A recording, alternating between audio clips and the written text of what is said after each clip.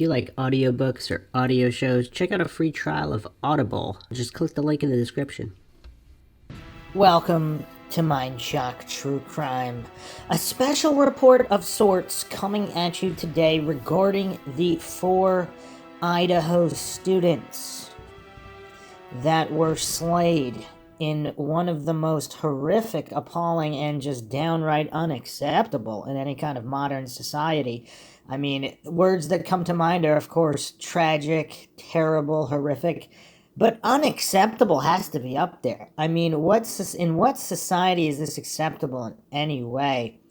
Especially in a modern police state, surveillance state, where this is all still going on. And it's just crazy, mind shocking. Normally I wait a period of time before covering recent cases. In general, awareness is up there with recent cases, so it's not something I usually do, but there have been a lot of requests, and of course, again, the nature of this crime and the ripple effect is so extreme that it really needs to be covered. And we'll be going over this case, looking over all available information and different theories in typical Mindshock fashion with logic and reason at the forefront. As always, if you find the Mindshock podcast interesting and informative, you can donate to our PayPal. Just check the link in the description. You can also become a YouTube member right here on YouTube for access to exclusive streams and chats. Make sure to subscribe to the channel, hit that bell for notifications. You can also check us out on Twitter, Facebook, Reddit, and Patreon and share those. Get the word out about Mindshock and logical examination, because logic and reason really are going extinct in this world, and it's more and more apparent on social media, of course. Patrons do get priority for case topic logical analysis, co-podcaster requests. You could also be a guest in the podcast depending on your tier. Questions, comments, theories, thoughts, suggestions, rebuttals, debunkings of any kind, leave them in the comment section. So let's tackle this right away. Let's start out with the CNN write-up. Here's what we know and don't know about the killings of 4 University of Idaho students, as a suspect has yet to be identified. November 19th, 2022, by Aya Elam Rousey. As the University of Idaho mourns the loss of 4 students killed in an attack at an off-campus home last weekend, a community remains in crisis over few known details surrounding the students' deaths and the lack of an unidentified suspect. The 4 students, Ethan Chapin, 20, Kaylee Gonzalez, 21, Xana Kernodle, 20, and Madison Mogen, 21, were found Sunday stabbed to death on the 2nd and 3rd floors of the home in Moscow, Idaho, according to authorities. So 2nd and 3rd floor. I mean, this is a complicated crime with multiple victims, male and female. I mean, this is not a typical crime by any stretch of the imagination.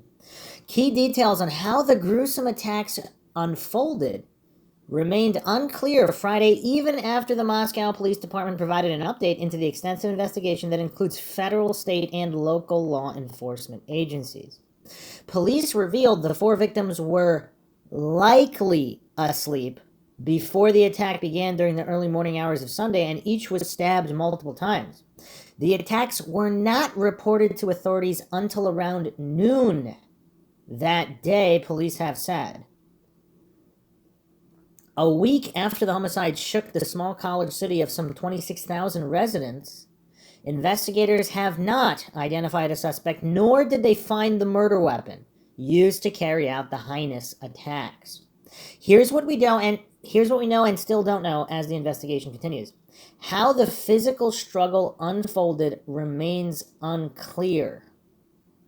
All 4 victims' killings were ruled homicides by stabbing, according to Latah County Coroner Kathy Mabott.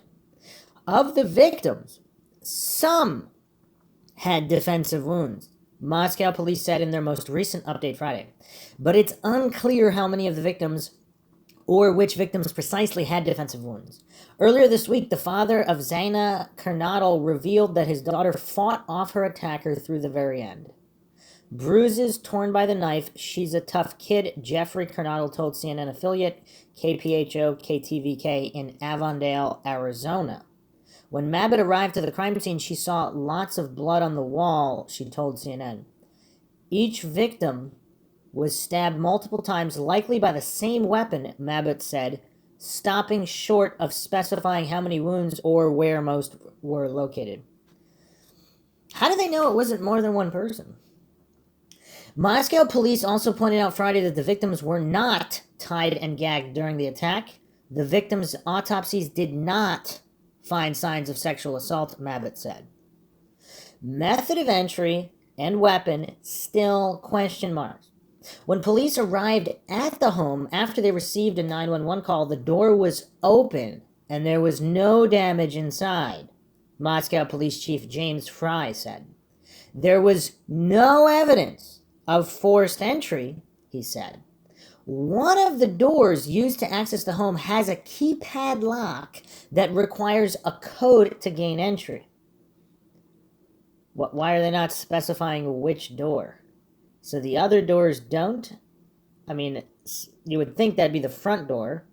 So was there a back door? So the police arrived, the door was open. I mean, that usually means the front door.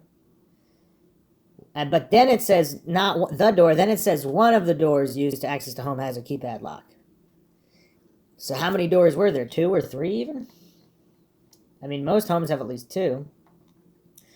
Olivia Gonzalez, Kaylee's sister, noted that the residence was known to be a party house and had been for some time. She won't say they were very private, so I won't say they were very private with that code, Gonzalez told ABC World News Tonight. Okay, so that's interesting. So that means it most likely wouldn't necessarily have been a random traveling serial killer, because how would he have gotten the code? However, students that had partied there would have had the code. Now, it's also curious, this is off campus as well. So this is off campus. Were there older individuals who partied there that also might have been in circles of criminals, drug dealers, etc., that may have got that code out? Or if there was a party house, if there was a number of people waiting to get in, could someone have seen someone enter the code and an older individual might have gotten the code that way? The house also has a sliding door that could have been used to gain entry, Jeffrey Kernadal told KPHO KTVK. Okay, never mind then, because if someone accidentally left that unlocked, then it could have been a random serial killer. Again, I'm not claiming that is more or less likely. This is Mindshock. I don't claim anything is true or untrue, and the motto here, if there are any first-time listeners, is that the only thing we know for sure is that we don't know anything for sure. Along with the lack of suspect identification, police have yet to locate the murder weapon used. To that end, investigators have requested from local businesses information on any recent purchases of a fixed-blade knife. Moscow police did not provide further information on those details. Hoping for tips from the community, investigators on Friday released a map and timeline of the victims' movements last weekend. The map shows the 4 students spent most of the night separated in pairs. Chapin and Kernadal attended a party at the Sigma Chi fraternity house from 8 p.m. to 9 p.m. local time Saturday.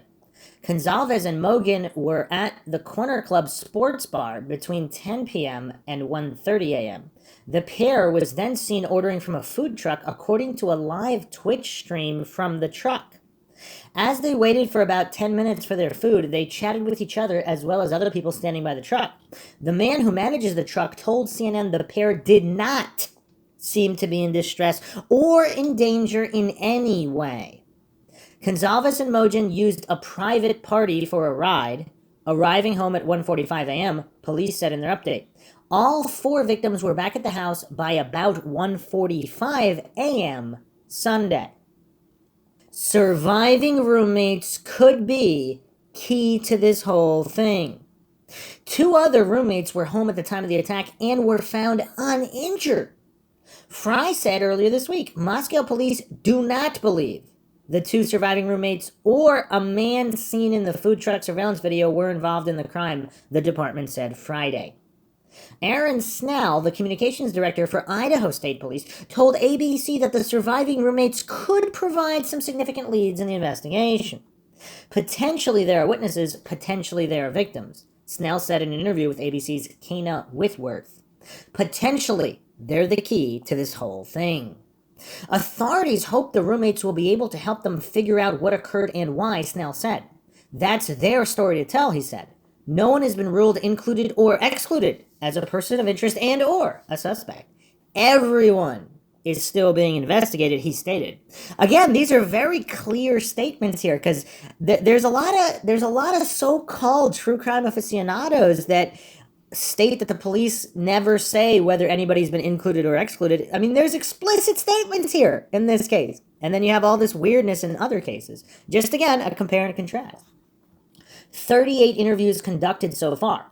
Police have said they received a 911 call around noon Sunday reporting an unconscious person at the home. The caller has not been identified. What? They don't know who called? That's kind of weird. By Friday late afternoon, investigators had completed 38 interviews with people who may have information about the murders, Moscow police said. That's an interesting statement, too. I mean, that's kind of specific. They're not just saying they interviewed everybody just because. They're specifically stating they may have information about the murders. Does that mean Moscow police is suspecting this is close to home?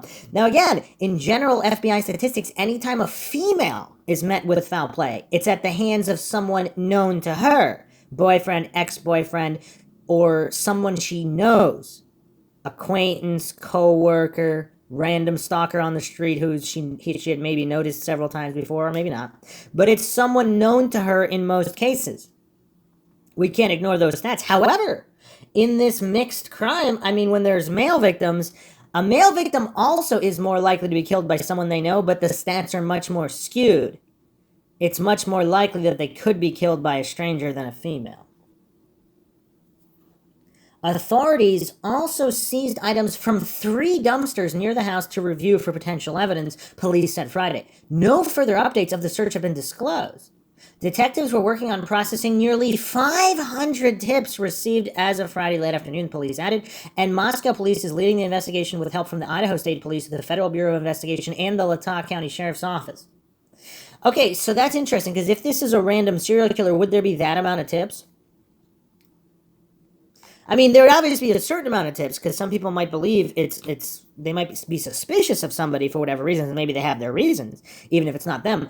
But when it gets into the hundreds and hundreds of tips, does that usually mean at least a few of them might possibly be onto something, and that would make a random serial killer less likely? I don't know if there's ever actually been a study on the amount of tips in terms of random serial killers versus not. Okay, vigil planned following Thanksgiving break. The university announced a candlelit vigil will be held in remembrance of the 4 students killed. The vigil will take place on campus November 30th, according to the university Friday, and those who are not able to attend in person are also invited to take part in the ceremony.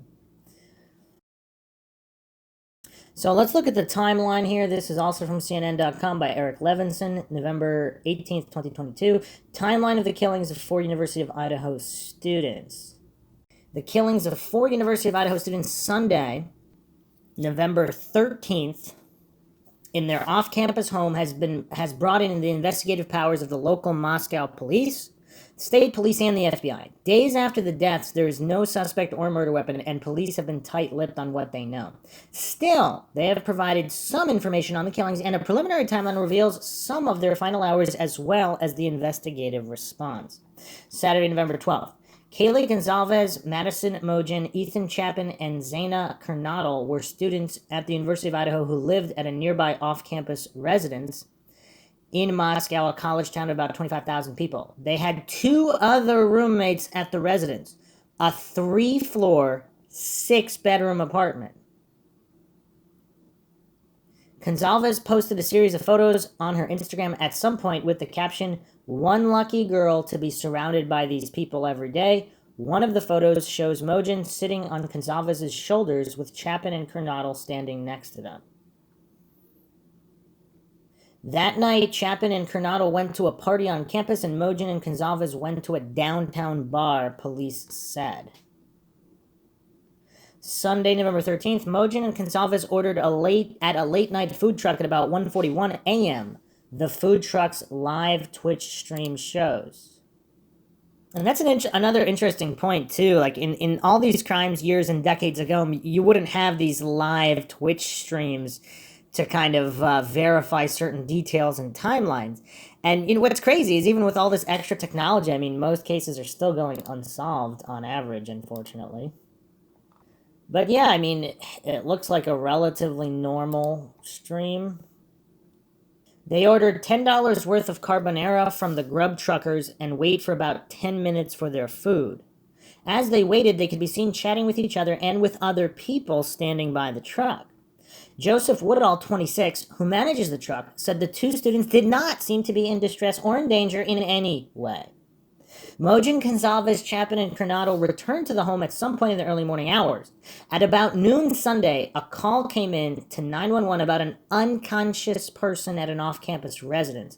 Police did not say who called 911. So in this article, it's not stating that they don't know. They're simply not stating. So was it a roommate? Arriving officers found the door to the residence open and discovered the bodies of 4 fatally stabbed students.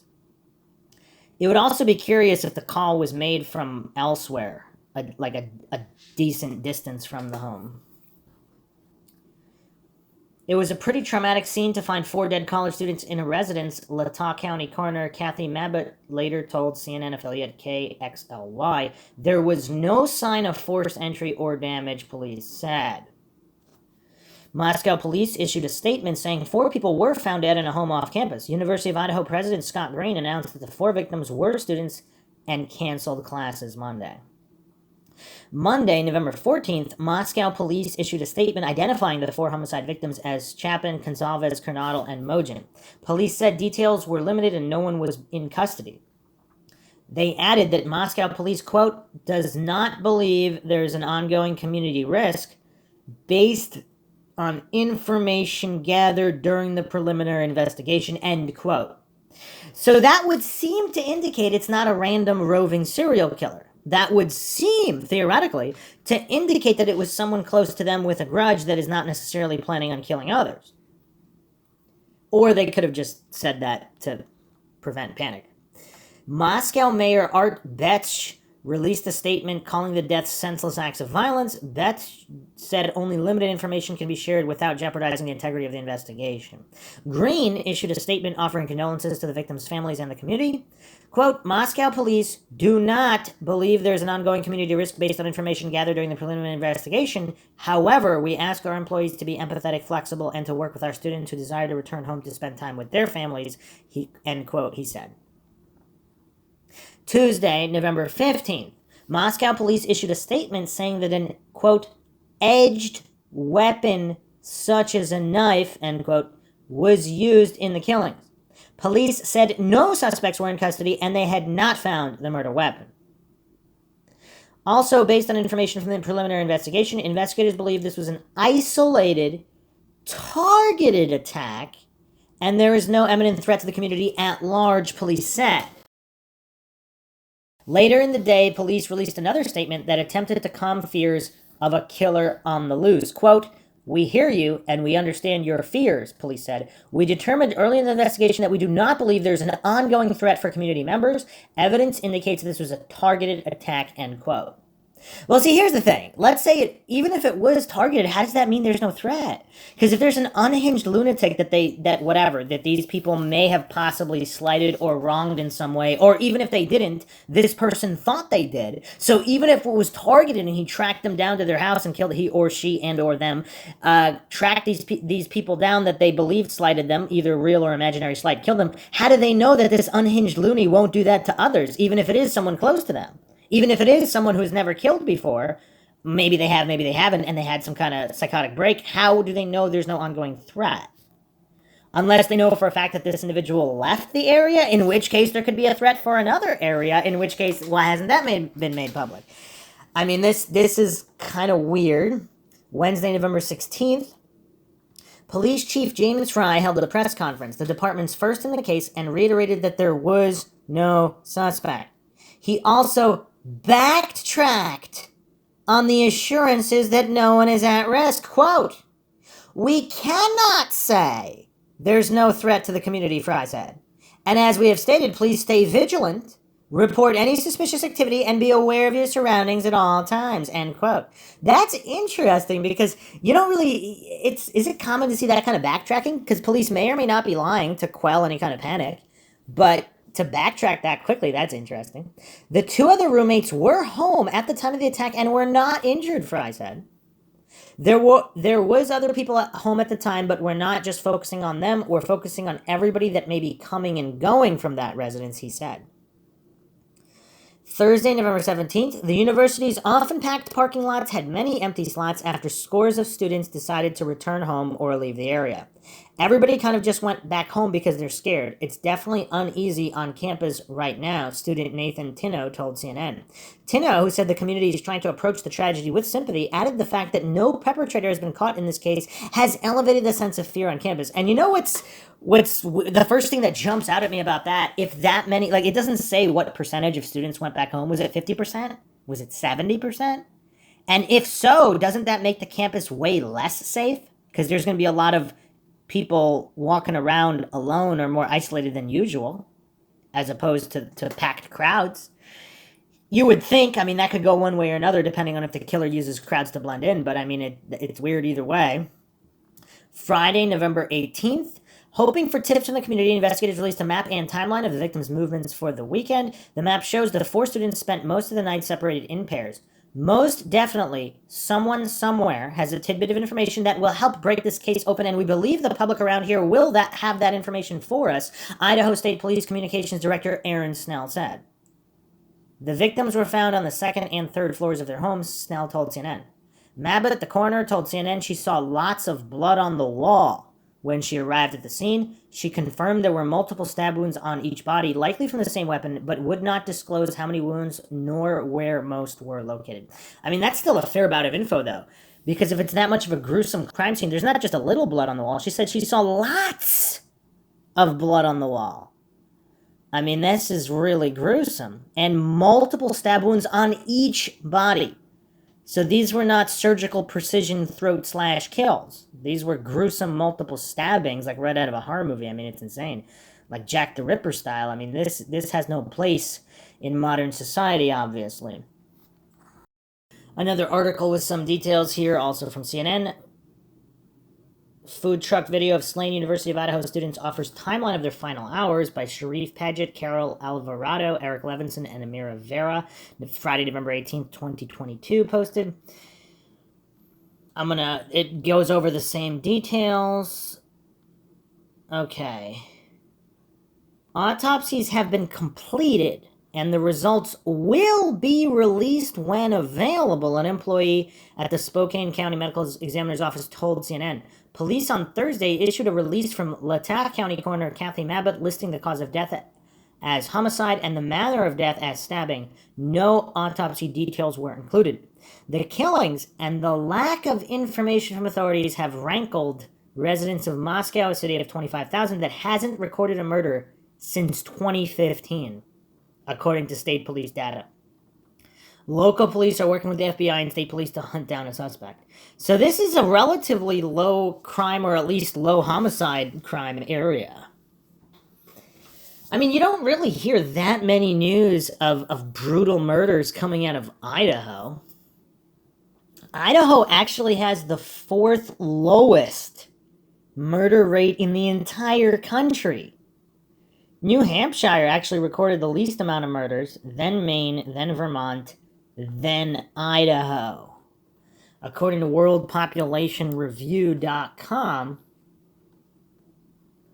the total homicides in 2020 were 42 in the entire state of Idaho. And then they got 4 in one day in the same city. I mean, that's That's pretty crazy. It was 42 in 2020, but it was actually up substantially because in 2019 it was only 27. Then again, if in 2019, yeah. Either way, one of the states with the lowest murder rates. I mean, shocking, shocking indeed. Local police are working with FBI and state police to hunt down a suspect. Despite the lack of arrest or suspect, Moscow police initially described the killings as a targeted attack and said there was no threat to the public.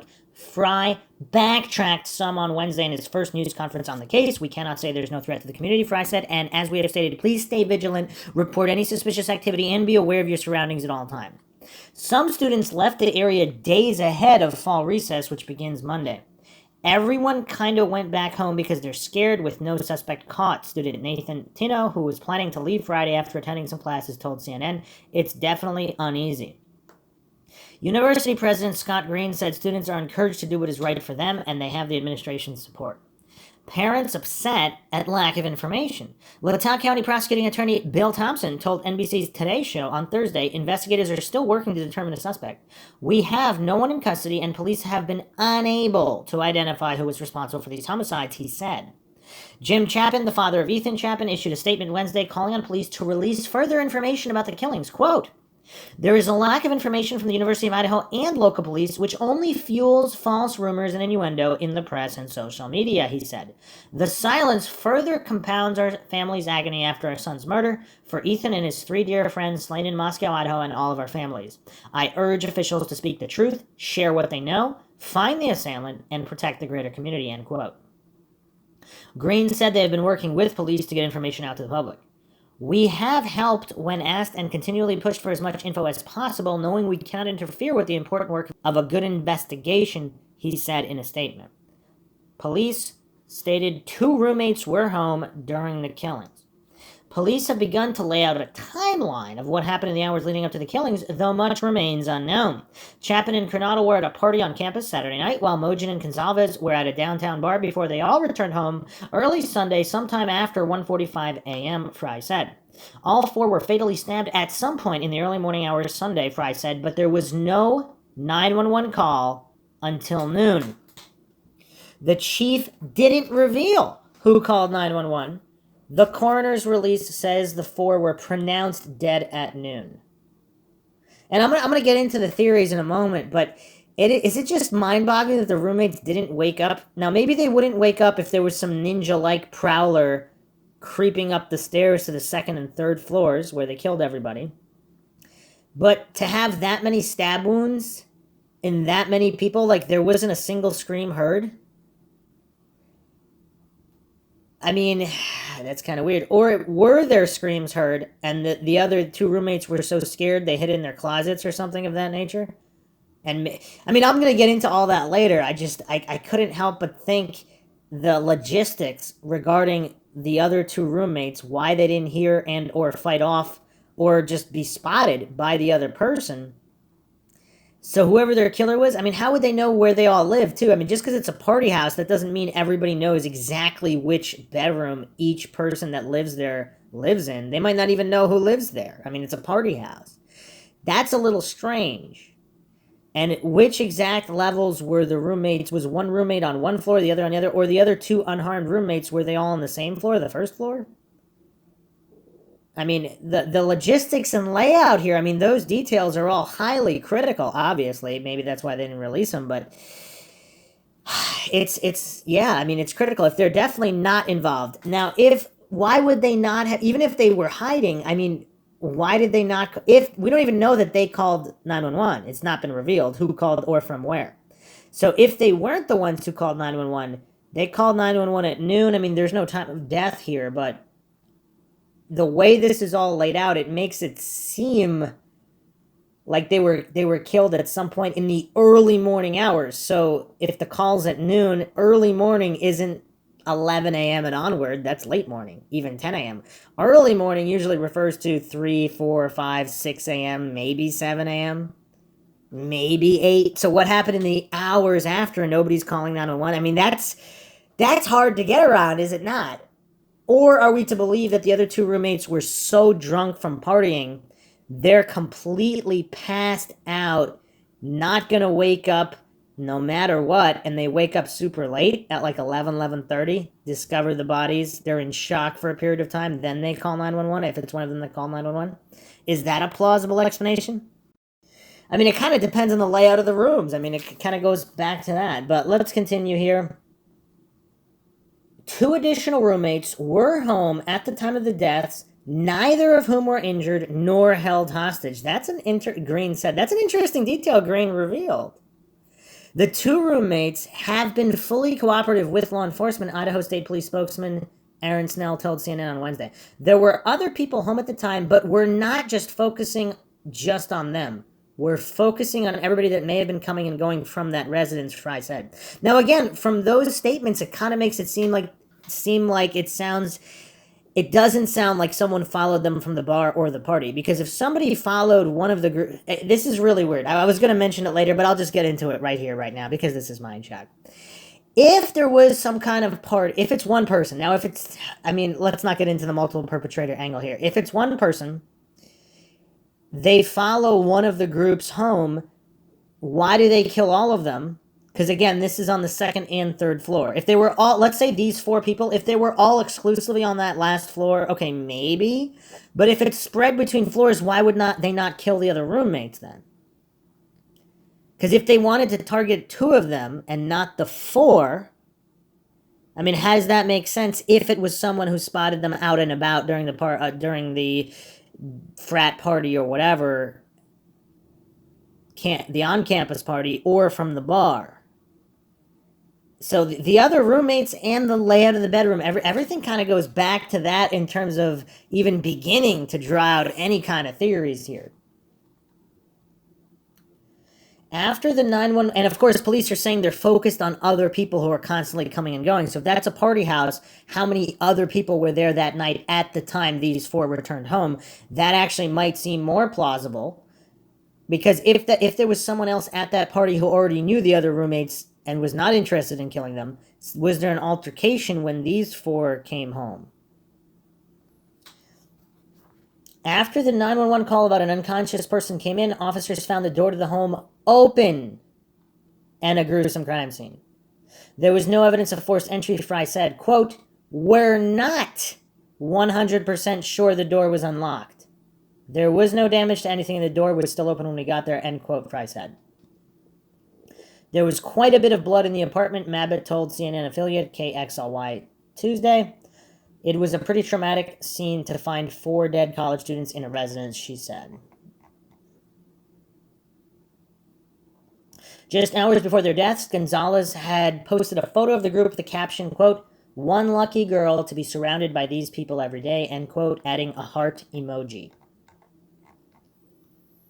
The 21-year-old from Rathdrum, Idaho, was a senior majoring in general studies and a member of the Alpha Phi sorority. Her older sister, Olivia Gonzalez, sent a message to the Idaho Statesman on behalf of her family and Mojins. Quote, "They were smart. They were vigilant. They were careful. And this all still happened," she said. "No one is in custody, and that means no one is safe. Yes, we're all heartbroken. Yes, we're all grasping. But more strong than any of these feelings is anger. We are angry. You should be angry," end quote. So that's also, I mean, I don't know how much people are going to put stock in the dynamic that these 21-year-old senior here. So this is not, these aren't a bunch of 18-year-olds who are just fresh in college and are completely unaware of any possible danger in college or going to bars, parties, whatever. So, yeah, I mean, it's pretty tough. It's pretty tough. These are older college students. So, yeah, I would say that's definitely, that could definitely matter in terms of how all of this unfolded. Mojin 21 was from Coeur d'Alene, Idaho, and was a senior majoring in marketing. She was a member of the Phi Beta Phi sorority. Okay, another interesting, they're members of 2 different sororities, Alpha Phi and Pi Beta Phi. Huh. Chapin 20 was one of 3 triplets, all of whom are enrolled at the University of Idaho, his family said in a statement. He was a freshman from Conway, Washington, majoring in recreation, sport, and tourism management. He was a member of the Sigma Chi fraternity. Ethan lit up every room he walked into and was a kind, loyal, loving son, brother, cousin, and friend, his mother, Stacy Chapin, said. Words cannot express the heartache and devastation our family is experiencing. It breaks my heart to know we will never be able to hug or laugh with Ethan again, but it's also excruciating to think about the horrific way he was taken from us, end quote. Kernodle 20 was from Avondale, Arizona. She was majoring in marketing and was a member of Pi Beta Phi. So we have 2 members of Pi Beta Phi, 1 member of Alpha Phi, and Chapin, a member of Sigma Chi fraternity, where the party was at. Interesting. So regarding Kernodle, she was positive, funny, and loved by everyone who met her, said her older sister, Jasmine Kernodle. She was so lighthearted and always lifted up a room, Jasmine Kernodle said. She made me such a proud big sister, and I wish I could have had more time with her. She had so much life left to live. My family and I are at a loss of words, confused, and anxiously waiting for updates on the investigation. She also offered condolences to the other victims and their families. My sister was so lucky to have them in her life.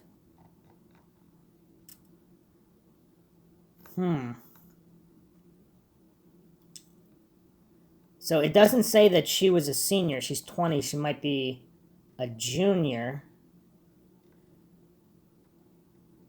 or a sophomore, depending. Again, we don't know her credits or any of that. But this would be the males are freshmen, 2 females are seniors.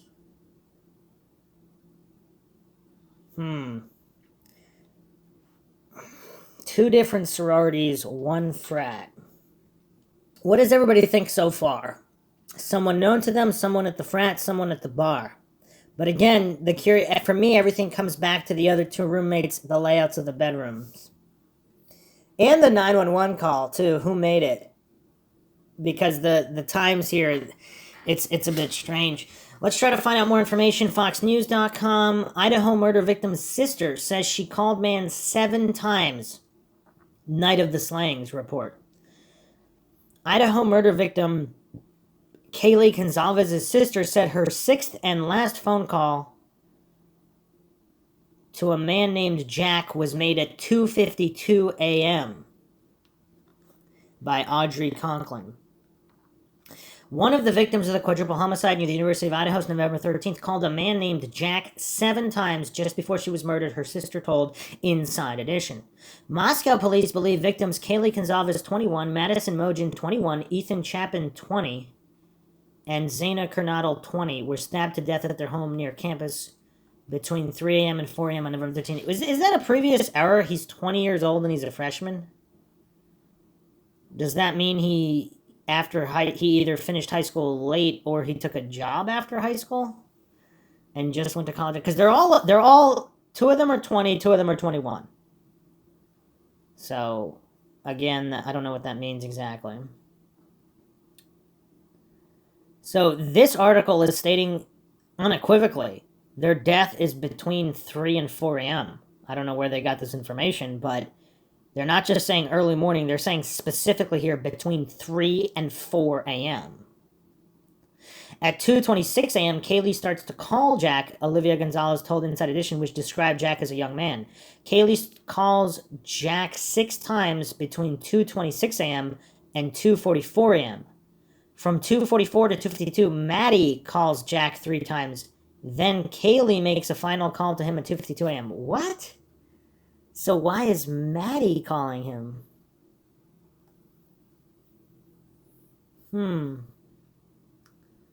They both call him?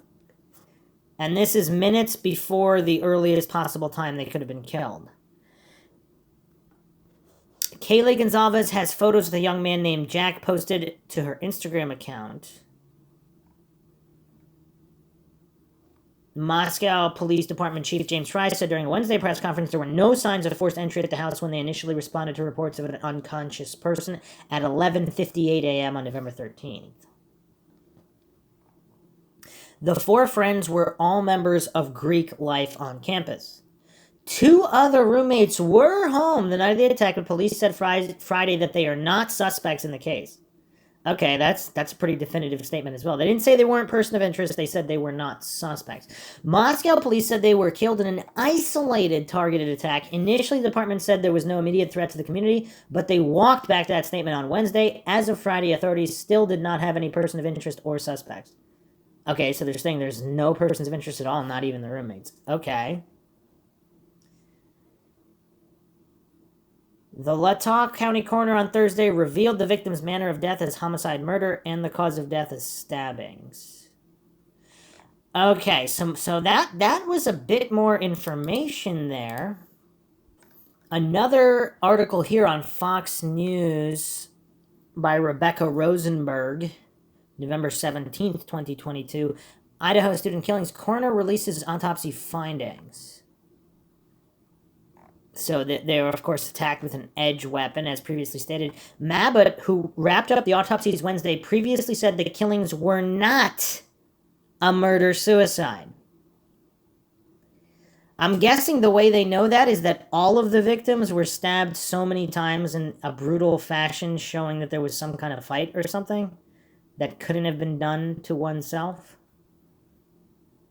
Toxicology reports are still outstanding. She said the same knife was likely used to kill all 4 victims. Here's the thing, though. Like, let's say there are 2 perpetrators using 2 similar knives. Like, how do they know that's not what happened? Police have not recovered a weapon or publicly identified a suspect in the quadruple homicide, which has shaken the small town of 25,000 people. Police suspect a K-bar knife may have been used in the slayings of 4 university students. Huh. Scott Jute, a manager at Moscow Building Supply, told the Idaho Statements that police had come by more than once asking if the store had sold any K-bar brand knives, which they do not carry. Well, they're really going after the K-bar brand specifically. Huh. The combat knife looks like the one used by Rambo, Jute added. Latah County prosecutor Bill Thompson told NBC News that it's possible there's more than one suspect. Okay, all right. Here's some information, because I was about to say, how do they know it's not more than one person? If there were 2 people that went there, one of them was kind of the lookout in the hallway as they're killing 2 of them people, and then whoever, if the 1 or 2 of the others woke up, then the other guy killed those people? That still doesn't necessarily explain the other 2 roommates. If they heard all that, were they just that scared that they hid in the closet, and that's why they remained alive? It's certainly possible. That's the purpose of the investigation, and that's why we're really hoping for any information from the public that can help the investigators recreate everyone's activities from Saturday night into early Sunday morning and hopefully give them leads, the information to identify who did this, Thompson said. In a press conference Wednesday, Moscow Police Chief James Fry urged locals to stay vigilant as the individual is still out there. Well, he's saying the individual. He's not saying the individual or individuals. That's curious. So the police chief stating individual, Latah County prosecutor Bill Thompson saying it's possible there's more than one suspect. So 2 different people, 2 different information sets here. The roommates were home when the students were killed between 3 a.m. and 4 a.m., Fry said. Very specific. We're on to a very specific time here. They seem to have narrowed it down to 1 hour. So I don't know how accurate the previous statements were, because in this article, also from Fox News here, University of Idaho murders, blood seen oozing from the house amid reports of previous threat. Rebecca Rosenberg, November 16th, 2022. Blood was seen seeping from the house where 4 University of Idaho students were brutally murdered over the weekend as a report of a previous campus threat surfaced.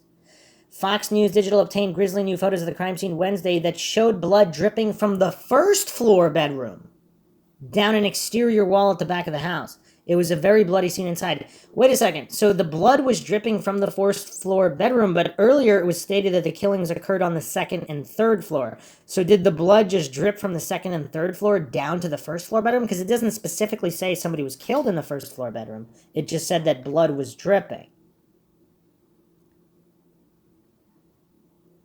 Also from this article, the Moscow Police Department received a report that a group of students was walking between the steam plant parking lot, lot 14, and the Student Recreation Center on Paradise Path and were threatened by a person with a knife, states the alert from September 12th. I mean, that's not immediately recent, but I mean, it's relatively recent. So, September 12th, there was somebody threatening with a knife. A concerned parent of a University of Idaho student shared the notification with Fox News Digital. No individual was harmed from the incident, but campus community members are advised to be cautious, the notification states. And here's the vandal alert here. Monday, September 12th, 9:38 p.m. Threat with a knife. Vandal alert, 9/12/22.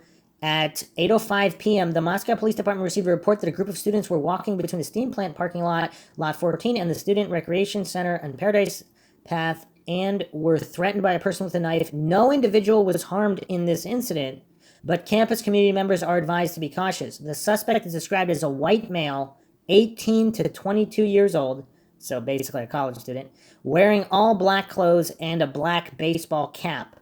The male was on a nondescript mountain bike, had a blue backpack, and was last seen heading east on Paradise Path. The suspect has not been identified and is still at large. MPD is actively investigating the report. Okay, if you have any information regarding the incident, call MPD. Keep all doors locked and use caution if you have to go outside. If you see someone matching the description, call 911 immediately and do not approach or attempt to apprehend the suspect. So apparently this was a severe threat. This wasn't someone just brandishing a knife. It's that here they were threatened by a person with a knife. What does that mean? Does that mean he kind of rode up to them on his bike or walked the bike up and said he was going to kill them with a knife while swinging the knife around? Like what exactly does that mean?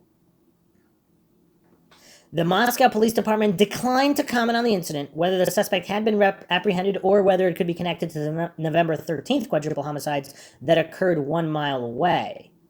I have no information on that at this time, Captain Anthony Dollinger told Fox News Digital.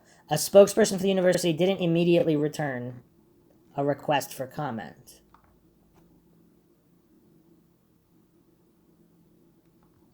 Police have remained tight-lipped, but have said the suspect remains at large.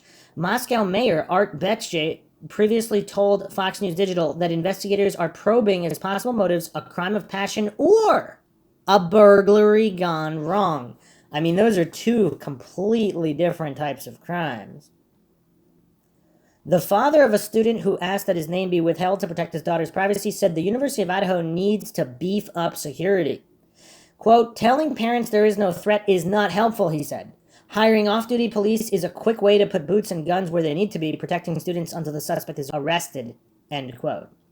What's also interesting, they said the suspects were in their beds, so is it more likely that there's two different guys, or even three, and they went into the bedrooms at approximately the same time to stab all of them? Because you would think if one group woke up, or one or two of them woke up and went to see what was going on in the other bedroom, how did they end up back in the bed?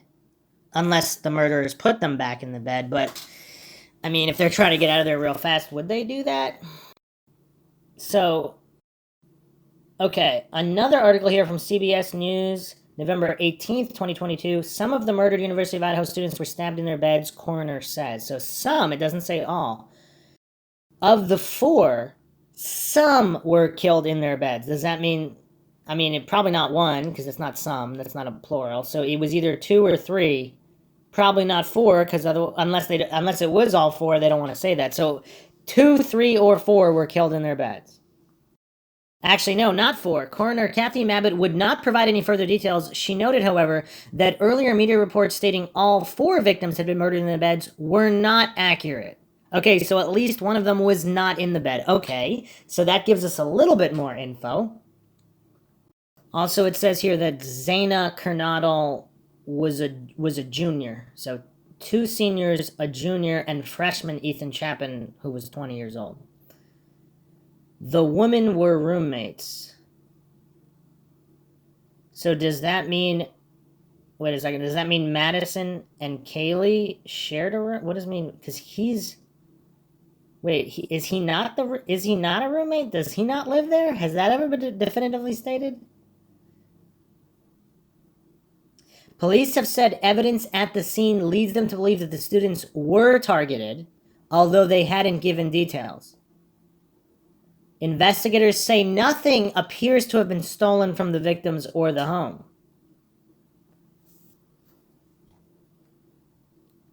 Two other people were found in the sprawling house unharmed. Fry declined to say whether they were able to provide an account of the killings or to specify who called 911.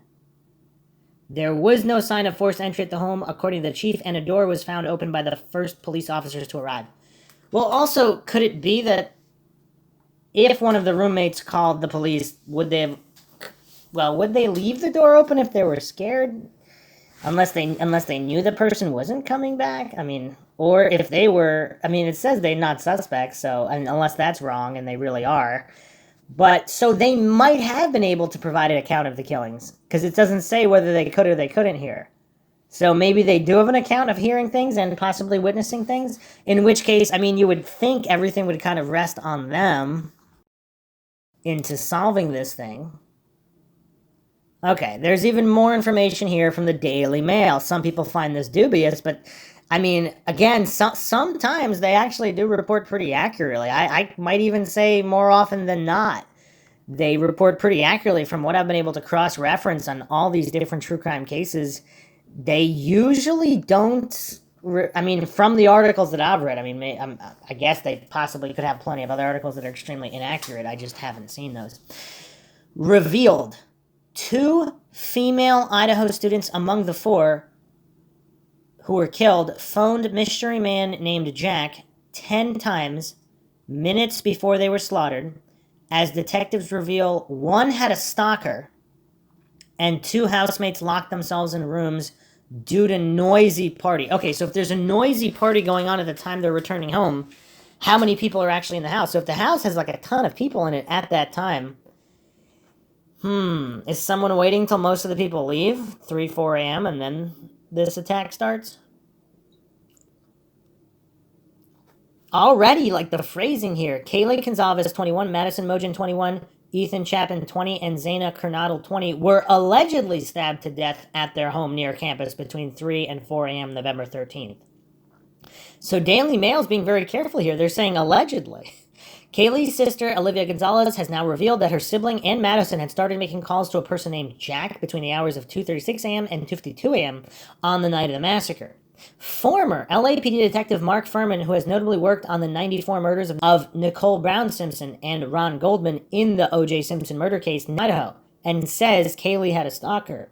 I mean, how does he know, though? Photos on social media posted by Kaylee show her with a young man named Jack. However, it is unclear whether this is the same person she and Madison had been calling. County Coroner Kathy Mabbitt described the killings as personal. The victims were found in their beds, but supposedly not all of them. Kaylee calls Jack 6 times between 2:26 and 2:44 a.m., Gonzalez said. From 2:44 to 2:52, Maddie calls Jack 3 times, then Kaylee makes a final call to him at 2:52 a.m.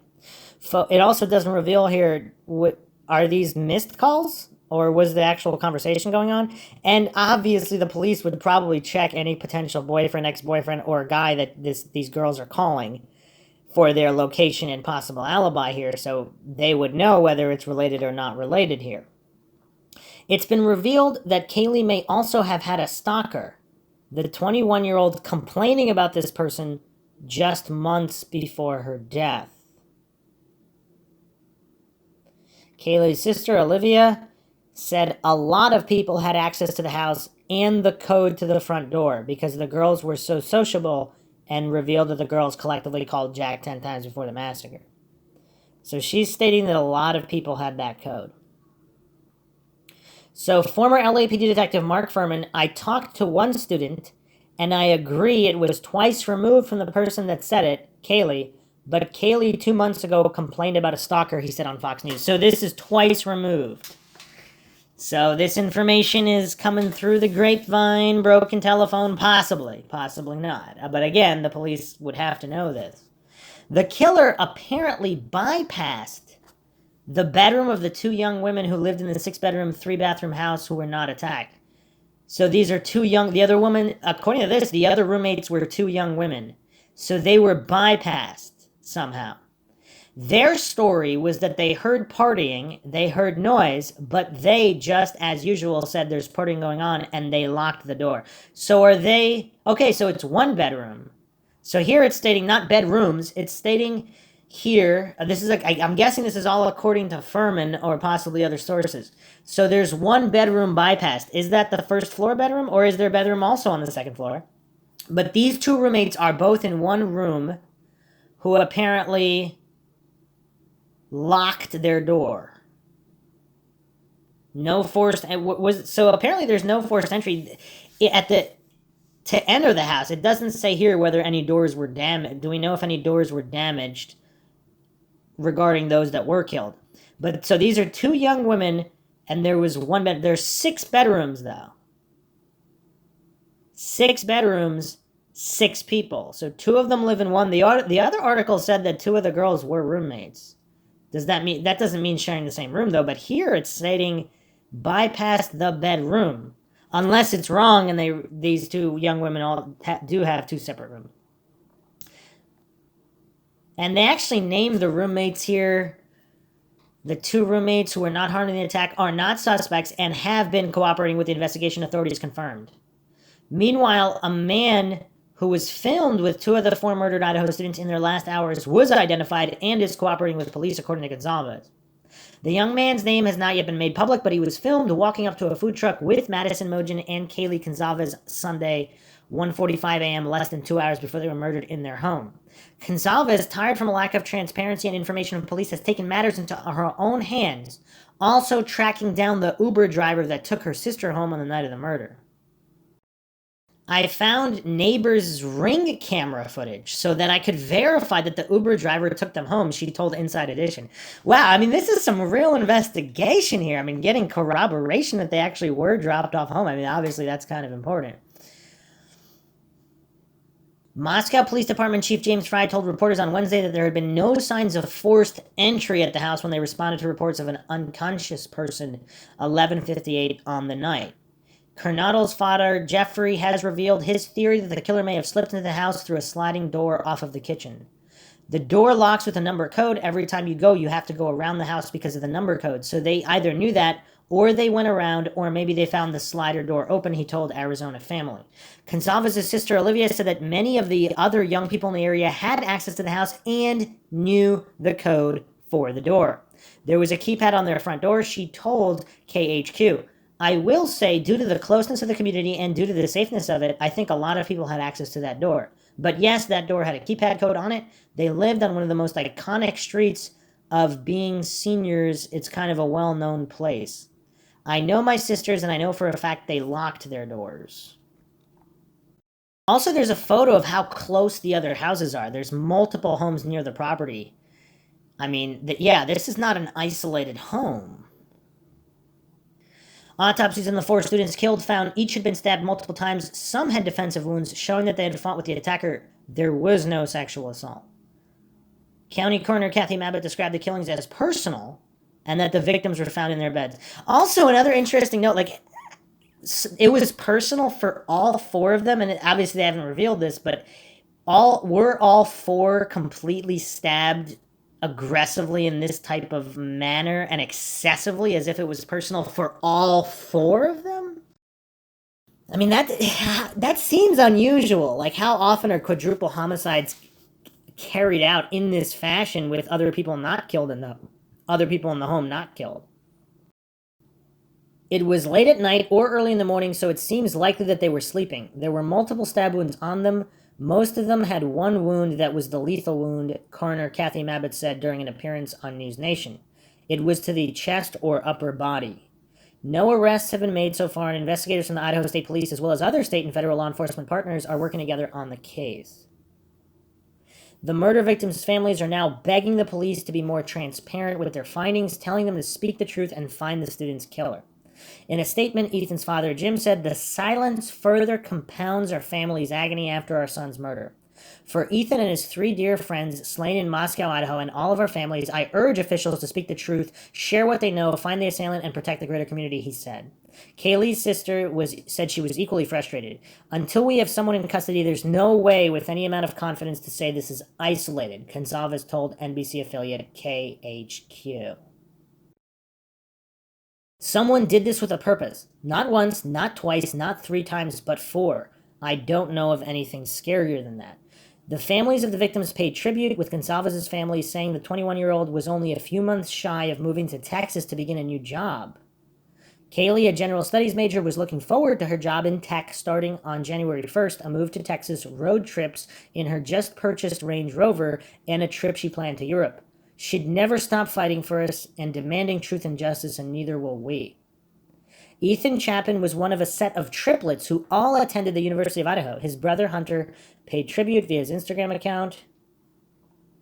Under a photo of the brothers together, he wrote, "My brother and my best friend," followed by a red heart. Ethan's mother, Stacy Chapin, told the Seattle Times, "It is an unspeakable tragedy and the pain is excruciating.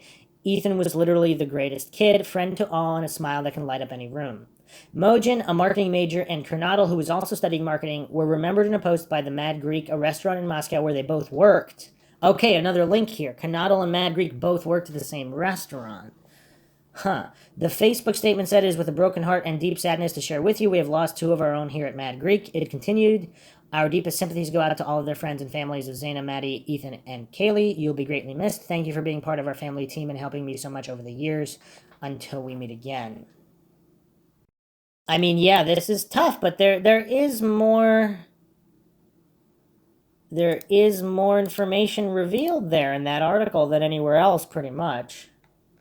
So Inside Edition apparently stated, wow, I mean, some really gruesome details here.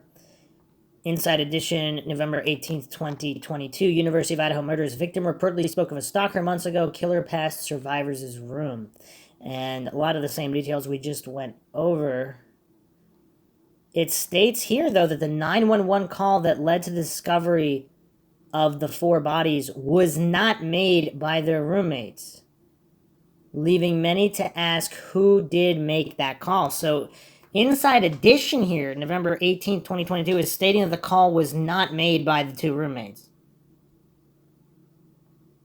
Retired Detective Phil Waters, who had a 96% clearance rate on homicide cases when he was with the Houston Police Department, noted that the type of weapon believed to be used in the killings, a long steel blade, part of which is serrated, would have prevented the victims from making any significant amount of noise. The weapon used in the killings has not been found. Yeah, but there's 4 different people that could have, I mean, for one person, I mean, I don't know. If this person, and it appears to be they are, proficient with an edged weapon, the deaths would have occurred so quickly, there would have been no opportunity for them to cry out, Waters said. So some people are saying this guy Jack that Olivia Gonzalez stated that Kaylee was calling, and that also Maddie called Jack as well.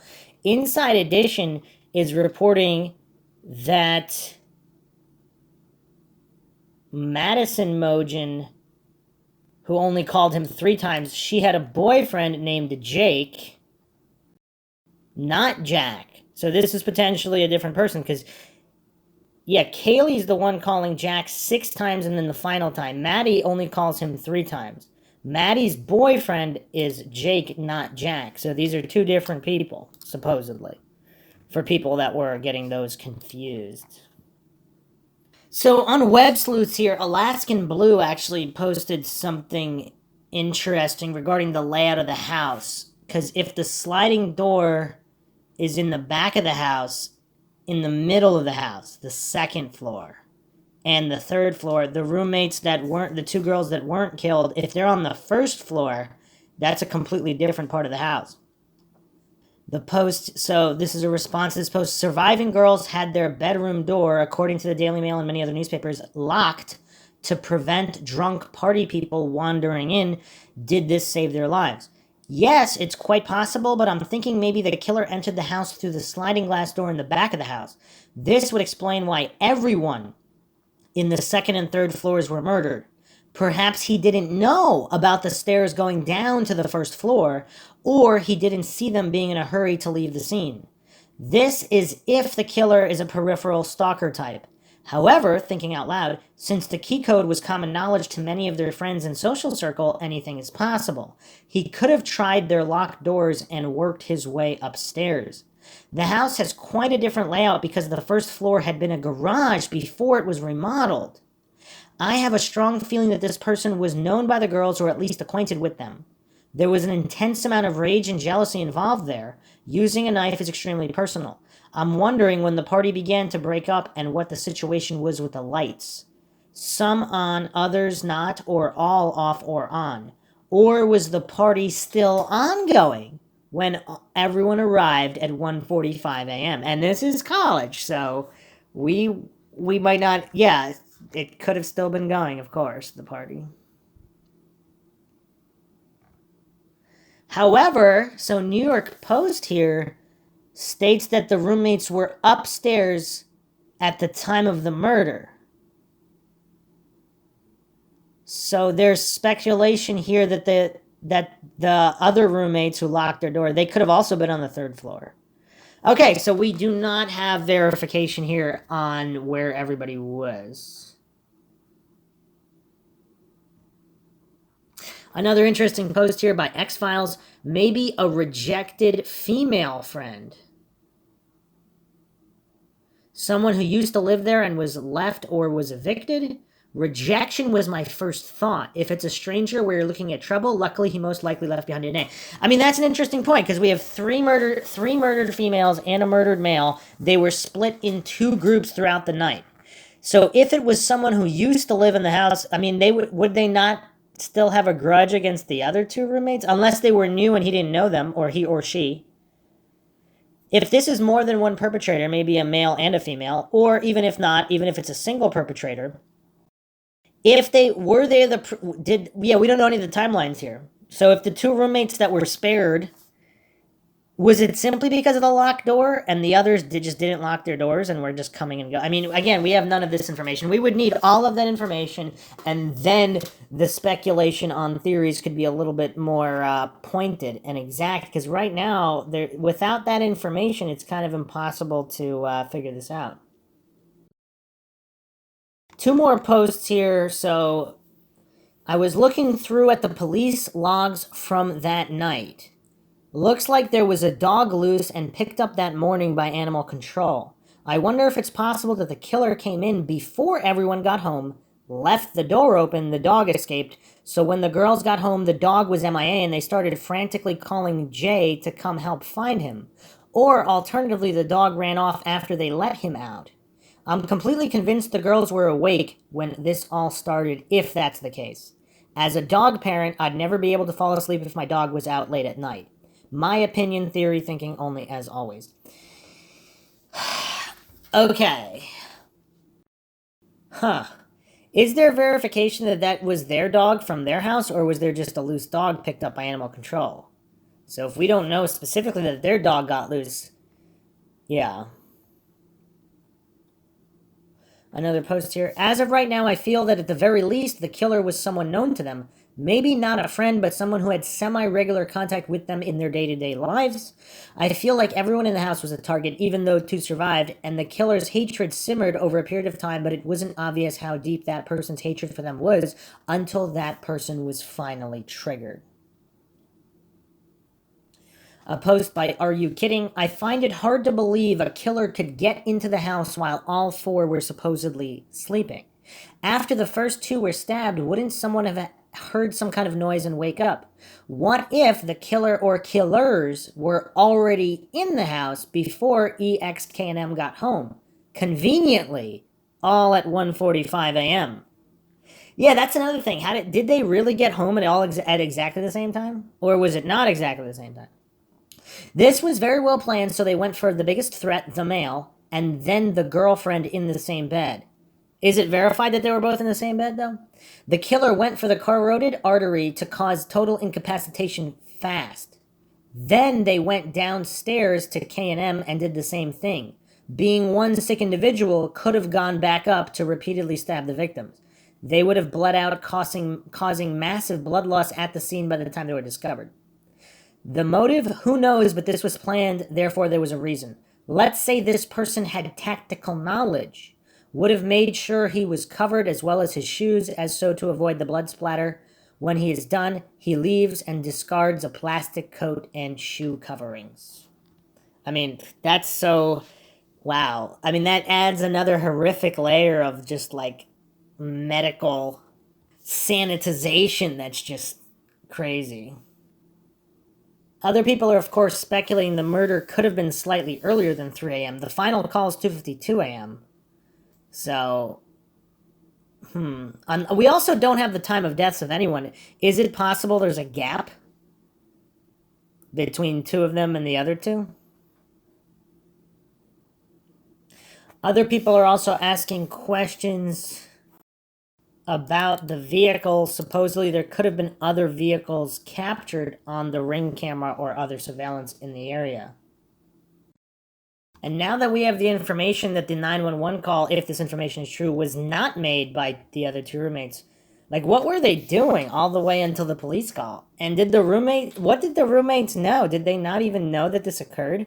And they just woke up to police coming in? I mean, yeah, this is really weird. So the latest information here from the IdahoStatesman.com adjusted the coroner, Kathy Mabbitt, said the homicides occurred between 2 a.m. to 5 a.m. So Mayor Art Betche previously told the statement that police told him it was between 3 and 4 a.m. So now they're saying between 2 and 5 a.m. So is it theoretically possible something was already going on during the calls to Jack? Also, in a latest update from the Moscow police on Facebook, stated that Ethan did not reside at the home.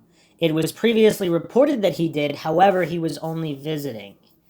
Okay, so he's not one of the roommates, he's just there. Okay, alright, so it's an all-female house. So someone looking to kill they might not have known that he was going to stay the night. Okay. So that possibly increases the chance that it's a Ted Bundy-like killer going around killing female college students. If they didn't know that a male was going to be in the house, does that change the dynamic there? Because if he's not officially one of the roommates, he doesn't live there, he's just visiting his girlfriend, someone might not have known that. I mean, yeah, these are very, very important details. Still plenty of unanswered questions. The calls, obviously, from the phone. Yeah, I mean, obviously, the police know a lot more. And they could at least trace whatever phone. Was the 911... Yeah, I would also like to know where the 911 call was made from. So apparently it was not the roommates who made it. So it was made from... But not just who made it, but where was it made from? Was it even made from the house, or was it made from somewhere far away? So how would that person be able to know that information? And the phrasing of an unconscious person, as opposed to it seems from the type of crime scene, someone brutally stabbed to death with blood all over the walls. Would you say unconscious, or would it be evident that they were dead? I mean, I don't know. This is all very, very strange. Plenty of unanswered details. Hopefully this will be solved very soon. Of homicides that are solved, the majority of them are solved within weeks. And if they're not solved within a few weeks, generally, the chances of them being solved exponentially decrease. Of course, something incredibly high profile where if there was a lot of evidence left, that doesn't mean it would fall into that category necessarily. These are just overall statistics. So hope everybody found another edition of Mindshock True Crime interesting and informative. We'll, of course, be following up with this case as more details emerge and there's more to go over. If you want to help support the Mindshock podcast, you can donate to our PayPal. Just check the link in the description. Make sure you're subscribed to the channel. You can also become a member here, support the channel that way for access to exclusive streams and chats.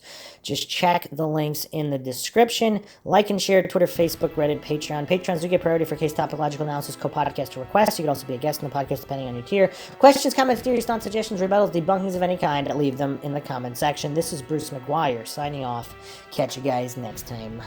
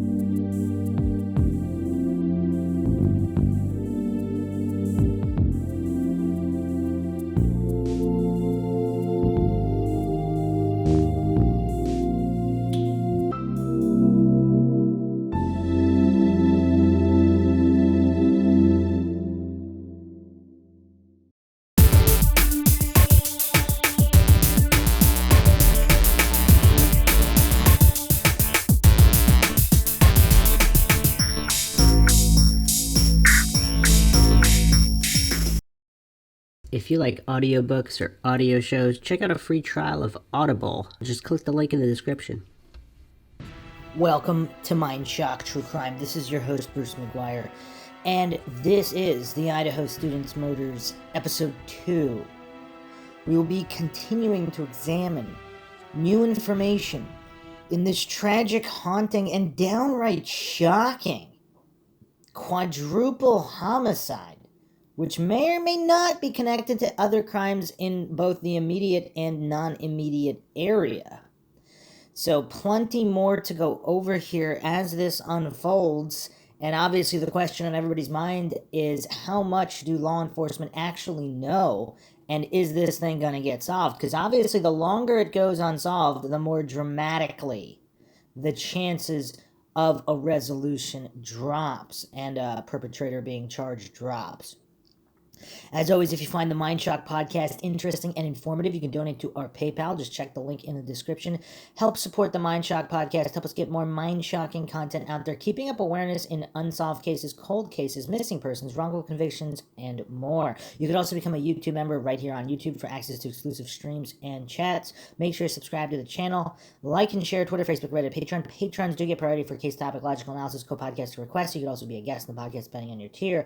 Questions, comments, theories, thoughts, suggestions, rebuttals, debunkings of any kind, leave them in the comment section.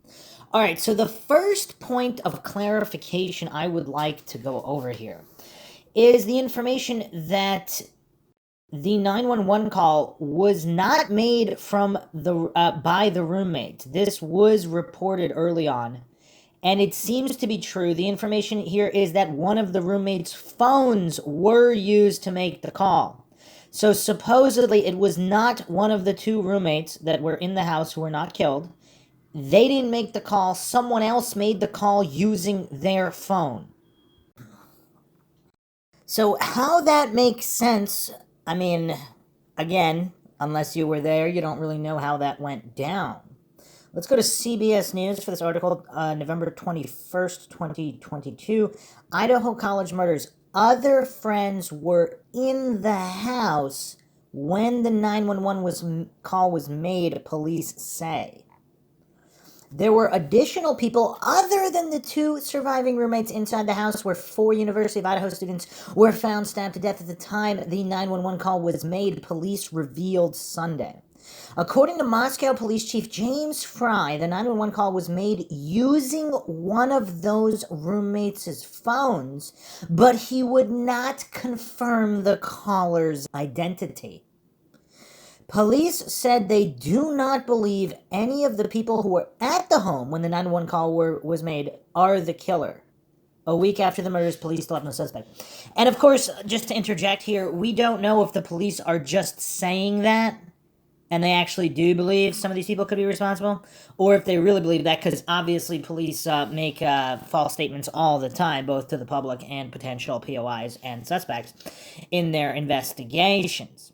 Again, doesn't exactly kindle public trust, but that's just the way they operate. Sometimes it pays off because they can get the guilty party and keep certain information protected to secure convictions. Other times it just makes them look incompetent and cases go unsolved forever. So again, yeah, there's a lot of, it's kind of like a double-edged sword there. So yeah, this is curious. It doesn't state how many people. And so again, continuing the article here, Fry on Sunday said police are not sure exactly how many people were in the home when the 911 call was placed, but that there were, quote, other friends that had arrived at the location, end quote, present. He did not specify when they arrived. So again, I mean, this is all kind of weird. How does anybody know whether or not they were there the whole time from the previous night? Now, again, let's get some baseline controls here. They throw all these parties there. It's kind of like a party home. How often do people just crash there randomly overnight? 2, 3, 5 people. I mean, is that a normal occurrence? And is that what occurred that night? So, I mean, if they're not even sure how many people, how can they rule anybody in or out? Kind of weird. Following the press conference, Moscow police said in a statement on Facebook that, quote, the surviving roommates summoned friends to the residence. because they thought one of the victims had passed out and wasn't waking up. Several people spoke to the 911 dispatcher, police wrote. That's also interesting. So several people spoke to the dispatcher. So was that all on a single phone? So someone had it either on speaker or they were passing the phone around to get information from several people that were there? And was there that little blood that they just thought the person was unconscious? I mean, yeah, that's problematic as well. Other statements here. Police said Saturday that the two surviving roommates were out separately in Moscow in the late night hours of November 12th, and both had returned home by 1 a.m. on November 13th. Also curious, were there other people in the home while nobody was there?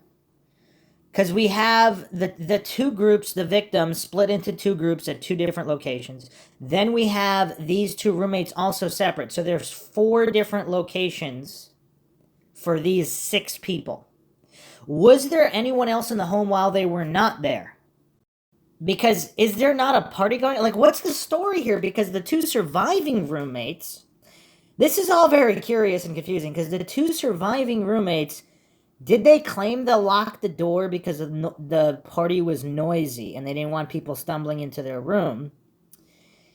If these 2 roommates are in share one single room, what's the party? Because they get home at 1, so when does the party start? Did the victims bring home people for the party? Or was there a party ongoing the entire time? And I'll be going into further details that supposedly some of the victims were not even officially actual roommates or renters at that residence and lived elsewhere, which muddies the water even further. Further information here. Police on Sunday also said another person seen in a video of Mojin and Gonzalez at the food truck and the third party that drove the 2 of them home are not involved in the killings. And again, are they just saying that? Mojin and Gonzalez also made multiple calls to a male who police haven't identified. That's curious, because other reports are saying that it was ex-boyfriend.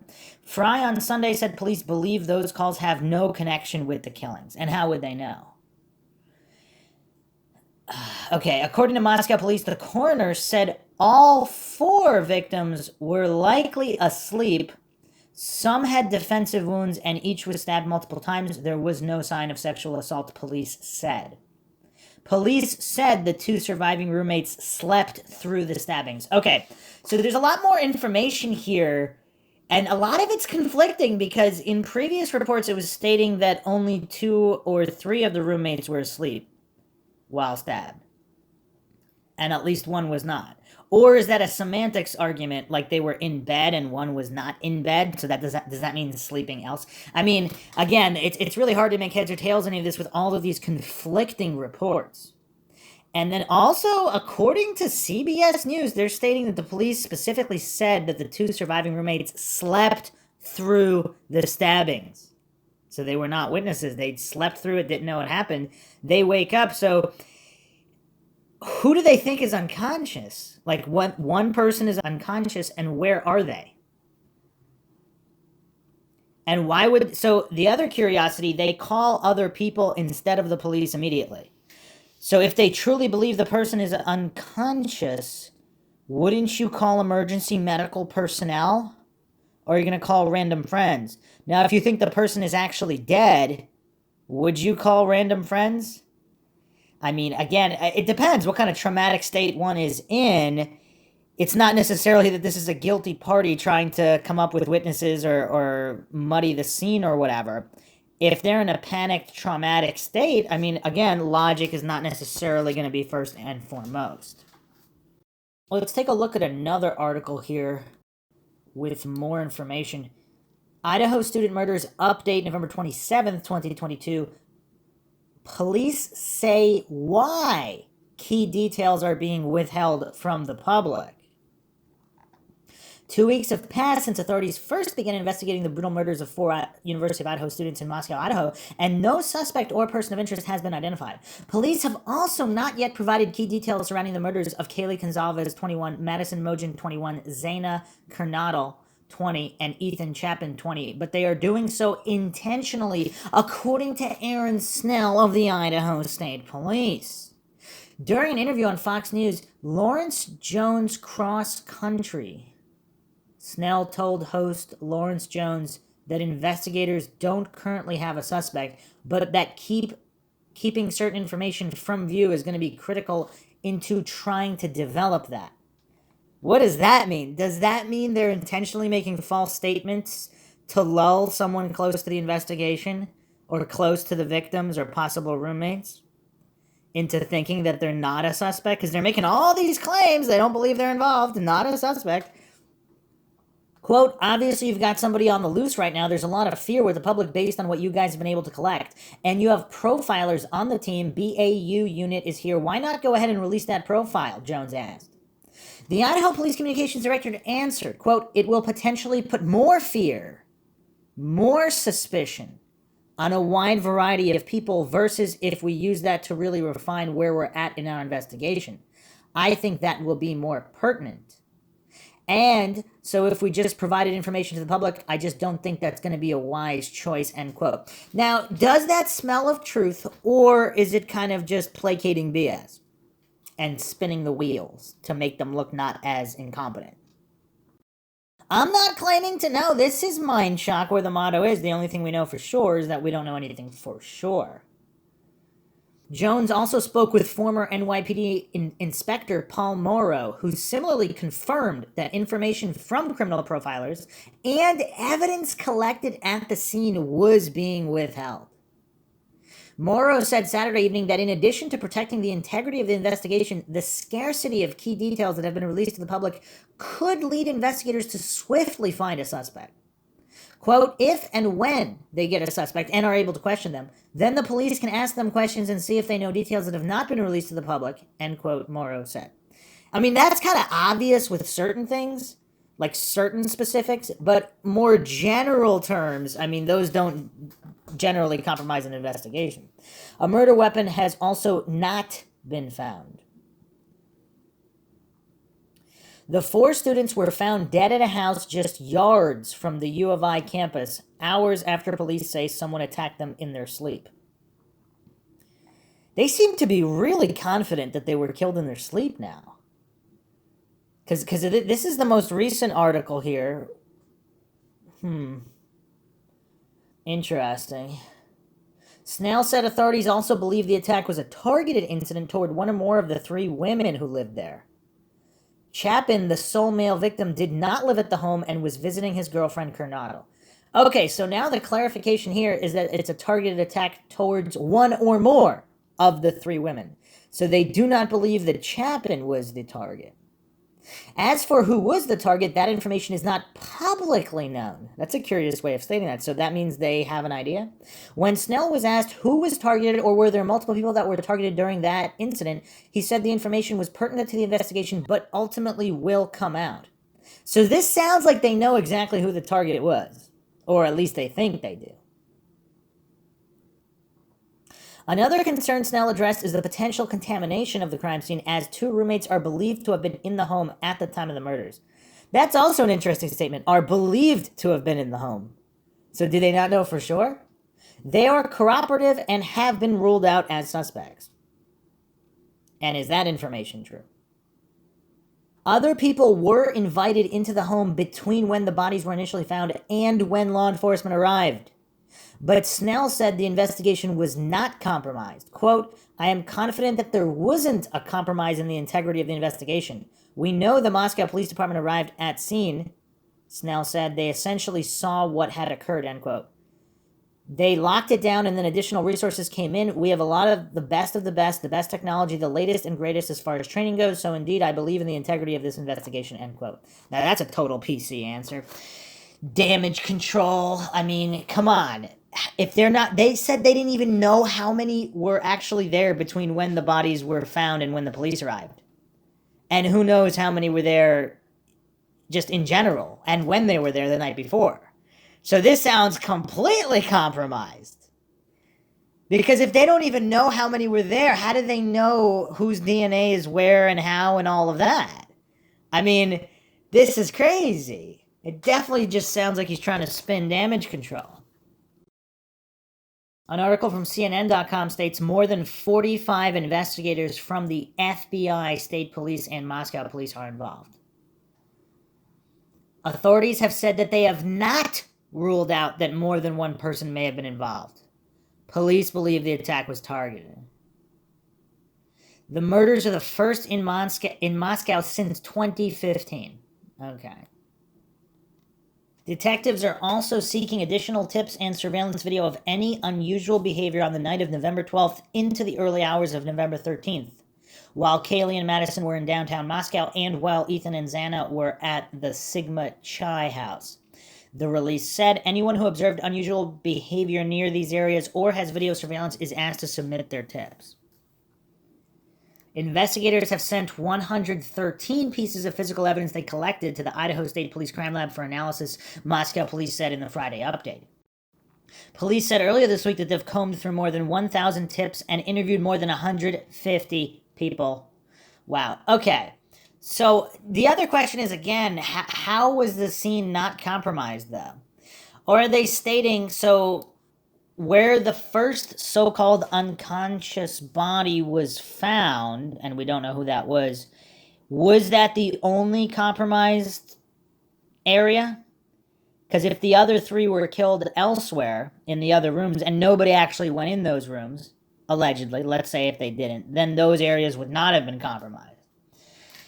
Yeah, I mean, it's tough. It's tough. This was from the CNN article. Investigators have received more than 260 digital submissions in probe of University of Idaho murders by Tina Burnside and Teresa Waldrop, Saturday, November 26, 2022. Let's move on to another article here, Idaho Statesman. Moscow police, University of Idaho killings not linked to stabbings in Oregon and Washington by Nicole Blanchard, November 27, 2022. Moscow police said in a short statement Friday night that the killings of 4 University of Idaho students do not appear to be tied to similar stabbings that occurred in Oregon and Washington.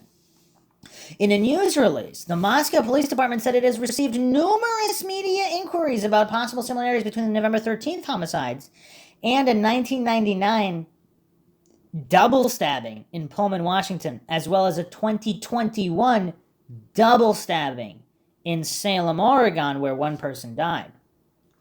While these cases share similarities with the King Street homicides, there does not appear to be any evidence to support the cases are related, police said.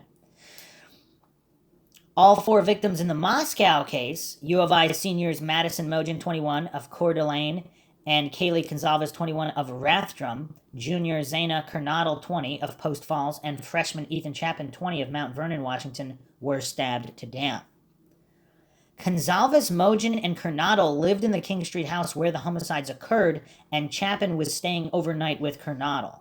See, other sources are actually, unofficial sources are stating that, was it Gonzalez or Mogen? One of them actually wasn't supposed to be living in the house either. They were just visiting. But again, I don't know if that's true. Continuing the article here, 2 other roommates who have been cleared of any involvement in the homicides were sleeping at the residence at the time of the slayings, but not harmed. So do they know for sure that they were sleeping, or did they just say they were sleeping?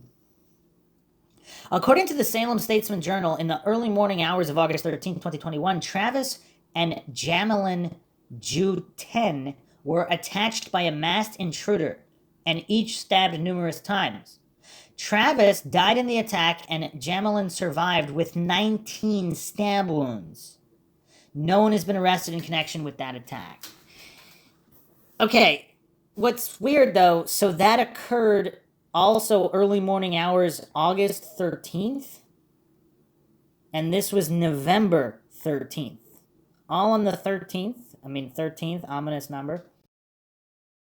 I'm going to jump over to another article here by Salem Statesman Journal, November 25th. Police investigating link between stabbing murders in Idaho and Salem. Police in Idaho said they are investigating a connection between November 13th fatal stabbing of 4 University of Idaho students and the 2021 stabbing of a man and injuries to a woman that happened at a home between Salem and Silverton. Travis and Jamilin Juten were stabbed multiple times when an assailant broke into their home near the intersection of Howell Prairie Road and Hazel Green Road in East Salem about 3 a.m. August 13th, 2021. Travis was pronounced dead at the scene, and Jamelin was stabbed multiple times but survived. The case is still unsolved, Marion County Sheriff's Office spokesperson Don Perez said, and he declined to say if there were any suspects that have been identified. The thing I can say to that is that it's still under investigation. He said, you know what's weird? In this other case, they're declining to say whether there are any suspects, but in this case right now, they're saying there are no suspects. Kaylee Gonzalez, Madison Mojan, Ethan Chapin, and Xana Coronado were stabbed to death in the apartment they rented on King Road near the University of Idaho campus 3 a.m. November 13th. Police say they don't have a suspect in the case. So just a short write-up there. There doesn't seem to be any information at all on this. It's weird. So the other case here, a 1999 Moscow Pullman Daily News article describes a knife attack on 2 Washington State University students as they slept. Both women survived. In 2000, the ex-husband of one of the victims was convicted of first and second degree assault. So if that's true, and if the guy, is the guy still locked up? Slightly different scenario here. So this is the article here from May 25th, 99. Woman stabbed in Pullman apartment, 2 WSU students victims of early morning assault. A bloody cordless phone lay on its side where it was dropped just feet away from the crimson-stained concrete outside the Pullman apartment where 2 women were stabbed early today. The first call came in at 2:51 a.m. with a woman crying to dispatchers, quote, "Someone is trying to kill me," end quote. When officers arrived minutes later, they found the 2 women on the ground near the door to a Valley Road apartment, both with multiple stab wounds. The 2 women were taken to Pullman Memorial Hospital while detectives combed the area for evidence. One of the victims, a 26-year-old woman, had stab wounds to the back of her head and chest. She was evaluated by a surgeon this morning and listed in stable condition with non-life-threatening injuries. The second woman, 24, had stab wounds to the back of her head and was also reported in stable condition with non-life-threatening injuries. Is that common? Aren't most stabbings people get stabbed in the body, in the chest, abdomen, whatever, even the neck, but the back of the head specifically? I actually haven't heard of too many stabbings like that. Both women were treated in the emergency room and were admitted to the hospital in satisfactory condition. Both women are seniors in the microbiology department at WSU. Police say a Vietnamese interpreter was brought in to talk to the victims, who are both Vietnamese. Police have not released the names of the victims.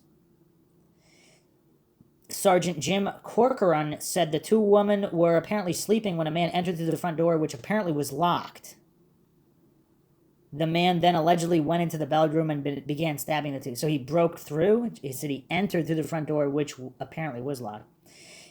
Maybe not. At this time, he said it doesn't appear the assailant forced his way into the apartment. He reportedly fled on foot after the attack. So how the heck did he get in?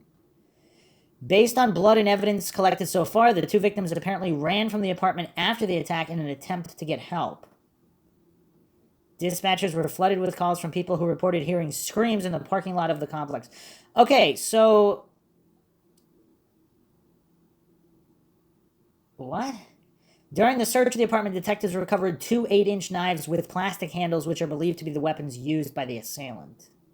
The suspect has been described as an Asian male, approximately 5 feet tall, weighing between 110 and 120 pounds. Okay, so if this did turn out to be the ex, whatever, someone who knew them, also the MO is completely different here, other than possibly the entry.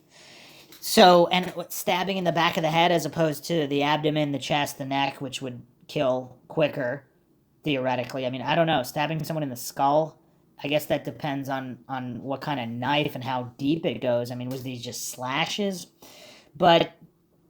yeah, this seems to be completely different, and if they actually caught the guy, and it's 1999, it's over 2 decades prior. Whereas the other attack that we just went over, that's just a year ago, so, and no arrests, wow. But the Idaho Statesman also says this: The update comes days after police held a news conference addressing rumors that Gonzalez had a stalker. Police said Wednesday they had looked extensively into those claims, but did not say whether they were accurate, so they did not confirm or deny. Okay, and they're keeping a bunch of other stuff confidential. So some more little pieces of information here on this dnews.com piece. Big pieces missing in murder case. Staff report. This is Moscow Pullman Daily News. November 25th, 2022. 12 days after it happened, the murder of 4 University of Idaho students remains a source of grief for the Moscow community and region in general, and it remains frustratingly unsolved. The Moscow Police Department has released some pieces of information about the deaths of Ethan Chapin, Zana Kernodle, Madison Mogen, and Kaylee Gonzalez. Some details are being kept under wraps, and other crucial information about what transpired is still being sought by investigators as they search for the perpetrator of the grisly killings. Here's a timeline of what took place that weekend in the days since. Chapin, 20 of Conway, Washington, and Kernodle, 20 of Post Falls, who were dating, were seen at a Sigma Chi party from 8 to 9 p.m. November 12th on Nez Pierce Drive. Okay. Gonzalez, 21 of Rathdrum, Idaho, and Mogen, 21 of Coeur d'Alene, were seen at the Corner Club from 10 p.m. November 12th to 1:30 a.m. November 13th. They then visited the Grub Truck on Main Street at approximately 1:40 a.m. before making their way back to the King Road residence at approximately 1:45 a.m. after getting a ride from a male who police say isn't a suspect. Now, if they do have all of those ring cameras of neighbors, etc., and they can actually, and traffic cams or whatever, and they actually can verify that that individual never came back to the house and was completely elsewhere for all those hours, then I guess they can rule him out definitively. Okay, then. But if they don't, I don't know. Chapin and Kernodle also arrived at the King Road residence at approximately 1:45 a.m. Is that a coincidence? They both sets arrived back at 1:45.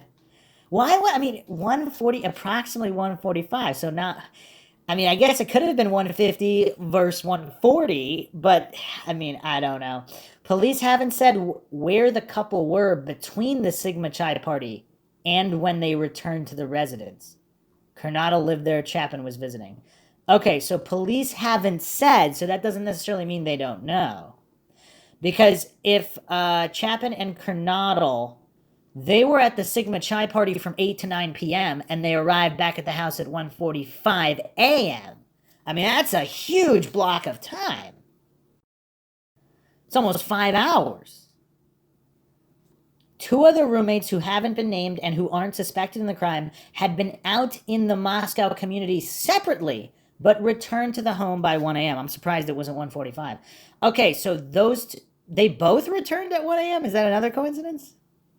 Or did one of them return by 1, the other one returned earlier? Again, not stated here. After returning to the residence, Gonzalez and Mogen made several calls to a male.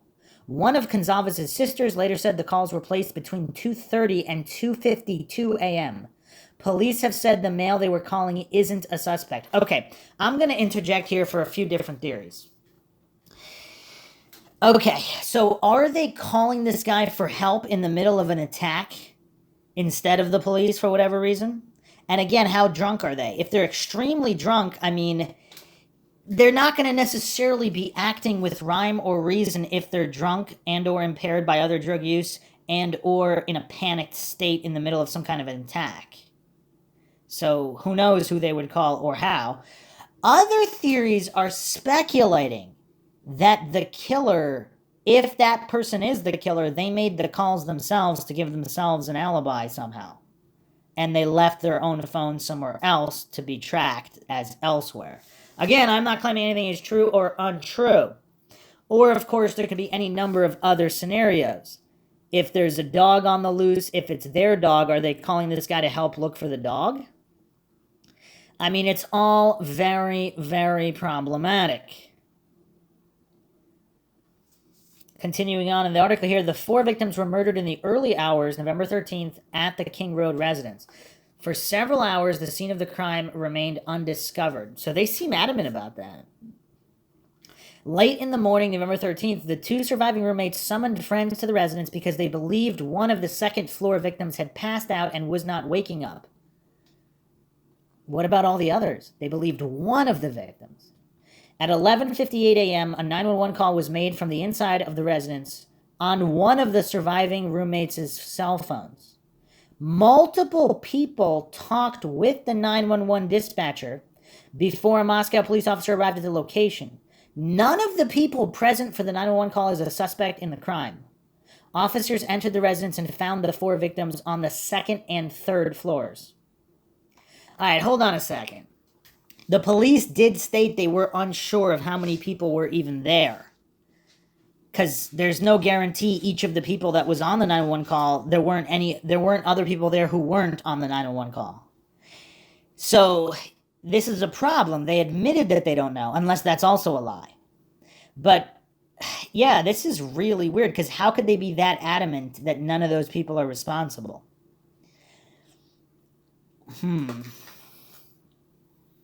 I mean, sometimes they just say we're not making, because sometimes they could just state, the police just state no comment, or, we can't comment on that. But they're explicitly stating they don't believe any of them are involved. I mean, that's curious. In fact, it'd probably be more common for them not to make a comment on that in either direction. Okay. Detectives are seeking all outside surveillance video taken from 3 a.m. to 6 a.m. November 13th, from businesses and residents in the area of West Taylor Avenue, the north boundary, West Palos River Drive, south boundary, U.S. Highway 95 south to the 2700 block of U.S. 95, the eastern boundary, and the UI Arboretum and Botanical Garden. But, okay, let's go back to the calls. Gonsalves and Mogen were both awake, allegedly, if they're the ones using the phones. And they're making calls between 2:30 and 2:52 a.m. Detectives are seeking outside surveillance video taken from 3 a.m. So they believe the murders could have happened at 3 a.m., so they think that they fell asleep within 8 minutes. Not that that's impossible, but if they're both talking to each other and calling other people, I mean, presumably that's before they go to sleep. I mean, how long is their average bedtime routine? Or are they just that drunk that they usually just completely collapse without any kind of routine? Because if they're still making calls and talking to each other at this time, presumably they're not going to lay down and go to sleep within 30 seconds of this, or even within a few minutes. Presumably you would think there would be at least a 15, 20, 30-minute period of time to kind of wind down and fall asleep and even get into bed and get asleep and all that. So is someone else watching them the entire time, or did the attack take place much later than 3 a.m.? At about 1 p.m. November 13th, a vandal alert is sent out about a homicide on King Road near campus. The alert advises people to shelter in place. About 90 minutes later, a second alert said the police didn't believe there was an active threat and people didn't have to shelter in place, but they were advised to remain vigilant. On the morning of November 14th, the Moscow police released the identity of the students who were murdered. The Moscow police does not believe there's an ongoing community risk based on information gathered during the preliminary investigation, the department said in a news release. On the morning of November 15th, the police announced an edged weapon such as a knife was used in the murders. They also said that they believe this to be an isolated, targeted attack, and there is no imminent threat to the community at large. On the afternoon of November 16th, 3 days after the murders, the police held their first news conference. Police Chief James Fry said investigators still believe this to be an isolated, targeted attack on our victims, but did acknowledge that we cannot say there is no active threat to the community since the suspect isn't in custody. Autopsy results confirming the victims were murdered by stabbing were released November 17th. It would have to have been a large knife, Latah County Coroner Kathy Mabbitt said. 2 more news conferences were held Sunday and Wednesday. Other than a few people being ruled out as suspects, not many new details about the crime were shared with the media and public. We told the police very clearly from the beginning that we believe it was a targeted attack. We told the public very clearly from the beginning that we believe it was a targeted attack, Moscow Captain Roger Lanier said. To be honest, you're going to have to trust us on that at this point because we're not going to release why we think that. So far, no suspects have been publicly identified and the murder weapon has not been found. You know what's weird, though?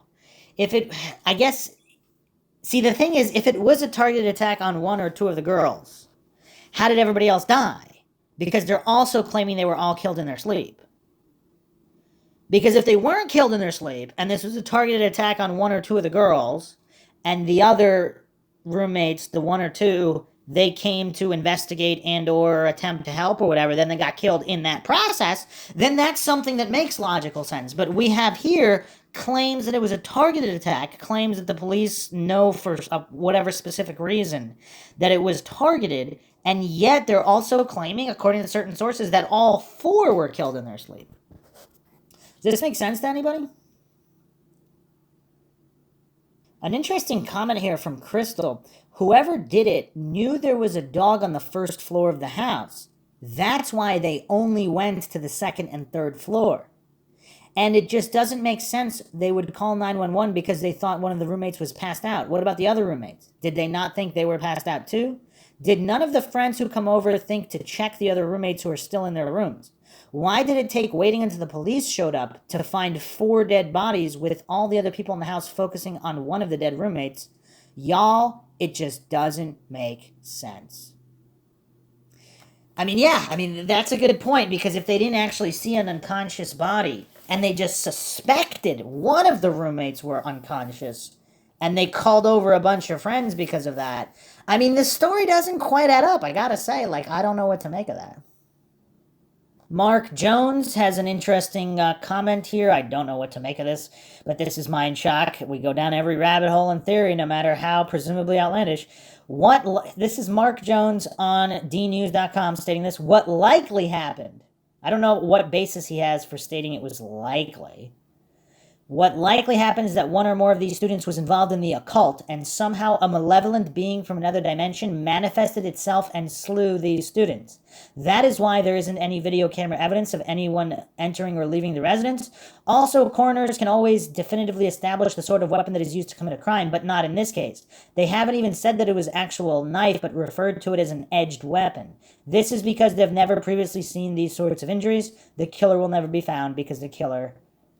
There's a typo here. Is human being. I'm guessing he meant to put isn't a human being. Now, before we go down any paranormal theories, there seem to be a lot of possibilities here within the non-paranormal. Again, I'm not claiming anything is true or untrue, but the police seemingly have some kind of information they're not releasing that leads them to believe something is definitively going on here. Let's look at another article here. This is New York Post. Nearby resident's dog was skinned shortly before the University of Idaho murders by Yaron Steinbuch. A couple's dog was killed and skinned just 3 miles away from where 4 University of Idaho students were brutally slaughtered in their home, leading locals to fear a connection between the two attacks. Buddy, a 12-year-old mini Australian Shepherd belonging to Pam and Jim Colbert, was left with fur only on his legs and face when he was killed after they let him out of their Moscow home October 21st, the Daily Mail reported. It was like a deer that someone had hunted, Pam, 78, told the news outlet. They cut him around the neck and just skinned him. His little legs had fur and his little face had fur, but the rest of him was just skinned, she said. The other side of him was as though they had filleted him, like they were about to eat him. It was terrible, unbelievable, Pam told the Daily Mail. They cut him like you fillet a fish. We found his collar, but we didn't find the pelt. The sickening crime was committed 23 days before Madison Mogen, 21, Kaylee Gonzalez, 21, Ethan Chapin, 20, and Xana Kernodle, 20, were stabbed to death in their off-campus home about 3 miles away. On Sunday, police said they still believe the attack was targeted, but continued to be unsure where the killer or killers could be. The murder weapon has not been found. Authorities haven't linked Buddy's death to the shocking murders, but locals fear there could be a connection between the two incidents, the Daily Mail reported. Everybody is nervous and scared. This is something awful and evil, Pam told the paper. We let Buddy out, and somebody must have been waiting out there. Buddy never leaves the yard, but this person grabbed Buddy. Shortly before the dog's death, Jim, 73, also found the remains of a rabbit with its scalp and ears sliced off near the couple's home. It had the head sliced right open, and you could see the brain, he told the news outlet. The Colbert's next-door neighbor, Clinton Hughes, posted a message on Facebook when Buddy was found dead. Moscow Public Alert, this sounds like clickbait, but it's not. Last night after 2 a.m., our neighbor's sweet little dog was skinned like a deer, he wrote on October 22nd. So this is a few days before Halloween, and someone's out there waiting, watching, stalking, killing animals. It's pretty weird. No animal did this. Our dog is bigger and was so anxious about the same time that he tore his bed up into 1,000 pieces. Also, our cat has been missing for the last couple of days, Hughes wrote. Not sure if it's tied to Halloween, and I don't really care. I'll be chambering all of my firearms, and I would suggest everyone else in North Moscow do the same, he added. Moscow, so presumably people were alert to this. Just in general, they were on the alert. Moscow Police Chief James Fry said investigators have sifted through hundreds of tips and interviewed dozens of people to solve the students' murders. Many students have left for home ahead of Thanksgiving break and don't want to return, University of Idaho President Scott Green said at a press conference Sunday.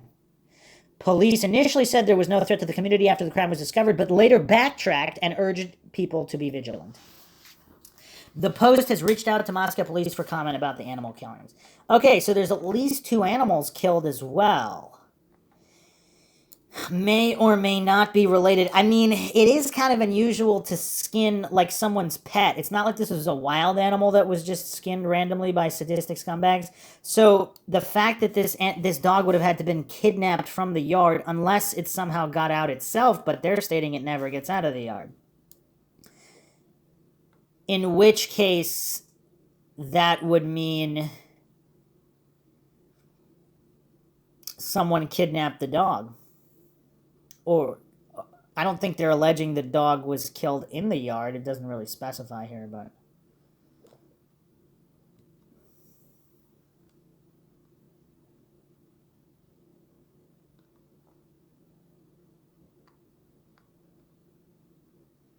yeah, it doesn't say exactly where the dog was found. If the dog was found in the actual yards, does that mean somebody snuck in the yard and did the killing there?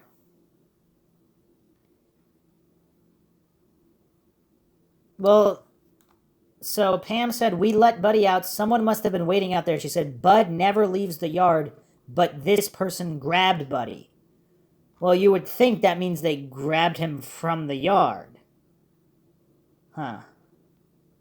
I mean, there's a lot of creepy reports here. I went over some of them in the first episode, but, threatening with a knife on campus. And then here's another report, suspicious person circumstance. This is just a block away from the crime scene.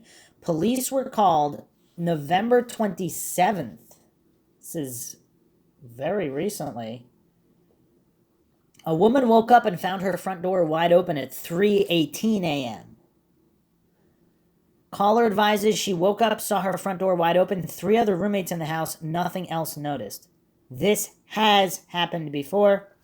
Officers responded, no report. This is pretty weird. So, was someone just stalking random people and breaking into homes? But they're continuing to do so in the middle of this. This is November 27th. This is insane. Also, shortly after 3 a.m. What does everybody make of this?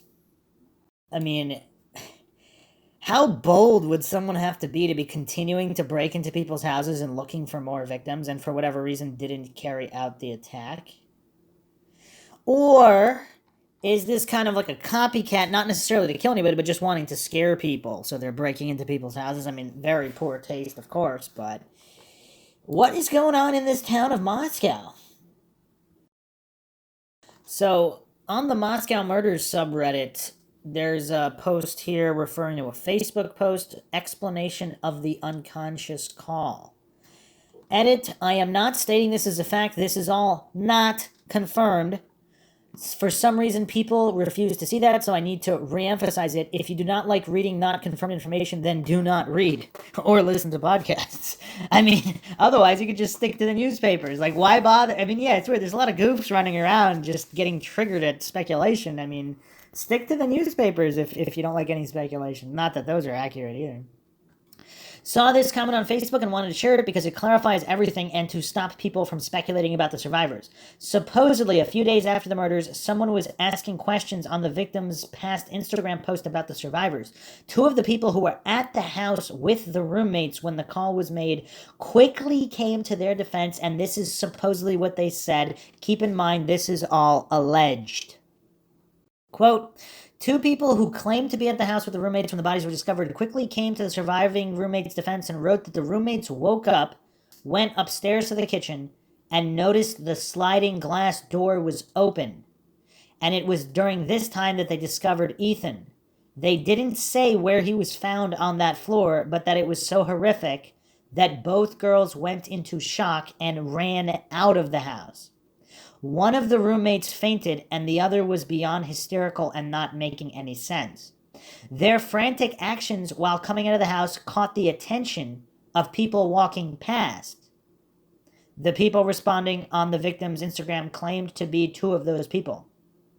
They implied that the roommate who fainted had already dialed 911 but was so distraught that she fainted before she could give any info that the dispatcher could understand. The only info that the bystander who picked up the roommate's phone could give the 911 dispatcher was that she just saw her friend run out of the house and faint. That's how the 911 call was made on the roommate's phone and by someone else. And why the call went out for an unconscious person. While that bystander was on the phone with 911, the other roommate was hysterically trying to explain that something was wrong with Ethan. By this point, several more people had stopped to see what was happening, and one or two of them went into the house to see if they could help him. There were multiple people in the yard at the time, and those people began contacting their friends that someone in the house was badly hurt. Someone called Ethan's brother Hunter to tell him something was wrong with his brother because he lived close to the house, and someone called one of the other victims' boyfriend as he was also Ethan's best friend. They didn't go into detail if either of those boys had arrived before the paramedics, but it did kind of sounded like they did. What? How so? They didn't go into detail on what kind of injuries Ethan suffered, but they also didn't say if anyone went to check on the other roommates before the paramedics arrived, but it's somewhat implied that someone had. The only details they gave about the scene itself was that it was incomprehensibly bloody. While those people were in the house checking on Ethan and possibly the other roommates, the paramedics arrived to a very chaotic scene, believing they were there to assess an unconscious person outside, but were redirected to go inside to help someone who was hurt very badly. So they walked into the house unaware that it was a crime scene, contaminated most of everything on the second floor. It doesn't sound like the roommates were roaming through the house, carelessly contaminating everything, fully aware that their friends had been murdered. It sounded like the scene was contaminated by numerous people who were trying to help, unaware and unable to comprehend what they were looking at and that it was a crime scene. My heart breaks for these two poor innocent young females. Not only have they experienced a trauma so brutal that it cannot change who they are at their core, but also to live with the fear that someone might be coming for them, and they grieve the loss of 4 friends, plus a life they once had that will never exist again. And if it wasn't traumatizing enough, they also get to live with millions of people publicly criticizing, persecuting, and incorrectly judging them for actions people assume they may have or not have taken.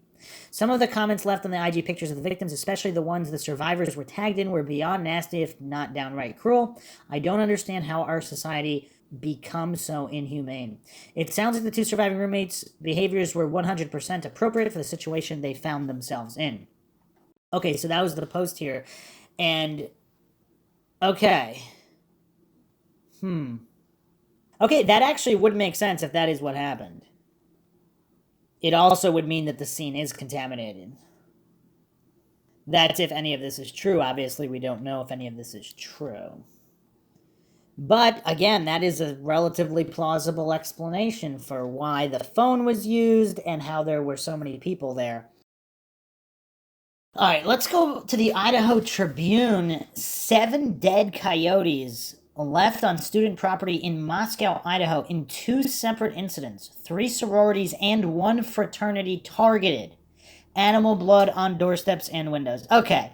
I mean, this is going to get really mind-shocking here. So, is there an occult angle here? It's connected to fraternities and sororities who all 4 victims were members of. Now, this did happen in 2017, so it's not immediately recent, but there's a history here of animal killings. You know, the skinned dog, the rabbit, which did happen this year. What is going on in Moscow, Idaho? The article here, in 2 separate incidences in 2017, dead coyotes were left on the properties of sororities and fraternities in Moscow, Idaho. The animals had been shot and their bodies placed on the property. The first incident took place on January 20th, 2017, and a suspect was caught on camera. Police officers identified the suspect, and it was revealed to them that the incident was intended to be a joke. The second incident, officers say, didn't fit the MO of the first incident, and the previous suspect wasn't declared responsible. The animal dumps were found on Pi Kappa Pi Beta Phi and Alpha Phi sororities between 1:22 a.m. and 4:22 a.m. That's very specific times. A previously reported by KXLY, Moscow Police Captain Tyson Barrett said, "We don't have enough information as to who actually committed it, so we don't know if it's a continuation of that prank or someone else doing something." Pi Kappa Phi president Ethan Ennis says that coyote killings were gruesome, the coyote's body was mangled, and he says the sorority across the street got it even worse. Ennis said someone at Pi Beta Phi, there was more blood on the doorstep, some even smeared on a window. Police said it appears the coyotes were shot, which is not illegal in Idaho. On the back porch of the home where 4 University of Idaho students were murdered, what looks to be animal fur or some kind of cloth can be seen in what looks to be a dog bed. It is unclear what is actually shown in these photographs or if the incidents involving the dead coyotes have any connection to the recent murder of 4 students in Moscow, Idaho. I mean, in general, though, the escalation of killing animals to humans, I mean, that's kind of common with serial killers. But what else is going on here? I mean, this is really weird. Really, really weird. I mean, I don't know what to make of any of this. The fact that it's all, like, we're not even talking about several towns over. This is all in the same town. Yeah, it's rough. This is very, very rough. Also, people discussing all of this point out to the fact that the house where the murders occurred is very visible. I mean, you could see it from, it's not hidden away. So it's really not, if you're doing a random kill, it might not be your first choice. I mean, presumably there's so many people around. There's clear line of sight from many many neighbors. Someone else points to the fact that it being so visible, it's also visible to be observed and the comings and goings. So someone using binoculars, night vision goggles, whatever, they could easily see the comings and goings of people to that specific house because it's so visible. I mean, the risk factor in committing murder, I mean, it's crazy. So there's also an apartment building right there. Some people believe the perpetrator lives there. Easy access, in and out, real quick. No fleeing the scene by roads or anything of that nature. Here's another interesting post, which I know a lot of people are also thinking about. Why did the killer take, or killers rather, if we're looking at that possibility, but this post states killer, take the risk and move to the second bedroom. This is by Tooth Intelligent. None of the leading theories, example, stalker, rejected love interest, etc., explain why the killer would take on an extra 2 victims. If you want to hurt a specific person, why continue to the second bedroom? In particular, if one of the 2 girls were intended targets, why hurt Ethan and Xana? It's clear they were in their beds. There was no reason to take such a risk unless it was simply an obsession with murder. I also fear they have little DNA. This was premeditated. He brought the murder weapon. It stands to reason he would be wearing gloves, etc. Now, an immediate response here is interesting. had grudges or motive towards victims on both floors. Perp knew and had issues with both Xana and Ethan and Kaylee and Madison. Now, some people also posted photos here that Madison had the letter M and her pink cowboy boots that she wore in many photos and videos on social media. They're visible in the window from the outside of the house. And that's on the upper level window for the third floor. So if somebody was watching all of their social media, and it's actually kind of crazy because people who have gone through their social media, TikTok, all of that, there's a ton of videos there posted from either November 11th or 12th. There was some kind of a formal in the home, and there were photos and videos of many people in all of the different bedrooms. So if someone attended that, or even if not, if they're just watching on social media, they would have a good idea of the layout of the house and where everybody was. Also, if it's untrue that Ethan or Xana, maybe, that they were stabbed in their beds, if that's not true, and the perpetrator really was just going straight to the third floor and was interrupted, that could possibly explain, maybe. Another post on the Reddit here. We still don't know that K and M were in the same bedroom. That's just a theory everybody has. So the killer may very well have entered 3 bedrooms. There might have also been one room that was not in use. Some people theorize the killer could have been lying in wait there as well. Another post here. The only thing that makes sense to me, beyond a person killing for the sheer thrill of it, would be that the person had a specific target in mind, but did not know which room they slept in. I mean, that's kind of sick in its own different way, where he goes into the wrong room, realizes it's not them, but kills them anyway, just in case they would have woke up from him being in the room. I mean, that's kind of creepy. Another response, if this is the case, I think that eliminates the stalker neighbor theories because someone who was watching them through the windows would definitely know which room they lived in. Wow, and here's another creepy post by N's dog. If the killer was someone who was able to watch them on a daily basis, they may have started obsessed, angry, etc. with one person, but because they watched the house, they began to feel the same way about the other roommates over time. Although this doesn't line up with leaving 2 of the roommates alive. I mean, it kind of does if this sick psychotic, if this person had no issue with the other 2 roommates.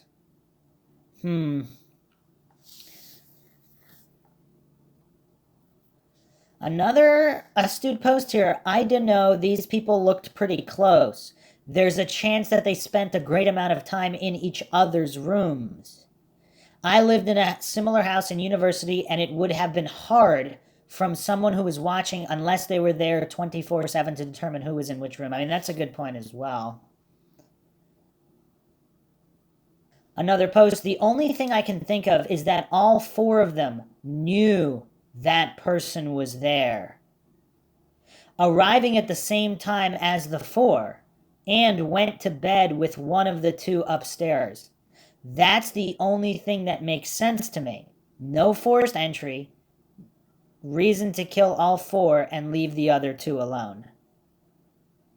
Wow, that's an interesting theory. A response here, see, this makes sense to me. I wonder if one of the girls upstairs had a guy over, and maybe it went wrong, and they rejected him or upset him, asked him to leave in the middle of the night, and he killed one of them, but the others knew he was there, so he had to kill them too. But I feel like they would already know who it is if that was the case, because they would have texted or called that person that night. Other responses here, this almost makes sense to me, but this hookup just happened to be carrying a big fixed blade knife. Well, I mean, it is more likely in Idaho than, say, New York City, right? A response here, yeah, in a carry case clipped to their pants for their own protection, but in this case for murder. Purely speculation, but I've seen guys carry knives around before. Other people discussing that's not a thing in urban areas. Other people state in Idaho, people have knives.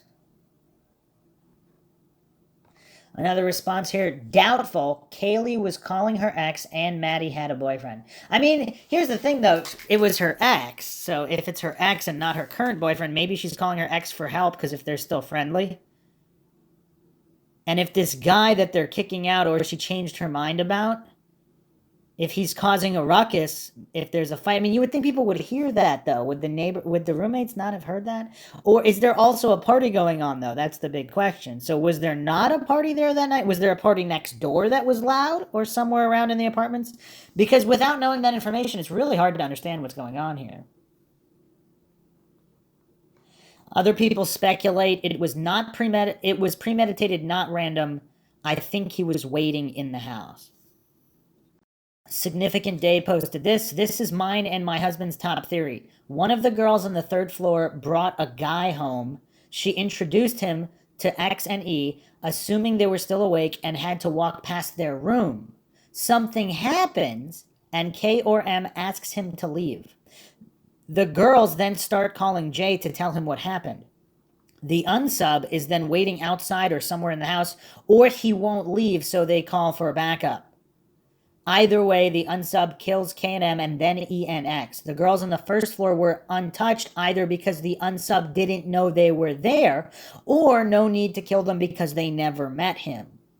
This would explain why the dog never barked. He was introduced to the dog with the girls.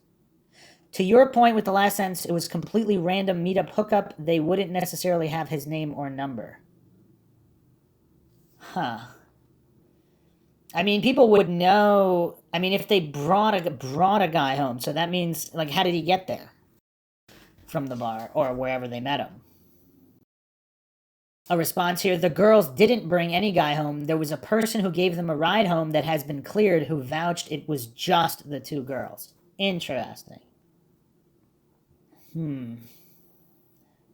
Or, another theory here, if they met at a party or bar, it can be very likely one of the girls said, meet me at my place at this time, I'm gonna get food. Then they went their separate ways, and that's why he wasn't on the Twitch stream and parked far away so no Ring cameras would see him come up with them. And he wouldn't have been in the car with the girls as they got a ride back to the house. Interesting. I mean, yeah, these are all theories, of course. We have no way of knowing what is true or untrue. So here's the thing. What if it's not directly connected? Like, if this guy really is some kind of psycho and he does skin animals, if this happens to be the guy that they wanted there, maybe, or one of them possibly invited.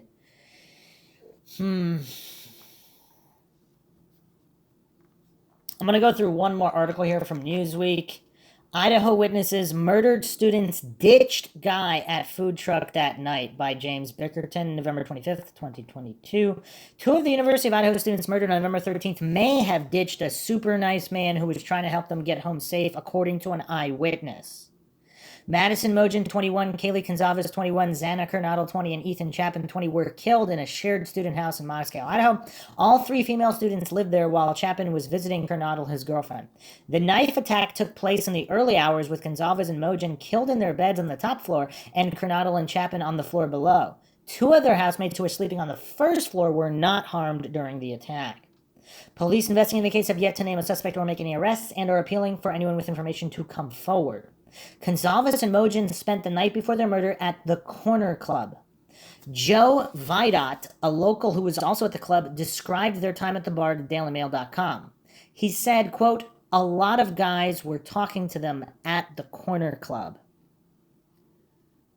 The local claimed Gonzalez appeared inebriated, adding, the taller girl with the pink on, she was glass-eyed. I audibly said, ew, out loud. She was just stumbling through. End quote. Vidal left the club and went outside to the Grub Bus, a popular fast food truck, with a friend. Gonzalez and Mogen showed up later, along with a man wearing a hoodie who police do not believe was involved in the murders. Vidot commented, quote, I saw the guy show up with the two of them. The vibe I got from him is that he's super nice. He was trying to help them get home safe. He was funny, he was nice, he was there to make sure that they got home safe because they were super drunk. I thought he was a solid guy. Believe me when I tell you this, his vibe was not bad. Later, Vidot said the two young women were picked up in a dark four-door sedan. Describing their collection, he commented, "A guy got out and yelled, 'Hurry up.' I saw them get into the car and it looked like they just ditched the man wearing the hoodie. I said, 'Bro, they're leaving.' He said, 'What the expletive?' And I said, 'Sorry, brother.'" End quote. Vidot later went to the police and told them everything he had seen. Police do not believe the driver played any roles in the murder. Huh.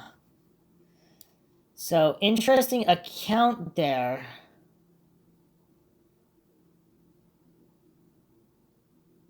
Also seems kind of almost forced how this guy is vouching for this guy in the hoodie, who's this super nice guy. But again, I'm sure the police are looking very closely at both of these guys. So, yeah, it's weird. Very, very weird. A lot of speculation. I mean, hopefully the police have a lot and not nothing. And this is just, again, a very unusual crime just because of the layout of the house, the amount of victims, and the logistics of how this could have all happened, with the constant statements from police that they were all killed in their beds, which is weird, if that's really true. So, again, hope everybody found another edition of Mindshock True Crime interesting and informative. We'll continue to cover this case as well as all these other cases as more information is revealed. If you want to help support the podcast, you can donate to our PayPal. Just check the link in the description. Make sure you subscribe to the channel. You can also become a YouTube member right here on YouTube for access to exclusive streams and chats. Make sure you subscribe to the channel, like and share Twitter, Facebook, Reddit, Patreon. Questions, thoughts, comments, theories, suggestions, rebuttals, debunkings of any kind, leave them in the comments section. This is Bruce McGuire signing off.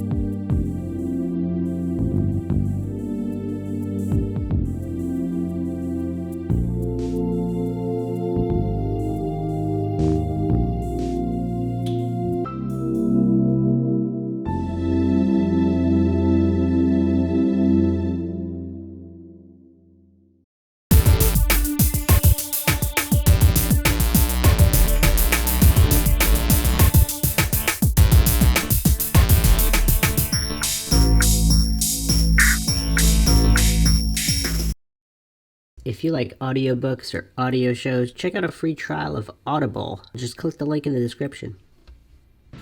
Welcome to Mindshock True Crime. This is your host, Bruce McGuire. This is the Idaho Students' Murders, Episode 3, The Moscow Slayer. We will be examining many different links, connections, and even an actual Instagram account by that name, The Moscow Slayer, that just so happened to follow the victims on Instagram. Is this social media related? We will also be examining anomalies in the timelines leading up to the murders, as well as connections with frats and sororities. Does the key lie in that direction? And many more other curiosities and coincidences in one of the most shocking crimes in history, this quadruple homicide in Moscow, Idaho. As always, if you find the podcast interesting and informative and want to help keep up awareness in recent cases, cold cases, wrongful convictions, missing persons, and more, you can donate to our PayPal. Just check the link in the description. Make sure to subscribe to the channel. Hit that bell for notifications. You can also become a YouTube member right here on YouTube for access to exclusive streams and chats. Make sure to subscribe to the channel. Hit that bell for notifications. A like and share. Twitter, Facebook, Reddit, Patreon. Patrons do get a priority for case topic, logical analysis, co-podcast requests. You could also be a guest on the podcast depending on your tier. Questions, comments, theories, thoughts, suggestions, rebuttals, debunkings of any kind, leave them in the comment section. Okay, so there's quite a few things to go over. Let's start with this. This is meaw.com, meaww.com. Some people think it's similar to TMZ, but they do have links and sources here. The Idaho murders, ex-NYPD cop says killer is active on online communities to stay ahead of the police, by Varnika Srivastava.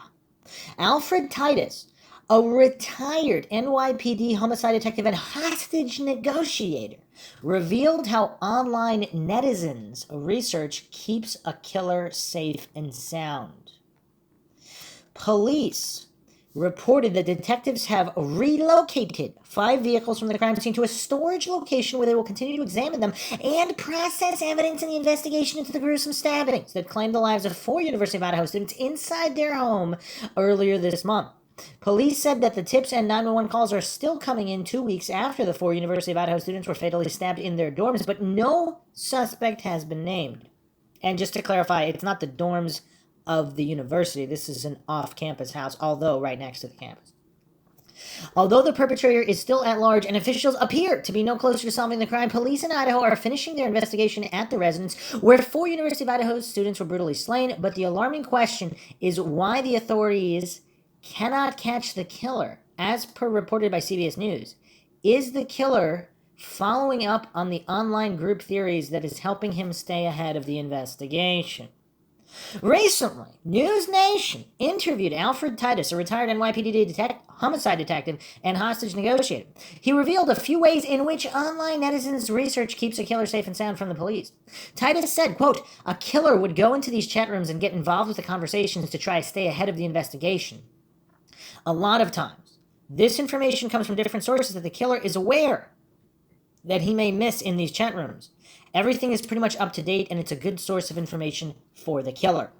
End quote. When News Nation asked if they may be unknowingly helping this killer, Titus went on to say and added, quote, it is very likely that the information they are giving him is helping him stay abreast of everything that's going on. He can monitor several news agencies and several news station platforms. He further added, he can get all of his info from online sources, and in addition to that, they're getting info that may not have even reached social media. End quote. The 3 female students shared a 3-story home on King Road with 2 other roommates, while Chapin stayed the night with his lover, Kernodle.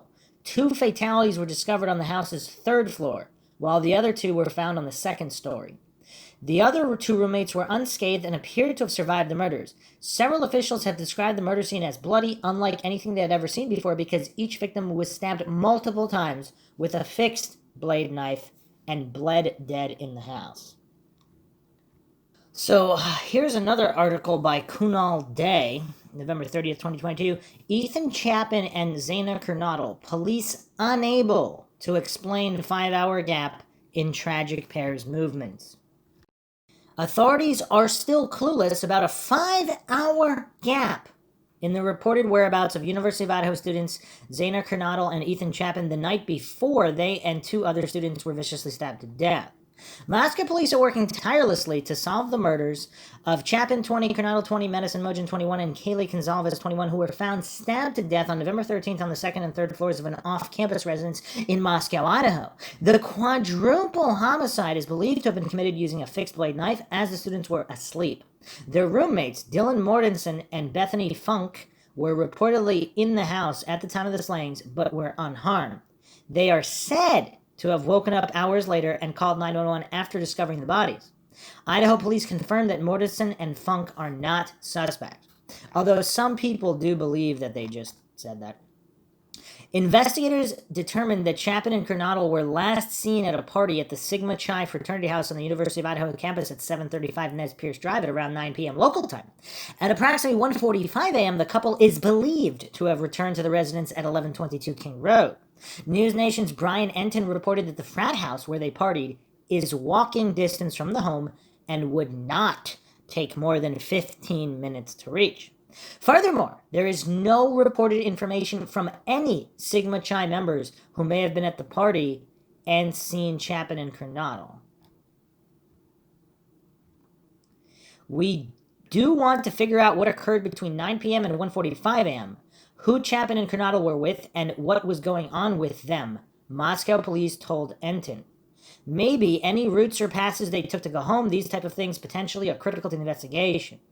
Authorities are hoping that the students come back to campus. They will be able to help with more information about the duo's whereabouts. We want to talk to those people. That's important for us, the police said.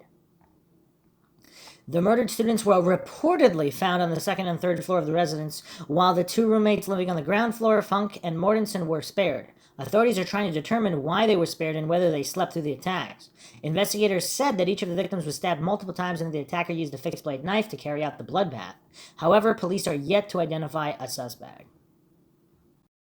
While authorities are trying to figure out who's responsible, they have ruled out a number of potential suspects, including Gonzalez's ex-boyfriend, Jack Decor, the man seen behind Gonzalez and Mogen at the food truck, the person who drove the girls home, surviving roommates Mortensen and Funk, as well as the friends called to the house by the surviving roommates the morning of November 13th. While law enforcement officials believe the attack was targeted, they have asked the Moscow community to remain vigilant. Meanwhile, University of Idaho administrators have ramped up security around campus for the remainder of the semester. So here's another interesting theory by Arunava Chakrabarti, also on Mia.com. Idaho murders. Did Ethan Chapin save the girls from being sexually assaulted? Web sleuths float new theory. According to another Redditor, Unproven Theory, the killer almost had his way with the girls, but Ethan Chapin's appearance ruined his plans. Web sleuths have been on overdrive for the past few days as they churn out one random theory after another about the Idaho murders that took place more than 2 weeks ago, November 13th. 4 University of Idaho students were brutally killed, likely while they were asleep on early Sunday morning between 3 and 4 a.m. in off-campus home close to the university. Police have still not been able to find the potential perpetrator or perpetrators in the murder case, and the motive is still a question that the authorities have failed to answer. According to primary investigation reports, no money or expensive valuables were found stolen, and none of the victims were sexually assaulted, which has further prompted law enforcement to conclude that it was a crime of passion. Now, a Redditor peddling a theory as to why none of the girls were sexually assaulted prior to their deaths. A Reddit user named Smash007 posted, "Do you think E was why they weren't sexually assaulted? Maybe he got interrupted." To which another user replied that they assumed that the killer most likely went after one particular girl with the intention of sexually assaulting her at knife point. But ultimately, 4 students ended up losing their lives as the killer was surprised by another girl in the room/bed with the target. A follow-up post here by Coffee a Day Doctor Away. You could be right. My totally unsubstantiated guess is that the original target was very likely planned to be a sexual assault at knife point. But that plan was upended when the killer was surprised by the other girl in the room/bed with the target. I'm inclined to think the entire situation unfolded very quickly. If the room was dark, perhaps the killer hopped into the bed expecting only his target to be there. But he was surprised by the shocked reaction of the friend there too, and both girls possibly started screaming. Then he freaks out and just goes into kill mode immediately to stop the screams. Now he's got to get the hell out of the house fast. He starts to book it downstairs and comes upon E in the hall or at the door of the bedroom, so he rushes and attacks him. Well, now X sees this unfolding and starts screaming, so now the killer rushes and attacks her in her bed. Once she's no longer screaming, the killer heads for the back door, hopping over E, who may still be alive but is incapacitated on the floor. This is the angle I've been considering more seriously, that it could have been an intended aggravated rape that turned into a quadruple homicide when the situation got unexpectedly out of hand. Wow, I mean, that is an interesting theory that also explains quite a few variables here.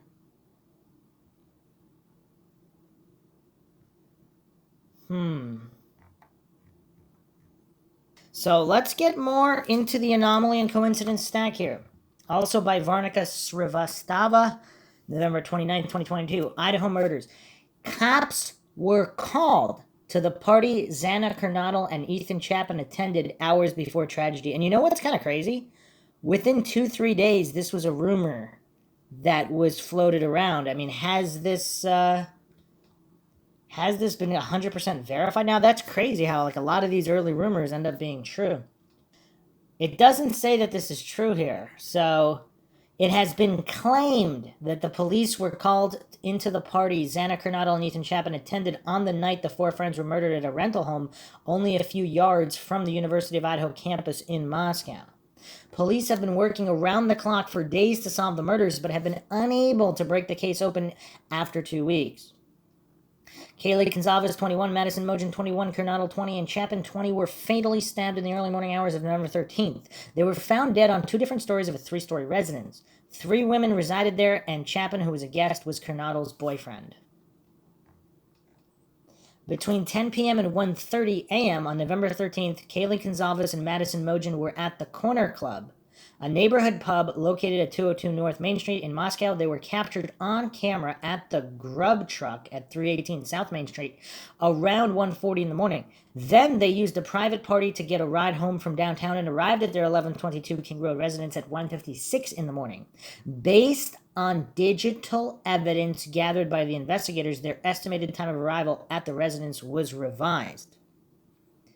Meanwhile, according to the findings of the investigation, Ethan Chapin and Xana Kernodle arrived at the party between 8 and 9 o'clock at the Sigma Chi House on the University of Idaho campus. But what happened at the Sigma Chi where the fraternity party took place? News Nation correspondent Brian Enton recently unveiled details about the frat house party where Ethan and Xana were present. An individual from Chicago asked on News Nation, why were the police called to the party that Ethan and Xana were at? Does that scene have any relation to the crime, or was the couple involved in a fight at the party? Brian responded, quote, we don't know much. We don't know any of the details. We know that there are reports that police were at the frat party. It really could have been anything. It may have had nothing to do with them with the 2 victims. It could have been something totally unrelated. I will tell you this, though. Going to the fraternities and sororities today and trying to get them to talk, it's not easy right now. They've been told not to talk to the media and only talk to the police, end quote. According to the University of Idaho, Chapin was a member of the Sigma Chi fraternity and majored in the administration of recreation, sport, and tourism. Both Kernodle and Mogen majored in marketing and were members of the sorority Pi Beta Phi. Gonzalez was a member of Alpha Phi and majored in general studies.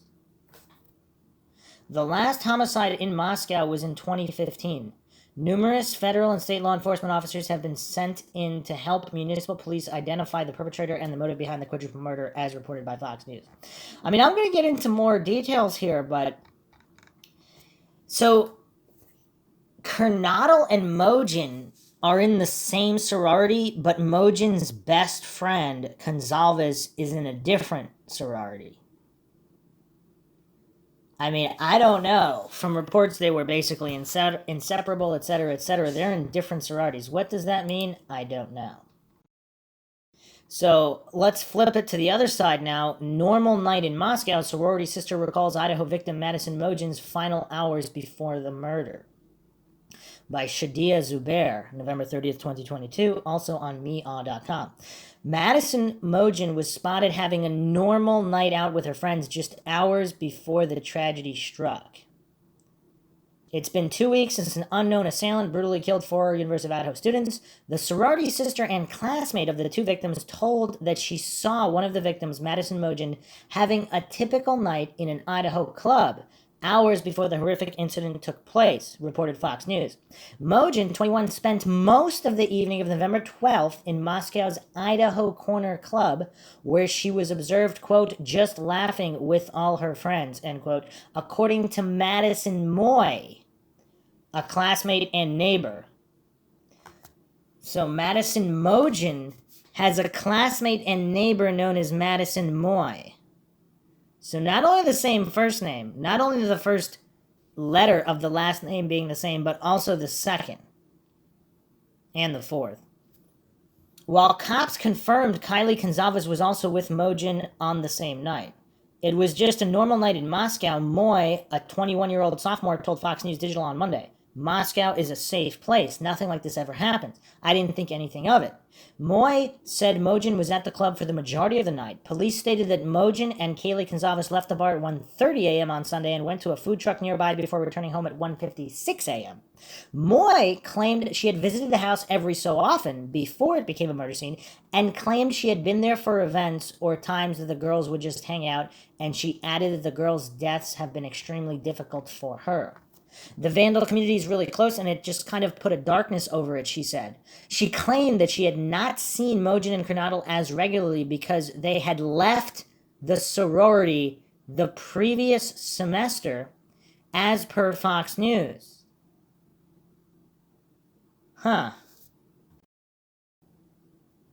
Last week, the University of Idaho's Pi Beta Phi chapter posted a photo of Mogen and Kernodle on Instagram, calling them bright young women with an incredible future. Maddie was the sweetest soul who was passionate about every aspect of her life. She shared her brilliance with those around her, the post stated. Xana was a magnet for positive energy and always radiated the energy back into the world. We know others in our community are also hurting. We grieve with them and share the weight of their sorrow, the post read. Moy resides in a home just behind the crime scene. She claimed she didn't go when police allegedly discovered a large number of bodies inside the house when they arrived on November 13th. When asked about the possibility that the killer might have passed through her yard, she responded, "It's definitely something that crossed my mind, and that's really terrifying." Most of her classmates walk to campus for class, and she often uses a shortcut through the parking lot behind the victims' homes to get to campus. After returning to campus and classes on Monday, November 28th, Moy said she is changing her habits and will carry pepper spray. On Monday, November 28th, a single marked police car was spotted in front of the residence. Despite it being more than 2 weeks since the victims were found, crime scene tape remains on the perimeter. So Moy here is, not only did she not leave school, apparently she's still, or maybe she did leave and then come back, but, so she lives right behind the house. Although the attack has been described as targeted, officials have not yet revealed who the intended victims were. The FBI portal has received more than 488 digital media submissions over the weekend, police said on Sunday. As of Wednesday, investigators have collected 103 pieces of evidence from the crime scene and taken roughly 4,000 photographs. In addition to processing over 1,000 tips, investigators interviewed 150 people. So there doesn't seem anything super out of the ordinary unless you want to refer to the hooded guy at the food truck from the side of Madison and Kaylee. Whereas Xana and Ethan, they're at a frat party which may have had the police called there, and there's a 5-hour unaccounted for window on their side. So let's get more into the sorority angle. This is by Jenna Anna Matthew, November 30th, 2022, also on meow.com.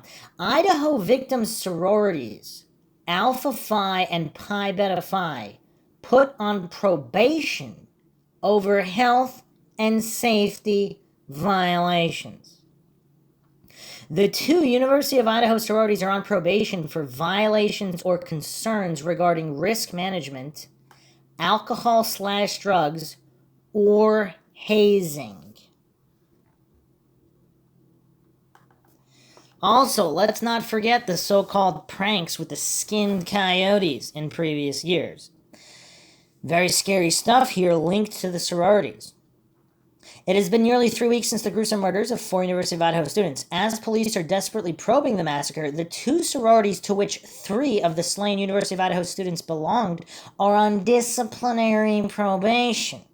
Victims Kaylee Gonzalez was a member of Alpha Phi, while Xana Kernodle and Maddie Mogen were members of Pi Beta Phi. Alpha Phi and Pi Beta Phi are the only 2 listed as on probation for health and safety reasons out of the 10 sororities recognized by the University of Idaho. Is that coincidental? The health and safety reasons refer to violations or concerns regarding risk management, alcohol, drugs, or hazing. In addition to being on probation with the university, Alpha Phi is also on a restorative plan with the national organization. Pi Beta Phi is in good standing with the sorority's headquarters, according to Fox News. No suspect or murder weapon has been seized in connection to the deaths of Kaylee Gonzalez, 21, Madison Mogen, 21, Xana Kernodle, 20, and Ethan Chapin, 20, on November 13th. On Tuesday, November 29th, a spokesperson for Pi Beta Phi's headquarters said Kernodle and Mogen were close friends of our members at the Idaho Alpha chapter at the University of Idaho. They and their families, along with the entire Vandal community, are in the thoughts of Pi Beta Phi members across North America. The emailed statement read, according to the source, Pi Beta Phi's focus is on supporting our chapter members at the University of Idaho throughout this tragedy. Victim Kernodle was at the Sigma Chi frat house before the murders with her boyfriend Ethan Chapin as a member of the fraternity. The pair then returned to Kernodle's off-campus residence less than a half a mile away from the frat house around 1:45 a.m.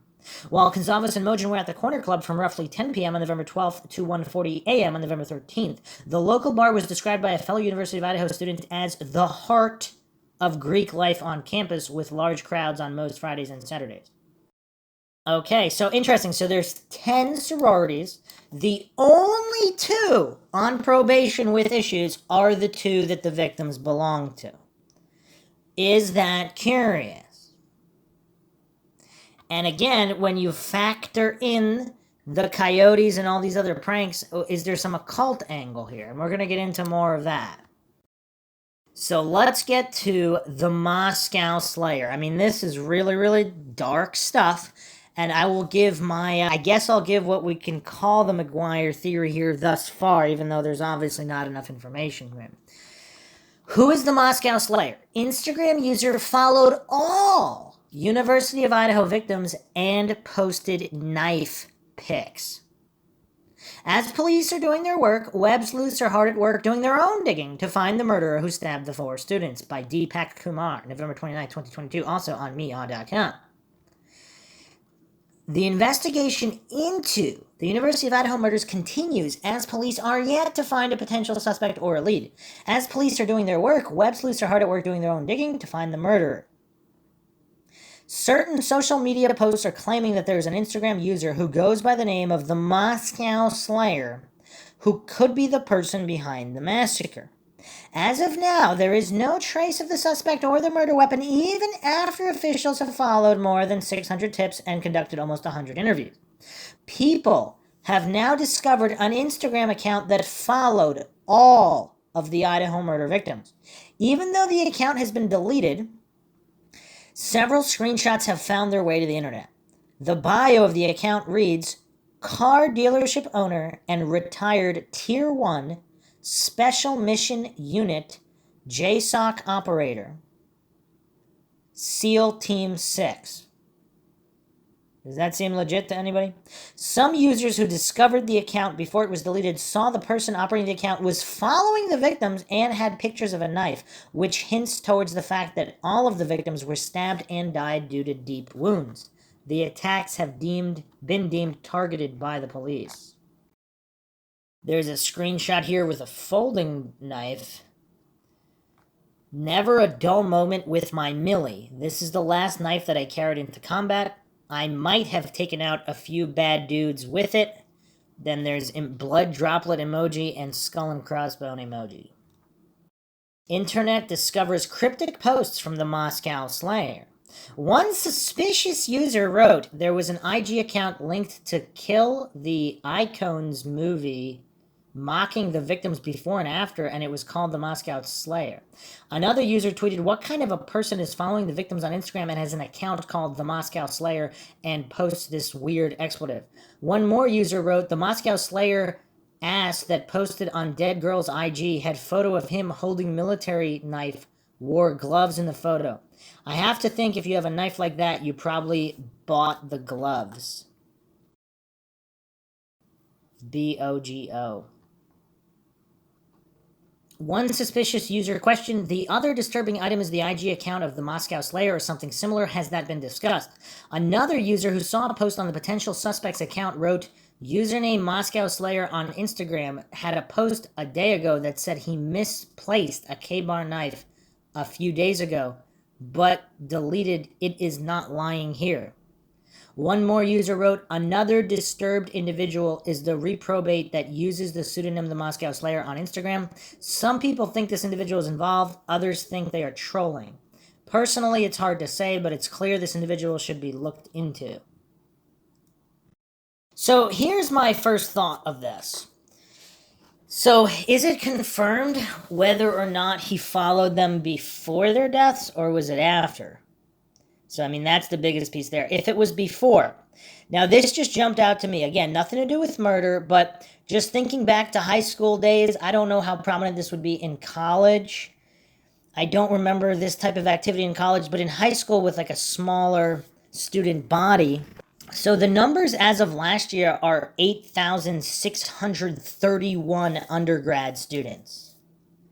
So there's 8,631 students. So presumably, if this Moscow Slayer is friends with all four of the victims and he's only or following all four of the victims, is he only following like, let's say 50 accounts, 100 accounts? If he's following 1,000,000 accounts and like literally every single student at the University of Idaho, then that's not as suspicious because if he's just following all of them. But if he's only following a few students and they happen to be among the few, that's kind of weird. So what I was going to say is in high school, where there's small circles of friends, that there's certain inside jokes and pranks. Like if there's some kind of occult angle or some kind of kill with a knife prank going around, that's like a common prank that's certain, it's like an inside joke. And someone outside of the immediate circle might have also heard of the joke, and then they can reference it or do other pranks, etc.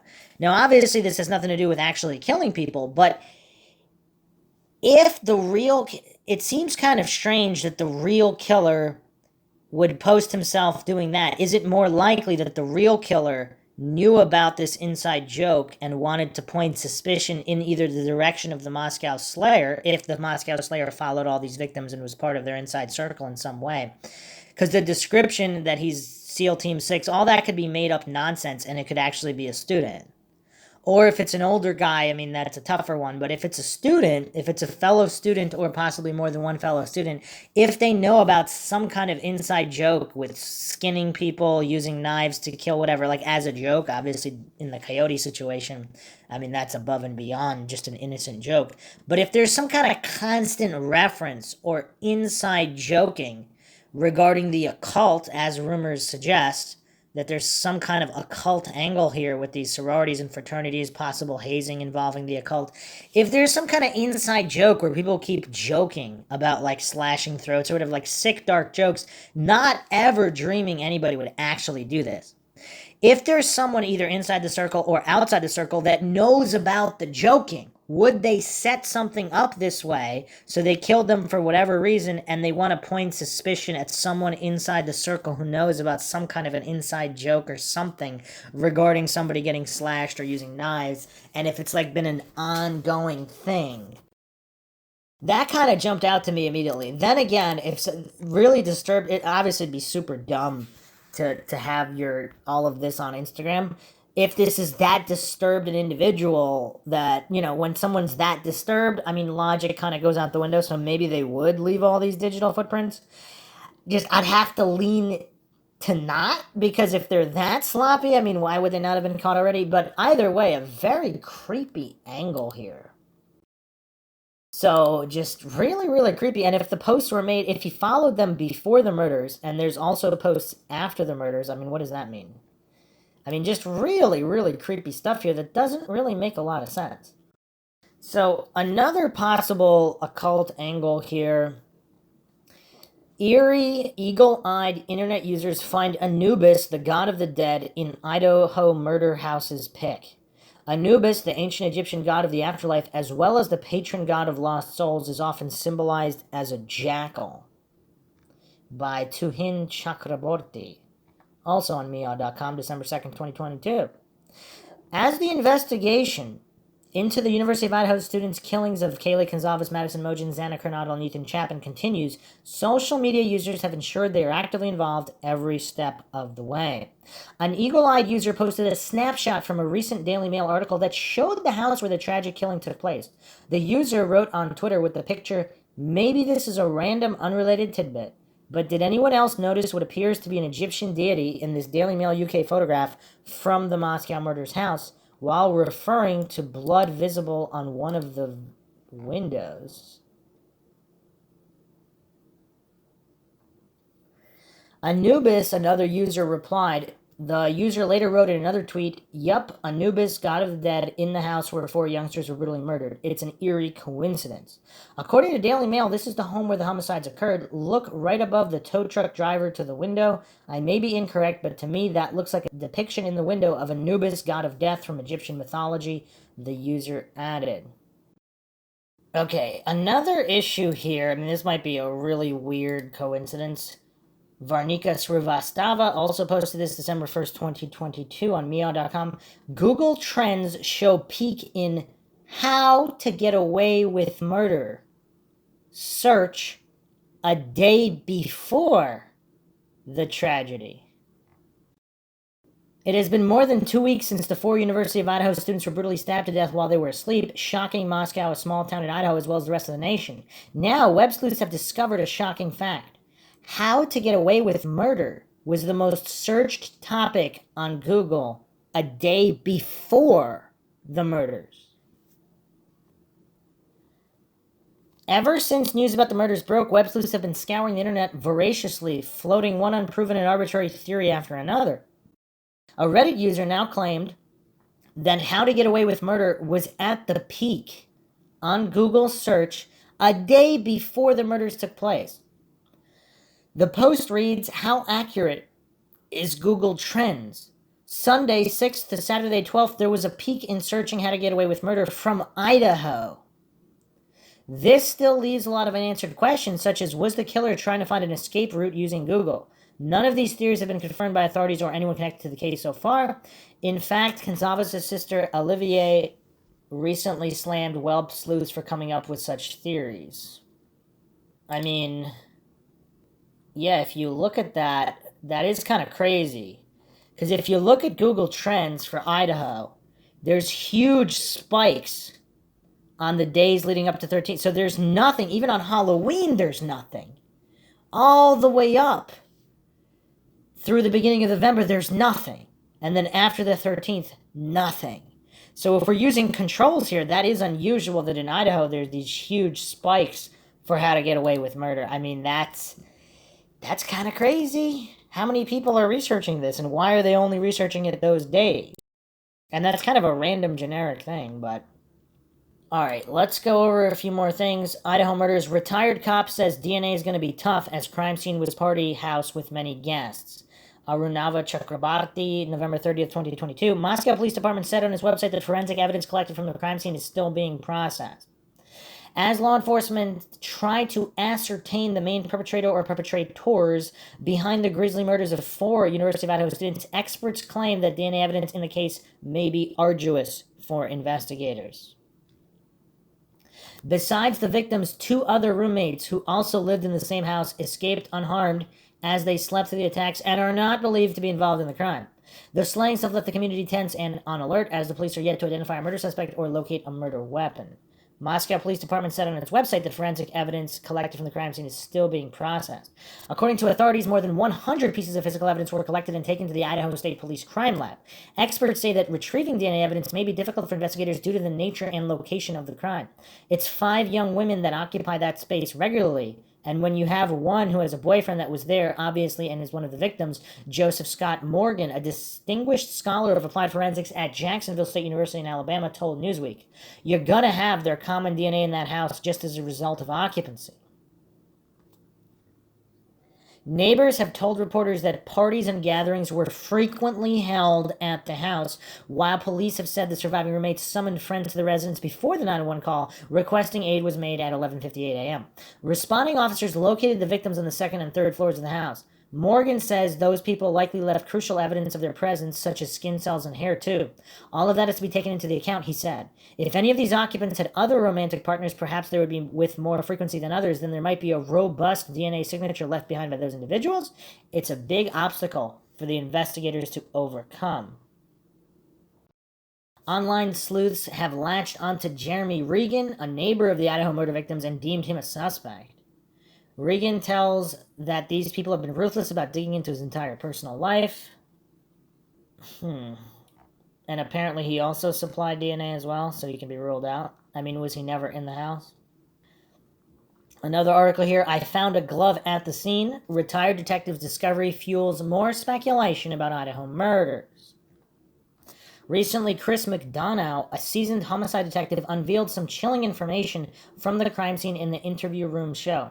Chris and his wife, Karen, who runs the show with him, claimed to have found a glove near the crime scene, leading to speculation that it belonged to the murderer. In the interview, Chris said, all right, so this is the old homicide guy in me. I actually found a glove and turned it. I pointed it out to the officer who was there securing the scene, and they came and they collected it. So this has been, a very heavy scene as a whole. He continued pointing at the scene, but if you notice underneath those leaves in the snow, you'll see here, I'll point it out to you that I discovered the glove, and fortunately, they collected it. Karen added, it should be noted that anybody crossed any line, you could just visibly see it right from the road. Chris said later, yeah, and so a couple thoughts come to mind. I'm not saying this is a good thing or a bad thing, right? Fortunately, it's still on the other side of the tape, and so they still had control of that scene. The officer that was there, obviously they didn't know about it because he came over and photographed it. He later said they had evidence, tech, and immediately, later they'd come out and got it. So here's the question. Is this from the night? Is it random, i.e. somebody missed the trash can, they were walking by and they threw it? Or is it the suspect taunting the authorities by, placing something like this hypothetically?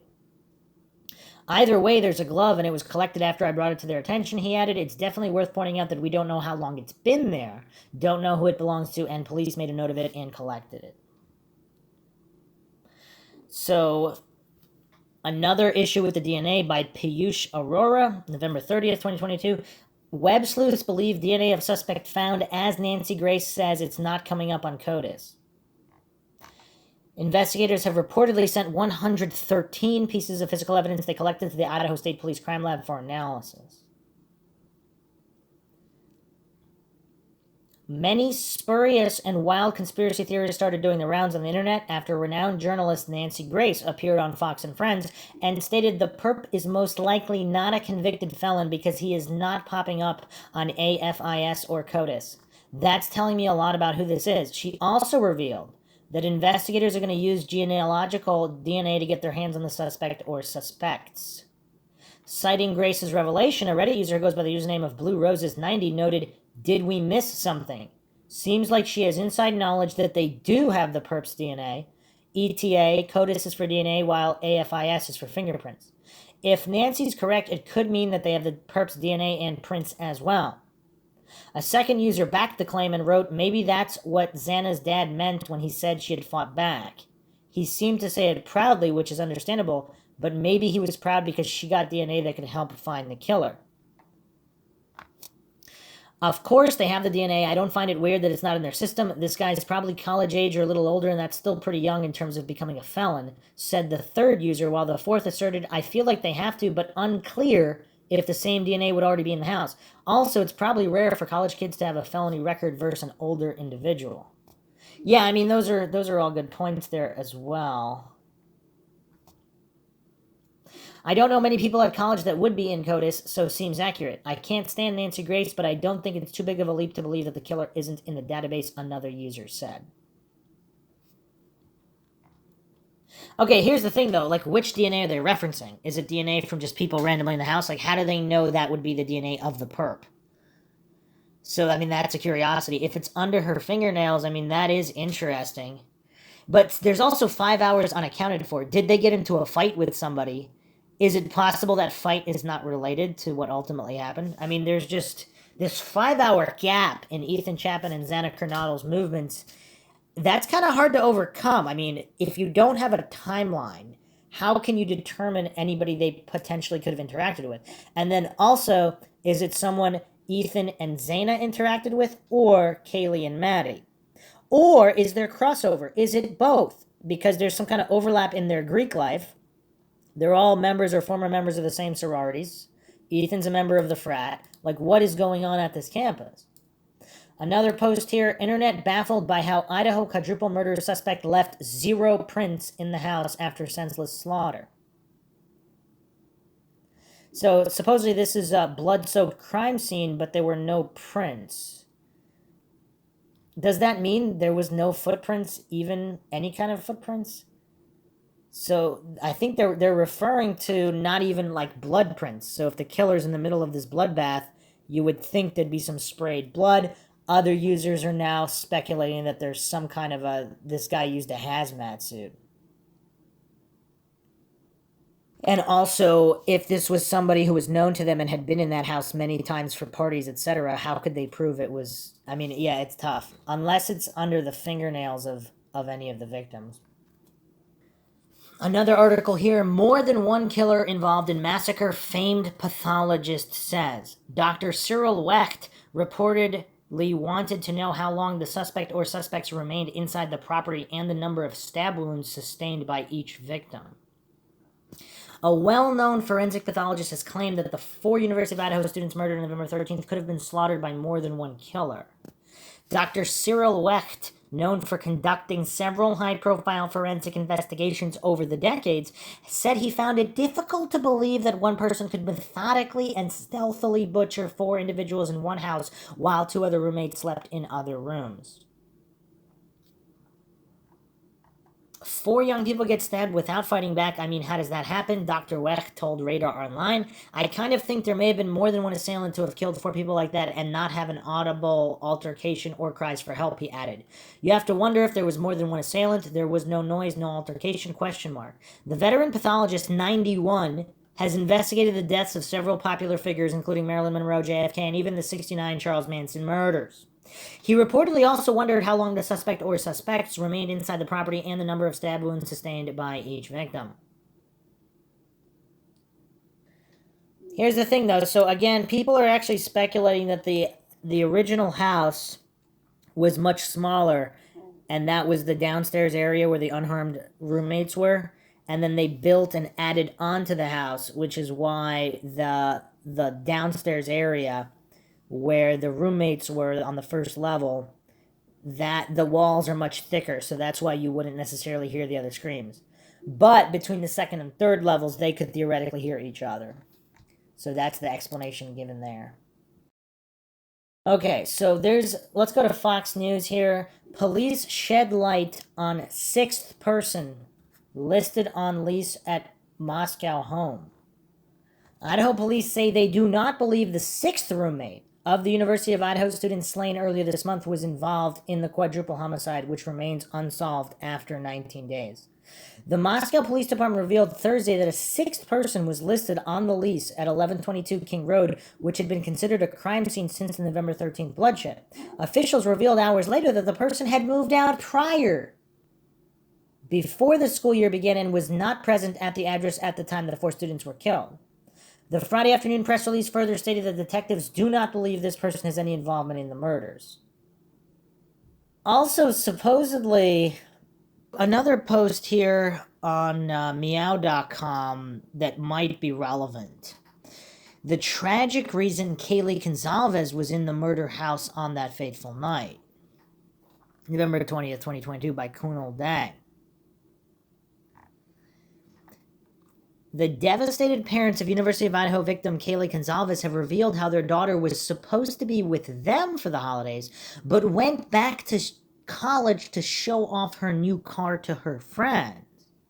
It's been a week since the bodies of Kaylee and 3 other students, Madison Mojin, Xana Coronado, and Ethan Chapman, were found stabbed to death in a home near campus in the early hours of November 13th. Kaylee's mother said that her daughter had been home with her family in the days leading up to the incident, but decided to return to Moscow for a couple of nights before moving home for good for the holidays. And you know what's weird? Apparently there's still some discussion here on whether or not she had already technically moved out to the point where all her stuff was at home. And is that the reason she was sleeping in the same bed as Madison in her room, because she no longer had another room, or there was nothing in the other room? Is that what happened? Again, none of this has been corroborated anyway. But the other point that this has kind of bothered me for a while, was it common for them to sleep in the same bed? Or if one of them had a stalker, were they sleeping in the same bed because they were afraid to sleep in different rooms for whatever reason? So there's a lot of question marks here. Kaylee was just home, her mother, Christy Gonzalez, told Fox 28 Spokane. She went back and forth all day long about whether or not she should go back to Moscow. Christy said her daughter finally decided to head back as she was eager to flaunt the new vehicle she had purchased all on her own. The tragic 21-year-old was looking forward to graduating in December and even had a job lined up. Her parents noted that she had so much to celebrate, with their daughter even promising to treat them with her own money upon her return. We talked a lot, Christy said. I know she had a fun time Friday night. She called me around 2:30 Saturday afternoon. Unfortunately, that was the last conversation they had. Christy recalled reaching out to her daughter via text late Sunday morning to ask how the evening went. She initially did not worry when she received no response. I looked back at the times, and that's when the police were swarming her house, the embattled mother said. The family was notified by police of their daughter's murder late Sunday afternoon, and they are still overwhelmed with grief and several unanswered questions a week after the fact. We have no idea why, none, Christy said. Whoever did this is dangerous, and we fear this person can do it again. Loved ones are constantly plagued by the fear that the killer, who is still at large, could be anyone. The services for these victims will be huge, public, Christy said, and to think the person could be there sitting at the church, I can't, and their candlelight vigils, all of it, it makes me sick thinking that person could be right behind us. It's sickening, sickening, we're sick. Authorities are yet to reveal any suspects or person of interest in connection with the case, but Kaylee's mother believes the killer wasn't a stranger. This is a small town, a college town, and I feel they knew this person, Christy said. We absolutely don't know that, but I feel that in my heart. I don't know why. So that's the mother's intuition there. Police told the family that it would take a while to investigate the crime since the perp left a mess, and the evidence was overwhelming. While investigators have not speculated a connection between the killer and the victims, Kaylee's family is certain that this crime required some level of planning. This person somehow snuck into the house, whether it was a door or window. He was not invited, Christy said. He came in with a weapon and with the intention to kill, not just one but four, one right after another, after another, after another. The family is in frequent touch with those working on the quadruple homicide. My husband is in contact with them every day, Christy said. The FBI, Moscow, and Idaho State Police, every day, it's nothing. I'm just like nothing, nothing. I don't know if it's because they have nothing or they are protecting the investigation. The family insisted that the only apprehension of the suspect would give them some semblance of peace. Turn yourself in, Christy urged, adding, stop all of this, let us mourn our children. We can't with this person out there. Just end it. The guilt has to be overwhelming. Stop hiding. Unless, of course, this is really a sociopathic psychotic with no guilt. We really have no idea. So, Kaylee Gonzalez was not supposed to be there that night. Interesting. How many people knew that she wasn't supposed to be there? So, a few more rumors here It's being reported that a local said police have footage from a doorbell cam of a masked man entering or at least walking up to the house around 3 a.m. and got a somewhat discernible screen grab of his eyes, and this was shown to the neighborhood, frat and sorority houses, and I guess the frat identified the photo instantly as a man who lives on the same street. Another local admitted that they in fact gave the footage to the police. So is this not the house where they were murdered, but another house? Or wait a second, or is it the murdered house, but the footage is from a different house, and it's kind of off in the distance? Another post here. Okay, rumor, but this sounds reliable from my perspective. I am 2 degrees separated from a super close and devastated friend of one of the victims.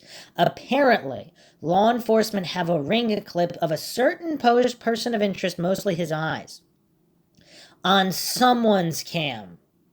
Police showed the vid to unspecified frat members, and they identified this person immediately. He was a neighbor of the victims at the time. Can't say for certain who that is without connecting a few logical dots here. So other people are also speculating on the Idaho Murders subreddit that the white hoodie guy from the food truck video was a former frat member who was kicked out, and also supposedly was one of the neighbors. So, okay, here's another post from Twitter that alleges that there are Redditors stating there was a guy kicked out of Ethan's fraternity because he was creeping the girls out.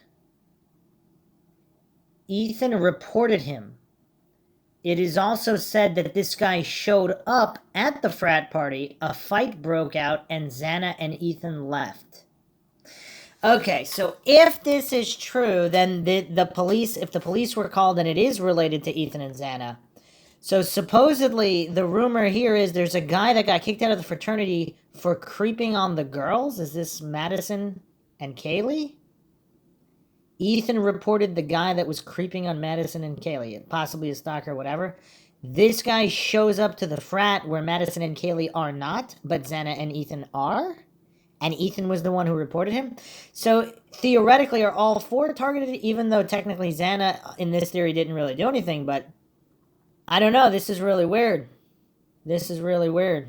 What does everybody make of this theory? Does it all add up? And is there actually footage of a masked guy walking up to the house? Also, just rumor mill, but the guy in the hoodie at the food truck, is this another case of police said they cleared him even though they really didn't?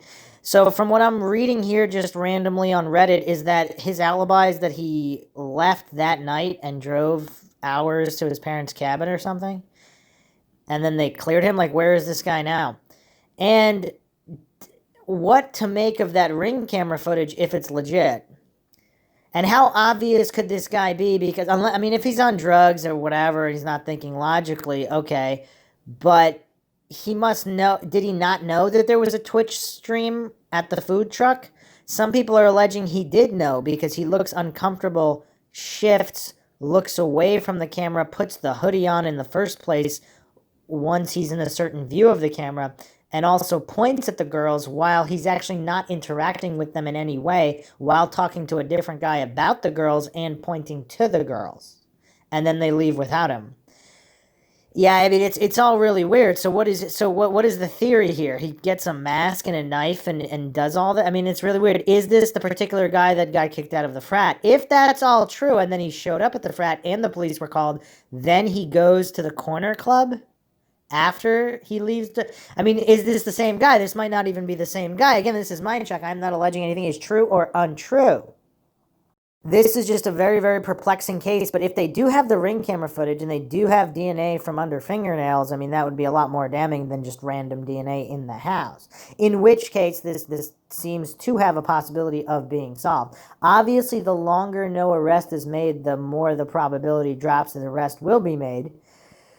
But if they're just crossing their T's and dotting their I's right now, which maybe they are, hopefully they are, but this is definitely a bizarre one, and a lot doesn't add up here. So We'll, of course, be continuing to cover this case as well as many other cases. Hope everybody found another edition of Mindshock True Crime interesting and informative. If you want to help support the podcast, you can donate to our PayPal. Just check the link in the description. Make sure you subscribe to the channel. Hit that bell for notifications. You can also become a YouTube member right here on YouTube for access to exclusive streams and chats. Help support the channel that way. Like and share the Twitter, Reddit, Facebook, Patreon. Questions, comments, theories, thoughts, suggestions, rebuttals, debunkings of any kind, leave them in the comment section. This is Bruce McGuire signing off. Catch you guys next time.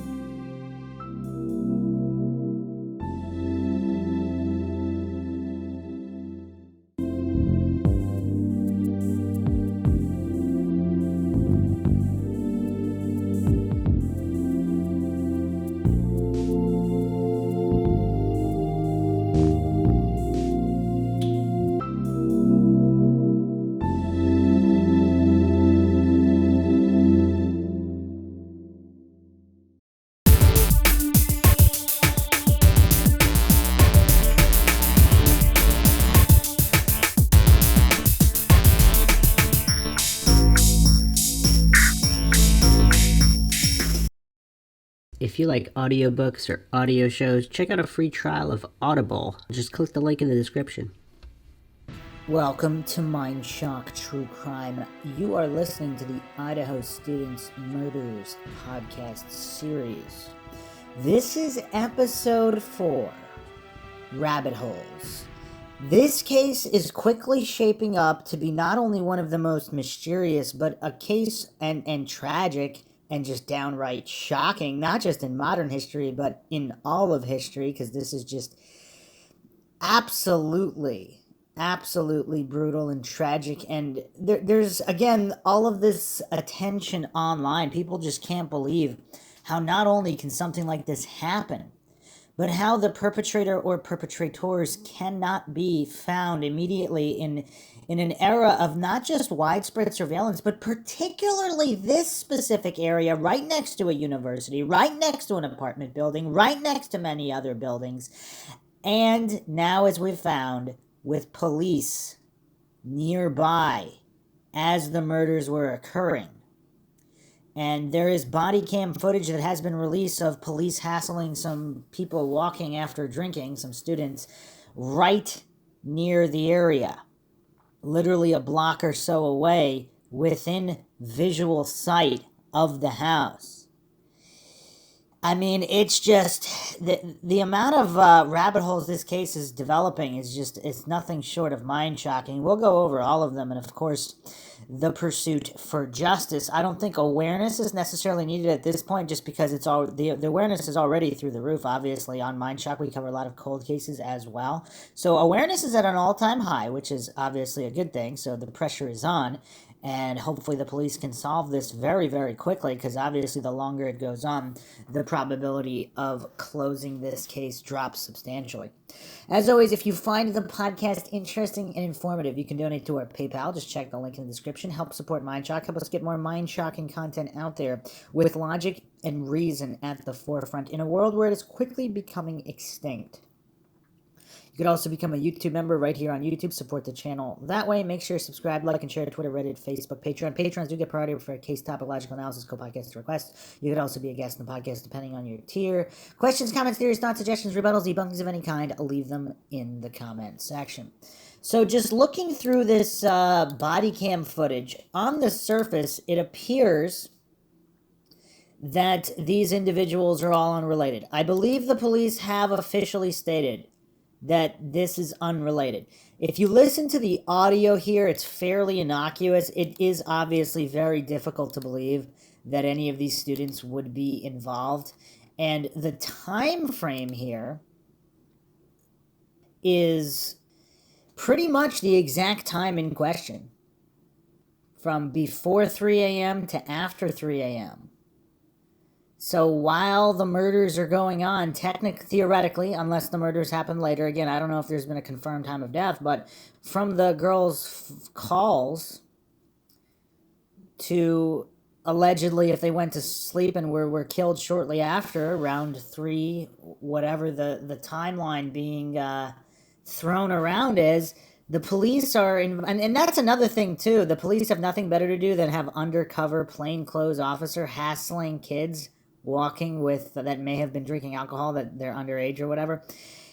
It's just, yeah, I mean, that's a whole nother can of worms, but it's just so weird, because while this stop is taking place, is there a quadruple murder going on at the same time that these officers are hassling these kids? What is going on a few dozen feet away?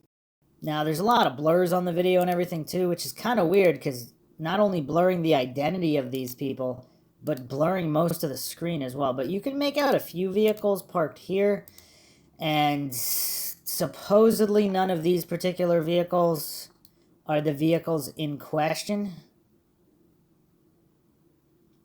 So if they were killed between 3 and 4 a.m., it's 3:15 a.m. at the closure of the stop. So it's possible that this stop occurred before the murders took place. But so the police left, the murders took place, what, 10, 15 minutes later, an hour later? And that's just, it goes again, the brazen nature of these perpetrators, because were they actually watching the house at this time? Did they see the cops there? Or did they not know about it? Did they see the cops, see them leave, or other people walk and leave? Because again, this is a college town. There's people walking all over the place all the time. There's parties going on. A lot of this just, it's really tough to make heads or tails here, because it's just, this is not the area that one would think a crime like this would happen. So the full extended footage here, I mean, it's over 40 minutes long from we got 2:53 a.m. If that timestamp is accurate. Of course, we don't necessarily know that it is. 3:15 a.m. from different body cams here. Yeah, very, very mind-shocking. Let's go over an article here from Eyewitness News. Thursday, December 8th, 2022. New police body cam released as investigators reveal new lead in killing of Idaho college students. Police also start removing victims' belongings from the house.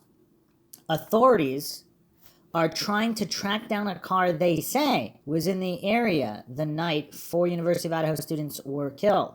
Investigators think that whoever was in it may have some important information to the investigation.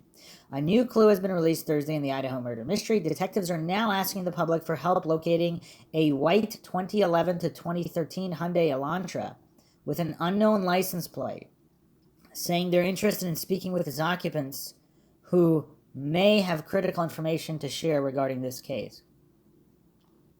Occupants, that's a plural. Now, is that just generalized, or did they specifically know there was more than one person in the vehicle? Police said the car was in the immediate area of the home where the victims were killed early on November 13th. That can mean a number of things. It could be that they have eliminated all the cars in the proximity of the victim's house. They cannot figure out what or why this car was there that night. This could just be an elimination. It could be a witness, or it could be a suspect, said ABC contributor and former FBI agent Brad Garrett. Now, as the investigation enters its 26th day, ABC News obtained new body cam footage from that night, showing an unrelated police stop nearby at about 3 a.m., which is around the time authorities believe the murder took place. Police stopping 3 people for an alcohol offense in a field near the victim's home and near the Sigma Chi fraternity, where 2 of the victims, Zaina Kernodle and Ethan Chapin, had been earlier that night. All the people in the video have been cleared, and the incident was not related to the murders, but analysts say the video could still be used in the case. It can be used from a historical standpoint. The information could potentially become relevant later in the investigation. You just never know, Garrett said. What's that supposed to mean? The victim's home remains an active crime scene. However, on Wednesday, investigators gathering items no longer needed in the investigation to give to the victims' families. We just went in to gather belongings so that the family can have some of that stuff. You know, we have a job to do. We're going to do it to the best of our ability, and we owe this to the family. We owe this to the victims, said Chief James Fry with the Moscow Police Department. So, again, unclear the exact origination of this tip regarding the Hyundai Elantra. So, Idaho Statesman, December 8th, 2022, update: Moscow police seek public's help to contact occupant of a Hyundai Elantra. A few more details here. So, Moscow police say a white vehicle seen in the November 13th body camera video is not the Hyundai Elantra under investigation. Moscow police say they are still looking to speak with the occupants of a white Hyundai Elantra that they believe was near the area at the time of the homicide. Occupants, that's a plural. But in the original story, it says in the news release, detectives said they want to speak with the person driving a white 2011 and 2013 Hyundai Elantra and passengers, if there were any. Okay, so yeah, it's tough to kind of figure out what that could mean there. So they might not be sure. So apparently last weekend, December 10th and 11th, Idaho police said that the murderer might strike again. Obviously, there's been no such report, but from the Daily Mail here, Idaho cops spark fears quadruple murderer could strike again this weekend as they warn students attending the commencement to stay in groups and keep phones handy. Idaho cops sparked fears the murderer who killed 4 college students could strike again as they warned youngsters attending commencement to stay in groups. Moscow police told visitors to the city to keep in touch with their friends and family and stay vigilant during the celebration on Saturday. The commencement ceremony marks an important weekend for the city and will see a large influx of visitors coming into Moscow from out of town. But Police Chief James Fry offered some reassurance. His department is deploying more officers to the streets and university for the event. The warning comes after 4 college students were brutally stabbed to death in their off-campus home November 13th. 4 weeks on, the killer is yet to be caught. Moscow police said Saturday morning they had more than 10 investigators looking into the murders, and nearly 50 FBI agents are working to crack the case, including a number in Moscow itself. We're working steady on the investigation still, said Fry. We're still pushing forward. The warning comes as the Moscow Police Department, who have yet to make much headway in the investigation, have said they will now crack down on internet sleuths. As last month's stabbings captured the nation's attention, sleuths on the internet began posting popular theories about the murders to fill the void from the Idaho police, who have been criticized for sharing little and repeatedly contradicting themselves. On Friday, Fry condemned the amount of speculation and rumors surrounding the case, saying police have the sole authority to release the facts of the case. We want people to pay attention to what we're putting out there because that is accurate information, and anything that comes from other sources is either rumor or speculation. I mean, that's kind of what happens when you have the monopoly on violence and justice in a statist society, because no matter how bad the results are from law enforcement, that this monopolization prevents other good-hearted, well-meaning, and competent people from assisting in investigations, unfortunately. I mean, the clearance rate for homicides are not good. So despite all this extra surveillance, a surveillance state, cameras everywhere, instant communication with phones, all of this forensic technology, I mean, the clearance rate is simply not good. If you're averaging all jurisdictions in the U.S., your homicide, if you're killed, your murder is more likely to be unsolved than solved, unfortunately. And that's only factoring the known wrongful convictions. Obviously, there's a certain percentage, whether big or small, of innocent people in prison who have not yet been exonerated. So, yeah, it's terrible. It's terrible. So let's move on now to some rabbit holes because you cannot make this stuff up. Back to meaw.com. Who was Hannah Clear? Madison Mogen's rumored ex-roommate killed herself after being bullied, allegedly.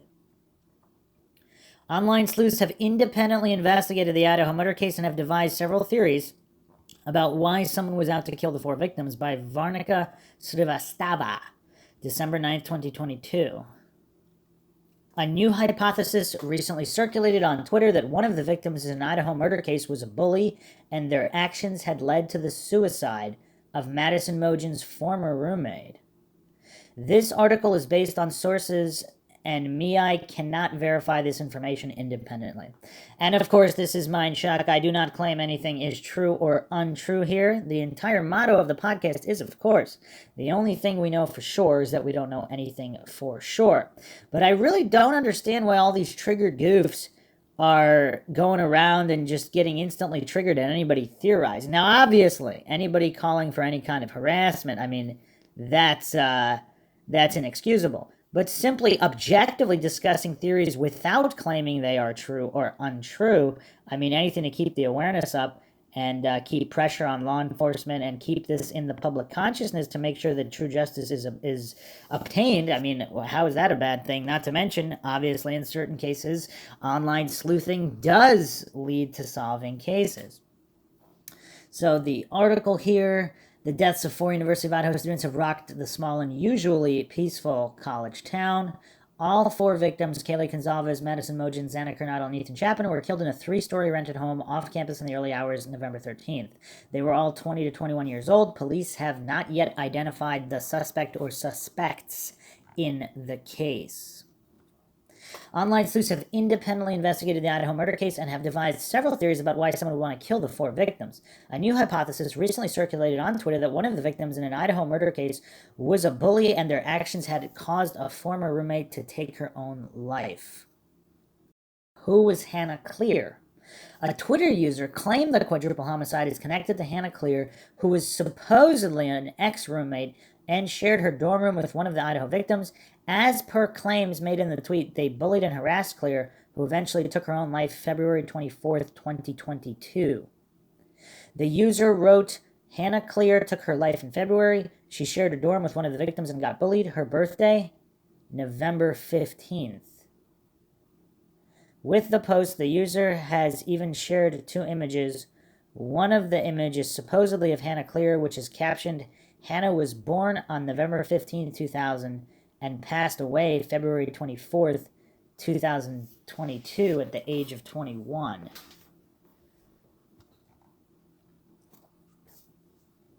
A user from Instagram had commented on Madison Mogen's post after she died, commenting, "You deserved everything that happened to you, especially after what you did to that poor girl. You elitists are all the same.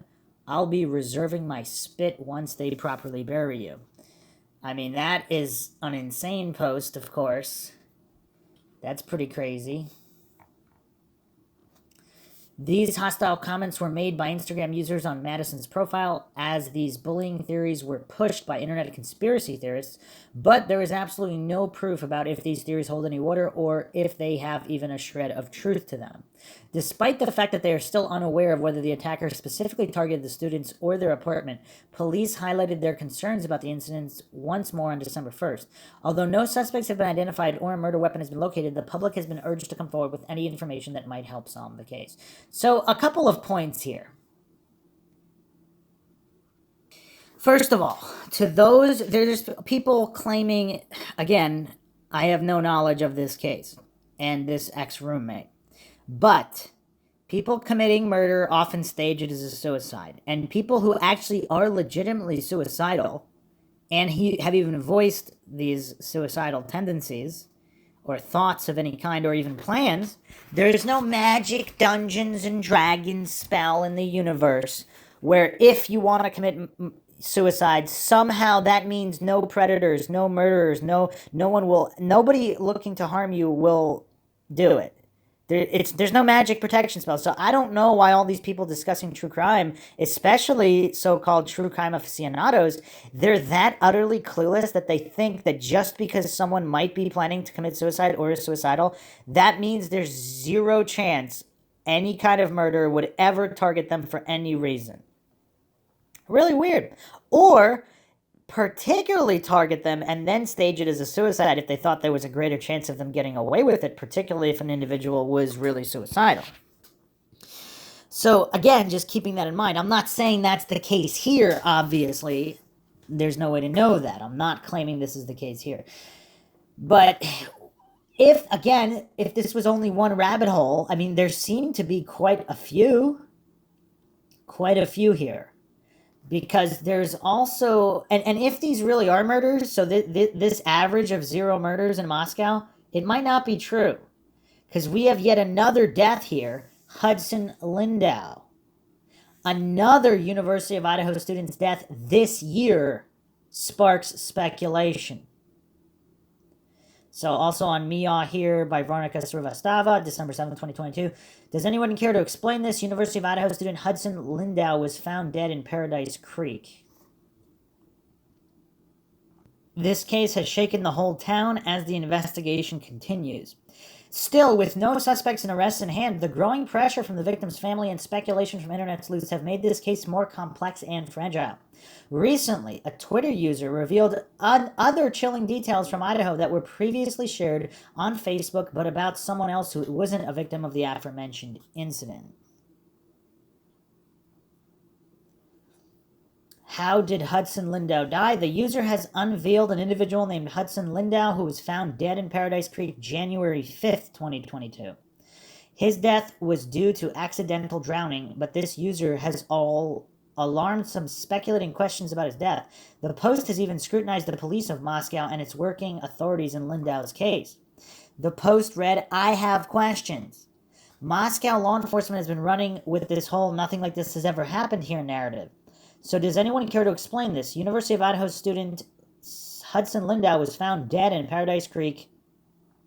You read that right. Another student from University of Idaho died earlier this year. Wait, what? This is stating he was found dead May 1st, 2022, not January? Not January 5th, found dead? Okay, I don't know if this is a typo or whatever. Context, April 30th, 2022, the night before, Delta Tau Delta held its 90th annual ball. Xana, Maddie, Jake, and JS were all in attendance. Hudson's body was found the next morning in the creek right outside Greek Row. Hudson's death was ruled an accidental drowning.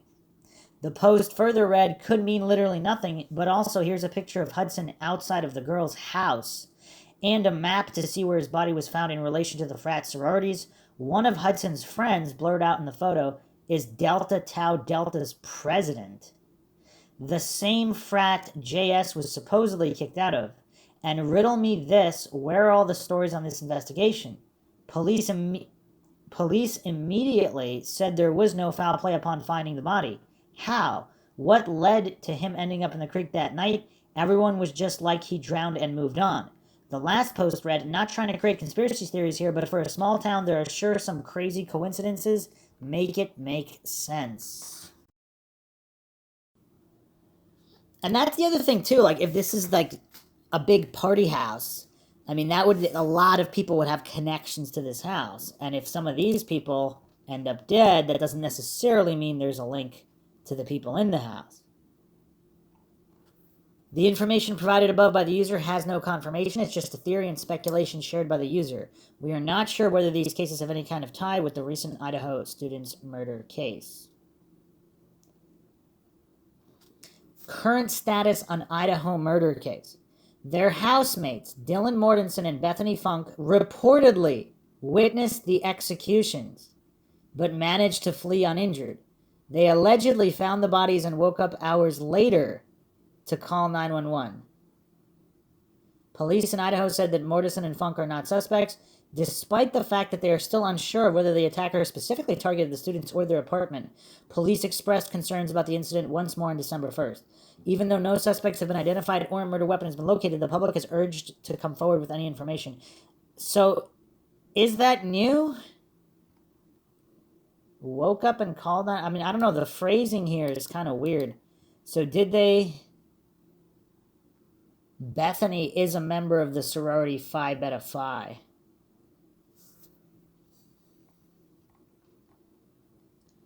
So one of them is a sorority member, the other one is not, out of the survivors? Or are they both?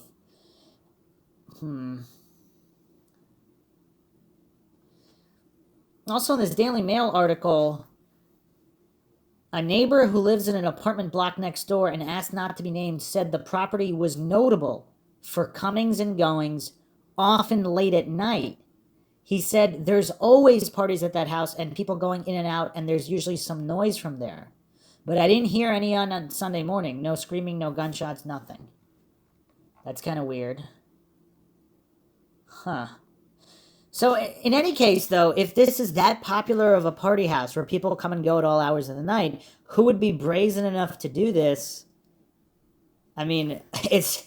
Again, we go back to that, especially possibly with the police hassling people nearby. There's also another inconsistency where supposedly the front door of the house was left wide open, and yet the police state they believe the killer entered through the sliding glass door on the second floor. From Oxygen.com, it states here, Steve Consalves revealed at the Wednesday vigil that his daughter and Imogen had fallen asleep in the same bed the night they died, according to the Statesman. Gave an interview to Fox News on Saturday. He revealed further details of the murders.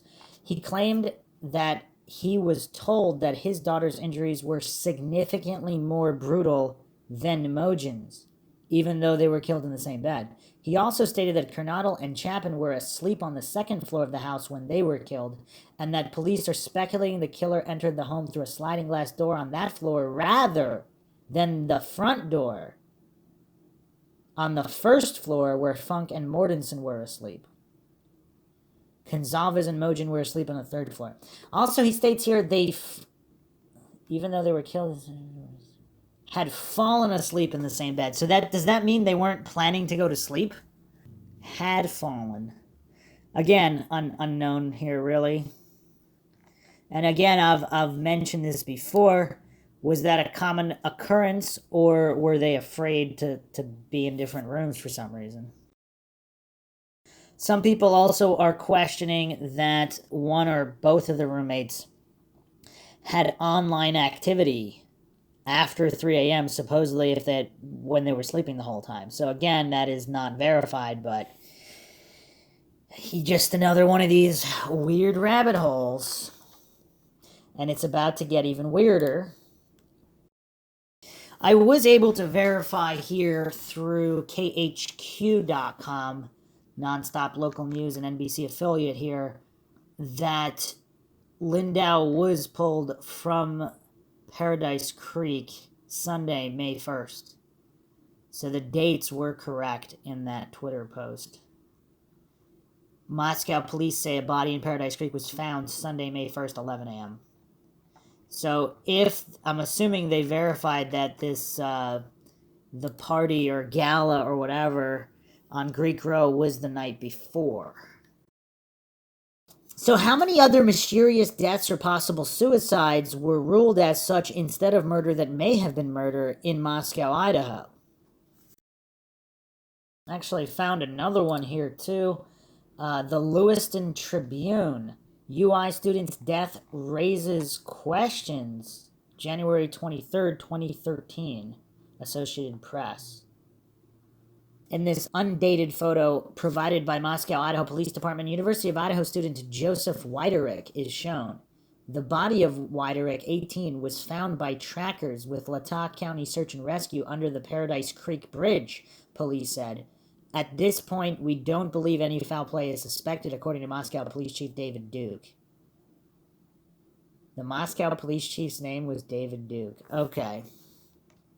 Here's an article from Daily News, Moscow Pullman. Student highly intoxicated at death. UI forms task forces on Greeks and on drug abuse. Weiterich's BAC was twice the legal limit. Parents upset no one helped their son. Article by Brandon Max. February 15, 2013. Toxicology report for University of Idaho freshman found dead under a Moscow bridge last month shows his blood alcohol level was at least 3 times the legal limit when he left a frat party and twice the limit when his body was discovered 1 day later. Wait, how do they know it was 3 times? I guess they're just estimating. Joseph Weiderich, 18, of Haley, Idaho, had been attending a party at the Sigma Alpha Epsilon fraternity, January 19th, with his Theophilus Tower roommate when they were separated, and he never returned home. His body was discovered on ice under a bridge under Mountain View Road around 4 p.m. January 21st. Police determined he'd walked nearly 7 miles before falling down in the frozen Paradise Creek bed where he died of hypothermia. Moscow Police Chief David Duke said a toxicology report shows Weiderach's blood alcohol content at the time of death was 0.17, meaning it was somewhere around 0.25 to 0.3% when he left the fraternity. Marijuana was also discovered in his system. Duke said the lead investigator in the case Thursday cited Weiderach's friend, Dakota Vugwert, 18, of Haley, for allegedly providing alcohol to a minor. Weiderich had gone to the fraternity party to visit with Vegwert, who was pledging there at the time. Latah County Coroner Kathy Mabbutt said she had expected other substances would have shown up in Weiderich's toxicology report. I've heard of several of the students who have been disoriented, so it certainly made me think it was something else, she said. That's all that really showed up. All of the drugs would keep absorbing and some don't last as long. We've tested for a lot of stuff and it came back negative. The results of the toxicology report were shared with Weiderich's parents, Bob and Michelle Weiderich, prior to its release to the public. Weiderich's mother said it is hard to be upset with the young partiers, but she is more upset with the residents her son had approached prior to his death. A woman on Highland Drive reported finding Weiderich lying on the floor just inside her house about 3 hours after he is believed to have left the party. Duke said the woman asked him to leave. Another resident on North Mountain View Road reported he'd come to her home, but she sent him to her neighbor across the street. Weiderich's footprint indicated he crossed the street and went around the neighbor's home instead, jumping a fence and crossing Paradise Creek. You can expect so much from an 18-year-old kid, but when 2 adults turned my kid away into the night, he expressed he thought he was dying and he was turned away, said Michelle Weiderich.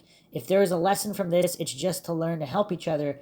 I think that's the thing that breaks my heart, because he could still be alive if people helped when he asked for help.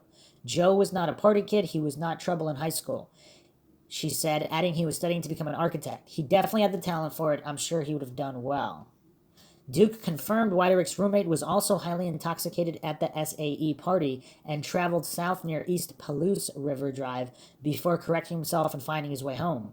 Very well, we could have had 2 boys that didn't make it home that night instead of 1, said Weiderich's mother. Ahead of the release of the Weiderich's toxicology report, the University of Idaho announced Thursday morning the formation of a substance abuse and Greek life task forces. The substance abuse task force will review prevention education programs, current policies, and enforcement strategies. We have been quite aggressive this fall and earlier in providing educational programs and doing enforcement, said the Dean of Students, Bruce Pittman. And I think the events of the last few weeks have certainly made us more intent to look for ourselves and see if there's more that we can be doing. The Substance Abuse Task Force will consist primarily of student leaders, faculty, and staff, Pittman said, with a few Moscow community members. We have received confirmation from several of our student leaders, and they plan to participate, he said. It will be a relatively larger group than the Greek task force. The Greek Life Task Force will consist of a small group of fraternity and sorority alumni, including those who have served their national organizations in some capacity. The relationship of the UI to the Greek system will be reviewed, Pittman said, with recommendations on how the relationship should proceed in the future.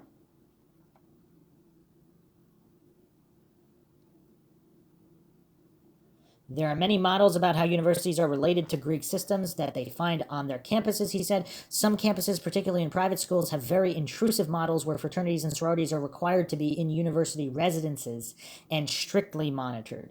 On the other extreme, there are campuses where fraternities and sororities are not even recognized by the institution. I think we're to the point where we need to ask a question about whether the model we're using or if the university needs to adopt a different policy or strategy in regard to our Greek system. The 2 task forces are expected to provide university administration with reports of their findings and recommendations by late spring. I would like to work with them as soon as we can get through this hard part of our grief process, said Michelle Weiderich about the UI. From my point of view, we've all tried to keep kids from drinking for years. Maybe what we can learn from this is to teach them to watch out for each other instead of just laughing and thinking it's funny and sending them off into the night to hopefully help each other, even if it's a stranger. Okay, so another tragic case all around, but from all accounts here, it seems like this one was less suspicious and there was some kind of an investigation. Although I can't find anything regarding Hudson Lindau in that department. Also, there seems to be some kind of a troubled history here with these sororities and fraternities. Like, how far back does this go? And also, I don't have the numbers here, but what are the average amount of deaths, suicides, bodies being found in the creek at any university with a particular population per capita so we can compare it to the University of Idaho? Does it really stand out or does it not? But either way, we have a minimum of 2 deaths here with potential circumstances involving similar groups of people in these Greek fraternities and sororities. So, again, might not mean anything, or maybe it does. How would one know without objective investigation? So, yet another rabbit hole here. Go to dailymail.co.uk. Wife of convicted killer arrested earlier this week for beating and stalking her with a knife says he is not responsible for nearby Idaho college student murders that online sleuths have pinned on him. This is by Sean Cohen, dailymail.com, December 11th, 2022. A convicted killer was arrested earlier this week for allegedly beating his wife and stalking her with a knife, but he's now being wrongfully accused of the killings of 4 University of Idaho students, his wife exclusively told dailymail.com. There's a lot of crazy stuff going on, but my husband had nothing to do with what happened up there, the wife of James Curtis Leonard said Friday in an interview outside their trailer home in Moscow, just a mile from the scene of the quadruple homicide. It's not linked at all. This is really pissing me off. Her husband, 39, is being held on $100,000 bail for Tuesday's alleged attack. Police have since declared that Leonard had nothing to do with the recent killings, but that hasn't stopped the speculation. Leonard's wife told DailyMail.com that her family is still facing online harassment, including from a YouTube personality who had speculated about her husband's involvement in a video headlined James Curtis Leonard, Suspect, Moscow, Idaho, which has garnered 19,000 views since Thursday. People on the internet are trying to pin the murders on him, she told DailyMail.com. I had to get off that social media expletive. Police this week even said that they threatened internet sleuths with criminal charges if they engaged in harassment fueled by the spreading of misinformation. Leonard's wife said she was home with her husband at the time of the November 13th pre-dawn massacre and that he left for work at 7 a.m. that day. She told police about the harassment on Friday when officers stopped by their trailer home Friday to follow up on Tuesday's domestic incident. I told police that we are all tired of the threats, harassments, and allegations, she told DailyMail.com. Our family has been in danger because of all of these false statements being made on the internet. Speaking on Friday, Moscow Police Chief James Fry announced his department will crack down on internet sleuths who've been posting theories about the murders. Anyone engaging in threats or harassment, whether in person, online, or otherwise, needs to understand that they could be subjecting themselves to criminal charges, the department later added. You know what's weird, though? I mean, this has nothing really to do with internet sleuths. This is just people, obviously trolls and disturbed people that are posting threats online and all that stuff. They do that all the time. It has nothing to do with any particular case. They jump on anything and everything to just do that. So it's kind of weird how some people are kind of grouping that in with general theorizing and not calling for violence or harassment of anybody.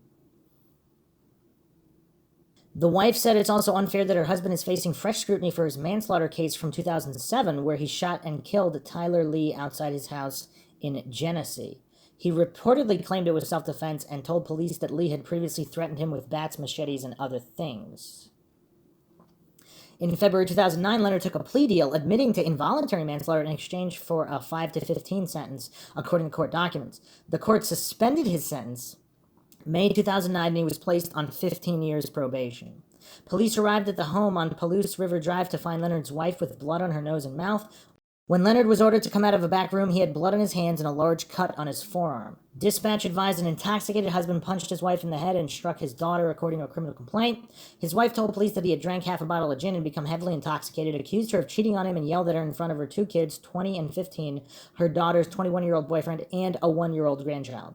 The complaint alleges that Leonard then went into his room and began cutting himself. When his wife checked on him, he allegedly punched her. He also allegedly beat up the 15-year-old, who was later found with a concussion. Leonard was also accused of stalking his wife around the house with a knife and then slashed his own arm while she was on the phone with 911. They're throwing it back out, calling him a murderer. The wife said this was 2007 that this happened. He was young and stupid at the time, and he'll be the first to admit it. He's not the same person now, she continued, and called Tuesday's alleged beating a one-off. This is the first time anything like this has ever happened, she said. He was depressed the other night, drank a little bit more than he should have, and didn't take his antidepressants, and I think that's what triggered him. The whole night was just a big mess. It should have never happened. Leonard's arrest and subsequent harassment comes as the college town of Moscow remains focused on the unsolved murders of Kayla Gonzalez, 21, Madison Mogen, 21, Zaina Kernadel, 20, and Ethan Chapin. So, for those that say, where's the rabbit hole? Let's move on to this article, also from Daily Mail. Coroner who ruled 4 University of Idaho students were stabbed to death is also a defense attorney for a killer arrested a mile away from the murders for stalking wife around with a knife. Following his arrest last week, it's been confirmed that Latah County Coroner Kathy Mabbitt and her office, Mabbitt Law, will represent Leonard. What does everybody make of that? I mean, I don't know. That doesn't necessarily mean anything right away. So, what does everybody make of all of these developments, so to speak? I mean, there's definitely more questions than answers here, and there seem to be more and more questions piling up almost daily, just regarding more and more connections or theoretical connections, possible connections. What is going on here? This town does not seem to be as sleepy, as innocent, and as first portrayed, anyway. And adding in these skinned coyote pranks, this dog, I mean, people aren't really talking about the dog that was supposedly abducted and skinned not too far away from this house as well. I mean, what is going on here? What kind of activities are some of these potentially frat members or whoever else involved in? And does that have anything to do with this particular quadruple homicide? All the Mindshock listeners can chime in with their own thoughts, theories, comments of any kind as we continue to investigate one of the most shocking cases, not just in modern history, but possibly ever. If you find the Mindshock podcast interesting and informative, you can donate to our PayPal, help support the channel. Just check the link in the description. You can also become a YouTube member right here on YouTube. Make sure you subscribe, like, and share Twitter, Reddit, Facebook, Patreon. This is Bruce McGuire signing off. Catch you guys next time.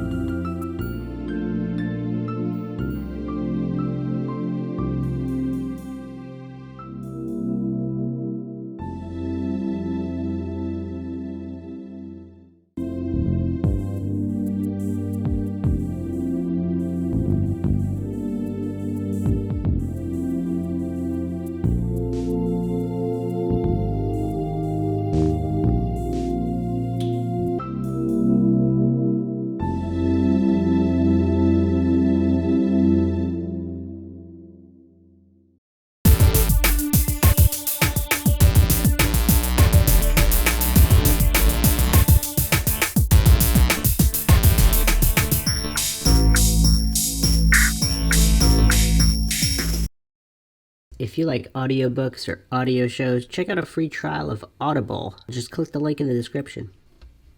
Welcome to Mindshock True Crime. You are listening to the Idaho Students Murders series. This is episode 5, Finally an Arrest. Now, there has been much speculation about whether or not the case was going cold, and of course an endless list of suspects that we've gone over on Mindshock, so make sure you check out the previous episodes. But now the latest breaking news, December 30th, 2022. Apparently, there has been an arrest in connection with the case. Now, we're going to go over exactly what that means, and unlike all these other Dunning-Kruger goofs running around like chickens with their heads cut off, just because an arrest has been made doesn't mean that this is actually the guilty party, or if they are the guilty party, it does not mean they acted alone. I don't know why this is so difficult for many people to understand. I mean, there's so many goofs out there chastising so-called true crime podcasters and online researchers, saying that they're wrong about everything. I mean, compare that with police in general. I mean, depending on the jurisdiction, most murders remain unsolved, and that's not even calculating the true wrongful conviction percentage, because the Innocence Project and all these other exonerations, I mean, they're only exposing what they can expose. I mean, obviously, 100% of innocent people are not exonerated.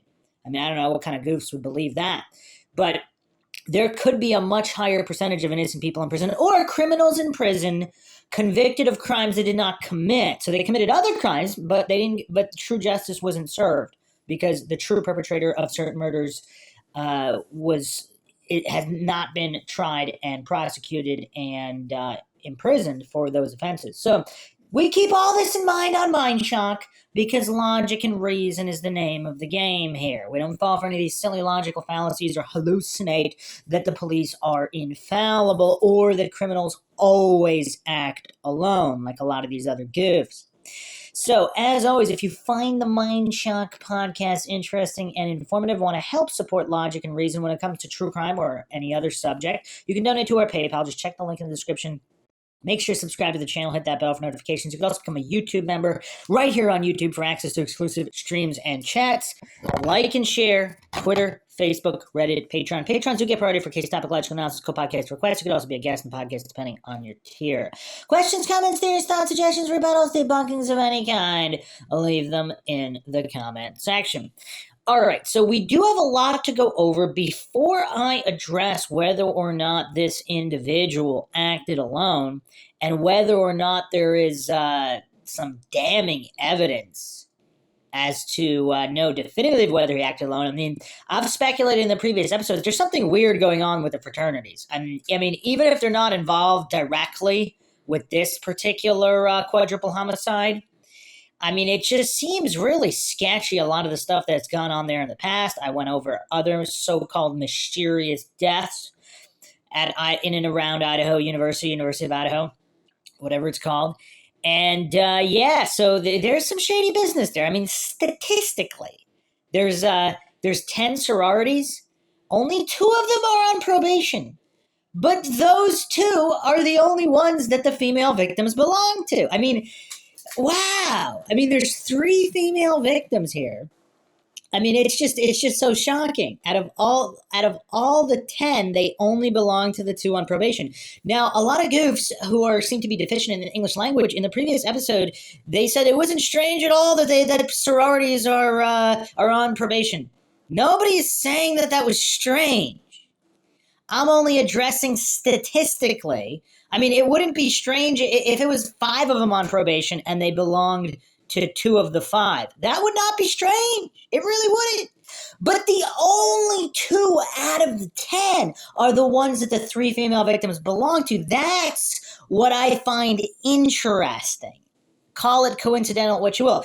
There's no surprise that there's sororities on probation or fraternities with it. I mean, that's not surprising at all at any university that there are some that would be on probation.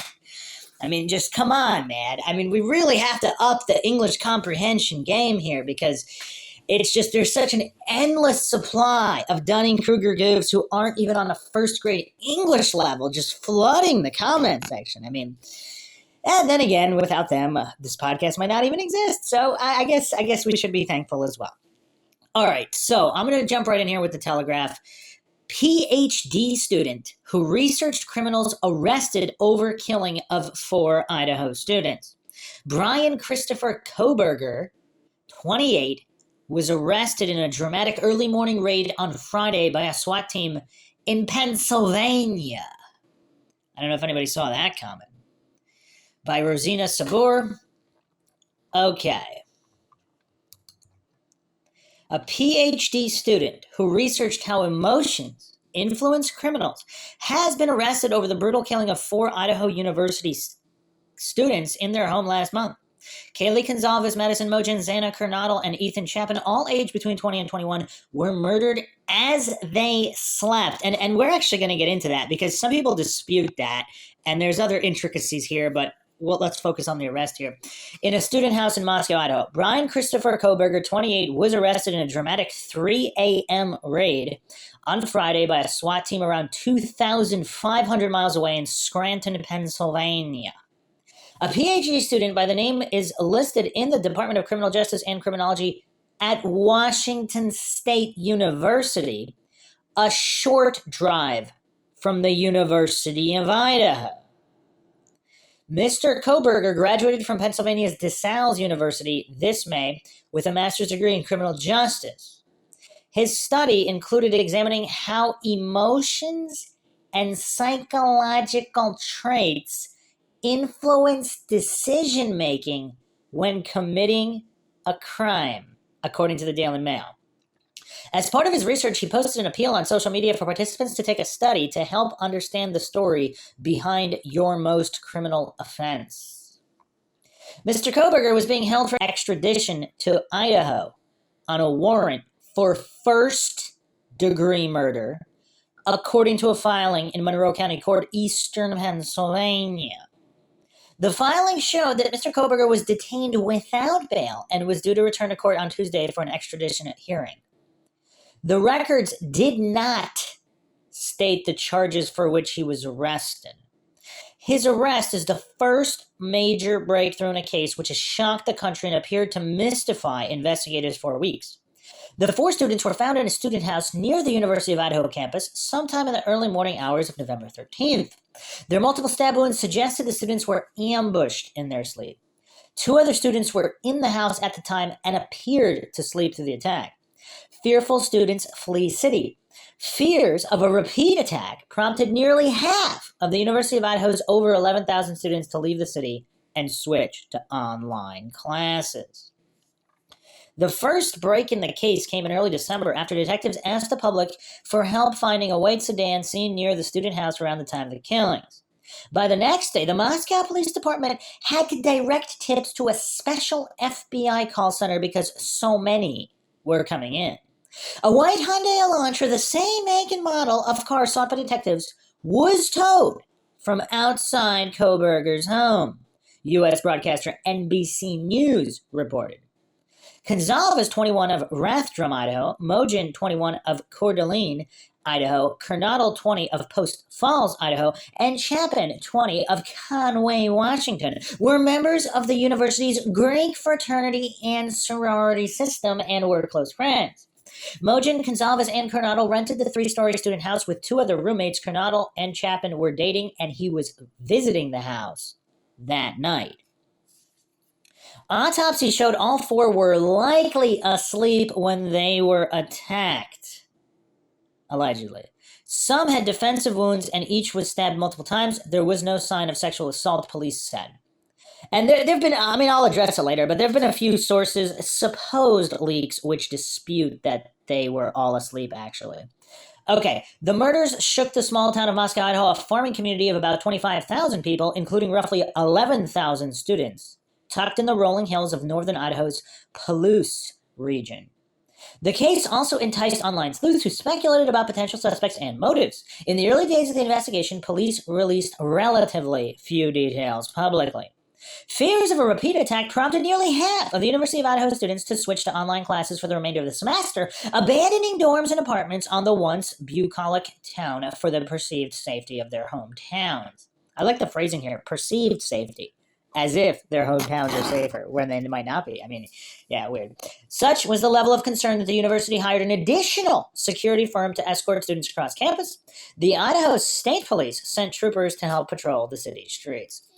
Okay, so a little bit of info there, not a ton, but a little bit. Let's go over a few more articles because there is a very strange detail here that I want to go over. Fox News states that he does not appear to have a criminal record. He's a registered libertarian in Albrightsville, according to Public Records 2013 in Pennsylvania.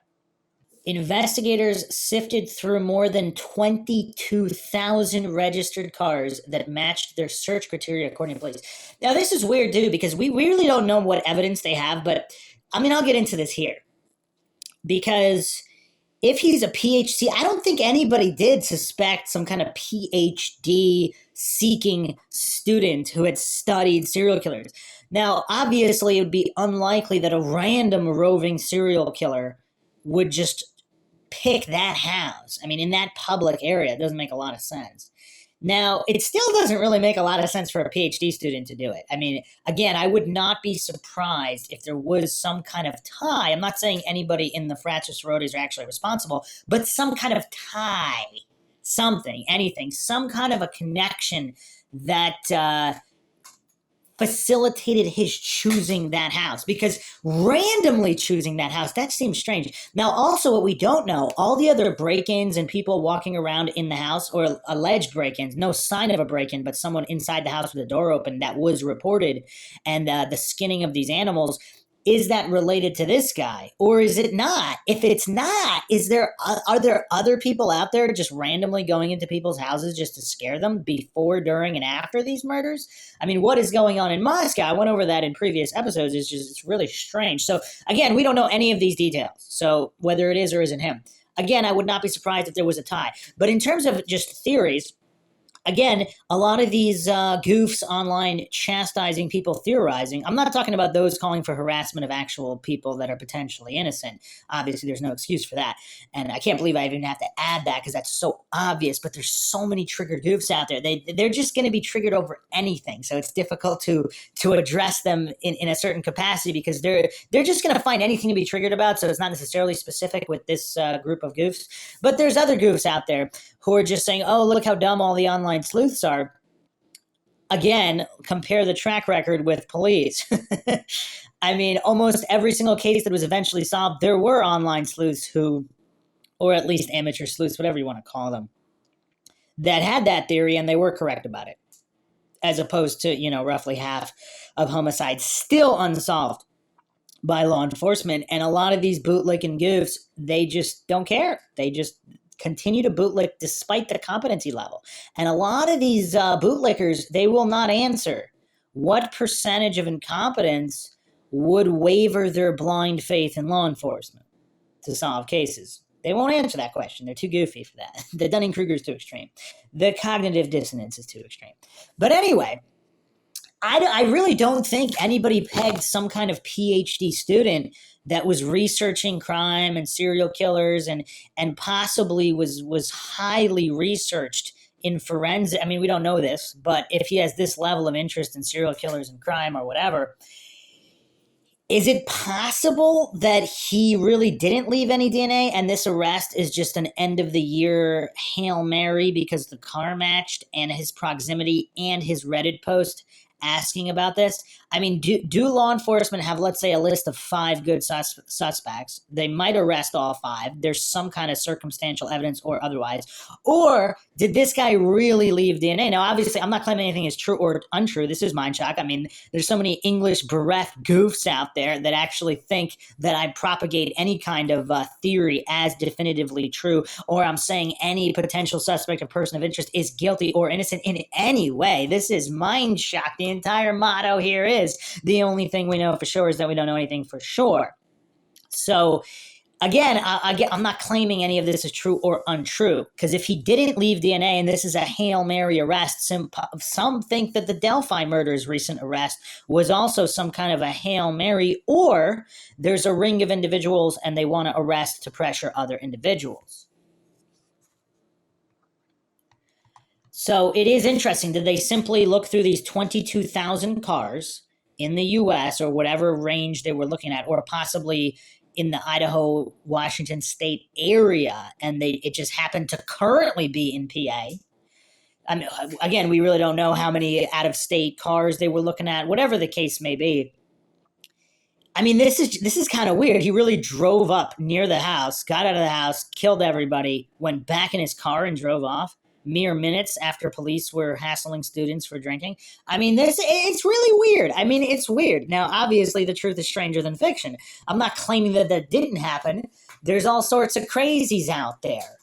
But you can't fault anybody for looking at those close to the murder victims because, again, statistically, a female is likely to be harmed by someone known to her, either the significant other, a friend, coworker, someone known to her, not a stranger, just going by base statistics. So it's pretty goofy to just pretend that that's not a viable theory to at least pursue, to at least rule out. We will be going over more footage that has been released in the next episode and potentially other perpetrators, because again, true justice will not be served until this is all definitive, proven beyond a reasonable doubt. Otherwise, I mean, this is all speculation, of course, and we really don't know what the authorities have. I mean, a lot of so-called true crime aficionados and just random goofs online, anytime there's arrest, they're like, "Oh, hallelujah, it's over, finally justice." I mean, it's like they have zero knowledge of the criminal justice system, of police statistics, of the percentage of wrongful convictions, etc., of how police operate in terms of public relations and the public image to make it look like they are more competent than they are. I mean, obviously, they're going to go after an arrest.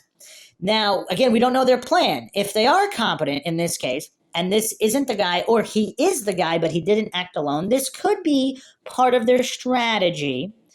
Same thing with Delphi. Again, I don't claim anything is true or untrue, other than the percentage of unsolved cases. That's empirically verifiable. Anybody can go look that up.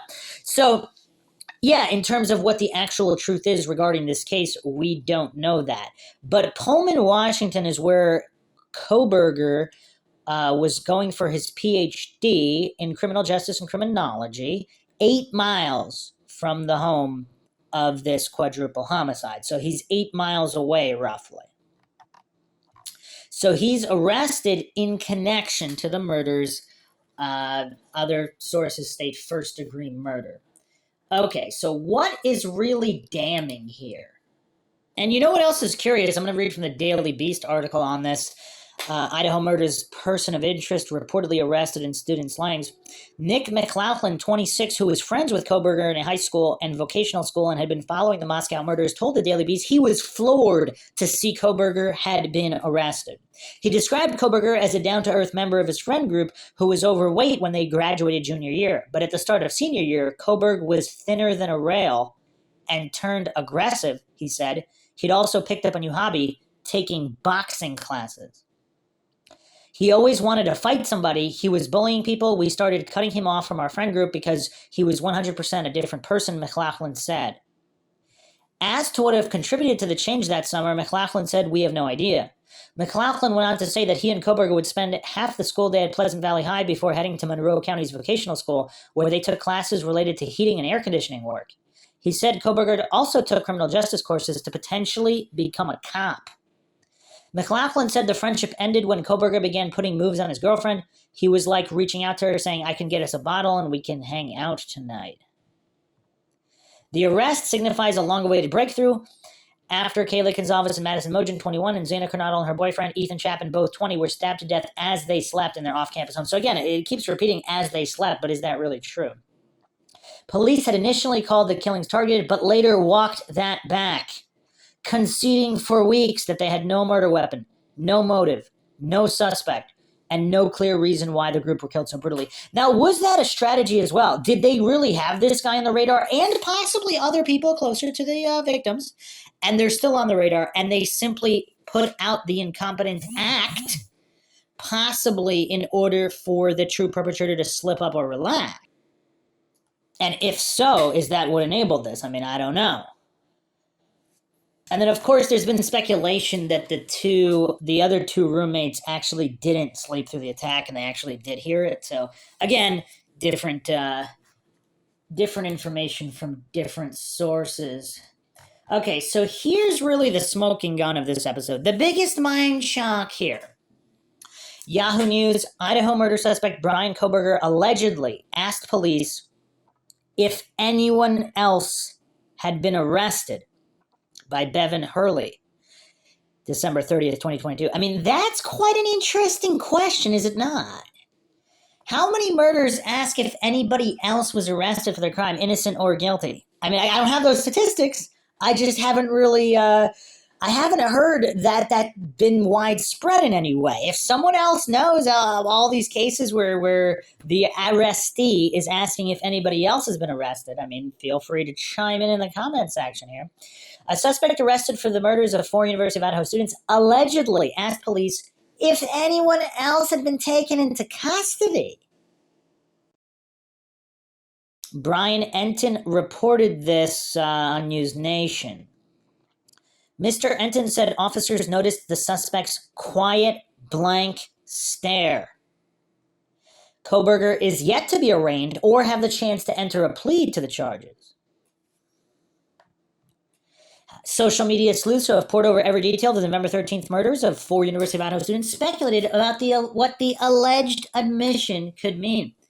Interesting that the multiple killer theory could ring true. Multiple past killers said how exhausting stabbing was for them, one Twitter user. And that's a great point, too, because even to kill one individual repeatedly, like we're not talking one quick slash, but if you're talking repeatedly, many different stab wounds, as what has been alleged, that it was a vicious, brutal attack on all 4, or some of the 4, I mean, especially when they're not even all in the same spot. So he has was there an adrenaline dump at some point? Because on one floor, 1 or 2 kills. I mean, many speculate he went to the top floor first, and on the way out, he was confronted by Ethan, and then that was the kill. And then if the door was open to that bedroom and he saw Zaina, and she was wondering what was going on, or if possibly she was still asleep, but he didn't want to leave witnesses, whatever the case may be.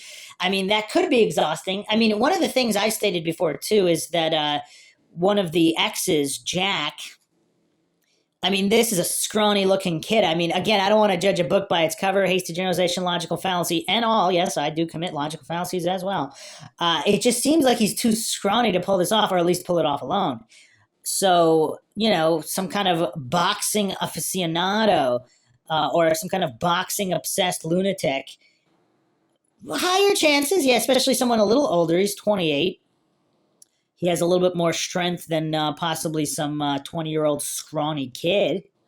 So yeah, I mean, yeah, exhausting. Stabbing someone is exhausting. Stabbing 4 people might be extremely exhausting. This guy was a PhD criminal justice candidate. He had to have been playing different scenarios for the possibility of being arrested, another wrote. I wonder if there's an accomplice or if this is a planned deflection. He might just be playing mind chess with law enforcement. I mean, that's an interesting theory, too. I mean, it just seems kind of, I wouldn't go there first. I mean, again, if the evidence leads there, we will always examine that. I do bring up people playing mind games with police, like Israel Keys. I mean, there's a lot of serial killers that love playing mind games with police. That didn't particularly jump out at me right here in this instant, the first thing he says when he's arrested. So I don't know. I'm not going to go there. But also the nature of the issues with the frat, the nature of the shady circumstances surrounding that night and all of the individuals here involved. I mean, there's just so much shadiness here where that wouldn't be my go-to. But of course, we will examine that just like we'll examine every single rabbit hole and theory on Mindshock, because that is what we do here. So, I mean, again, if anybody knows of other cases where that's literally the first and possibly only thing out of the guy being arrested for a crime's mouth, has anybody else been arrested? I mean, they could either admit it, they could protest and claim innocence, but to ask, has anybody else been arrested? I mean, that's kind of a weird thing. I don't know why I find that a bit mind-shocking. Possibly just with all this information about the shadiness of all of the fraternities and sororities, possible hazing incidents, the probation. I mean, all this thing. how involved is this guy? I mean, he's 28, sure, but he's still a student, so he might still attend parties around the University of Idaho as well as his university. I mean, we're talking 8 miles. That's not a long distance, under 10 miles, a couple miles away. If he's familiar with people in the fraternities, possibly the sororities, is there some kind of connection? Now, that doesn't mean people told him to kill them, but what if he was here, he just heard things, he presumably he would know that that was a big party house as well. So this might not be a loner traveling serial killer who just randomly drove by, saw that house, and decided to kill 4 people there. That was always like a bit on the edge of believability. Might be an appeal to incredulity logic fallacy. There I go again. I'm committing a lot of fallacies in this podcast, but it just seems strange. But if it was somebody who's familiar with the area, possibly even partied in that house, or at least maybe knew people, or friends of friends, whatever the case may be. Nearby colleges, it's very common for students to know each other at nearby colleges and party at nearby colleges. So I wouldn't say that's out of the realm of possibility at all. So there might still be some connections. Now, again, that doesn't mean there was any kind of planned attack or anything. He might have overheard some things. He might have just decided they were good targets because of things that he heard. I mean, who knows? If this guy's totally loony off the deep end, he might have thought he was doing people a favor because of possibly hazing or things that the victims were allegedly involved in. Even if they weren't, if that's what this guy heard about, and maybe he heard that it was true, or again, I mean, very, very difficult to ascribe motives here, which is why physical evidence is the way to go. And we don't know what physical evidence there is or isn't. Susan A. made a comment here on this article on Yahoo. I'm pleasantly surprised, having the expectation that this case would go cold, probably being influenced by the widespread pessimism expressed in Fox and Yahoo comments. This sounds like the real deal, supported by having located the mystery White Elantra and his attendance at nearby WSU. Although, again, to be fair, White Elantras are not rare. So I never really could put that much stock in it, because there possibly might have even been more than one Elantra in that area. I'm convinced that this was not a stranger murder and that this person had direct contact with the victim. It will be interesting to see what the contact was. I suspect the motive will be a rejected sexual advance. This person's involvement in a PhD criminal justice program is certain to provoke endless internet discussions on his obvious fascination with crime. His comment asking about other arrests is interesting. He's had many weeks to mull over what to do if arrested and how to muddle prosecution. I know that appearance doesn't matter, but the guy looks creepy. I mean, yeah. Another comment here, either he knew the victims or he's been killing other people too, or both. Now, again, there's a lot of speculation here. Was this guy responsible for possibly killing and skinning animals, dogs, coyotes, whatever, and he escalated? Or has he killed other people as well? We don't know this information. So, again, all these are pretty critical details. Dangling Participle posted this. Guess I'm in the minority so far in thinking that this was a purely random thrill kill based on his area of study and the questions he asked convicted killers. Random, much like Ted Bundy and the Gainesville killer. I'm familiar with WSU. It's actually not that far from Pullman to Moscow. His "did you arrest anyone else?" question is intriguing. Maybe he didn't act alone. Now, another thing too, it's very difficult to know what's going to cause someone to snap. Now, if there is an inside joke, I brought this up on previous episodes. If there's some kind of sick inside joke about stabbings or skinning animals or whatever, if this guy's on the periphery, he's not in the middle of their close friend group. If he's on the periphery, friend of a friend, acquaintance of an acquaintance, he overhears things, whatever, and he's heard some of these jokes, and something pushes him off the deep end, and he snapped or didn't snap and methodically decided to do this, thinking that someone closer in the group would be blamed due to some kind of fascination with knives or killing people, serial killer jokes. I mean, again, who knows? Only their close inside circle of friends would know this, or perhaps there's one or two weirdos on the periphery of the group. He overheard those weirdos talking, and that's why he chose to do what he did in the manner that he did it, in order to so suspicion would be cast on them. Possibly someone who hunts a lot, although obviously in Idaho there are a lot of people who hunt. But just the point there is, if it's someone on the periphery or the periphery of the periphery, is this why he chose to do what he did? Wow, here's a theory I have not seen before.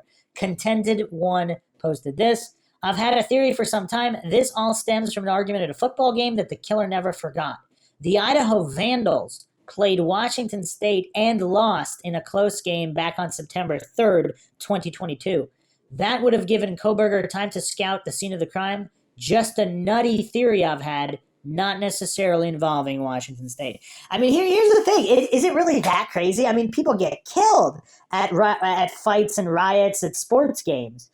So is it really the most outlandish theory ever? No, but you would think he'd have to be a pretty hardcore football fan. Maybe he is. But again, until more information is brought forward, I wouldn't pursue that excessively until, again, if there's more evidence, we can look at that some more. Someone posted, he ain't going down alone. The rest of them are shaking in their boots. More arrests to come. That's a weird comment there. It almost sounds like an insider. Just the phrasing of that almost sounds like an insider comment, like someone who knows something. Now, in the recent the police press conference, interesting statements here by James Fry. So he stated this: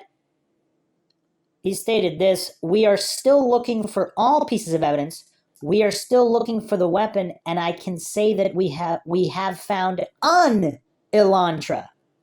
He didn't say the Elantra. He said an Elantra. Also, interesting phrasing there. Now, again, I'm not claiming this is some kind of Hail Mary before the end of the year for positive press.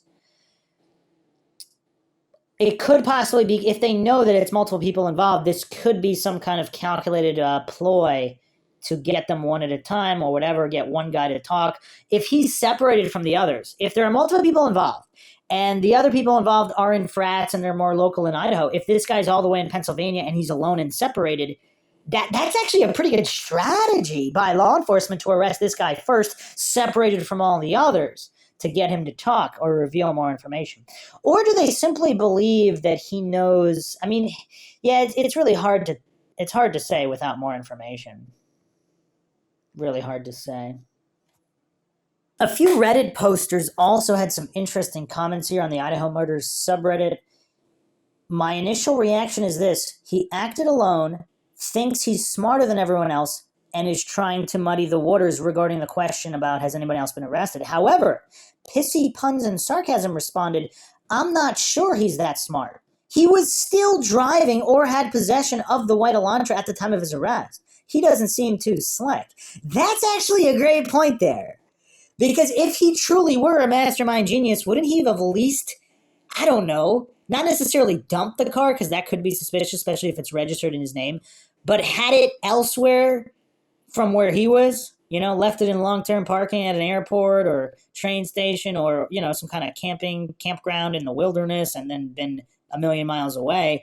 I mean, it's kind of weird. If allegedly it was reported that the white Elantra was being towed from his residence. So, yeah, that is kind of weird, isn't it? It is kind of weird. It definitely leads one to believe this guy's not a mastermind genius, in which case maybe he did leave DNA at the scene, in which case law enforcement might have a bulletproof case here. So time will tell.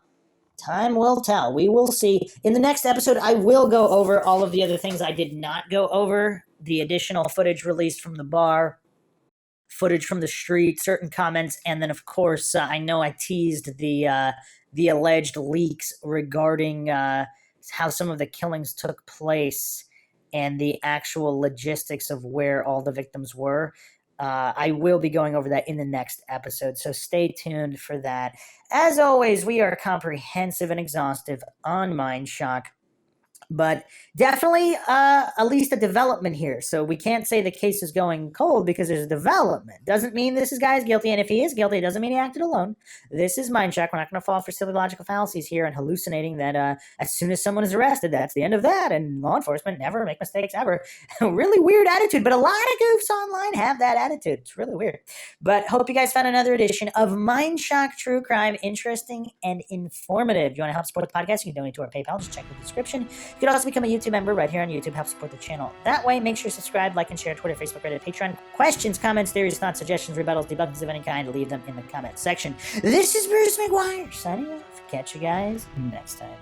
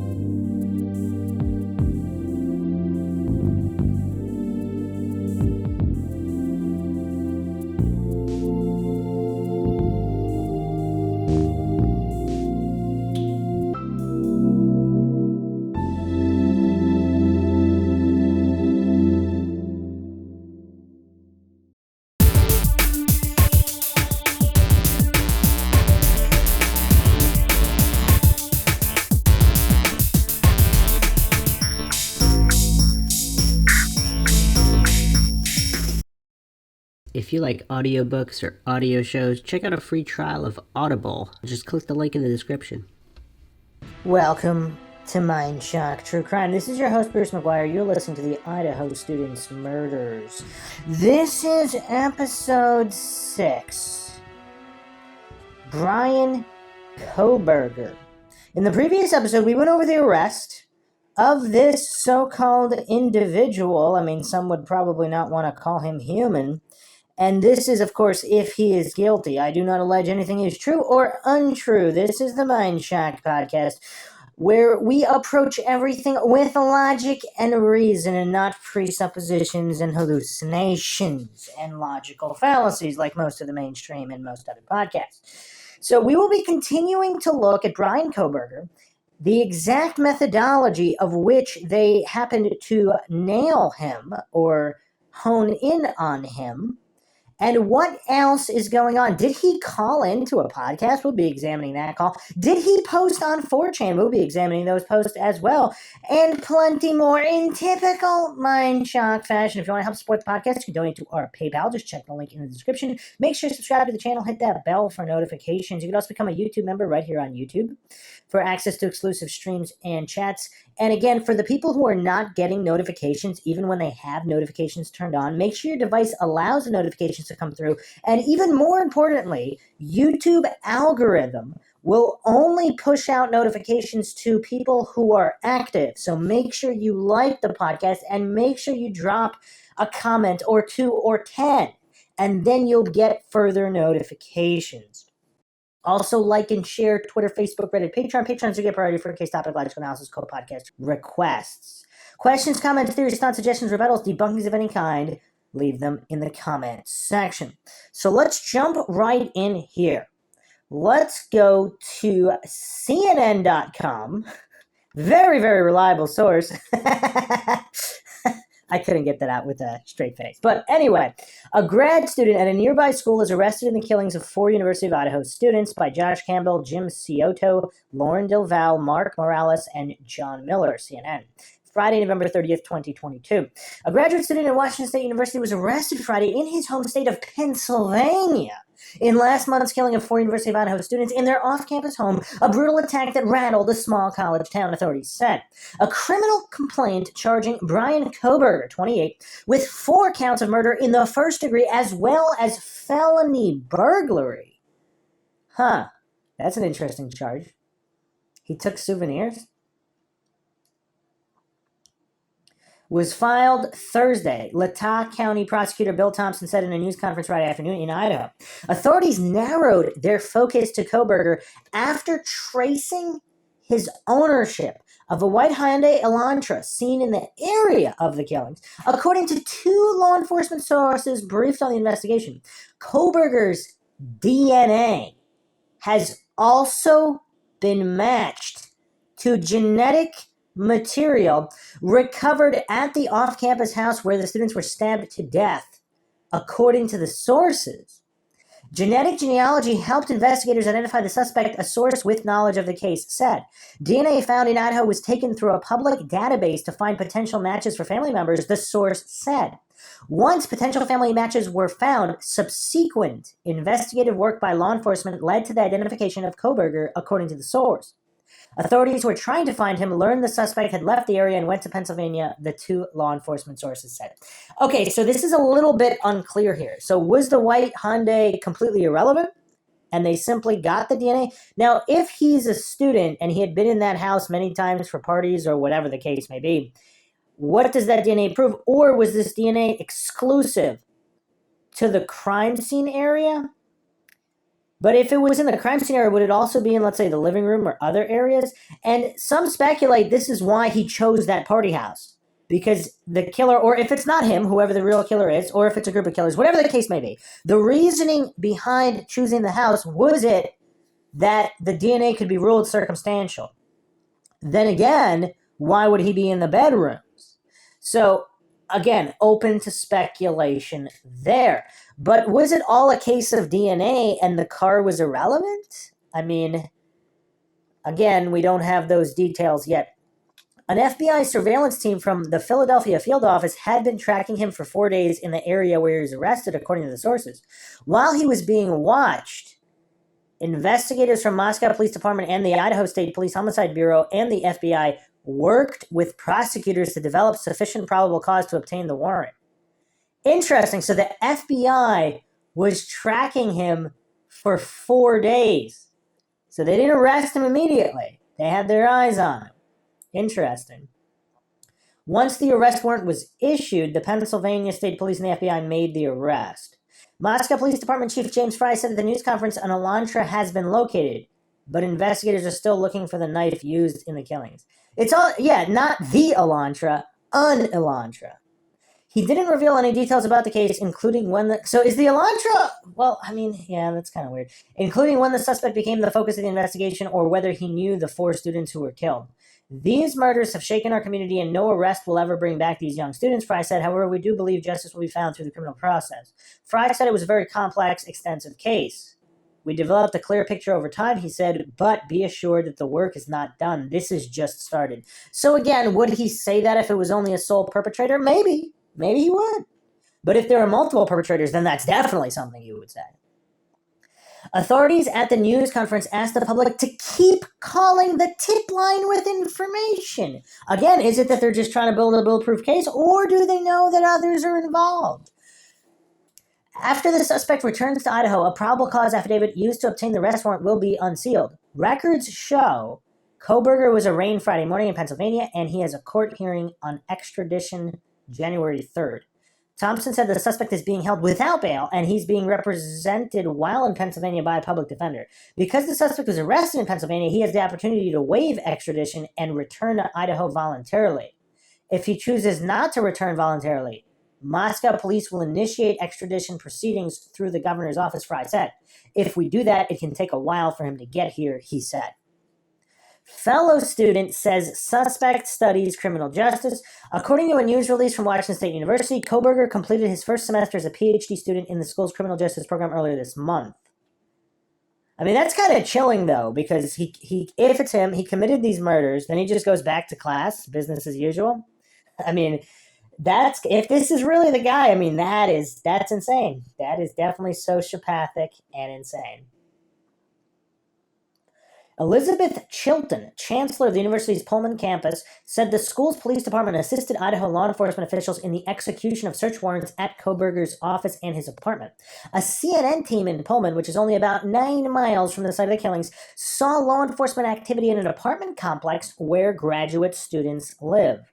We also want to extend our deepest sympathies to the families, friends, and vandal colleagues who were impacted by these murders, Chilton said. We will long feel the loss of these young people in the Moscow Pullman community and hope that the announcement today will be a step toward healing. In a post removed from Reddit after Kohberger's arrest was made public, a student investigators associated with a DeSales University student named Brian Kohberger sought participation in a research project, quote, to understand how emotions and psychological traits influence decision-making while committing a crime, end quote.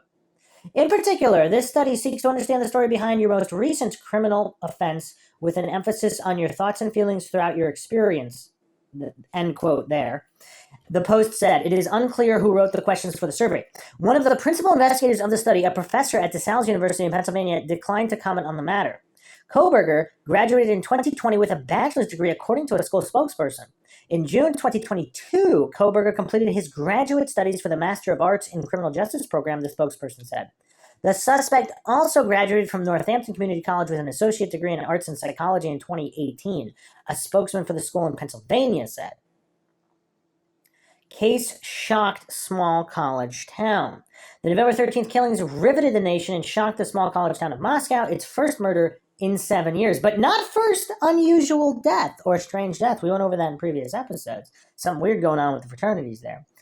And possible suicides and all of these things.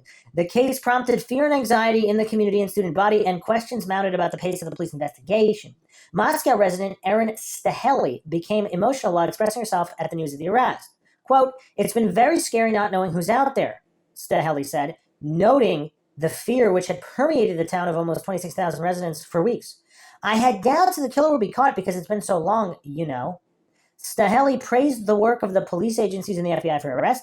I knew that they would, but it's just taking so long, and I'm so happy for the families and everybody that's been worried, and that all the students, everybody that may not have come back to school, end quote, she said. The arrest comes a day after police said they have received about 20,000 tips through more than 9,025 emails, 4,575 phone calls, and 6,050 digital media submissions while having conducted over 300 interviews.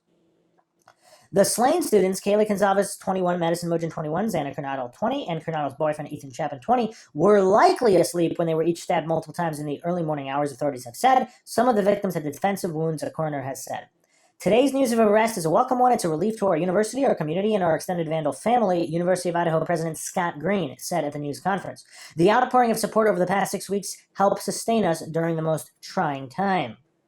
The home where the killings occurred will be cleaned up but will remain an active crime scene under police control, authorities said Thursday. Work at the property was halted Friday due to a court order, the police chief said. What? Moscow police said they have worked with a property management services company to remove potential biohazards and other harmful substances used to collect evidence, the update said. The home will be turned over to the property management company. What? That's kind of weird. Court order? Huh. Okay, well, let's continue here. So let's go to Meow.com. This is by Tuhin Chakraborty, published December 29, 2022. So this is literally the day before the arrest. They have suspects. Retired NYPD cop says Moscow PD may know person behind Idaho murders. Now that's interesting. They have suspects, not suspect. So they have numerous people, but they may know the person, singular. So you use both a plural and a singular. This is based on sources, and we have been unable to verify this information independently. That's the Meon disclaimer here. And of course, this is Mindshock, where I do not claim anything is true or untrue. Moscow, Idaho, a former NYPD sergeant reportedly revealed that the investigators probing the Idaho murders may already know who the suspect was and were waiting for the right move to reveal a name. And that's curious, too, because apparently the FBI has been watching him for 4 days. And this is the day before the arrest, and the FBI had been watching him for 4 days prior to the arrest. In a recent interview, former NYPD Sergeant Joseph Giacolone reportedly said the police department always holds back information. They would not provide things that would be detrimental to the investigation. I think they do have suspects of people that they think are involved in this crime. Whether it's an individual or individuals, I do think they have a focus on specific people. The reason why I think that is because of the DNA and all the different things they have taken out of the house. I think they would try to maybe key in on a couple of people. You've got to remember cell phone records, internet records, we saw video surveillance, which I refer to as the 3 forensic horsemen. They are putting these pieces together, he reportedly added. When asked if he thought the case was moving slower than expected, Giacolone said, that's not the way these cases work. You have a quadruple homicide. This is something that is very time-consuming, and the problem that you are running into is the DNA, is that there might be multiple donors in a house of this kind of situation where we are at a college campus. I mean, I'll mention this again, too, because a lot of people have been talking about this. If the perpetrator or perpetrators, if they really know what they're doing, would they really go into the house in street clothes and leave their DNA? Maybe, because they're already all over the house. Or would they come in some kind of hazmat suit setup? Like some kind of plastic suit? I mean, everything covered up to where they wouldn't leave any DNA. And if that's the case, what does that mean? But continuing on here, I believe they have people they are looking into. They might need a DNA exemplar. They might need to be able to eliminate people. They are going to keep the public and specifically the perpetrator guessing. These are not checkers where the police move and the person will win. You have to play chess, right? You are thinking 3 moves ahead. He continued. The Moscow Police Department is facing a lot of pressure to identify a culprit or at the very least develop a credible lead in the investigation. The Moscow Police Department stated Tuesday, December 27th, investigators believe someone has information that adds context to what occurred on the night of these murders and continues requesting additional pictures, video, and social media content. Our focus remains on the investigation, not on individuals' activities displayed in the tip. Whether you believe it is significant or not, your information might be one of the puzzle pieces that helps solve these murders. So they're putting this out while Koberger is already under surveillance and being followed and identified. So what does that mean? According to the Moscow Police Department, digital submissions of tips and leads will not be made publicly available due to their continuous commitment to keep information private, and the information may be significant to the ongoing criminal investigation. So that is very curious. That is very, very curious. And regarding evidence, also on Me here covered this, Varnica Srivastava, December 28th, 2022, so 2 days before the arrest, definitely some evidence. Web Sleuth shares footage of forensic team at Idaho murder's house. The killings of 4 University of Idaho students November 13th are still under investigation, according to Moscow police. To solve the killings and identify the perpetrator, the FBI and the Idaho State Police are assisting the overworked local police by sifting evidence. More than 1.5 months after the killings, several bizarre theories have been spun on the internet to explain the mystery. Recently, a Twitter user shared a Reddit user's video that shows a group of forensic teams investigating in the murder house. The Twitter user wrote, "Looks like there is definitely some evidence at the crime scene that hasn't been shown to the public just yet, including swabs and photos as seen in this video." In the video, State Police forensics team can be spotted from the angle of the front house window as they actively collect evidence through swabs. The video even captured a photographer taking pictures of purported evidence. Another user wrote, "She has a long swab, leans over, pulls a sample, and then crouches. I'm guessing there is a testing kit on the floor." Another user wrote, "This is the living room area, but I agree there's no way that there's a body there or it would be all covered. I'm guessing possible blood." But again, if the perpetrator did not suffer any wounds and did not leave DNA, I mean, just because they're swabbing all of this, I mean, yeah, people might be reading too much into that, but. All right, so let's move on to more information here. Let's go to tedbauer.medium.com. Idaho 4 murders, a bit more on Brian Kohberger. What we know and or may know, by Ted Bauer, December 30th, 2022. That post, or rather these two posts, are supposedly from 4chan 18 days ago. Here, Annie Elise of, okay, so this is posted by Anonymous, Monday, December 12th, 2022. "I hung their intestines from a ceiling fan and shoved my knife up Kaylee's expletive. I'm hiding in the woods in Expletive Hole, Pennsylvania. Good luck catching me."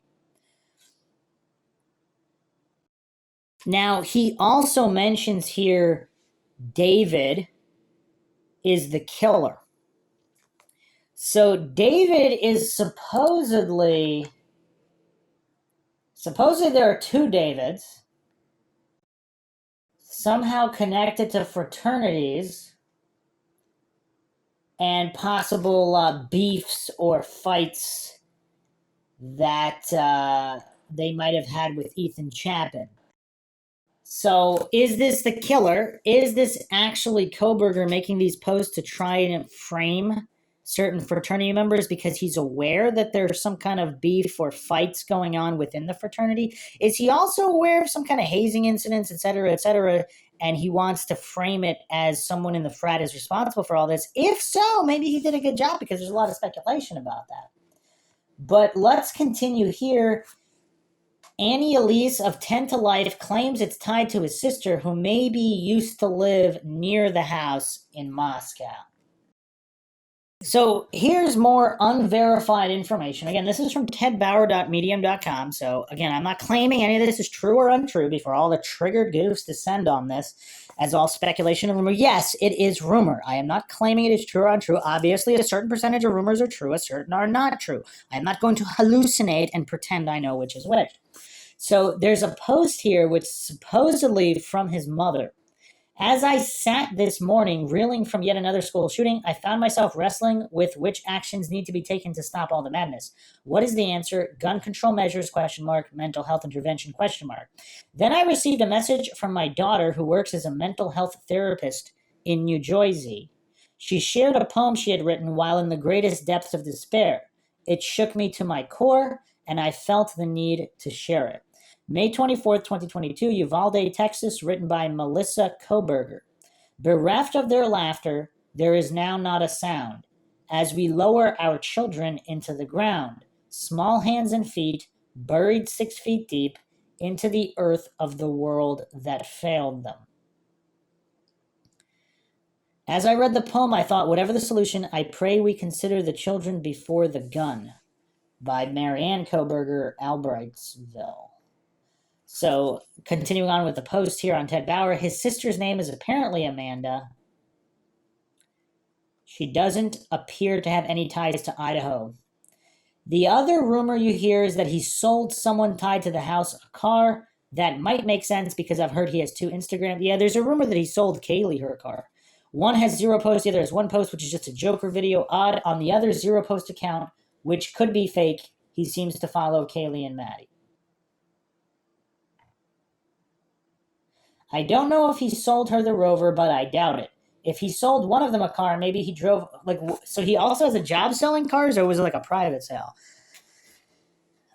If he sold one of them a car, maybe he drove over from Pullman to chase some female entanglement that night, tracked them to the corner club where they publicly snubbed him, and his interest in criminology plus blind rage took over. He may have called into T-Rev's show a week or 2 ago as well. That's what we got now. We'll know more as we roll onward. Unseal those arrest warrant, baby. Okay.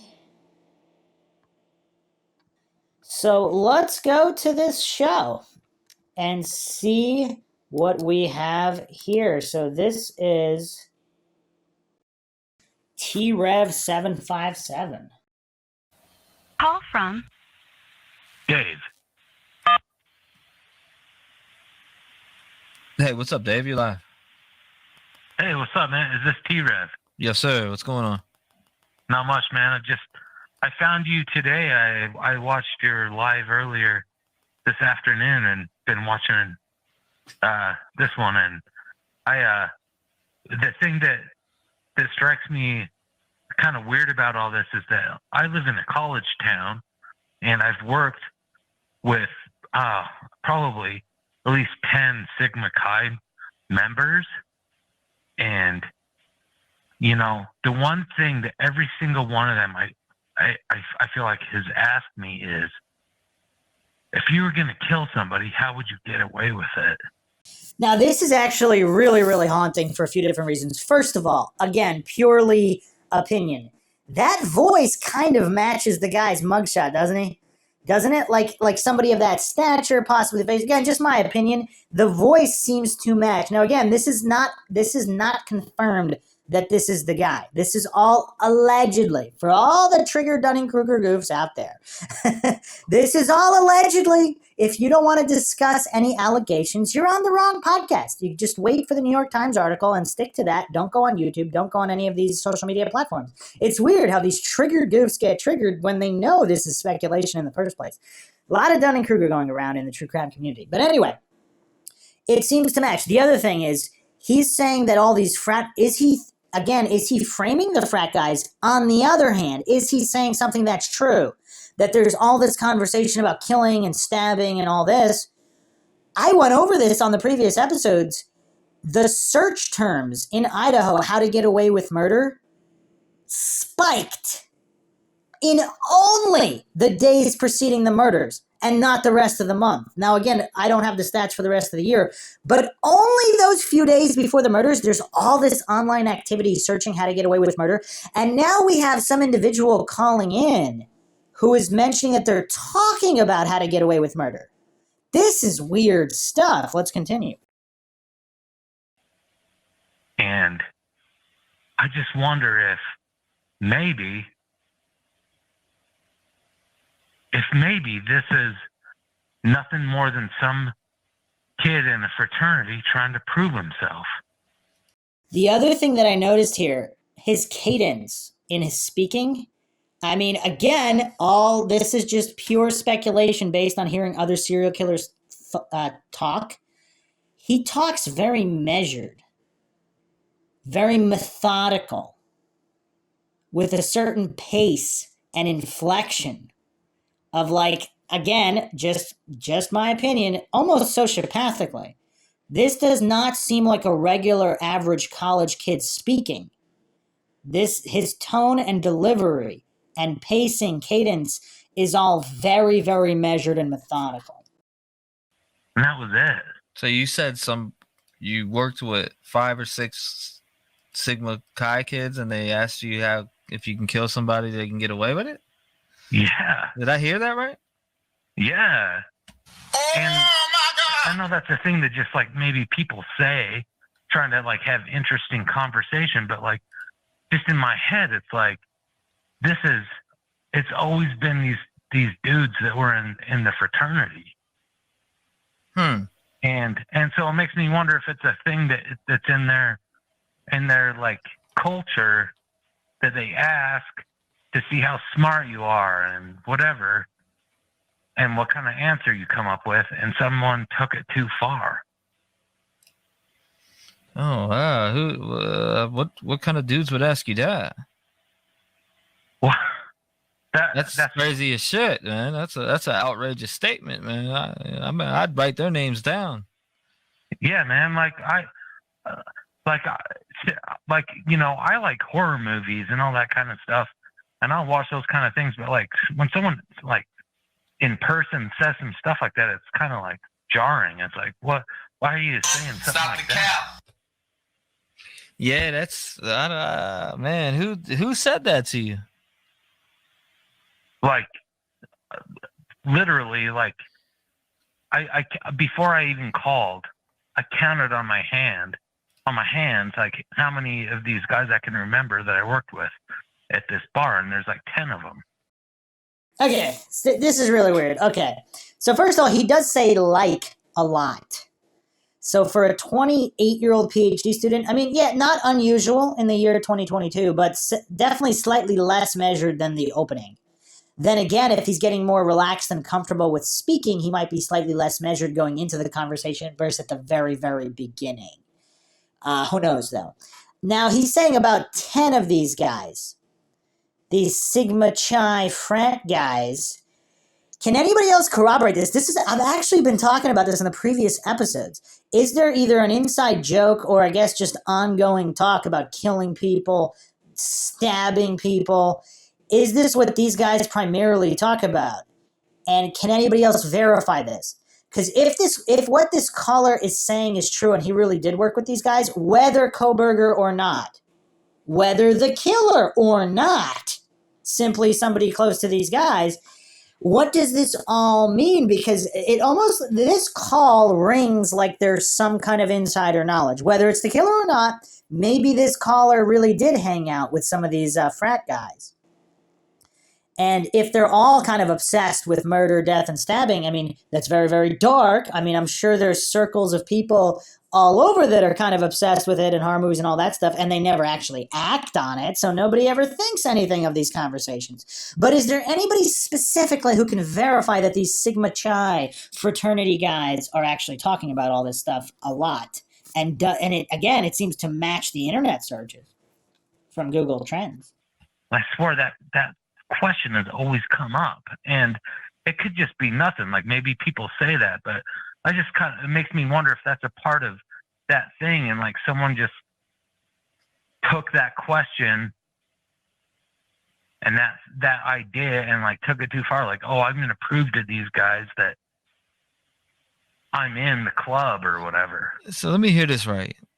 You said you were working with 6 Sigma Chi guys, and they said how could they get away with killing somebody? Yeah, more like 10. But they would say that to me. They would say like, "You are fake news. If you were going to kill somebody, how would you get away with that?" And you know, what are these guys' names? Well, I'm not going to. Let me get come on, drop 2 or 3 of them, first and last. First and last. That's a broad statement. I mean, you're calling me with this information when you should be on the phone with the police. Well, I'm in a different state. I don't care if you're in Mexico. If that's the case, and the people from the Sigma Chi told you that how can you get away with murder? I mean, I'd be on the phone telling them that. Well, I guess what I'm trying to say is maybe it's like an exercise of like, you know, if you were going to make pasta for 100 people, how would you like prepare? How would you like execute that. Like, it's not like they're actually asking you because they want to do it. It's more like, how smart are you? How good are you? That's what I'm getting at, is that.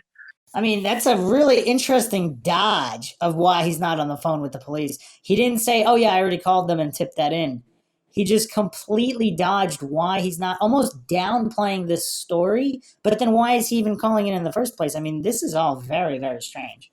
Maybe they're saying, I'm going to present you with this question and see like how, capable you are, like, with problem solving and this and that. And maybe somebody at that fraternity took that question and took it too far. So you're saying, so you were saying you were in Moscow.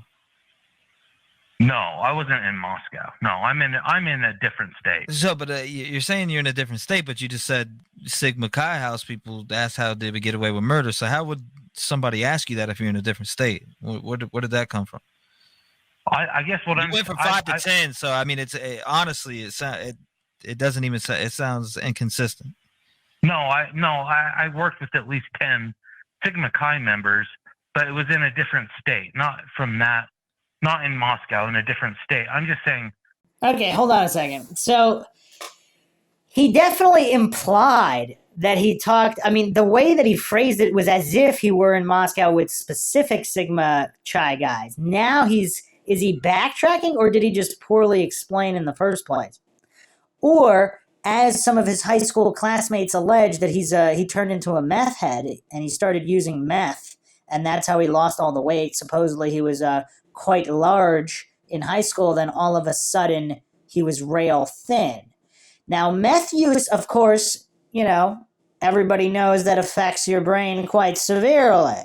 So who knows what excessive meth use could do to his particular brain and cause him to kill people. But if this is the arrestee, Brian Koberger, and I'm not alleging it is, but if it is, or if it's the killer, is he just backtracking when he's put on the spot? Did he simply want to just play games and gloat almost, like a lot of serial killers do?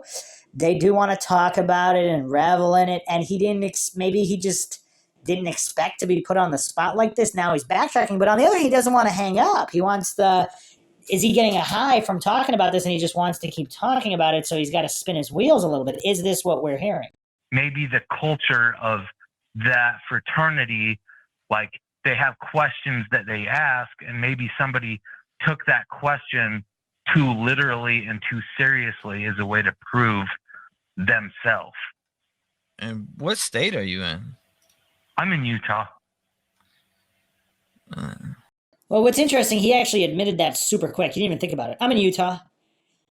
What does that mean? I mean, that would cast a little bit of doubt, in my opinion, that this is Koberger, unless he planned to always say that he was kind of close by in Utah, especially if he's in Pennsylvania to throw them off the track.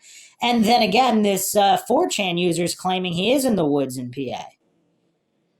The Pocono Woods, possibly other woods. Now there's a 150, if we're talking U.S., 150th chance that he picks a random state. Why would he even give his state? And and then why would he say he's from Utah if this is him here? Again, I don't know. Maybe he's just screwing around on all fronts and it is him, or it's not. So, I mean, you can't give up the identity of anybody who asks you that? You don't think that's important to the families that need justice? That, these people that could be there? I worked with these people. This is probably 10 years ago. I'm not trying to say that I know the literal people. I'm just... Wow, another backtrack. So you know what's interesting, though? What's kind of interesting is, would a normal person offer that information up front? In a different state 10 years ago, the culture of Sigma Chi or whatever that they're talking about, because he definitely phrased it as if it was recent and as if it was in the Moscow area. Now he's doing so much backpedaling and wheel spinning. I mean, I don't know what to make of that. The Mindshock listeners can drop their own opinion, but let's continue here.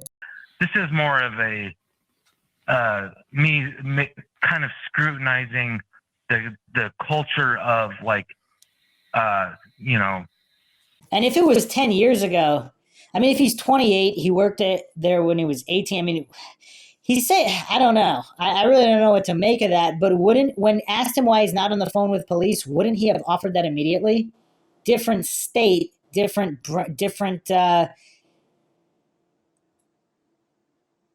chapter or branch of that Sigma Chi fraternity or whatever, different state, and 10 years ago. It's not relevant. It might not be directly relevant. I mean, what is he going to tell police about this? That would be the time to tell them, don't you think? Again, I don't know what to make of it. This is very strange. That's the only thing. That's the main takeaway here. Very, very strange. And even, again, his tempo of speaking is a little off. That doesn't mean anything. There's plenty of people out there like that, but it's interesting. Secret societies or whatever, like, fraternities, like this club mentality, like, our group and our thing, which right. I don't have a problem with it necessarily, but it's a thing that's kind of been in the back of my mind through all this. I mean, that's pretty crazy, man. I'm just trying to figure out, like, who would ask you that and why you wouldn't even report something like that. If somebody asked me that shit, you wouldn't report that to the authorities?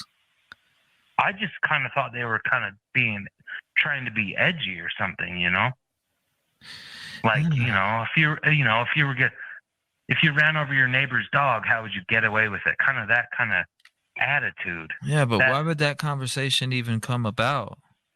I don't know. It's also kind of weird thing that, like, his brain goes to running over your neighbor's dog. How would you get away with it?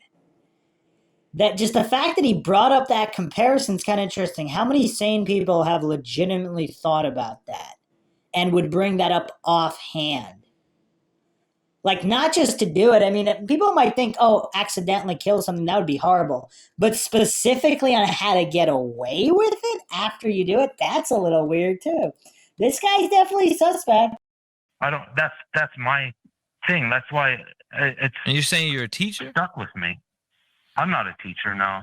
No, I worked at a bar with some frat boys. Okay. It just makes me wonder if the culture of fraternities and that kind of thing, the things that they do, maybe it went too far. I don't know, man. Does that sound like a thing? Have you heard anything like that, or I don't know? I get what you're saying, but at the same time, like, I just don't understand how. First of all, how old are these people that you were working with? How old do you think they are now? A lot of them are probably in their late 30s, early 30s. And I don't think they had anything to do with this. I'm just wondering more about, like, if the Greek, the fraternity, sorority thing, like, that they've got stuff going on in there that, like, someone feels like they got to prove themselves, and they take a benign kind of question that's more about trying to, ask you like to prove yourself, how smart you are. And they took it too far. Okay. I mean, it is kind of weird. He keeps bringing up the same things. Prove how smart you are. Took it too far. He reiterated that so many times. If this was an innocent call, wouldn't he have just given that and then hung up and that's that? I mean, I don't know. I don't know if this guy likes to talk maybe, but yeah, this is definitely one of those off calls. Now, I don't know exactly what that means. Again, I'm not stating this is Kohberger. I'm not stating Kohberger is actually guilty of anything. But if he is guilty, that doesn't mean he's the caller either. But a lot of strangeness, definitely a lot of strangeness here. Trying to think here, man. Are these people that you seen on a regular night basis at where you worked at the bar? Or are these people that Yeah, I worked with them. So, how do you know? And you said you never lived out there. Mm-mm. So no. How do you know they went to the Sigma Chi? Because they did, because I know they did. Like some of them lived at that house in Utah where I live. I just, I'm not saying that all fraternity members are murderers. What I'm saying is like maybe questions like that and things, No. I get what you're saying on that end. I'm asking Okay. you, how do you know they were at the Sigma Chi? Because if you live in Utah, how do you know all these 10 guys, 5 to 10 guys, went to the Sigma Chi? In case you're 'cause I friends with worked them, them. or you know what I mean? Yeah, I worked with them, and then I'd actually been up to their house at like some parties before. Okay. It wasn't. I'm not trying to back on you, but I'm just trying to figure out. I'm trying to grasp how you knew these guys, or you get what I'm saying? I'm trying to grasp how you knew they went to the Sigma Chi. How that's what I'm trying to get to. Yeah, some of them lived there, and I went up there and like hung out, and like they were all nice and everyone was pretty cool. I guess I'm wondering if there's like a thing, because they have secret things they do in those fraternities. Is this just some partially drunk guy, and that explains the cadence of speech, or possibly on some kind of psychedelics or other types of drugs? That's why his pacing is this way. That's why he's not just randomly hanging up. He really is just, some kind of high guy that isn't connected to the case in any way, and just thinks that there's some kind of conspiracy involving all fraternities, not just Moscow. I suppose that could explain it as well, if it's not Koberger or someone connected. And it makes me wonder if like, you know, questions like that, like, if you were going to murder somebody, how would you get away with it? That's maybe more trying to like figure out like how smart you are. Somebody took it too literally and thought they could prove themselves. That's kind of my only thing. And that's why I don't know. That's why I call. I'm just trying to figure out, I really, really, really just trying to figure out how you knew that. First you said 5 and then it jumped to 10. No, it was 10. Well, first you did say 5 though. Oh. You said 5 guys and then you jumped up to 10. And I'm just trying to figure out how you knew that. I don't know the Sigma Chi like that. All I know is it's Sigma Chi house is in Moscow, Idaho. So yeah, and I'm not saying that Sigma Chi's are murderers. That's not what I'm trying to say. No. I didn't say you were saying that, but to say that they asked how do you get away with a murder, that's just it's a broad statement. Yeah, man. It's a jarring thing to hear. It's like, what? Like, we're having some beers. Why are you asking questions like that? That's, and I don't think they were asking for advice. I think it was more of a mental exercise. But to me, it's like not that. It's not a cute question. It's messed up. Right. Huh. No, I see what you're saying, but I mean, you did say 5 at first and then changed it to 10. Well, okay. Well, you yeah, did. I'm just saying you did. I pay attention to what people say. Okay. Yeah. That's cool. But I mean, I don't. Maybe it was 6, 7, 8. I don't. Maybe you can't retract all the way and just said 5 because you were nervous. I have no idea. I don't.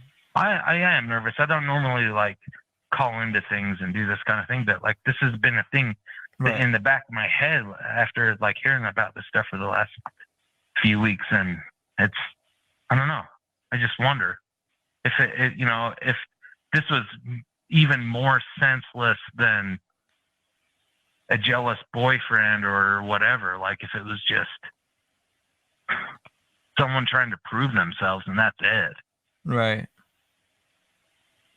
And I don't know. Maybe this is an inappropriate call for your show, but I just I mean, you throw it out there, man. Sigma Chi guys, but I mean, if they're in their 30s, it wouldn't. I'm pretty sure most of these other dudes are what?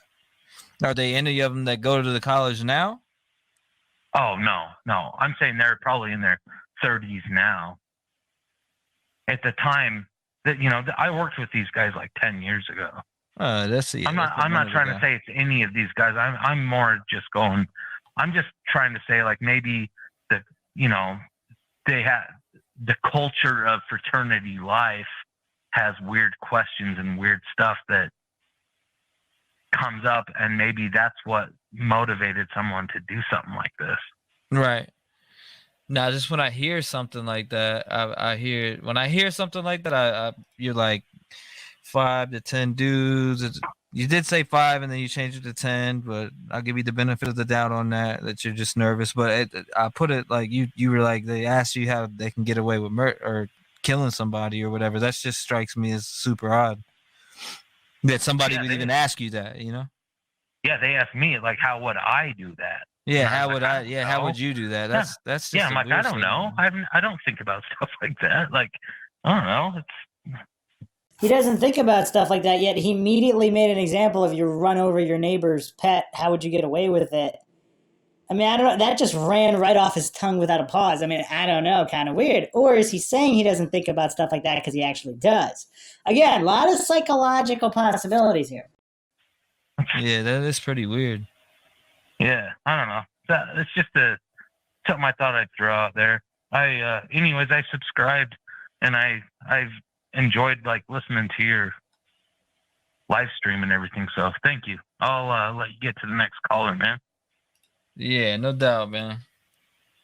Keep up the good work, dude. Appreciate you. Appreciate it. Oh no, that was a little weird for me, but anyways. I heard many contradictions in that, and that ain't attacking nobody, by the way. That's contradictory is what I heard, but hey. All right, so another possibility too is if this is a current frat guy in Moscow and he wants to blow the whistle on something he may have heard, or did he hear something, he thought it was a joke, then there's a quadruple homicide, and then he's like, wait a second, these frat guys really were talking about something. Would he call into a show and then change the story to, oh, this is 10 years ago in a different state, and yet it's some kind of prove yourself, talk about how do you get away with murder or killing somebody, and it also happens to match these high frequency of calls in the Moscow, Idaho area, where there's usually zero searches, and all of a sudden it's spiking in the days before the murders. Is this possibly a frat member or someone close to the frat guys who's trying to give clues without giving it away and change the story? Or, of course, maybe this is the arrestee. Koberger. I don't know. It's a tough one. It's pretty weird. Definitely a weird call across the board, no matter how you look at it. Now let's talk about one more strange factor here. The suspect shot and killed in a SWAT standoff near the Washington State University campus after threatening to kill roommates. Now, this was, of course, all written off as unrelated back December 15th, 2022. This is KREM.com. Suspect shot, killed in SWAT standoff near WSU campus after threatening to kill roommates. Washington State University alerted students on the south side of campus to shelter in place early Thursday morning because of SWAT situation. Pullman police said one man is dead after a SWAT situation that forced a shelter in place near Washington State University overnight. Police were called to apartments on the 1000 block of Lata around 8:37 p.m. Wednesday night, where they say a man in his 30s was threatening to kill his roommates. The two roommates were safely removed from the apartment. Police said the suspect barricaded himself into the apartment and fired several shots. Police evacuated other people in the area. Police said the suspect's behavior continued to escalate and he was shot by a SWAT team member. The suspect was found dead inside the apartment. So how often are SWAT shootouts occurring at Washington State University? Now, I'm not saying this is connected to the Idaho University quadruple homicide here, or Koberger. But did this guy know Koberger? I mean, how many people are snapping here? It's kind of curious. This is all happening within several weeks of each other, especially if it's not common. So if there aren't usually SWAT standoffs near a campus where supposedly a quadruple homicide murderer is residing, I mean, it's all kind of strange. It's kind of strange. Again, I'm not saying it is related, but that seemed to disappear from the news quite quickly. Now, yeah, it just so happens that this guy also went to Washington State University. Just so happens it's a quadruple homicide. Then a guy being killed by SWAT at next to Washington State University. This is all within a few miles and a few weeks of each other. Does anybody else find that too coincidental? Again, I'm not saying it is or it isn't coincidental, or it is or it isn't related. This is Mindshock, where the motto, of course, is the only thing we know for sure is that we don't know anything for sure. Plenty more to come. I mean, this is truly a mind-shocking case, but the good thing is it's moving, regardless of whether or not this guy really is the killer, whether or not he acted alone. The fact that this is all moving is definitely a good sign. It is not going cold. So as long as it's moving forward, people can continue to theorize, question, rule out, rule in, possibly if there's enough evidence, and continue the discussion and awareness until, of course, the court trial happens and someone is found guilty beyond a reasonable doubt, or if there's multiple perpetrators, they're all found guilty beyond a reasonable doubt. Until that moment, there is no justice. Despite the gullible goofs going crazy, getting triggered by everything left and right on social media, it's not over until everything follows the letter of the law. If there is evidence beyond a reasonable doubt of one or more than one perpetrators, and they are all convicted within legal bounds, then justice will be served. Until then, it has not been served. And a lot of the law enforcement bootlickers out there think law enforcement can never make mistakes or ever get things wrong. I mean, just because a guy was arrested, I mean, this is really far from over. So this is Mindshock, where we don't fall for logical fallacies. Dunning-Kruger goofs are not welcome here in terms of logical discussion. I don't want to say they're not welcome here. They are welcome here. We love laughing at Dunning-Kruger goofs. I mean, this podcast wouldn't exist without the Dunning-Kruger goofs. So they are very well appreciated. But in terms of actual logical discussion, Dunning-Kruger goofs aren't taken seriously here, is the correct phrasing there. But hope everybody found another edition of Mindshock True Crime interesting and informative. If you want to help support the podcast, you can donate to our PayPal. Just check the link in the description.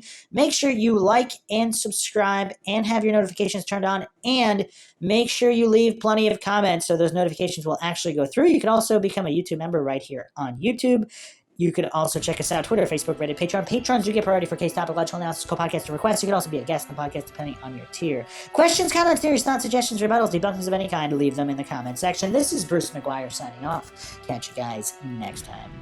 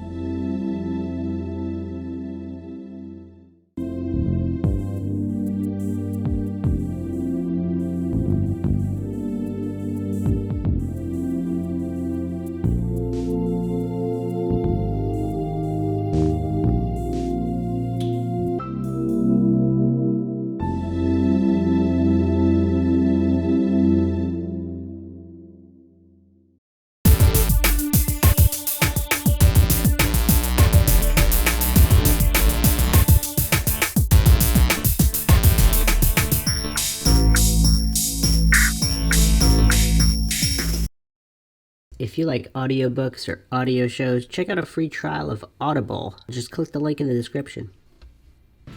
Welcome to Mindshock True Crime. This is the Idaho Students Murders Case Series. Episode 7, Deciphering the Case. We will be doing a deep dive on Kohberger, the affidavits released thus far, and plenty more information, some of it never discussed in the mainstream media before, attempting to decipher all of the oddities of this highly unusual and obviously very tragic and bizarre and senseless crime, and some of the motivations behind it, as well as other details on whether or not there are other perpetrators, what the police know, what led to the arrest, various new videos released surrounding the case and different possibilities, timeline clarifications, and Kohberger's behavior. Is he really behaving like some criminal mastermind, or is he a sloppy goof who didn't care if he was caught or not? I mean, the evidence seems to be pointing in multiple directions at the same time, which is what makes this such an unusual case. As always, if you find the Mindshock podcast interesting and informative, you can donate to our PayPal. Just check the link in the description.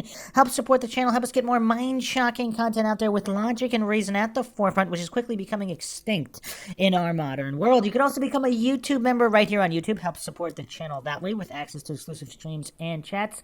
Make sure you subscribe to the channel. Hit the bell for notifications. If you're still not getting notifications, just make sure you comment a whole bunch more on all the videos, because that's how the YouTube algorithms work. Like and share Twitter, Facebook, Reddit, Patreon. Patrons do get priority for case topic, logical analysis, co-podcast, or requests. You can also be a guest in the podcast depending on your tier. Questions, comments, theories, thoughts, suggestions, rebuttals, debunkings of any kind, leave them in the comment section. All right, so I've been waiting a little bit for the dust to settle since the release of the affidavit, and plenty more information here. So we are going to go over everything, of course, in typical Mindshock fashion, leaving no stone unturned, no theory unexamined, because we attempt not to fall for logical fallacies here. So, looking at the affidavit here, number of weeks ago now, in January 2023, Exhibit A, statement of Brett Payne. The below information is provided by Brett Payne, who is a duly appointed, qualified, and acting peace officer with the county of Latah, state of Idaho. Brett Payne is employed by Moscow Police Department in the official capacity of position of corporal and has been trained and qualified peace officer for approximately 4 years. Corporal Payne is being assisted by members of the Idaho State Police and agents of the Federal Bureau of Investigation. On November 13th, 2022, at approximately 4 p.m., Moscow Police Department Sergeant Blaker and I responded to 1122 King Road, Moscow, Idaho, hereafter the King Road residence, to assist with scene security and processing of a crime scene associated with 4 homicides. Upon our arrival, the Idaho State Police forensics team was on scene and was preparing to begin processing the scene. MPD Officer Smith, one of the initial responding officers to the incident, advised he would walk me through the scene. Officer Smith and I entered the King Road residence through the bottom floor on the north side of the building. Officer Smith and I then walked upstairs to the second floor. Officer Smith directed me down the hallway to the west bedroom on the second floor, which I later learned, through Xana's driver's license and other personal belongings found in the room, was Xana Kernodle's, hereafter Kernodle room. Just before this room, there was a bathroom door on the south wall of the hallway. As I approached the room, I could see a body later identified as Kernodle's laying on the floor. Kernodle was deceased with wounds which appeared to have been caused by an edged weapon. Also in the room was a male, later identified as Ethan Chapin, hereafter Chapin. Chapin was also deceased with wounds later determined, autopsy report provided by Spokane County Medical Examiner, redacted, dated December 15, 2022, to be caused by sharp force injuries. I then followed Officer Smith upstairs to the third floor of the residence. The third floor consisted of 2 bedrooms, 1 bath. The bedroom on the west side of the floor was later determined to be Kaylee Gonzalez's, hereafter Gonzalez's room. I later learned from a review of Officer Nunez's body camera there was a dog in the room when Moscow police officers initially responded. So the dog was in the bedroom on the west side of the floor. Okay.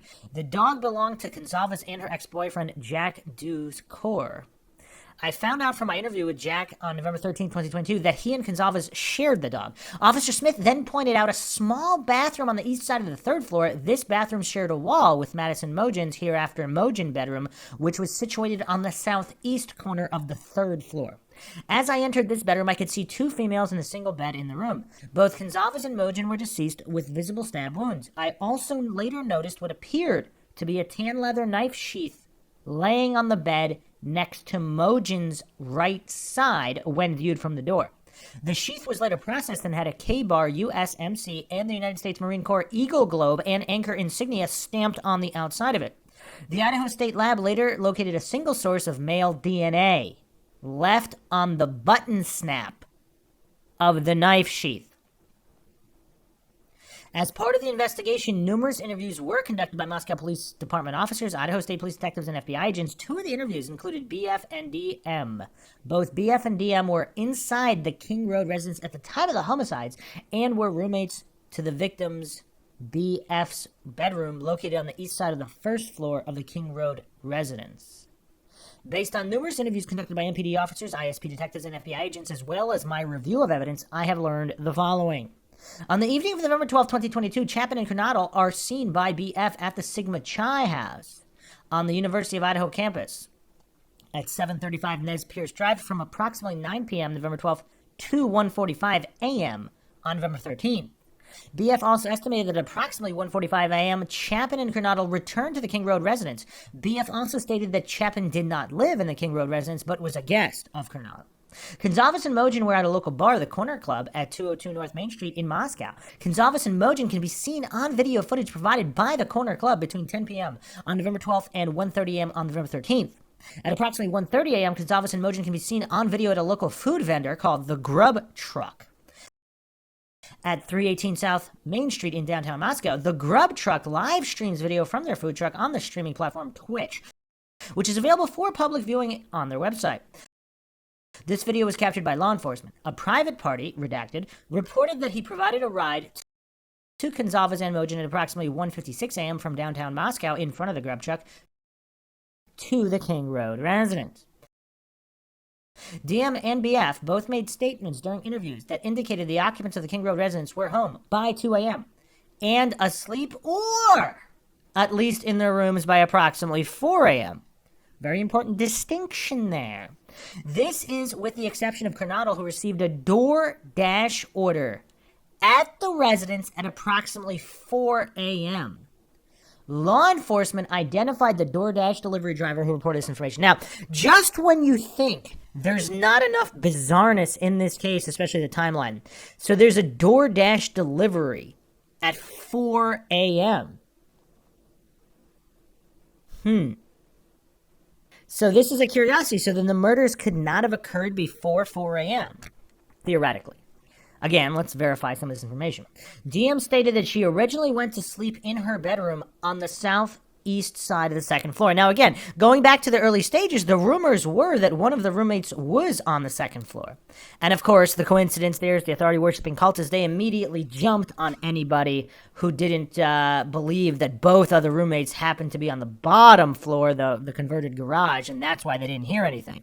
It's always interesting to go back to the early stage of the case just to examine. I mean, there's even some so-called true crime aficionados who were having meltdowns over anybody suggesting that the two surviving roommates were on the second or third floor at any time, and that they must have been in the garage and they must have not heard anything. I mean, just this goofery that permeates all of these true crime cases. It's important to point it out so that people can learn from it and avoid future errors in this kind of nonsensical goofery and just hallucinating to know something for sure. The motto here on Mindshock is, of course, the only thing we know for sure is that we don't know anything for sure. If you weren't there, how would you know? And yet some of these goofs, they just do not seem to learn case to case from making these assumptions. So let's continue here. DM stated she originally went to sleep in her bedroom on the southeast side of the second floor. DM stated she was awoken at approximately 4 a.m. by what she stated sounded like Gonzalez playing with her dog in one of the upstairs bedrooms, which was located on the third floor. So she's basically saying you could clearly hear everything on the third floor from the second floor. A short time later, DM said she heard who she thought was Gonzalez say something to the effect of, quote, "There's someone here," end quote. I mean, that's very disturbing. A review of records obtained from a forensic download of Kernodle's phone showed that this could also have been Kernodle as her cellular phone indicated she was likely awake and using the TikTok app at approximately 4:12 a.m. So either Kernodle or someone using her phone was on the phone at 4:12 a.m. DM stated she looked out of her bedroom but did not see anything when she heard the comment about someone being in the house. DM stated she opened her door a second time when she heard what she thought was crying coming from Kernodle's room. DM then she heard a male voice say something to the effect of, quote, "It's okay, I'm going to help you," end quote. And we'll get into what that could mean later, but of course, very, very disturbing as well. At approximately 4:17 a.m., a security camera located at 1112 King Road, a residence immediately to the northwest of 1122 King Road, picked up distorted audio of what sounded like voices or a whimper, followed by a loud thud. A dog can also be heard barking numerous times starting at 4:17 a.m. The security camera is less than 50 feet from the west wall of Kernodle's bedroom. So this does make it seem less insane, because suppose, like, this is such a, again, popular party house, but the density of houses in that area is kind of crazy. So now we have evidence from this affidavit that apparently a security camera did pick up audio.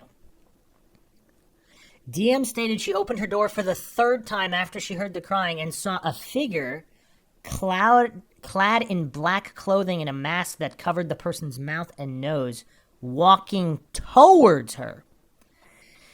So there's, of course, a lot of speculation onto whether or not Kohberger saw her or not. Some people allege he actually did not see her and simply walked out and she saw him. But she's stating he's walking directly towards her and she opened the door. Now, we can presume at this point there's no noise, right? There's no sounds being made. Would a door opening, again, you'd have to perform the test in that particular house with that particular door. But would a door opening make noise in a silent house?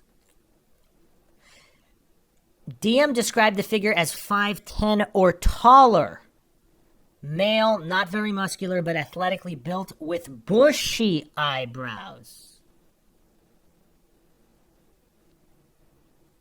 Now, Kohberger does have kind of bushy eyebrows, and he is 6 feet tall. So she stated the figure was 5'10" or taller. That seems to match up thus far. Not very muscular. Also kind of adds up, but athletically built with bushy eyebrows. The male walked past DM as she stood in a frozen shock phase. Now, we don't know exactly how close he walked by, but this is kind of weird, isn't it? Unless he really didn't see her, or he's in some kind of fugue state or whatever. The male walked towards the backsliding glass door. DM locked herself in her room after seeing the male. DM did not state that she recognized the male. This leads investigators to believe that the murderer left the scene. The combination of DM's statements to law enforcement, reviews of forensic downloads of records from BF and DM's phone, and a video of a suspect video as described below leads investigators to believe the homicides occurred between 4 a.m. and 4:25 a.m. A video of a suspect video? What does that mean? The security camera caught him from the other houses? Now, early on, there were rumors that there was a video of a guy wearing a mask. It did not specify what kind of mask, so it does seem to add up here. Because, again, yeah, early on, I mean, it's very strange for there to be no evidence, no video, nothing heard by anybody, nothing seen by anybody. So now, obviously, this affidavit makes it more clear that that was not the case. It is more reasonable, so to speak. It kind of matches a little bit more with reality on how this crime could have occurred. So the investigators to believe the homicides occurred between 4 and 4:25 a.m. That's a very specific time. So now it's narrowed down to 25 minutes instead of somewhere around 4 hours like early on. During the processing of the crime scene, investigators found a latent shoe print. This was located during the second processing of the crime scene by the ISP forensics teams. So it was not located during the first processing. Interesting. By first using a presumptive blood test and then amino black, a protein stain that detects the presence of cellular material. The detected shoe print showed a diamond-shaped pattern similar to the pattern of a Vans-type shoe sole, just outside the door of DM's bedroom, located on the second floor. This is consistent with DM's statement regarding the suspect's path of travel. So this is just outside the door? So he basically strolled right past her? Or did she open the door such a crack Yeah, it doesn't state. Did she open the door only such a small crack that he couldn't notice that it was open if the lights inside were off and the lights in the hallway were off? As part of the investigation, an extensive search, commonly referred to in law enforcement as a video canvass, was conducted in the area of the King Road residence. This video canvass was to obtain any footage from the early hours of November 13th, 2022 in the area of the King Road residence and surrounding neighborhoods in an effort to locate the suspect or suspects or suspect vehicle or vehicles traveling to or leaving from the King Road residence. This video canvass resulted in the collection of numerous surveillance videos in the area from both residential and business addresses. I have reviewed numerous videos that were collected and have had conversations with other MPD officers, ISP detectives, and FBI agents that are similarly reviewing footage that was obtained. A review of camera footage indicated that a white sedan, hereafter suspect vehicle 1, was observed traveling westbound in the 700 block of Indian Hills Drive in Moscow at approximately 3:26 a.m. and westbound on Steiner Avenue at Idaho State Highway 95 in Moscow at approximately 3:28 a.m. On this video, it appears suspect vehicle 1 was not displaying a front license plate. A review of footage from multiple videos obtained from the King Road neighborhood showed multiple sightings of suspect vehicle 1 starting at 3:29 a.m. and ending at 4:20 a.m. These sightings show suspect vehicle 1 makes an initial 3 passes by 1122 King Road residents and then leaves via Walenta Drive. 3:29, 3 passes? Huh. Based off of my experience as a patrol officer, this is a residential neighborhood with a very limited number of vehicles that travel in the area during the early morning hours. Upon review of the video, there are only a few cars that enter and exit this area during this time frame. Suspect vehicle 1 can be seen entering the area a 4th time at approximately 4:04 a.m. Okay, so he drove by 3 times and then again a 4th time? It can be, or at least the vehicle or a similar vehicle. So can be seen driving eastbound on King Road, stopping and turning around in front of 500 Quinn Road, number 52, then driving back westbound on King Road. When suspect vehicle 1 is in front of the King Road residence, it appears to unsuccessfully attempt to park or turn around in the road. The vehicle then continued to the intersection of Queen Road and King Road, where it can be seen completing a 3-point turn and then driving eastbound again down Queen Road. Okay, this is kind of weird. So you would think this guy's been in the area multiple times. He makes an unsuccessful attempt to either park or turn around in the road. Or is he changing his mind and then unchanging his mind about what he's going to do? Suspect vehicle 1 is next seen departing the area of the King Road residence at approximately 4:20 a.m. at a high rate of speed.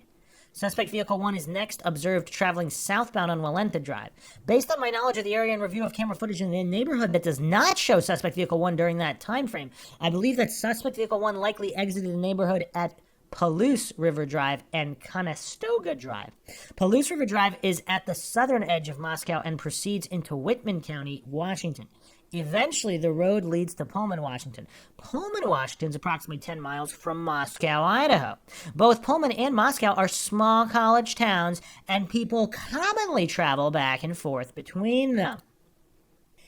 Law enforcement officers provided video footage of suspect vehicle 1 to forensic examiners with the Federal Bureau of Investigation that regularly utilize surveillance footage to identify the year, make, and model of an unknown vehicle that is observed by one or more cameras during the commission of a criminal offense. The forensic examiner had approximately 35 years law enforcement experience with 12 years at the FBI. His specific training includes identifying unique characteristics of vehicles, and he uses a database that gives visual clues of vehicles across states to identify differences between vehicles. After reviewing the numerous observations of suspect vehicle 1, the forensic examiner initially believed that suspect vehicle 1 was a 2011 to 2013 Hyundai Elantra. Upon further review, he indicated it could also be a 2011 to 2016 Hyundai Elantra. As a result, investigators have been reviewing information on persons in possession of a vehicle that is a 2011 to 2016 white Hyundai Elantra. Investigators were given access to video footage on the Washington State University campus located in Pullman, Washington. A review of that video indicated that at approximately 2:44 a.m. on November 13th, 2022, a white sedan, which was consistent with the description of the white Elantra known as suspect vehicle 1, was observed on WSU surveillance cameras traveling north on Southeast Nevada Street at Northeast Stadium Way. At approximately 2:53 a.m., a white sedan, which is consistent with the description of the white Elantra known as suspect vehicle 1, was observed traveling southeast on Nevada Street in Pullman, Washington towards SR 270. SR 270 connects Pullman, Washington to Moscow, Idaho. This camera footage from Pullman, Washington was provided to the same FBI forensic examiner. The forensic examiner identified the vehicle observed in Pullman, Washington as being a 2014 to 2016 Hyundai Elantra. At approximately 5:25 a.m., A white sedan, which was consistent with the description of suspect vehicle 1, was observed on 5 cameras in Pullman, Washington, and on WSU campus cameras. The first camera that recorded the white sedan was located at 1300 Johnson Road in Pullman. The white sedan was observed traveling northbound on Johnson Road. Johnson Road leads directly back to West Palouse River Drive in Moscow, which intersects with Conestoga Drive. The white sedan was then observed turning north on Bishop Boulevard and northwest on SR 270. At approximately 5:27 a.m., the white Elantra was observed on cameras traveling northbound on Stadium Way at Nevada Street, Stadium Way at Grimes Way, Stadium Drive at Wilson Road, and Stadium Way at Cougar Way. On November 25th, 2022, MPD asked area law enforcement agencies to be on the lookout for white Hyundai Elantras in the area. On November 29th, 2022, at approximately 12:28 a.m., Washington State University police officer Daniel Tiango queried white Elantras registered at WSU. As a result of that query, he located a 2015 white Elantra with a Pennsylvania license plate. The vehicle was registered to Brian Koberger, hereafter Koberger, residing at 1630 Northeast Valley Road, apartment 201, Pullman, Washington. 1630 Northeast Valley Road is approximately 3/4 of a mile from the intersection of Stadium Way and Cougar Way, last camera location that picked up the white Elantra. The same day at approximately 12:58 a.m., WSU officer Curtis Whitman was looking for white Hyundai Elantras and located a 2015 white Hyundai Elantra at 1630 Northeast Valley Road in Pullman in the parking lot. 1630 Northeast Valley Road is an apartment complex that houses WSU students. Officer Whitman also ran the car and it returned to Koberger with a Washington tag. I reviewed Koberger's Washington State driver license information and photograph. The license indicates that Koberger is a white male, 6 foot, 185 pounds. Additionally, the photograph of Koberger shows that he has bushy eyebrows. Koberger's physical description is consistent with the description of the male DM saw inside the King Road residence on November 13th. Further investigation, including a review of Latah County Sheriff's Deputy Corporal Duke's body cam and reports, showed that on August 21st, 2022, Brian Koberger was detained as part of a traffic stop that occurred in Moscow, Idaho, by Corporal Duke. At the time, Koberger, who was a sole occupant, was driving a white 2015 Hyundai Elantra with Pennsylvania plate, which was set to expire November 30th, 2022. During the stop, which was recorded via law enforcement body camera, Koberger provided his phone number as redacted, hereafter the 8458 phone, as his cellular telephone number. Investigators conducted electronics database queries and learned that the 8458 phone is a number issued by AT&T. On November 14th, 2022, Brian Koberger was detained as part of a traffic stop by a WSU police officer. Upon review of that body cam and report of the stop, Koberger was the sole occupant and was driving a white 2015 Hyundai Elantra with Pennsylvania plate. On November 18th, 2022, according to Washington State licensing, Koberger registered a 2015 white Elantra with Washington and later received Washington plate. So this is November 18th. Prior to this time, the 2015 white Elantra was registered in Pennsylvania, which does not require a front license plate to be displayed. This was learned through communications with a Pennsylvania officer who is currently certified in the state of Pennsylvania. Based on my own experience in communication with Washington state law enforcement, I know that Idaho and Washington require front and back plates to be displayed.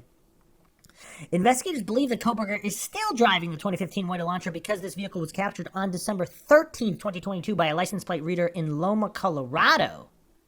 He's in Loma, Colorado, December 13th?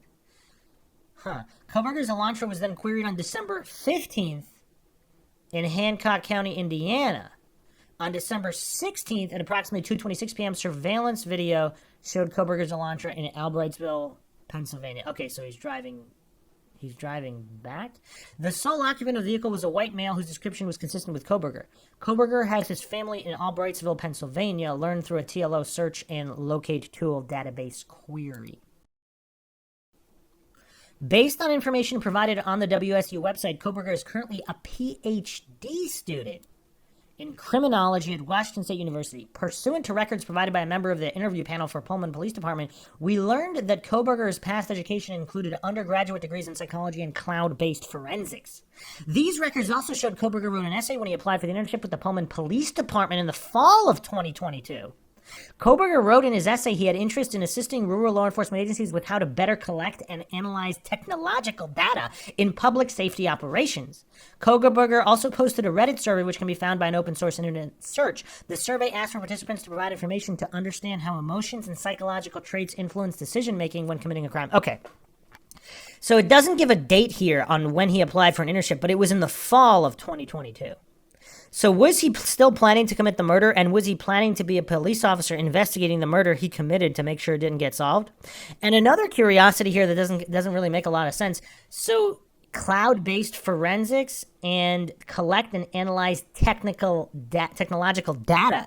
So you would think he would know all about cell phone pings, traffic cameras, all of these things. So how could he be so sloppy? That's the question on many people's minds. Some people believe he's some kind of accomplice, and there's multiple people involved. Other people believe he's being used as some kind of patsy in some kind of ring. But we'll examine those later. Or he's just a straight psycho, and even though he did study all this stuff, he just didn't care and wanted to commit these crimes. I mean, that's a possibility as well. As part of this investigation, law enforcement obtained search warrants to determine cellular devices that utilize cellular towers in close proximity to the King Road residence on November 13, 2022, between 3 a.m. and 5 a.m. After determining that Koberger was associated to both the 2015 white Elantra and the 8458 phone, investigators reviewed these search warrant returns. A query of the phone in these returns did not show the 8458 phone utilizing cellular tower resources in close proximity to the King Road residence between 3 and 5 a.m. So, does that mean he left his phone at home, or is this not him? Based on my training experience and conversations with law enforcement officers that specialize in the utilization of cellular telephone records as part of investigations, individuals can either leave their cellular telephone at different location before committing a crime, or turn their cellular telephone off prior to going to a location to commit a crime. This is done by subjects in an effort to avoid alerting law enforcement that a cellular device associated with them was in a particular area where a crime is committed. I also know that on numerous occasions, subjects will surveil an area where they intend to commit a crime prior to the date of the crime. Depending on the circumstances, this could be done a few days before or several months prior to the commission of a crime. During these types of surveillance, it is possible that an individual would not leave their cellular telephone in a separate location or turn it off, since they do not plan to commit the offense on that particular day. On December 23, 2022, I applied for and was granted a search warrant for historical phone records between November 12, 2022 at 12 a.m. and November 14th at 12 a.m. for the 8458 phone held by the phone provider AT&T, approximately 24 hours preceding and following the times of the homicides. On December 23, 2022, pursuant to the search warrant, I received records for the 8458 phone from AT&T. These records indicated that the 8458 phone is subscribed to Brian Koberger at the address in Albrightsville, Pennsylvania, and the account has been open since June 23, 2022. These records also included historical cell site location information, CSLI, for the 8458 phone. After receiving this information, I consulted with an FBI special agent that is a certified member of the Cellular Analysis Survey Team. Members of the CAST are certified with the FBI to provide expert testimony in the field of historical CSLI and are required to pass extensive training that includes both written and practical examinations prior to be certified with CAST, as well as the completion of yearly certification requirements. Additionally, the FBI CAST SA that I consulted with has over 15 years of federal law enforcement experience, which includes 6 years with the FBI. From information provided by CAST, I was able to determine estimated locations for the 8458 phone from November 12th, 2022 to November 13th, 2022, the time period authorized by the court. On November 13th, approximately 2:42 a.m., the phone was utilizing cellular resources that provided coverage to the 1630 Northeast Valley Road, apartment G201, Pullman, Washington, hereafter the Koberger residence. At approximately 2:47 a.m., the phone utilized cellular resources that provided coverage southeast of the Koberger residence, consistent with the phone leaving the Koberger residence and traveling south through Pullman, Washington. This is consistent with the movement of the white Elantra. At approximately 2:47 a.m., the phone stops reporting to the network, which is consistent with either the phone being in the area without cellular coverage, the connection to the network is disabled, such as putting the phone in airplane mode, or that the phone is turned off. The phone does not report to the network again until approximately 4:48 a.m., at which time it utilized cellular resources that provide coverage to the Idaho State Highway 95 south of Moscow, Idaho, near Blaine, Idaho, north of Genesee. Between 4:50 and 5:26 a.m., the phone utilizes cellular resources that are consistent with the 8458 phone traveling south on Idaho State Highway 95 to Genesee, Idaho, then traveling west towards Uniontown, Idaho, then north back into Pullman, Washington. At approximately 5:30 a.m., the 8458 phone is utilizing resources that provide coverage to Pullman, Washington, and consistent with the phone traveling back to the Koberger residence. The 8458 phone's movements are consistent with the movements of the white Elantra that is observed traveling north on Stadium Drive at approximately 5:27 a.m. Based on a review of the 8458 phone's estimated locations and travel, the phone's travel is consistent with that of the white Elantra. Further review indicated that the phone utilized cellular resources on November 13th that are consistent with the phone leaving the area of the Koberger residence at approximately 9 a.m. and traveling to Moscow, Idaho. Specifically, the phone utilized cellular resources that provide coverage to the King Road residents between 9:12 a.m. and 9:21 a.m. The phone next utilized cellular resources that are consistent with the phone traveling back to the area of the Coburg residence and arriving at the area approximately 9:32 a.m. So apparently, according to this, his phone traveled back to the scene of the crime. So apparently, again, if this is him and if this is guilty or whoever's using the vehicle and phone, they wanted to see what was going on the morning of, which is weird. Some people actually theorized that he went into the house again and left the door open. Now, that is obviously just speculation, but apparently there is some evidence to suggest that he did return to the scene. Investigators found that the phone did connect to a cell tower that provided service to Moscow on November 14th. But investigators do not believe the phone was in Moscow on that date. The phone has not connected to any towers that provide service to Moscow since that date. Based on my training experience and the facts of the investigation thus far, I believe that Koberger, the user of the phone, was likely the driver of the white Elantra that is observed departing Pullman, Washington, and that this vehicle is likely suspect vehicle 1. Additionally, the route of travel of the phone during the early hours of November 13th and the lack of the phone reporting to AT&T between 2:47 a.m. and 4:48 a.m. is consistent with Koberger attempting to conceal his information during the quadruple homicide that occurred at the King Road residence. On December 23rd, I was granted a search warrant for Koberger's historical CSLI from June 23rd, 2022 to current, prospective location information, and a pen register trap and trace on the phone to aid in efforts to determine if Koberger stalked any of the victims in the case prior to the offense, conducted surveillance on the King Road residence, was in contact with any of the victims' associates before or after the alleged offense, any locations that may contain evidence of the murders that occurred on November 13th, the location of the white Elantra registered to Koberger, as well as the location of Koberger. On December 23rd, pursuant to that search warrant, I received historical records for the phone from AT&T from the time the account was opened in June 2022. After consulting with CAST, I was able to determine estimated locations for the phone from June 2022 to present, the time period authorized by the court. The records for the phone shown that the phone, utilizing cellular resources that provided coverage of the area of the King Road residence on at least 12 occasions prior to November 13th. All of these occasions, except for one, occurred in the late evening and early morning hours of their respective days. So yeah, this does not look good for Koberger from the outset. I mean, this is relatively damning information. Is it beyond a reasonable doubt? No, of course it is not. What about combined with the DNA on the sheath? Again, I don't know if we could call that with beyond a reasonable doubt. I mean, because he was that dumb to leave his sheath. Did he leave it on purpose, or did someone else leave his sheath with his DNA on it? Now, let's go more into Mindshock land. Did someone who knew he did it and thought he might not have left evidence gone back and planted his sheath with his DNA on it because they knew that he committed the murders and they wanted to make sure the cops would nail him? Is that a possibility? Or is it the accomplice doing that and the accomplice is also guilty, but they want to frame Koberger? Or, of course, we have some other scenario that we didn't go over yet, but we will go over plenty more. Okay, so one of these occasions, August 21st, the phone utilized cellular resources providing coverage to the King Road residence from approximately 10:34 p.m. to 11:35 p.m. At approximately 11:37 p.m., Koberger was stopped by Latah County Sheriff's Deputy Corporal Duke, as mentioned above. The phone was utilizing cellular resources consistent with the location of the traffic stop during this time at Farm Road and Pullman Highway. Further analysis of this, so he was actually stopped on his way back from one of these surveillances.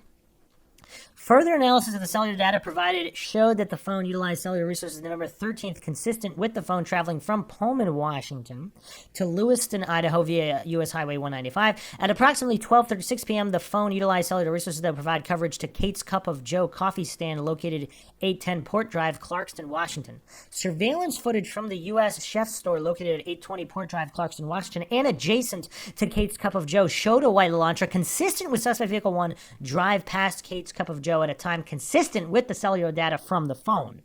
At approximately 12:46 p.m., the phone then utilized cellular data in the area of the Albertsons grocery store at 400 Bridge Street in Clarkston, Washington. Surveillance footage obtained from the Albertsons showed Koberger exit the white Elantra consistent with the suspect vehicle 1 at approximately 12:49 p.m. Interior surveillance cameras showed Koberger walk through the store, purchase unknown items at checkout, and leave at approximately 1:04 p.m.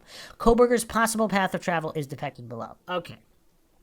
Analysis of records for the phone indicated that between approximately 5:32 p.m. and 5:36 p.m., the phone utilized cellular resources that provided coverage to Johnson, Idaho.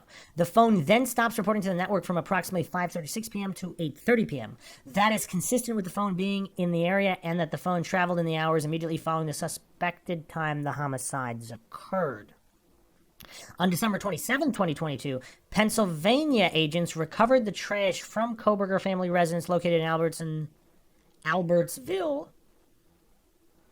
This is another curiosity. Albrightsville, Pennsylvania. Albert's Son's Grocery. I mean, not exact, but just another one of these weird coincidences out of all the different stores in all the different cities. The evidence was sent to the Idaho State Lab for testing. On December 28, 2022, the Idaho State Lab reported that a DNA profile obtained from the trash and the DNA profile obtained from the sheath identified a male as not being excluded as the biological father of suspect profile.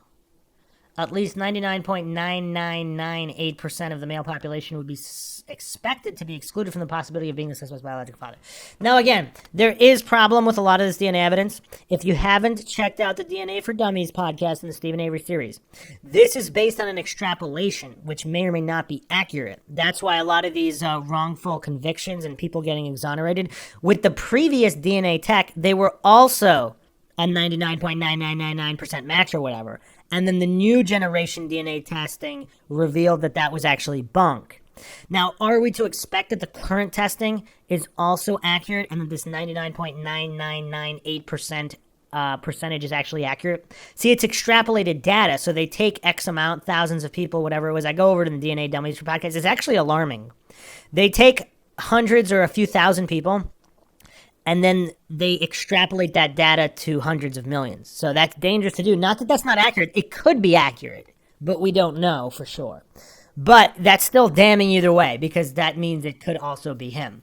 And in combination with the other evidence. That's why you need more than one piece of evidence. When you have the DNA and you have other pieces of evidence, you can add it up. If you only had the DNA, if this is a faulty extrapolation, then the DNA on its own, I know a lot of people think it's totally damning, but it's not, because not only is the technology not 100% accurate, but also it could have been planted.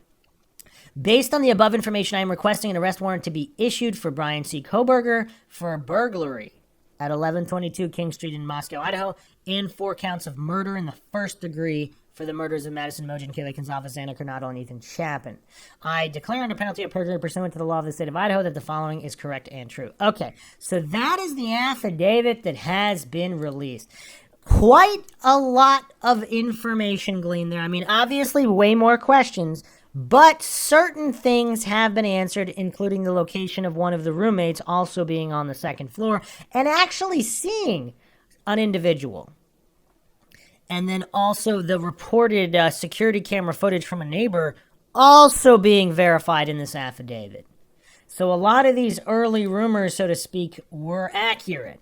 Once again, that's why you don't just outright dismiss them. You don't believe them, but you don't outright dismiss them. I don't know why the Dunning-Kruger crowd has such a huge problem with understanding this basic. It's not that you believe the rumors. You simply do not rule them out because you don't know if they're true or not. Some of them end up being true, some of them not. Just like in any case. They're not all 100% true. They're not all 100% false usually. So in the layout here, we're looking at a more accurate layout of the house than prior. Did he really start on the 3rd floor? So there is noise. The dog is barking. There's something going on in Kaylee and Maddie's room. And further clarification, I don't know if I mentioned this in the previous episode, supposedly one of them may or may not have been in bed. The other, he didn't necessarily bust in there, and they were both in bed, and he killed them. One of them might have not even been in bed, or neither were in bed. And then when he killed one, the other either came in or was already in the room, and he wasn't expecting that. So we really don't know the exact situation of what happened there, obviously. And then, so there's noise. Xana Kernodle heard something. She said someone's in the house, according to the roommate. Then there's noise or something picked up on the security camera, and then there's this creepy male voice saying, "I'm going to help you." Is that Koberger? Some people theorize that could have been Chapin. But if Chapin was already dead at the time, and then was Chapin's body moved after the fact? And how many of the bodies were moved after the fact? And by whom? I mean, other questions too. This DoorDash order. I mean, it's so close to the time of the murders. Like, yeah, this is truly a very, very unique case. I mean, there's a lot that still doesn't make sense here, of course. Now, this PhD student of criminology, is he just that dumb that he left all this evidence? There's something doesn't seem to add up here. Or he's just completely insane. He doesn't care about the evidence. So, some people also theorize the second time the phone was turned off between 5:36 p.m. and 8:30 p.m. near Johnson, Idaho, there's actually a huge reservoir there. Some are speculating that he tossed the knife in the reservoir. Now, the return to the area is also a curiosity because did he realize he left the sheath there and he wanted to go get it? Or was he simply trying to see what was going on? Now, also new information that has come out, apparently Kaylee had been calling Jack around 2 a.m. to 40 a.m. The final call, 2:52 a.m. So apparently if this is not during the time of the murders, and the murders are after 4 a.m., then this is possibly not related to the murders in any way, which is, of course, one of the possibilities discussed. Apparently, Kaylee's family had said that she was trying to get back together with Jack, and she had previously broken up with him, so that could theoretically explain all those calls.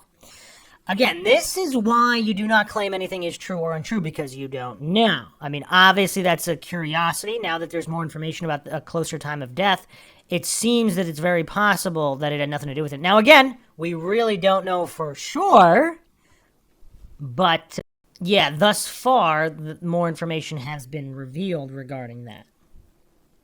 People also speculate that Koberger was just that exhausted from stabbing 4 people that he just didn't have the energy for the other roommates, even if he knew they were there. So, also, regarding them being killed in their sleep, I mean, why was that reported early on if that's not accurate? And then, of course, there's various inconsistencies. And then, of course, plenty of speculation on why the roommate did not call the police immediately, especially after hearing what she heard and seeing the guy. Now, did she also see the knife in his hand or no? And how unusual, I mean, obviously that's unusual to see someone like that in the house, but at a party house? I mean, it's maybe slightly less unusual, but what about all the other reports in the area about someone breaking into the house with no sign of entry and just walking around and then leaving? I mean, that's creepy. Nobody's talking about that anymore. I mean, that's really creepy. And how many more times has that happened when someone didn't notice? Because if nothing was stolen and there was no actual sign of entry, people wouldn't even know. I mean, was this psycho practicing this? So, is he committing the stabbing? Like, you would think there's some kind of plan with the sheath. Is the sheath fastened to his body in some capacity? Or wasn't it? If it wasn't, he takes the knife out of the sheath. He stabs them, and then did he get distracted by something on the second floor, so he just ran out of the room, leaving the sheath there? Or was he in some kind of weird state due to killing, if this is his first crime, if this is his first murders?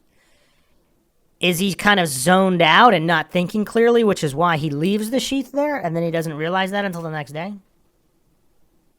So, a few interesting pieces of information from some commenters here playing devil's advocate on all the evidence. One, I go to Moscow often because I don't want to be in the bar scene in Pullman and run into my students.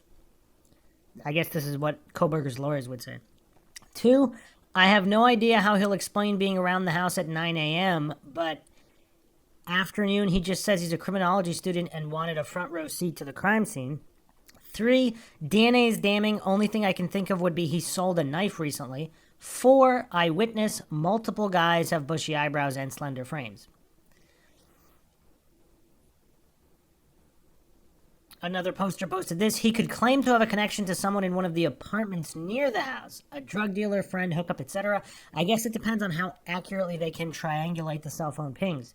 DNA on the sheath is pretty damning, though. I'm sure he ditched the weapon and hoped they find it. And all of this is before they had access to his car, which I'm sure is riddled with DNA. They also got a DoorDash delivery 20 minutes beforehand. They'll probably try and pin it on that poor guy. Hopefully he's fat and has groomed eyebrows. Wow. A response here, DoorDash tracks their drivers. I'd say they cleared that guy or gal quick. I would say they were nice and freaked out after reading this, though, how close they were to either being a victim or a witness. So scary. Just going through the timeline again, though, if Koberger was watching and he sees the DoorDash, does he specifically wait until DoorDash delivery driver leaves and then he attacks? Or wouldn't he want to wait even longer to make sure they were asleep instead of possibly alert? I mean, again, obviously trying to make sense of a psycho, but just, yeah, it's a little weird. Another post here. What's bothering me is that he seemingly knew where to go to do what he wanted to do, all at 4 a.m. and without forcing an entry. How to get inside, where to find the victims, how to leave. To me, this suggests this may not have been his first time inside the house. Were all his previous trips to the area solely stalking related and from the street, or was he entering the home, whether criminally or by invitation? His seeming comfort with the structure and the use of the knife as a murder weapon really makes me think this was a targeted killing by a narcissist who got rejected by this crew somehow and took it very personally. Put another way, I am pretty sure they knew him, if only as a creep, and I'd wager this wasn't his first time in the house. A response here, it would have been super easy to get inside that house. There is law enforcement body cam footage from a recent party where dozens of kids are there, but none of the residents are there. Now, this is another curiosity. I don't know if that was verified that 0 residents were there. Maybe 1 or 2 of them were there. But if that's true, that none of them were there, I mean, that's kind of weird. How often is a party house used as a party house where there's not a single resident there? That's a little weird, I would think. I don't know. Are there any college party people who can answer that? We're only here for a noise complaint. Come to the damn door. Finally. No one's here at all. So everyone here's trespassing? Well, no one's here that's trespassing, but no one that lives here is here right now. So where'd they go? They're just not here. I have no clue where they went. No clue. So you guys just throwing a party in their house at this They were time? here at one point. They're not here right now. I just searched all the rooms. They left and went over to some other party, and everyone is about to leave and go over to another party. Okay. Who does live here? What are their names? I am actually not sure. I live across the street. I just came over. I haven't drank a drop. Male, female? I think it's mainly females. I think it's like 4 females. What sorority are they affiliated with? I don't know. I don't Yeah, I you don't know do. if I don't know if they're associated with it. I don't know. So, I guarantee you they're associated with the sorority. As many of them are living here. It's an off-campus sorority house. I've been a cop for 22 years here. I'm not stupid. Don't play dumb games with me. I would rather deal with this as a noise complaint than getting a hold of the Greek council and the Greek board and all of that and the dean of students and playing all these stupid fucking games. All I want to do is deal with the noise complaint.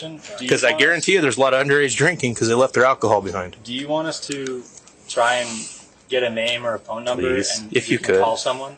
We just need to talk to somebody who lives here, because otherwise I have to be under the assumption you guys are unlawfully entered because no one who lives here is here. Okay. Right? We'll go. So I need to verify that there was a party here. Now everyone left, so thank you.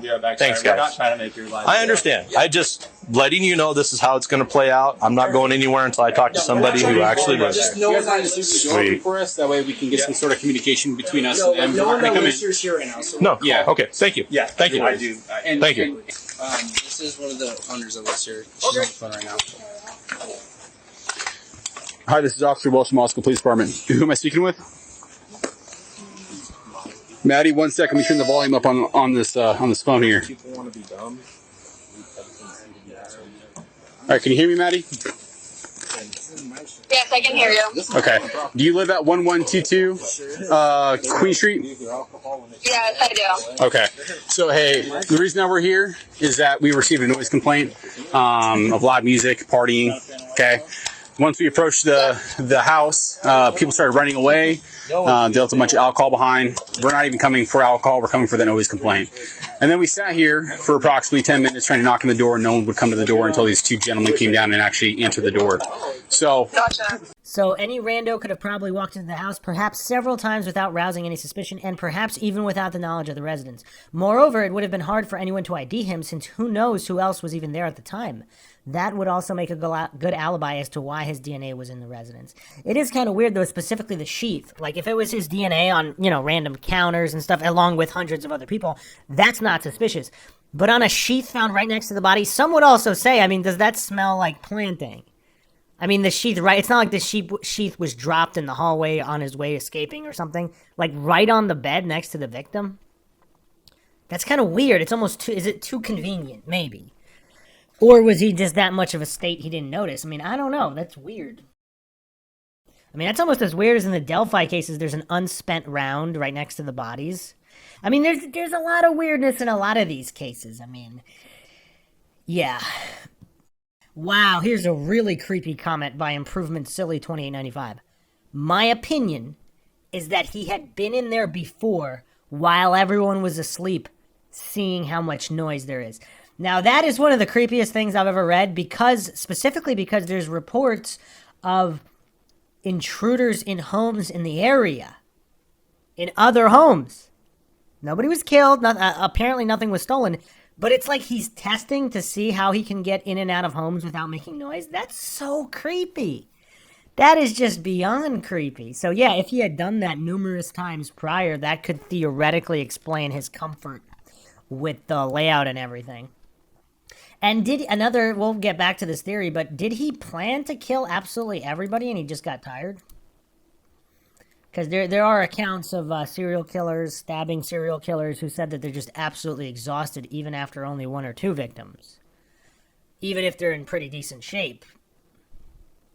Obviously nobody wants to imagine killing other people, but you can imagine when you're in a fight for your own life, or even if you're like, you could think about any kind of scenario if you get into a fight, or if you fall while hiking down a cliff or something, or a steep incline.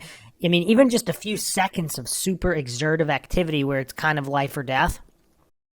Hopefully not too many people listen. Nobody on this podcast listening has it in the direction of killing anybody, but in terms of surviving, not necessarily another person, just some kind of situation, or out in a storm, whatever the case may be, there's just some kind of high adrenaline situation, and you get tired pretty quickly. Within seconds. You're not going to last minutes in super high exertion, super high adrenaline situations. So is that a factor? Does that explain a lot of this? Another very astute commenter here, Moon over Madagascar, my take on why Koberger walked right past the roommate. He didn't see her. I think during the investigation, law enforcement said the roommates were asleep and didn't hear anything because law enforcement didn't want to tip off Koberger that there was an eyewitness. Wow, okay. Other people are speculating that he believed that he actually did kill everybody in the... I don't know. Again, if he was in there...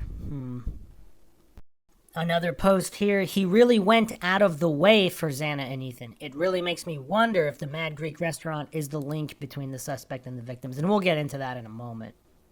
Other posters are speculating that Koberger was already upstairs, either hiding or controlling the dog at the time of the DoorDash arrival. Huh. How lucky is this guy, though? In terms of not getting caught that particular night. In terms of, if he didn't know about the DoorDash, if he's already in there either plotting or hiding or doing whatever, he doesn't know about the DoorDash, it comes and leaves, does he not even know about it even after it left? Or did he possibly see or hear some kind of something, and that's why he either hid or remained silent longer? Whatever the case may be. Yeah, there's still plenty of questions to be answered here. But let's move on to some major major mind shocks. So meaw.com, which a lot of people chastise, actually relatively accurate. Let's look at some expert opinions and then further damning information. Juna Tharakin posted this January 17th. I think he's killed before. Experts speculate the possibility of calling card left by Bryan Kohberger. Experts have suggested Idaho murder suspect Bryan Kohberger is likely to have committed murder before and at the crime scene. He may have left behind a calling card. The speculation was put forth at a Dr. Phil special episode Friday, January 13th, where the experts convened to discuss the suspect's patterns and the evidence collected from the quadruple massacre. Jonathan Gilliam, former FBI special agent, expressed that investigators will locate the knife used for the grisly murders as he thinks it will be part of his operational tools, as similar to the suspect's car, suggesting that the suspect may have left the sheath in the murder home intentionally.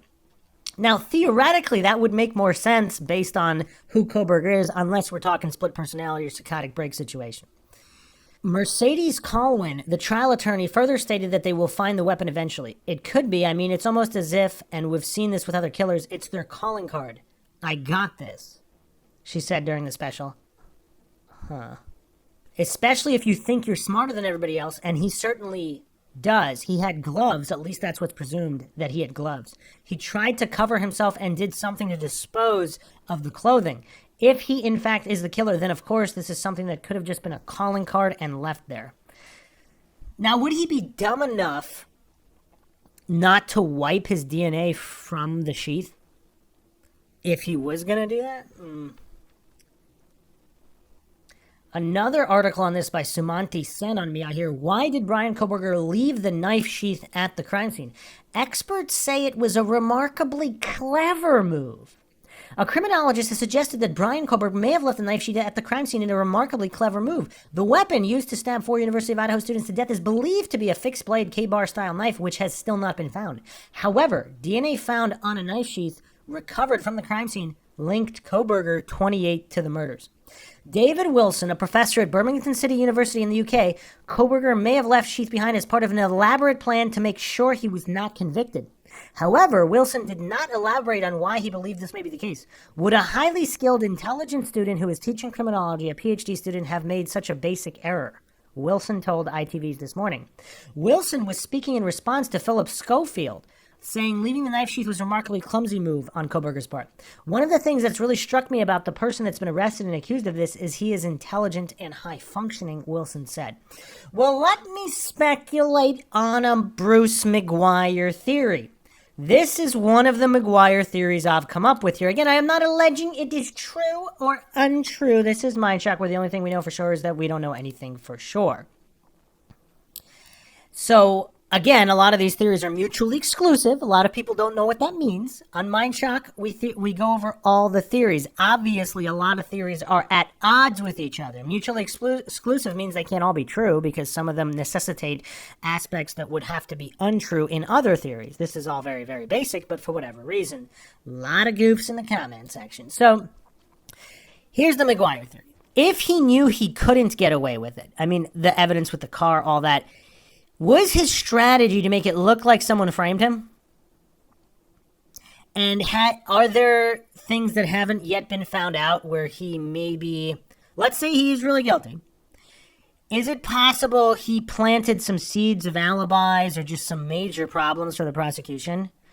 And because leaving the sheath with your DNA right on it next to the murder victim, now either that's extremely stupid or that's some kind of extremely bold 3D chess move. Again, I am not alleging which of these it is.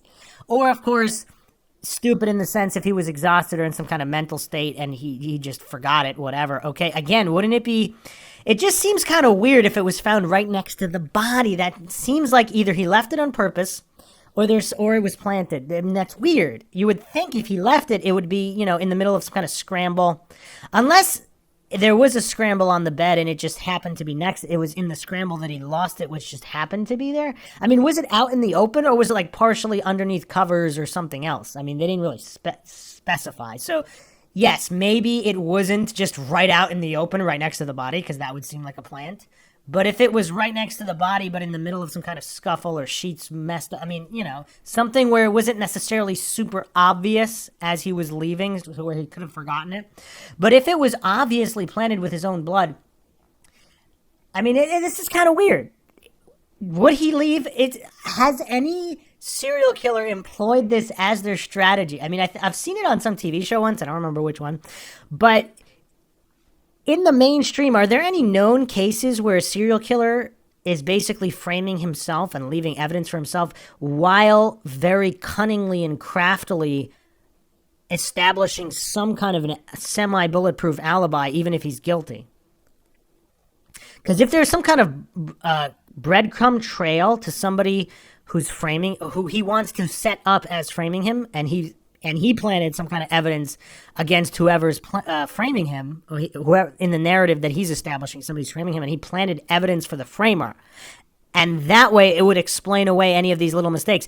Is he smart enough to know that in this high-tech era, he was unlikely to have gotten away with it unless he took extreme precautions, which he obviously didn't, using his own car? Is that why he was so bold as to continue using his own damn car after the murders?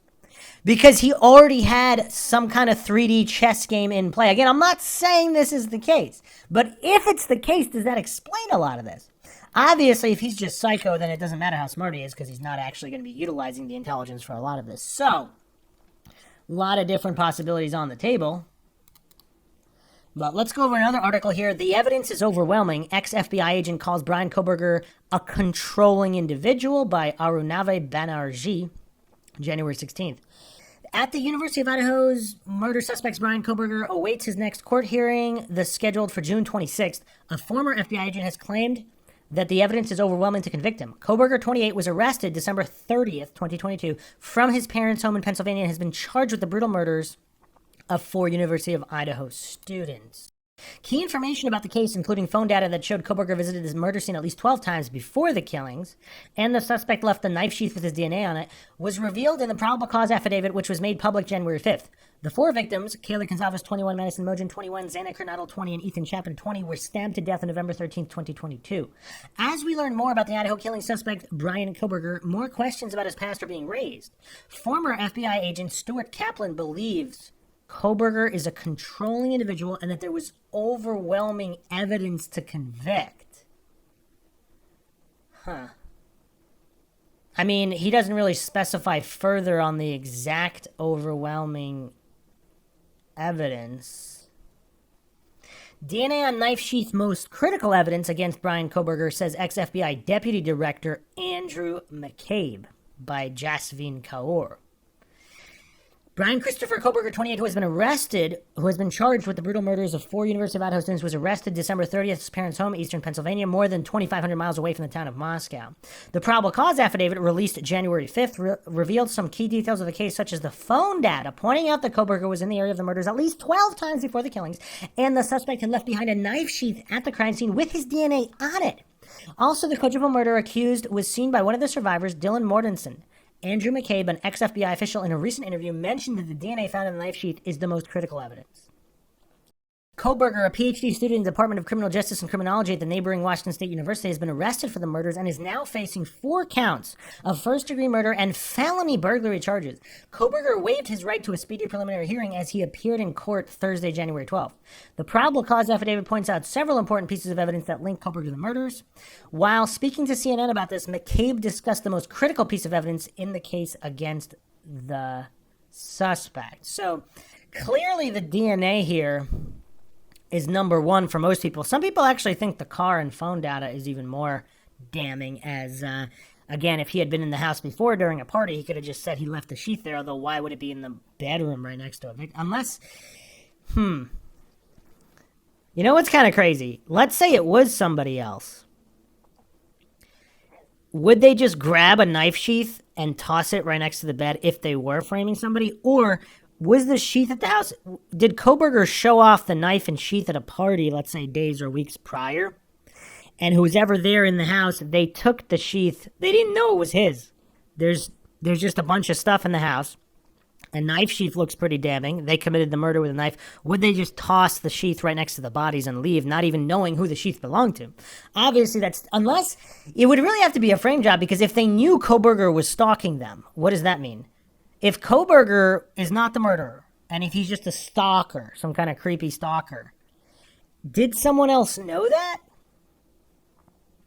Again, I'm not claiming he is guilty or innocent. Obviously, the trial has not happened yet, so we haven't seen the totality of the evidence to determine if it is beyond a reason, if it can proven beyond a reasonable doubt that he's the perpetrator, or possibly one of the perpetrators. So we really don't know. I mean, yeah, I mean, if you were gonna commit murder and you knew your intended victim had a stalker, would you not frame the stalker? Kohberger waived his right to a speedy trial. Okay, that's also interesting, but okay. Jasveen Kaur also posted this article January 13th. Probable cause affidavit against Idaho suspect Brian Kohberger has lots of weaknesses, says law expert. Recently, Jason Labar, that's an interesting name for an attorney, Labar. Kohberger's attorney suggested the affidavit contains many holes. Adding to this, even law expert Lara Yaretsayan warned that the probable cause affidavit showed weaknesses and places where the defense can poke holes. In an interview with News Nation journalist Brian Enton, Pennsylvania lawyer Jason Labar, who represented Kohberger in his extradition trial, contended that holes in the police evidence could undermine the prosecution's case against Kohberger. Labar said there's no direct evidence against Brian, so there are cases where the defense will be attacking each piece of evidence individually. I believe at least that would be my trial strategy. So not that definitive of a statement, but yeah, I mean, obviously, what if he admits to the stalking and doesn't admit to the murdering? I mean, what does that mean? Another article here by Arunavi Banerjee. Yachmet's former FBI agent Pete Yachmetz said this: murders look pretty premeditated, and Kohberger was obviously surveying the victims. He also stated, Kohberger is not the great mastermind he may have thought he was. Yachmetz believes that the Idaho suspect created a very amateur mistake of leaving the murder weapon sheath behind. The former FBI agent believes that this could have happened for two possible reasons. Either he was alarmed by the victim's screams, or he had to use the weapon before the time he had planned to use it. Now, supposedly there were no actual screams, though, right? There could have been like a scuffle or something. I mean, I don't know. That's still kind of unknown as to the extent of screams, but he had to use the weapon before the time he planned to use it. So was he hiding? There's the DoorDash, he wants to wait longer, and then somebody stumbles upon him. Because if he rushes one of the girls, let's say one of the girls is on the bed, possibly not even asleep.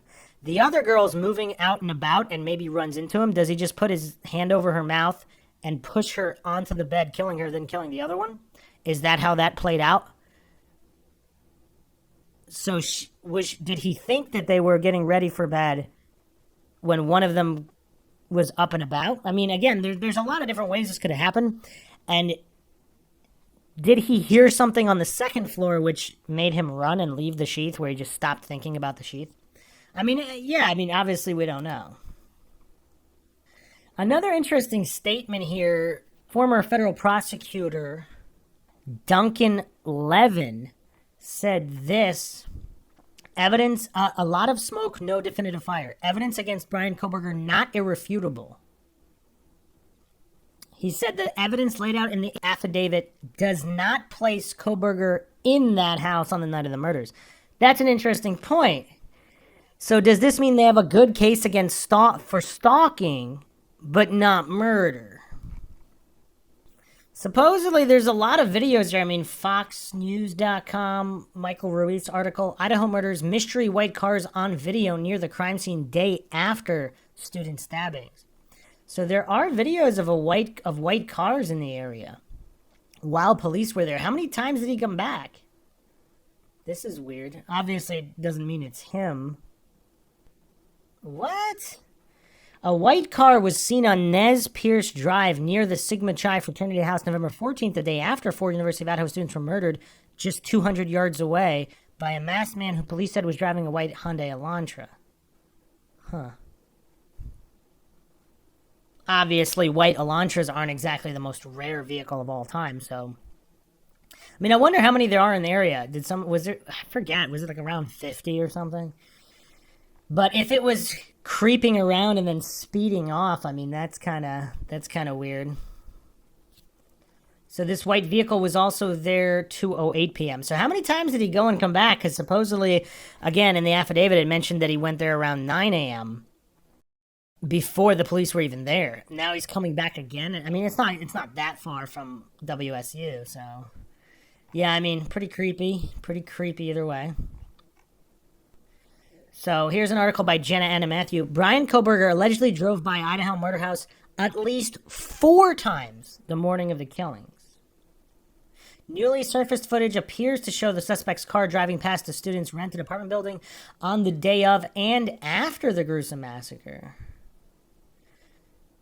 New bombshell video shows that the phone of PhD criminology student was found near the apartment of the student who was killed.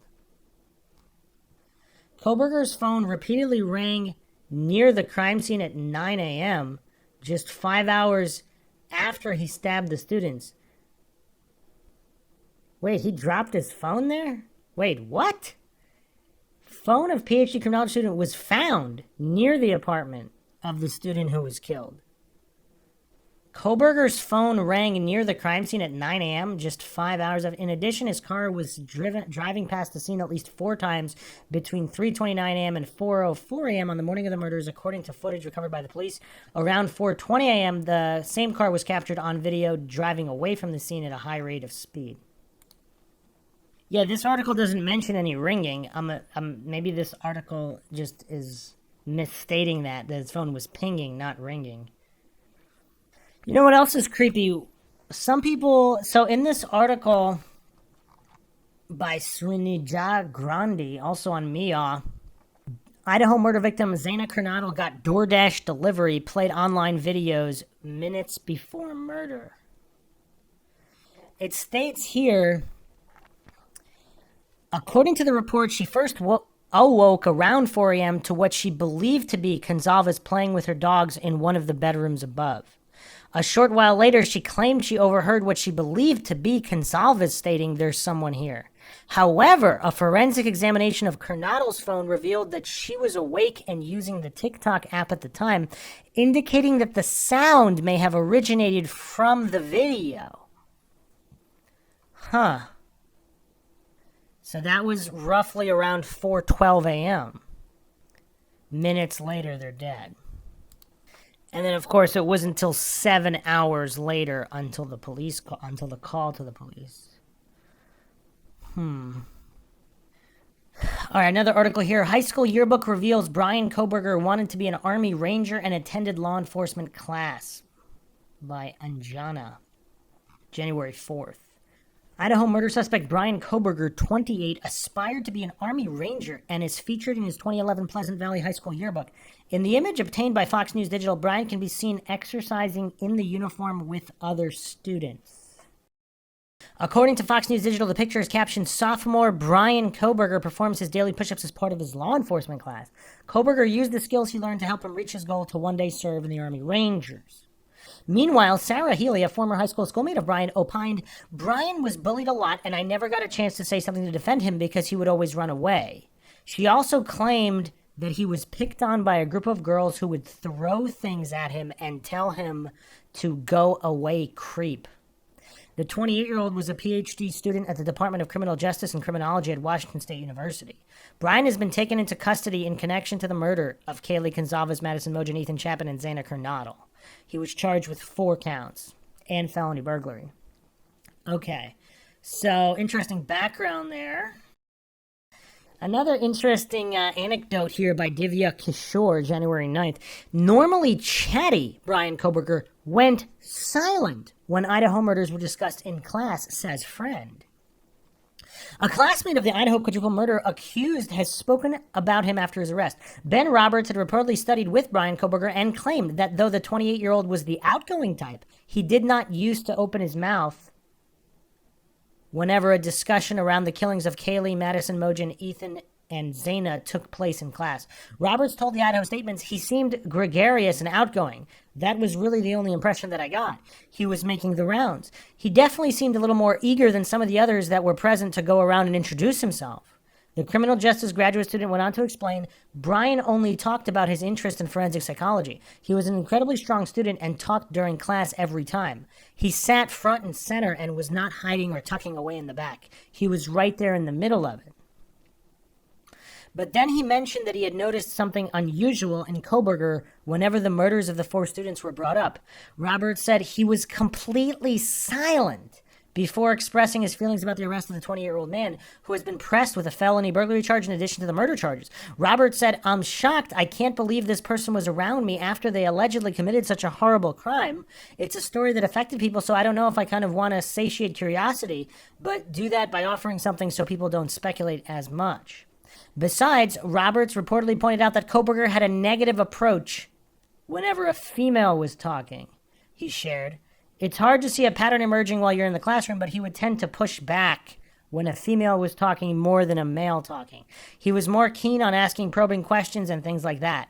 Another student whose identity has not been revealed agreed with his classmate when stating that the suspect talked down to LGBTQ plus individuals who are in a marginalized community who were disabled and women, those who were disabled and also women. Okay, so let's take a look at this body cam footage from Koberger and his father being stopped. Recording.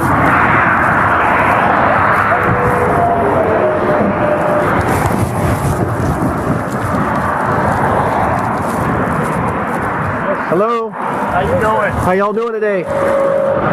Good, good. Take a look at your driver's license real quick if I could. See, he's right up on that van, man. He was right up on the back end of that van. Pulled you over for tailgating. Is this your car? Okay, cool. Where are you headed? Well, we're coming from WSU, and we're standing early. What's WSU? Yeah, I go to the university basically. That is SWAT team area. So we're okay. I'm having a hard time hearing you because of the traffic. So you're coming from Washington State University, yeah, and you're going where? Oh, we're going to be going to Pennsylvania. Oh, okay. Yeah, so we're slightly punchy because we're driving for hours.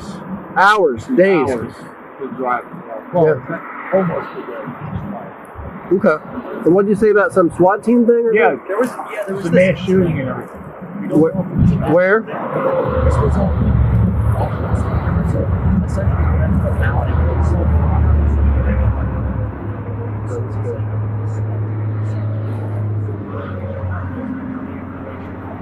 Interesting. Well, it's horrifying because these people at the university, you know what I mean? Mm-hmm. So y'all work at the university there? Or? I actually do work there. Oh. Okay.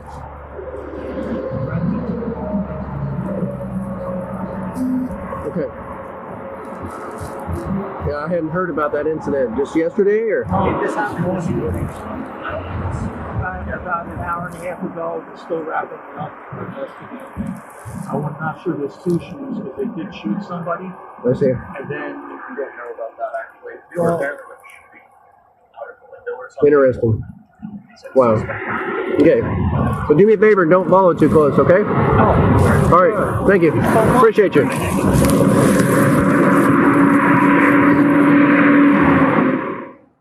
What does everybody make of this?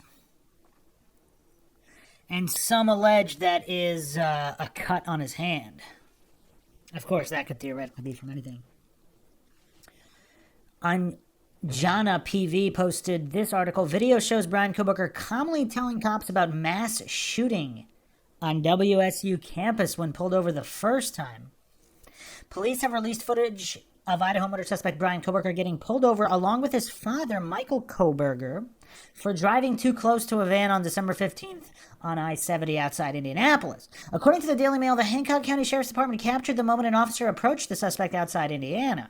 In the video, we can hear the duo claiming that there's been a massive shooting at Washington State University. Later, his father added that a SWAT team descended on the campus, and the father also stated that the shooting was horrifying. Meanwhile, Coburg can be seen speaking calmly to the police officers and also stated regarding how long they had been driving. The father also said they left Washington State University to head home to Pennsylvania. He was caught for the second time within 9 minutes while driving along I-70 in December. He was giving only a verbal warning in both cases. Koberger was arrested Friday, December 31st for killing 4 University of Idaho students. And you know what's kind of weird? When he's already getting pulled over, let's say the second time, I mean, what is he suspecting? Because they're just letting him off with warnings, but, I mean, one time, okay, but the second time? What is he thinking? Does he know they're onto him at that point? So supposedly the local law enforcement was told to pull him over to kind of see what's going on, possibly see if he had any injuries, etc. All speculation, of course.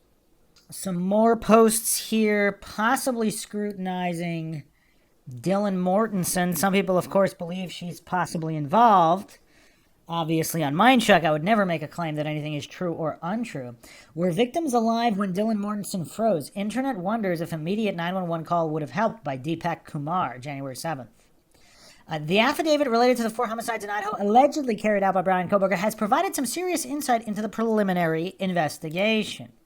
One such detail provided in the document was that Dylan Mortensen, one of the 2 surviving roommates, saw the suspect leave the house after brutally stabbing her 4 friends to death. On one hand, the people taken aback by this revelation complimented Moscow police on keeping Dylan safe, as she was their prime witness, and on the other hand, people are questioning Dylan's choice of actions. Some burning questions are: how did she go to sleep after the incident?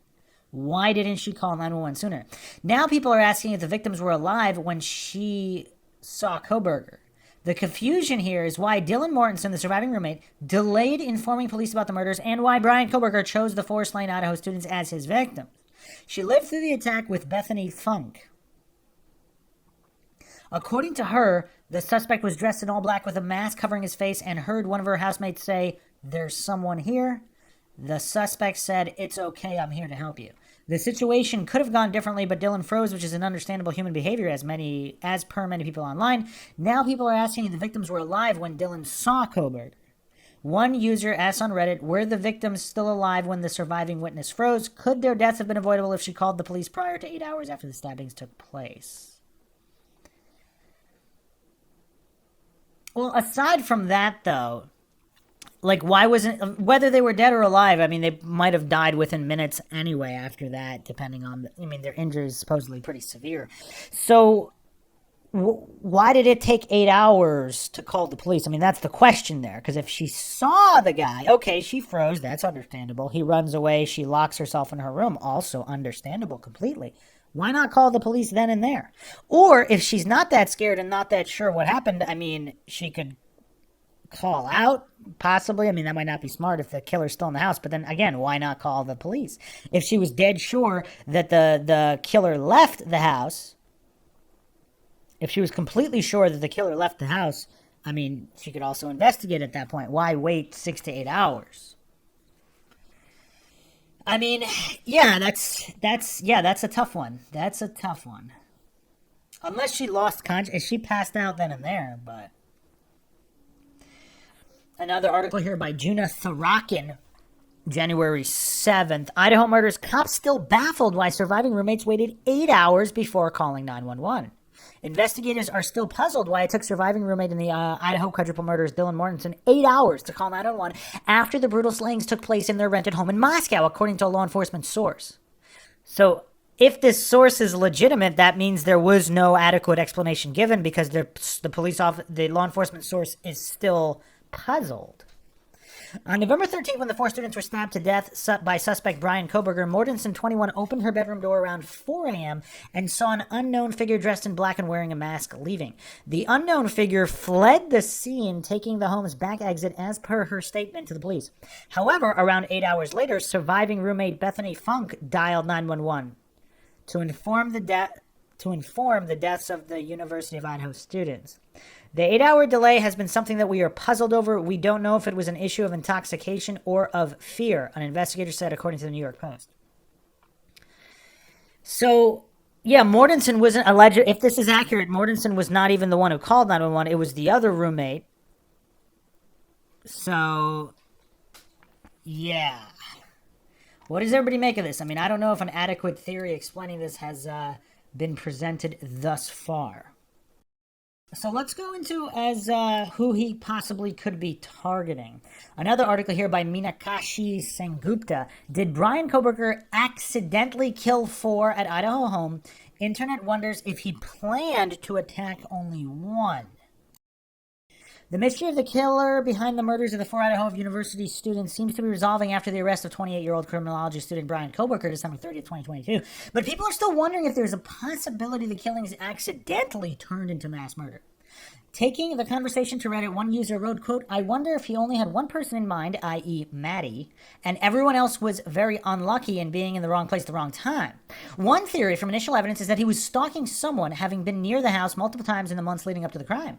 Let's suppose this was Maddie, given it's her room he went to first. Koberger, for whatever sick reason, decides he wants to kill her. He arrives at the house with his one victim in mind. But as fate has it, Kaylee is in the same bed and not asleep in her own room, so that's one additional victim he had not planned on. The user added by saying, I just wonder if the other 3 victims were surprises for him. Many have speculated this can't be his first murder, given he killed 4 at once, but perhaps this wasn't how he'd intended it, and it was an unfortunate turn of fate.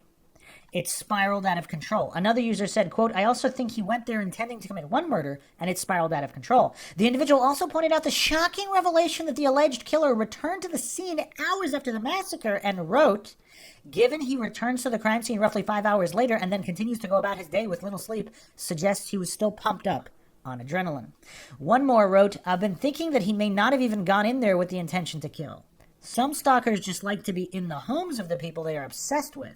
One of the girls woke up, and once things started, it just kept escalating. Okay, that's an interesting theory. We haven't spent a lot of time on this theory. If Koberger is the same guy who's been reported as entering people's homes stealthily, not stealing anything, I mean, is this the type of guy that just wanted to do that? And maybe he's done that a bunch of times in that particular home as well. Very, very creepy to think about. And if no one's ever woken up while he was doing that, there was never an issue. Another article here, Varnika Srivastava posted this January 11th. Could it be Brian Koberger? Internet finds Maddie Mogen's Poshmark exchanged with disgruntled customer. More than a month after the horrifying murders of 4 University of Idaho students, the suspect, Brian Christopher Koberger, was arrested and taken into custody. After being extradited from Pennsylvania, Koberger is currently standing trial in Idaho for the alleged murders of Xana, Ethan, Madison, and Kaylee, which occurred on November 13th. Since the murder occurred, several web sleuths have been digging deeply through publicly available information about the victims of the suspect and their families, including the social media profiles across the internet. Recently, a Reddit user, while on a deep dive on Madison Mogen, shared a YouTube video about her profile on Poshmark, a social commerce marketplace, and discussed about how a user got persistent in his interactions with Maddie over a sweater. The Redditor wrote, Maddie Mogen Poshmark, very disgruntled customer from October 16th to October 30th, 2022. The user further added, quote, I just found this last night, found it odd but dismissed it, probably nothing, but I found it odd how persistent the person got with Maddie over a sweater that she had sold to them on Poshmark, but didn't ship or respond to the customer's requests for 2 weeks. And that would be really weird if this was all over some kind of bad sweater. But why would he be buying this? I mean, actually, I don't know if he's a stalker obsessed with these people. I mean, he might be buying random clothes from them. I mean, who knows? Like, yeah, look at the guy's photo. I mean, is there anything that guy wouldn't do? It's kind of hard to tell. I mean, don't judge a book by its cover, of course. But, I mean, that is not the most normal-looking individual. I will leave it at that regarding his look. He is not the most normal-looking individual. So, let's move on to the Mad Greek restaurant where Madison Mogen and Xana Kernodle worked. Now, if he is stalking these people, again, it is possible he's buying things from them online and stalking them on various different websites. So the Mad Greek restaurant, the Mad Greek, okay, interesting name there. Brian Koberger ate vegan pizza twice at Mad Greek restaurant where Madison Mogen and Xana Kernodle worked, allegedly, by Pragata Priya. Again, all this information is disputed. This is Mindcheck. I'm not claiming anything is true or untrue. Brian Koberger allegedly dined at the restaurant where 2 of the victims worked in the weeks before the horrific murders of 4 University of Idaho students in November 2022. Koberger frequented the Mad Greek restaurant in Moscow, Idaho, according to a former employee. The former employee said that Koberger had visited the eatery at least twice to get vegan pizza. Madison Mogen and Xana Kernadel, 2 of the victims, worked as waitresses at the establishment. Mogen, Kernadel, and Gonzalez, the 3rd female murder victim, were all once followed on Instagram by a now-deleted account that appeared to belong to Koberger. It is unclear if the girls ever waited on Koberger or if they ever interacted with him. In addition, People has confirmed that investigators have spoken with the Mad Greek staff members and owners and that law enforcement is aware of the restaurant visits. Additionally, they have gathered security footage from the restaurant and other businesses. According to the former employee, Koberger's visits to the Mad Greek were not unusual, and the main reason he stood out was because of a specific order. As a strict vegan, Koberger would ensure that his meal had not been prepared with animal-derived products. Other people have also stated he wouldn't even eat with any kind of utensils or utilize any kind of pots or pans that were also used to make food derived from animals. So quite vigilant. But is the sheath 100% leather, though? That's a good question as well. Now, here's the rebuttal. So this was the allegations from the alleged employee. Follow-up article here by Pragata Priya, January 21st. Not true. Mad Greek restaurant owner where 2 Idaho victims worked denies Brian Koberger dined there. And, of course, isn't that what they would do if they're trying to distance themselves from the investigation, whether it was true or not true, or perhaps police told them to say that? The proprietor of a restaurant in Moscow, Idaho, where 2 of the murdered students worked, says the rumor that their suspected killer, Brian Koberger, visited the establishment twice is false. According to a former employee quoted in People article from January 19th, Koberger visited the Mad Greek restaurant where Madison Mogen and Xana Kernadel worked and ordered a vegan pizza. Jackie Fisher, the proprietor of Mad Greek, has now claimed in a Facebook post that that article is completely fabricated information. Fisher wrote, "The news media should really do their due diligence before running a story with completely fabricated information. This will be my only response to this story from People. It is not true." I mean, technically it wasn't fabricated. They were reporting allegations from an alleged employee. So maybe they verified that it was really an employee, and if so, how could they verify that the employee was telling the truth without having the actual footage that the police have from the area, or receipts, or the financial trail?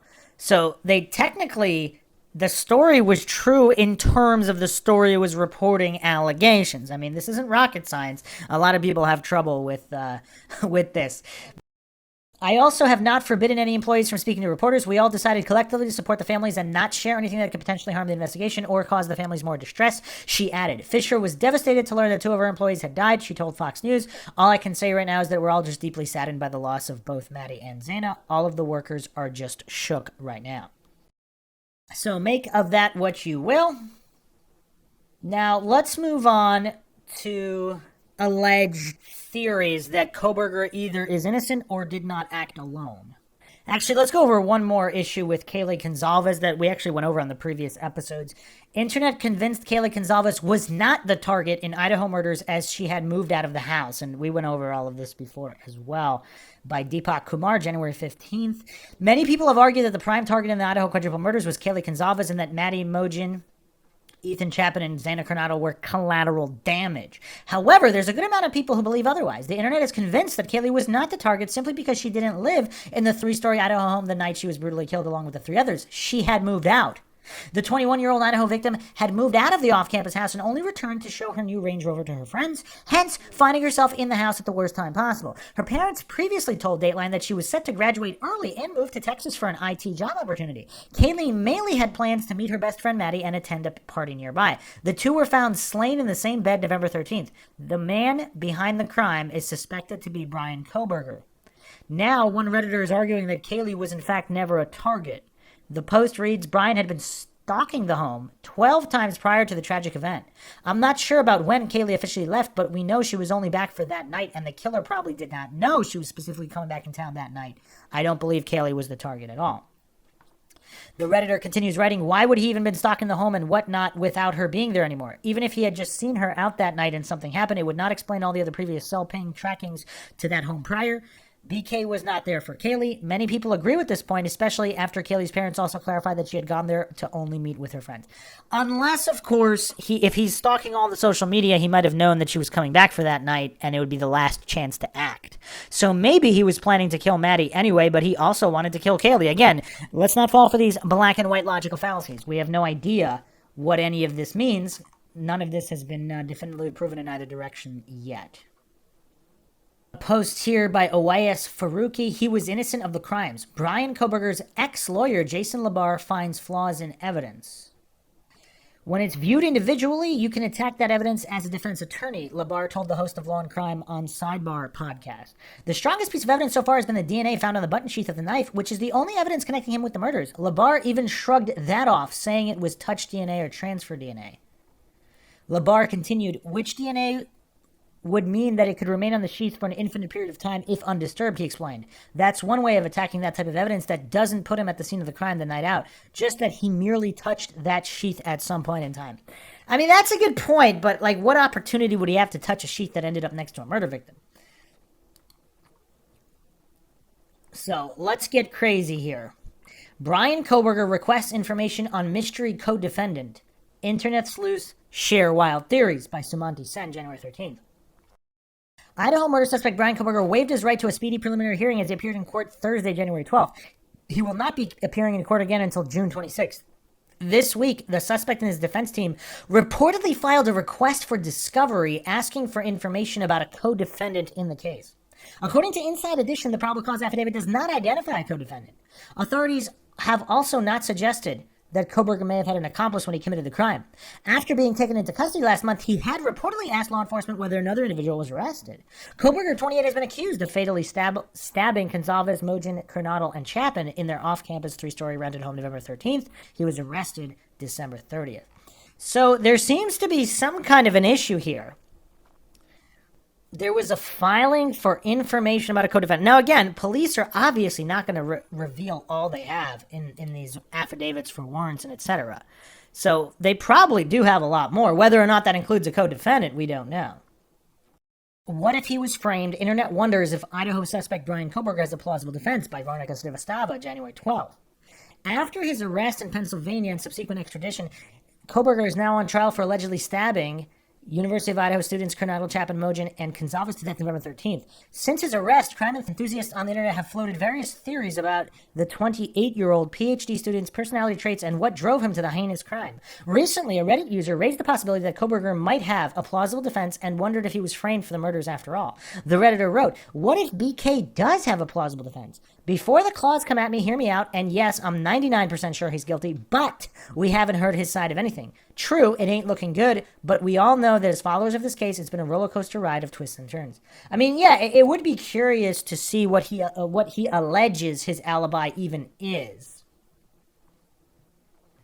Web sleuths speculate if suspect Brian Koberger was only an accomplice, but not the killer. By Arunavi Banerjee. More speculations arise about the motive for the murders of 4 University of Idaho students by suspect Brian Koberger. A new subreddit thread theorized that Koberger may not have been the actual killer, but instead only an accomplice. Koberger was arrested December 30th for allegedly killing the 4 students. All 4 victims were stabbed to death with a fixed blade November 13, 2022. In the thread posted by Reddit in the discussion sub Brian Koberger, the user has laid out a series of points that theorize that the Idaho murder suspect was only an accomplice to the murders. I saw someone earlier mention this theory briefly, and it's one I've had since the PCA, but was scared to post about it, so I want to expand on it, the Redditor wrote, sharing the post.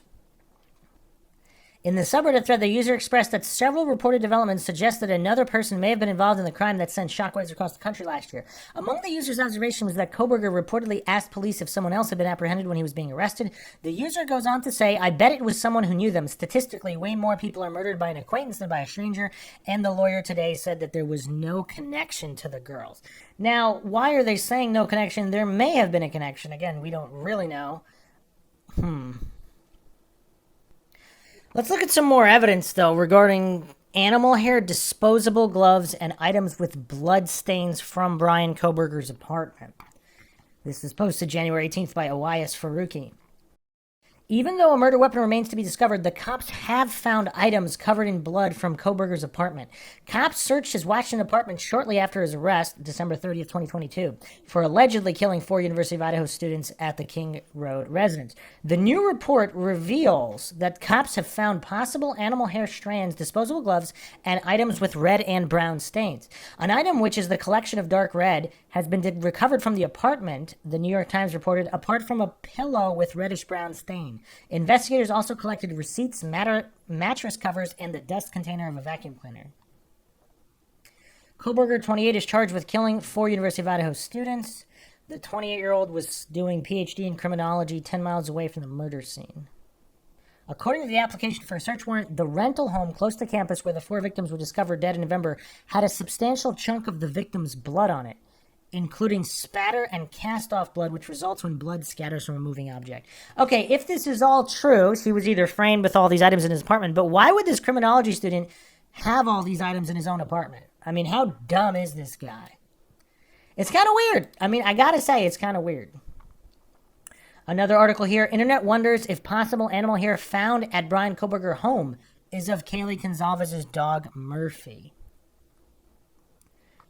Among various evidence gathered from the Idaho murder suspect's home was possible animal hair. This sparked speculations that the hair could belong to victim Gonzalez's dog, Murphy. Records of evidence recovered from the suspect's home was unsealed Wednesday, January 18th. Do we know if BK or his family had recently lost a pet, specifically a dog? There was a pet hair listed in the recent release. I want to be able to check off the possibility of it being a family pet instead of Murphy. Of course, I want it to be Murphy's. He would be such an important part of convicting BK. Anyway, though, he will always be the best boy. I hope he's also recovering. People forget that animals feel loss and grief as well, a user wrote on Reddit. Follow-up post here. Those who are saying Murphy can't shed because he's a doodle, he definitely can. I've met multiple full-breed doodles that shed. Obviously not like a husky, but it's possible for one little hair to end up in BK's place, the user added. Second edit. After reading the comments and more deliberation, I figure there's 3 ways this hair strand could take us. 1, it's Murphy. 2, it's the dog that was skinned. Talk about a crazy plot twist. Or 3, it's not related to either of those poor babies, therefore probably not important. Okay, and that's another interesting point about all of the animal killings in the area and the skinned dog as well. I talked about it on the previous episodes. If Koberger's this animal lover, then how probable is it that he skinned the dog? Unless, of course, he did have some kind of psychotic break, or he has a split personality or something of that nature, or there's unrelated scumbags going around harming animals, which is possible, of course. Another follow-up here by Samuk Yantha LKM. Forensic analyst says animal hair from Brian Koberger's apartment can be a home run for the prosecution.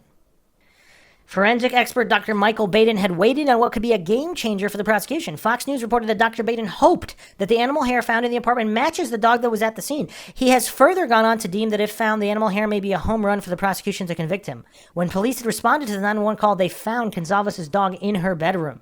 If they found one animal hair, and I've been involved with this in the past, which came from the dog that was at the scene, that's a home run also for the prosecution, Baden said Thursday, January 19th on America Reports. In addition to the dog hair, the warrants had information about other evidence that Baden believes will help put Koberger behind bars. But hold on a second. If he had just partied at the home, especially if on more than one occasion, I mean, that could theoretically explain the animal hair. I mean, I don't know how that's a home run per se. Another article here by Varnica Srivastava. Idaho murders. Web sleuths say gloves found in Brian Koberger's home and near crime scene don't match.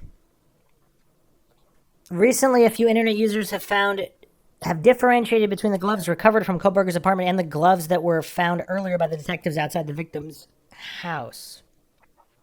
A Twitter user recently described the glove found outside the victim's home, briefly describing the material and the quality difference to the ones found in Brian's home. Do people not realize that the glove found outside the home was a winter glove and the glove found in Brian's apartment was a surgical type glove? Right? Why are some saying it's the same? Yeah, just pointing out these are 2 completely different gloves. I am seeing people try to say the one found outside matches the one in the apartment. They want an OJ type moment so badly. Okay then. So let's go down some rabbit holes. So here's a theory why August 21st, internet thinks Brian Koberger started planning murders on the day he was pulled over by Aranava Banerjee. As per the search warrant documents used to retrieve evidence from the home and office of the suspect, Koberger was pulled over twice by cops while driving his white Elantra between August and November 13th. The car remains one of the key pieces of circumstantial evidence against him. Further investigation, including a review of Latah County Sheriff's Deputy Corporal Duke's body cam and reports, showed that on August 21st, 2022, Brian Koberger was detained as part of a traffic stop that occurred in Moscow, Idaho by Corporal Duke. At the time, Koberger was the sole occupant, was driving a white 2015 Hyundai Elantra. The search warrant reads, Koberger gave the police his cell phone number during the stop. Is that common? Something weird going on, man. There's something weird going on here.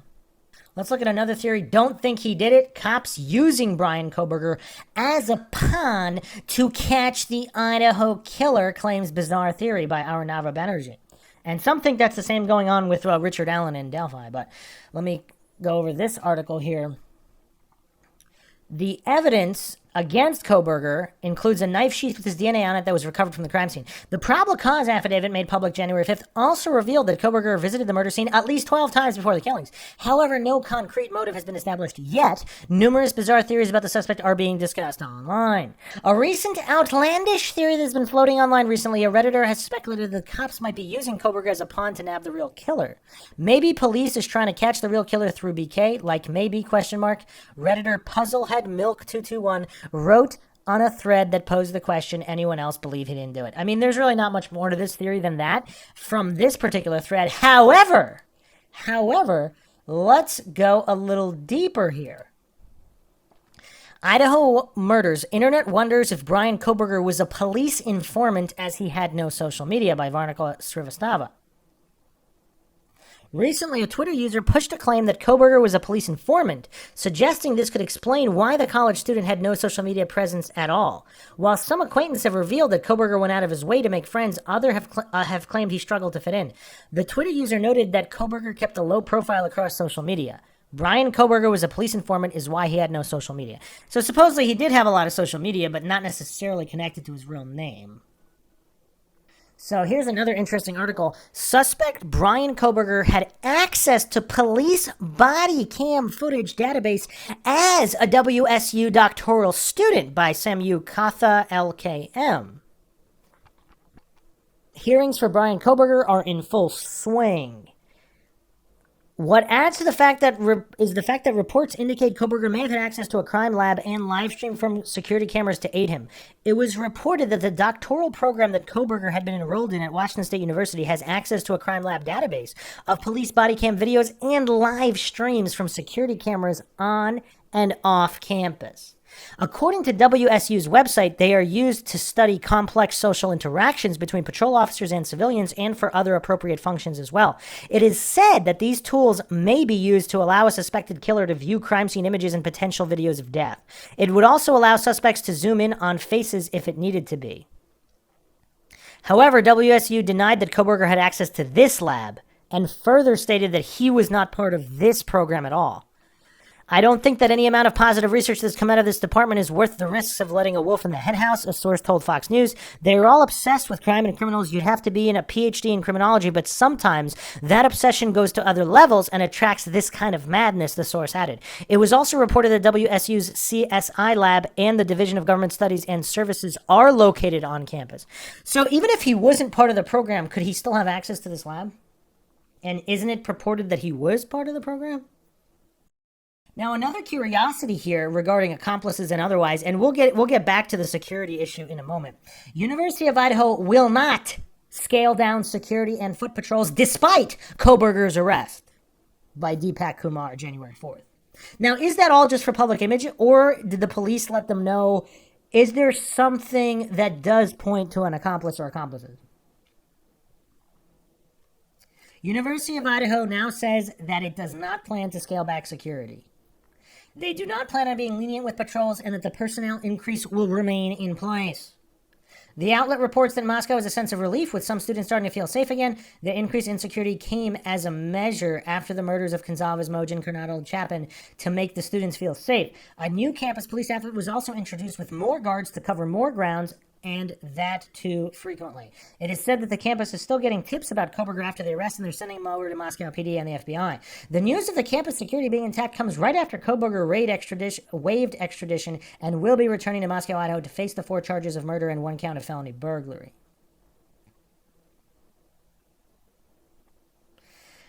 I mean, I don't know. I mean, would that just be protocol no matter what, so it's not necessarily suspicious?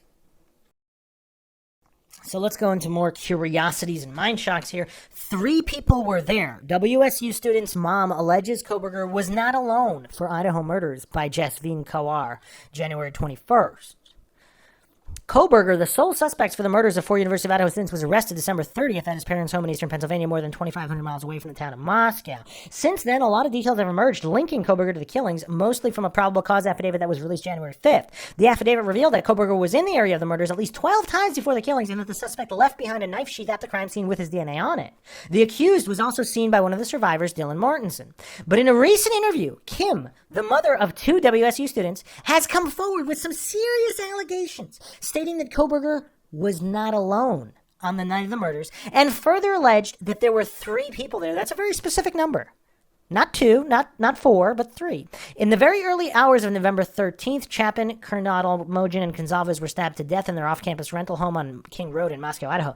Koberger, a PhD student in the Department of Criminal Justice and Criminology at the neighboring Washington State University, was charged 7 weeks later. He is still the only suspect in the case. In a recent interview with a YouTube channel, Kim, who is reportedly a mother of 2 WSU students, revealed some shocking information about the murders. Kim. Hello, Kim. This Hello? is Daniel from the Drunk Turkey Show. I know you called a couple times, so I wanted to return. I did call a couple of times. I just really feel it's important that anybody who's listening who's got kids over there or lives over there to know that don't just think because this guy's behind bars right now that it's all done and it's safe, because it's really not. The case is still ongoing. The investigation is still ongoing, and pretty active. And I have 2 kids over there. It's scary, terrifying, actually. And I get they got to catch the guys, but the lack of transparency is wild. Right. And I have been told that I'm not to speak, but you know what? I'm a mom. Put me in jail, like whatever. I'm not gonna stop speaking if I don't think my kids are safe.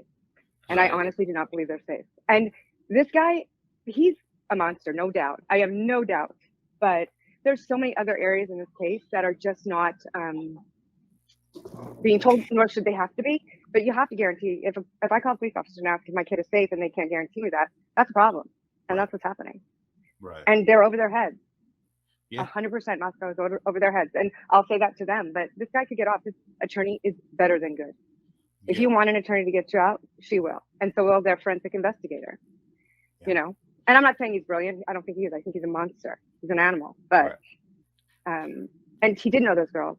And we have a substantial and significant, and I say this on the record, and I'm not alleging it. I'm a parent, and I've been dealing with it now for 2 years. I pay $50,000 a year for this stuff. And I'll tell you what, there is a drug problem, a significant drug problem. There's a Greek road problem. And I've got kids on Greek road, right? Mm-hmm. So I'm coming from a place of knowing, and I just want people to just have a conversation with the kids. You are not safe. Just because the guy's behind bars does not make you safe, right? Here's the thing: it don't matter where you live. I mean, I sent my kids to school with tasers. That's weird. Yeah.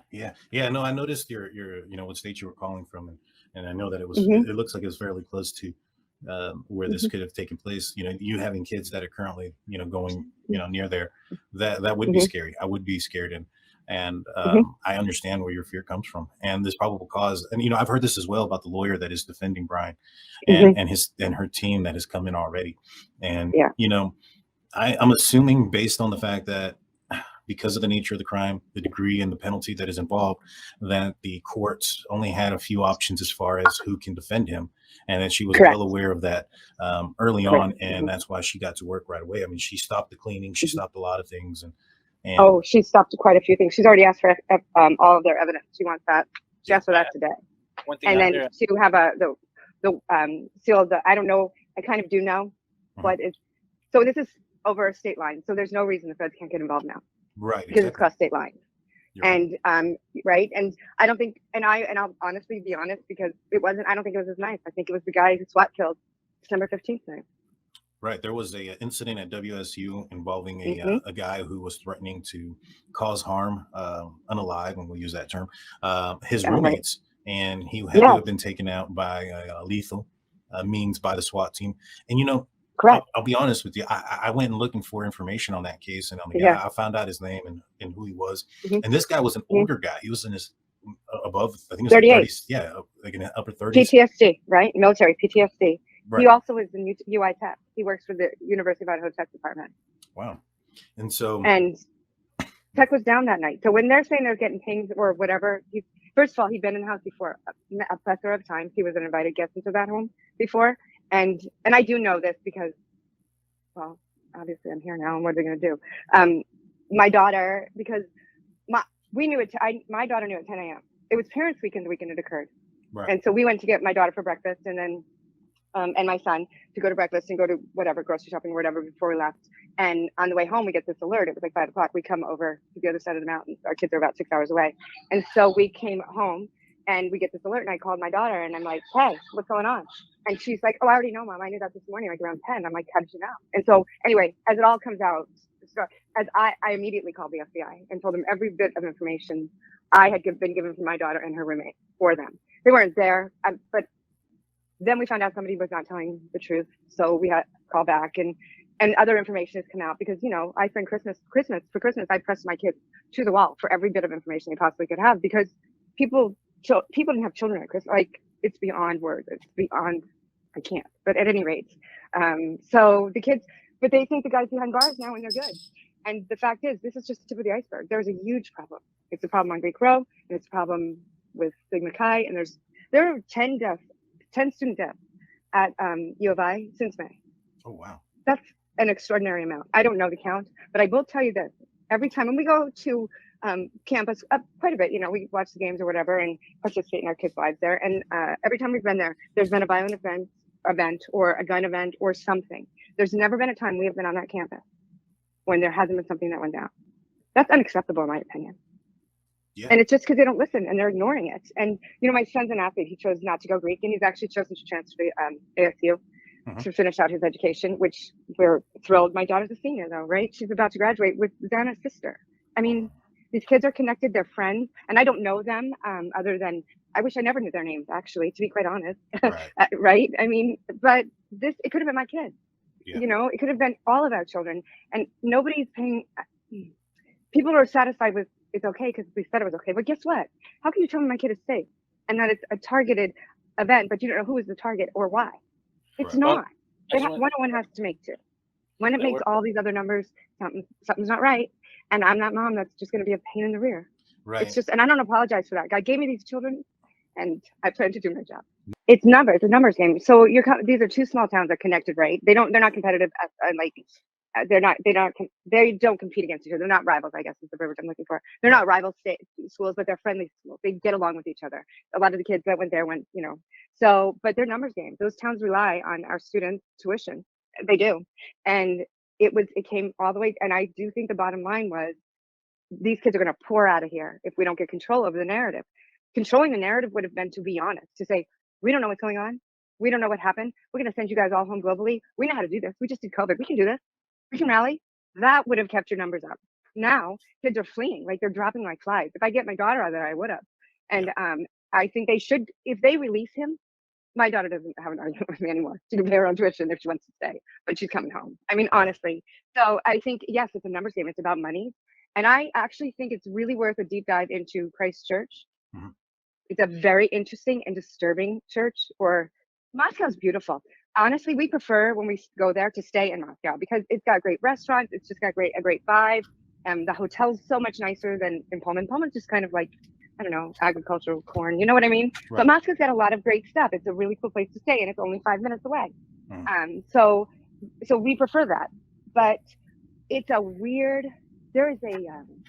You just got to do a deep dive into Christ Church, and a really deep dive into that because they control most of the land and the properties. It's just, you have to look at it. I couldn't explain it, and I don't want to disparage other people's faith. We all have our faiths, and say anything that would get anybody in trouble, but it's definitely worth a deep dive. And there's a lot. And so, I mean, honestly, one of the guys who was actually one of the men who actually was a suspect in this, committed murder and got off with probation. and broke his probation 3 different times, right? And then another guy who works at Mad Greek, because he doesn't work at Mad Greek. He goes to Mad Greek, and I don't know his name, but his wife worked at Mad Greek and knew the girls and had lovely things to say about the girls, but he's also on that list. And I'm not. You're talking about the owner of the restaurant nearby? Who is not the owner, but perhaps it's his, perhaps related to that person, maybe. And there's another kid who's possibly related to the Attorney General of the state. I mean, it's a very small town. This case and Stigma Chi, I will say this, and I'll say it outright into their face. I've already said it to their national committee. They are no innocent in this whole situation.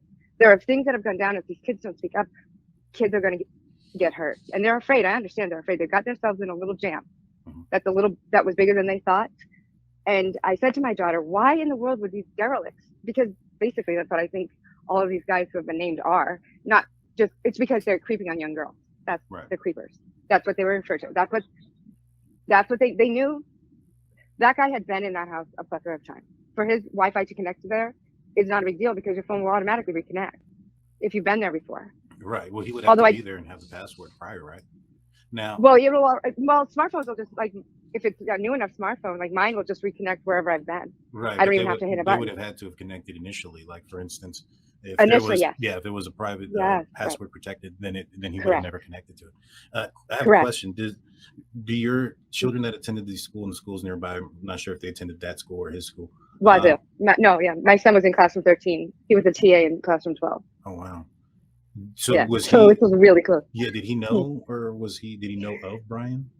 No, because Brian was a PhD student. To be a PhD student, so PhD students, somebody called and told me this actually, and that PhD students have to do like a year of TAing and a year on the Pullman Police Department in order to. It's part of the requirements for getting a PhD. Yeah. Yes, correct. So no, my son he's only a second year, so he pre-law, so he didn't, but it doesn't matter. I mean, he clearly doesn't care how many kids are present or if they're boy or girl, man, you know what I mean? He doesn't care. He'll just take you out of that. It's his brothers. And I truly believe he wanted to solve the crime himself when he got hired by Pullman Police. I truly believe that. And he took all of these minions with his little survey and he built up all these people he could mold. He had plenty of time to do it if you're malleable, Right. And I don't know that's right. I don't know that that's wrong, but I just know that the evidence he did not leave that shield on purpose. He didn't.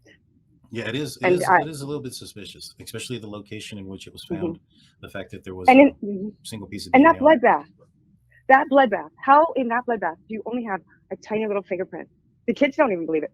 The kids, my son came to me and he said, "Mom, the route and the pings," and I didn't even know he was paying attention because it was over break. Well, obviously he was because I was insane, obviously. But he said, "It doesn't match up." And he went through it and I'm like, that's just numbers to me, right? That doesn't register. But then as I processed it, it's true. It doesn't add up. Yeah, we put together the pings on the phone. We put the surveillance video and we mapped it out, and we say the same thing. There's some missing pieces at the very least. Besides the fact you have no range on either route. What do you mean by no range?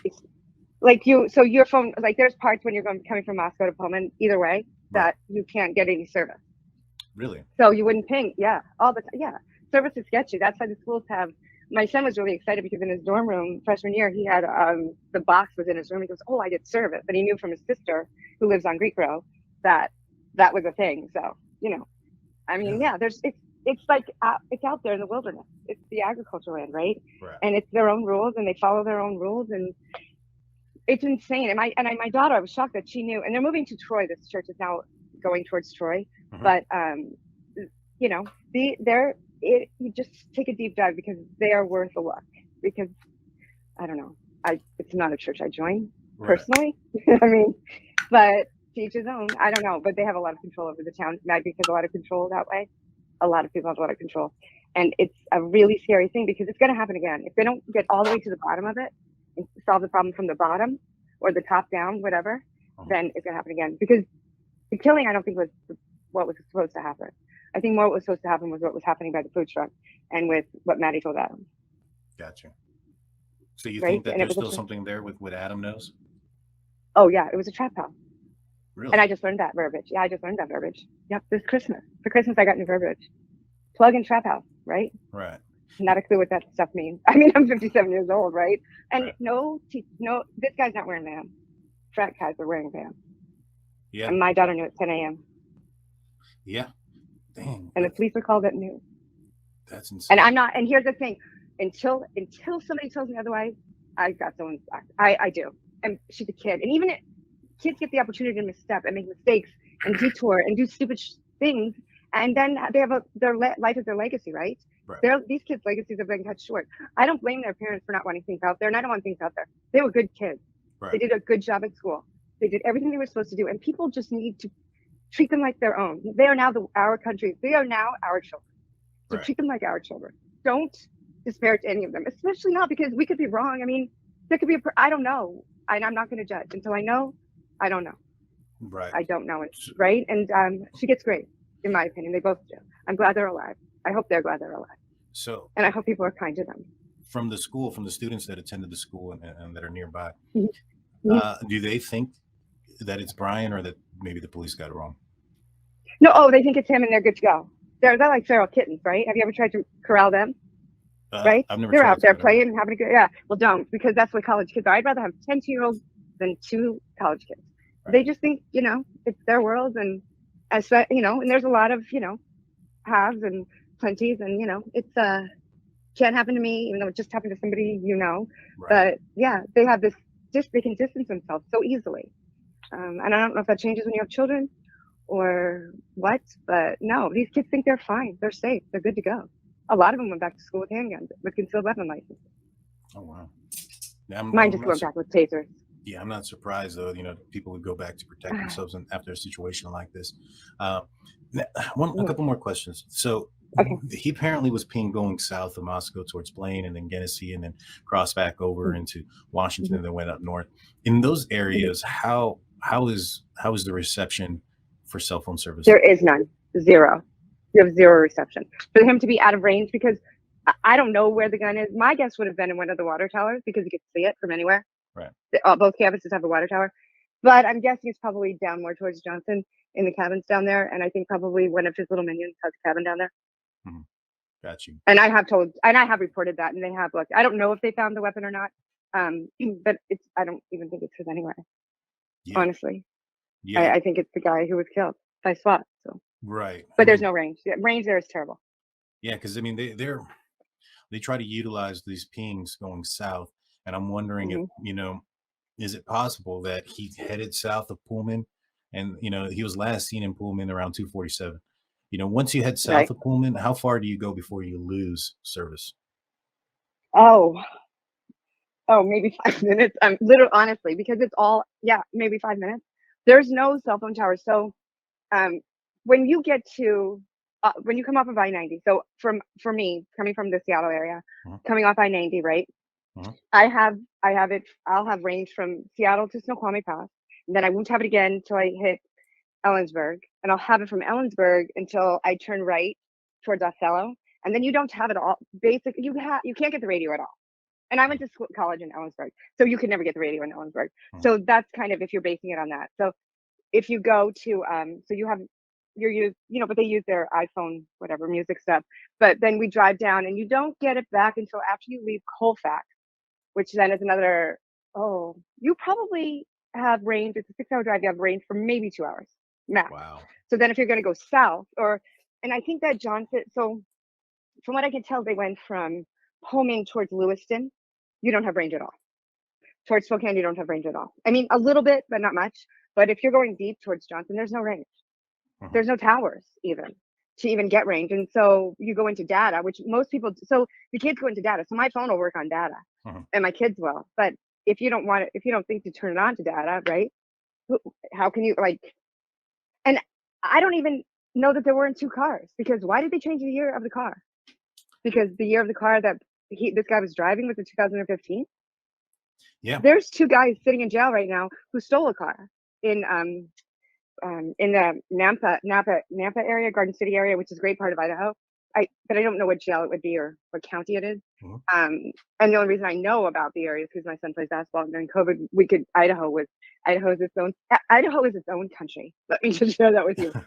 they could play ball, right? We were supposed to go to Texas. We were supposed to go to LA. All the time we were canceled. We could always find a game in Moscow. We could always find a game in Idaho. So that's why I know that part of it, but I also know there's no range. Right. And so two kids. So did they? They were. I thought they were taken into custody somewhere around the 28th, and they were arrested on the 30th. But I don't know if that's still there because all of a sudden stuff comes down. Like when that SWAT guy. So I got an alert on the 15th of December. This guy apparently on the 14th had gone into his student housing. Why a 38-year-old man is living with two students in kook housing with PTSD and works at U of I tech department is beyond me. I don't even understand that. I don't know who the students are and or what the situation was, but it's kook housing, which is Washington State, what they call their housing department. So he was there and he held them at gunpoint and tried to kill them. He let them go. They cleared my so my son's dorm. They lived on the south side. Cleared the south side, evacuated south side during finals week, and then wound up shooting him at whatever time it was. But we didn't get the alert until 3:00. He started this at 8:00 on the 14th, and he died at 4:00 on the 15th. And we didn't get the alert until like 3:30 in the morning. And we got 3 other alerts after that the following 3 days, which had no follow-ups. And so then at one point somebody had released. Well, actually, I'm not sure if somebody had released it, to be honest with you, or if I had called somebody who was there that I knew was in media, and I said, "What's going on?" to go there because there were kids in my son's building that he knew. And she told me that who he was. And then the next day, the story totally changed. Everything, his name, everything. But he, and so when I spoke with him, and I have been spoken, the FBI has continued to contact us and asked us for my kids for more statements. I said to the last officer, I think I was a little fresh. I feel bad, but I said, "You're not giving me anything, and you're telling everybody they're safe. No way. I'm not giving you another thing until you tell me my kids are safe. Until you tell me what is going on." And I don't. Maybe that's unreasonable, and I don't need to know what's happening. I just need to know that it's covered, and I just think it's not. I think with everything in me that these kids are unsafe and somebody's going to get harmed again. Right. There's a lot of dead children, and it is about drugs. And I don't know where it's coming from, but that was a trap house and they were buying drugs. He was meth and Molly, and that's where it started. Yeah, no, yeah. Everything that you're saying makes a lot of sense. But you're a very good interviewer because you just got that completely out of me on the radio, right? Or YouTube, right? Yeah. Dude. Okay, well, I stand behind everything I say. And I will stand up in front of somebody. And I told him that. Keep my kids safe. She had brain surgery her senior year. She just wants a senior year somewhere. She's fine. Totally fine. She's finer than she should be. But, we all have a story, right? We all have kids. And kids are out there without, and it's, I don't know what to, I don't even know. My fear is they're going to let them go because they don't have enough to keep them, or at least postpone. Yeah. There's definitely some holes in this case. Now, I'm hoping that the search warrant and the search of the Elantra comes up with something that's more concrete, because to hear this, I knew that this was a rural area. I knew that triangulation of cell tower pins were going to be not the most reliable. There's there's a statement in the probable cause affidavit that states that on the 14th that he triggered or connected to a tower in Moscow, but they don't believe that he was there during that day. And so that kind of puts into question the reliability of all of the pings that are out there. And you look at the direction of travel that he was traveling from the east to the west, yet Pullman's from west and he would have been traveling east. That doesn't make sense. You also look at the time frame from, he was at his house at 2:42, but 2 minutes later he was 2 miles away on video. Unless he was traveling 60 miles an hour through Pullman. That is exactly what my son said. And Pullman's a walking campus. Both of them are, right? The kids normally walk, right? They call them, I think they call them freshman cabs because all they do is walk, right? And build up. So my son said exactly what you just said. It doesn't make sense. Yeah, that didn't make sense unless there was a second vehicle that was out there without a front license plate that matched the description. And as far as when they came up with the vehicle being newer, they probably didn't figure that out until they came up with a suspect, because had they known about that or that possibility prior to coming up with a suspect, that would have been broadcasted to be on the lookout for. And since it wasn't, that tells me that it wasn't found until after they discovered that this guy was a suspect. Correct. And when I spoke and so they kept announcing, which really infuriated me, that they knew who he was within 2 weeks. And so when I spoke with the Pullman Police Department and I said they knew who he was the next day, and you let him back on campus, walking around, going to Starbucks with my kid. Like, really? You really? Really? So they knew the next day. I wonder what evidence they had at that point that led to that direction. That is because they all knew who he was. Really? Yes, they all knew who he was. The kids all know him. Yeah. And I will tell you, I think some kids got scared. I think some kids are well connected, and their parents spoke for them, and they were waiting for they wanted the kids. The unfortunateness about this situation is it happened at Thanksgiving to Christmas, which I believe is well planned on his part. Right. He knew what he was doing, right? Absolutely knew what he was doing. So, and I couldn't pull my kid off that campus. She loves college. Like, she loves it, which more power to her. I'm glad she does. I want you to love this experience. But God, right?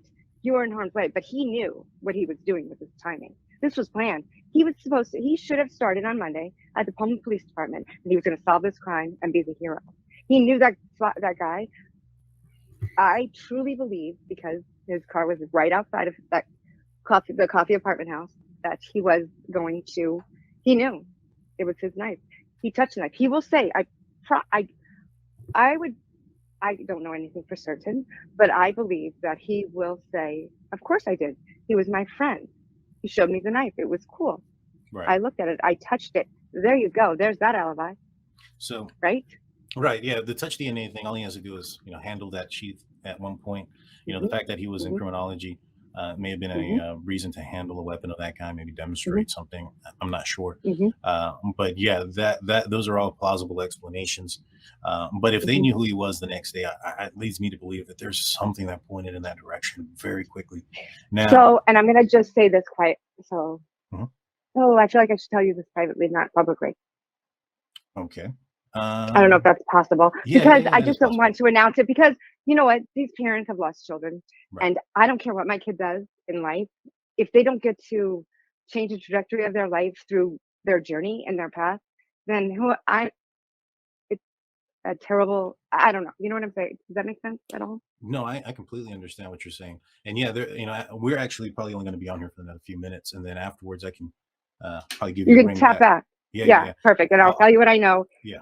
And share what I know, and then let you. I don't want it to go away. I don't want this guy to get away, and I don't want his little minions to get away, and I want everybody involved to have, I never ever want to hear about this happening again. So, yeah. So tap back when you're done, and I'll tell you.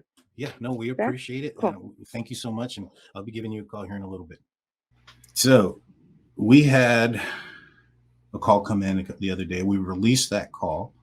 And a lot of questions and concerns have come out of it. Now, the person that called us in stated that she was, had a daughter and a son that attended WSU, and that they had friends and a roommate that were close to the situation.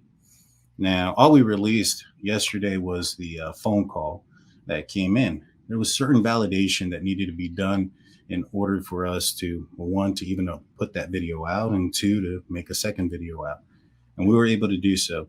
I also want to comment on the fact that I did speed up her audio. I sped up everybody's audio, or the entire call, just so that it was a little bit quicker. I apologize if it was too fast. She wasn't on anything. I saw the comments. It was sped up. I did put in the comment section, and I'll put it in again, the timestamp and the show that was the original call was on. But she called us. Her name was Kim, and she had called a couple of times, so I called her back. She was from Washington State, and her last name looked familiar, as far as I believe I had seen it come up in this case before. So that was the main reason why I wanted to call her back. I noticed the proximity of where she was calling from, and then the last name. Now, what she had told me was that she had two students, or children, that were students at WSU. One was in law, one was taking a different major, and that the daughter, one was a son, one was a daughter. The daughter had a roommate whose boyfriend is I don't want to say star athlete, but he is an athlete within one of the programs at the University of Idaho. I'm not going to put any names or anything like that because of the fact that some of these people still attend this school, and I don't want anybody going and attacking them for whatever it is that comes forward. And so what I was able to do and find was I was able to locate that athlete's social media page, trace who his girlfriend was, and trace who her friends were, and it all came back, it all aligned. They are roommates, the girlfriend and the boyfriend, and everything checked out on that aspect. And so on the weekend of November 13th, this is the weekend of the incident, Kim and her husband were out in Pullman, Washington, because it was WSU's parent weekend, right? And so they were actually there at the in the city there. The following day, on the 13th, they end up getting a notice of stay in shelter around 5 p.m. Kim stated she called her daughter, and her daughter told her that she was aware of the situation and that she had gotten information about the situation as early as 10 a.m. that morning. That is approximately 2 hours prior to the 911 phone call that had gone out. What she had stated was that her daughter lived or is part of Greek Row, and that her roommate, because of her association with her boyfriend, who is an athlete at the University of Idaho, was familiar with not just Greek and Greek Row in Moscow, Idaho, but with the victims of the house. She also stated that this guy was associated and at least an acquaintance of Jack and Adam. And so that's how close this conversation was. And so apparently at about 10 a.m., they got word of a quadruple homicide that occurred at that residence. Now, this is a small town. This is rural Idaho. It's not Baltimore, where there's a lot of people around and a bunch of, the community is large. This is a small community. I can almost assure you, because we come from a community probably roughly the same size. News travels fast, and sometimes faster than what comes to the police. Yeah, now, definitely. Steve Goncalves and their family had a report, or not a report. They came out on a podcast here recently. Can't remember. It's Olivia. I apologize, Olivia. Where they told them that residents of the city of, or students of Moscow or University of Idaho had contacted them to let them know that there was a situation well before the police did, and that they were aware and calling in and etc. So apparently in the wee early morning hours of November 13th, according to Kim, calls started going out from the surviving roommates to Pi Beta Phi. Sorry if I broke that up. Close enough. Yeah. I apologize. We didn't attend any universities too. This Greek stuff's a little bit new to me. So Pi Beta Phi, who was, I believe, Maddie's and I think one of the roommates sorority that they were associated with, that they got a call from the house, and those were the individuals that were summoned to the home for somebody that was unconscious on the second floor. According to Kim, this was a house that was known as a drug house, a place where you can go pick up drugs, specifically Molly, and that this was common knowledge. This wasn't something that was found out after the fact by her daughter. Her daughter stated that she was aware of that house being a party house, that house being a house where you can score some Molly or whatnot, and a house that was well known. Now, one thing I'll say about this house is that there was a lot of turnover there. There was a lot of students that were moving in and out. Kaylee and Madison, I'm not entirely sure how long they were living in that house, but from my understanding, I think this was their first semester there. I could be wrong, but you can correct me. And I know you guys will in the comment section. Correct me if I am. But, there was a lot of turnover. There was a report earlier of a guy who lived in that same house that stated how you can hear things throughout the house. He recently had lived there, and so early on in this investigation, the police came out saying that this was a targeted situation, that they weren't sure if this targeted was the people inside the house or the house itself. And if that house at one point, maybe it's not again, currently or wasn't currently used as a house where you can score some drugs. At one point, it apparently was.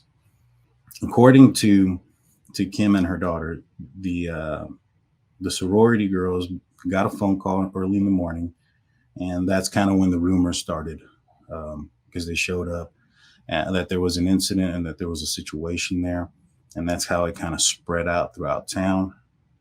Apparently, the roommates had called, and this is speculation on their part as well, to clean up, maybe perhaps take out some of the narcotics that were in the house out before the cops were called. Yeah. Is that what you guys gathered from her? Yeah. I felt like that's exactly what she was saying. That they went up there to, they were called to pretty much get rid of all the illegal substances. Yeah. That's the theory that that's why they took so long to call for help. Right. Now, also, everybody, the Kim had reported all this to the FBI. This is not something that is not known to the FBI. She, in fact, told us that there is a Idaho State Police officer assigned to themselves for their accounts and what they had said. And so, according to Pam's daughter and what she gathered from her roommate, who was pretty close to the situation, that both surviving roommates had seen 3 people outside the house at one point, and they described one person as a creepy person, or as a creepy guy. That creepy guy is who ended up making entry into the house. Now, they were only aware of one person being visually seen inside the house, but again, this is speculation. Speculate that there was more than one person that went in. It may have been 2 as one waited outside, which kind of makes a little bit of sense if there was more than one person. Reason being is, if we were to pull up the map here, initially the first time that Brian is spotted on camera, or allegedly spotted on camera, is at 3:26 a.m. traveling westbound on the 700 block of Indian Hills. This is west of the neighborhood in which the victims had resided in. I was curious as to why he would be going this direction so far out. He was seen going southbound and in and around Pullman around 247. Had he left and gone directly to this house here, or this neighborhood, he should have gotten there probably around 310, 305, somewhere around there. And so there's about a 15, 20-minute window there that's unaccounted for. We questioned as to why he would be in this neighborhood. Perhaps he was picking somebody up that lived in this neighborhood. A lot of you guys in the comment section stated that if you're up here on this part of the street here, you have a pretty good view of the police department, which you do, right up here. Now, maybe perhaps that he came, stopped, wanted to see the activity that was coming out from the police department before he made his way out there. That's quite possible. I just find it odd as far as the time goes, because at 3:26 he's here. At 3:28, 2 minutes later, he's seen traveling across the highway on Steiner towards the residence. And so he went from this address directly, and at 3:29 he's spotted in front of the home. So he went from this address directly to the house out of this neighborhood. Now, does that give you enough time to stop, take a view of the police department, understand what's going on, know what's happening? Now, the other thing that I could possibly think of is maybe perhaps 3 o'clock, 3:30 is shift change. Maybe he's wanting to see if all the police officers are back in, knows he's probably got about a 20-minute window to do something, because that's roughly about the time that that shift change would take. Now, that's if their shift changes like at 4 in the morning, 3:30. who knows? But he's coming in from this direction versus, Washington coming in from this direction. Perhaps he dropped somebody off. The other thing is he was pinged at 4:48, about 10 minutes south of Moscow. So had he left here at 4:20 as indicated, as he was seen on Wilunta Drive at a high rate of speed, he should have been around here around maybe 4:35. And so there's about a 13-minute window in which he's not seen. Now, perhaps maybe he was dropping somebody back off in this direction. Speculation, that's not what she said. That's just kind of what we were coming up with based on the questions that we had from the probable cause affidavit as far as where this was located. Yeah. So she stated that they saw a creepy guy. The creepy guy went in, was in the house. The surviving roommates saw the creepy guy in the house, which all coordinates with the information that came out on the probable cause affidavit. Apparently, they were aware of this during, within a couple of days of this incident occurring. And so this leads me to believe that at least some of this information that they got was accurate. I mean, there's one thing about the probable cause affidavit is it really doesn't go into what Bethany's statements are. All it talks about is Dylan's statement. And the only statement that it says about Bethany is that that she was home and that the roommates were home and in their rooms by 4 a.m. That's basically the extent of what she had stated. As far as what they released, I'm sure there's more to it. Now, what she had stated was that Dylan had seen 3 people outside from the first floor and that she locked her room. If you remember, the probable cause affidavit had mentioned something about that she originally was in her second bedroom or on the second floor bedroom. We had questioned why the term originally was there. Like I said, some of this could be exaggerated in little bits and pieces, misconstrued. I had a conversation with this lady for 2 hours the night of the phone call, and then we had another hour conversation. And basically, all we were trying to get is what we know or not know, but what we can figure what was told to her, and not things that puzzle pieces were trying to be put together. And so she stated that when the probable cause affidavit came out and that Dylan was on the second floor, they questioned their daughter, who then called her friend in front of her and asked her about it being different. And they didn't have an explanation for it. They said that's not the story that we were told. But again, some minor facts can be changed.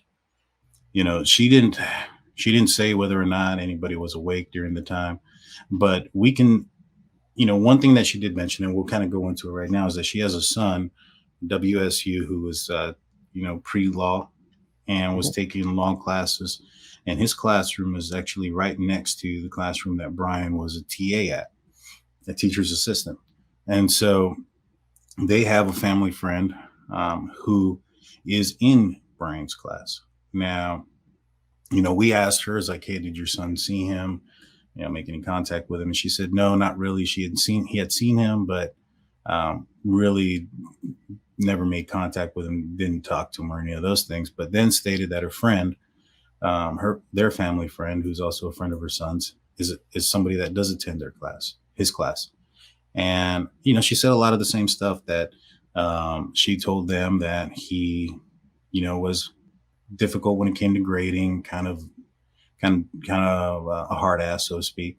And then that after the situation, everybody was getting A's, things like that.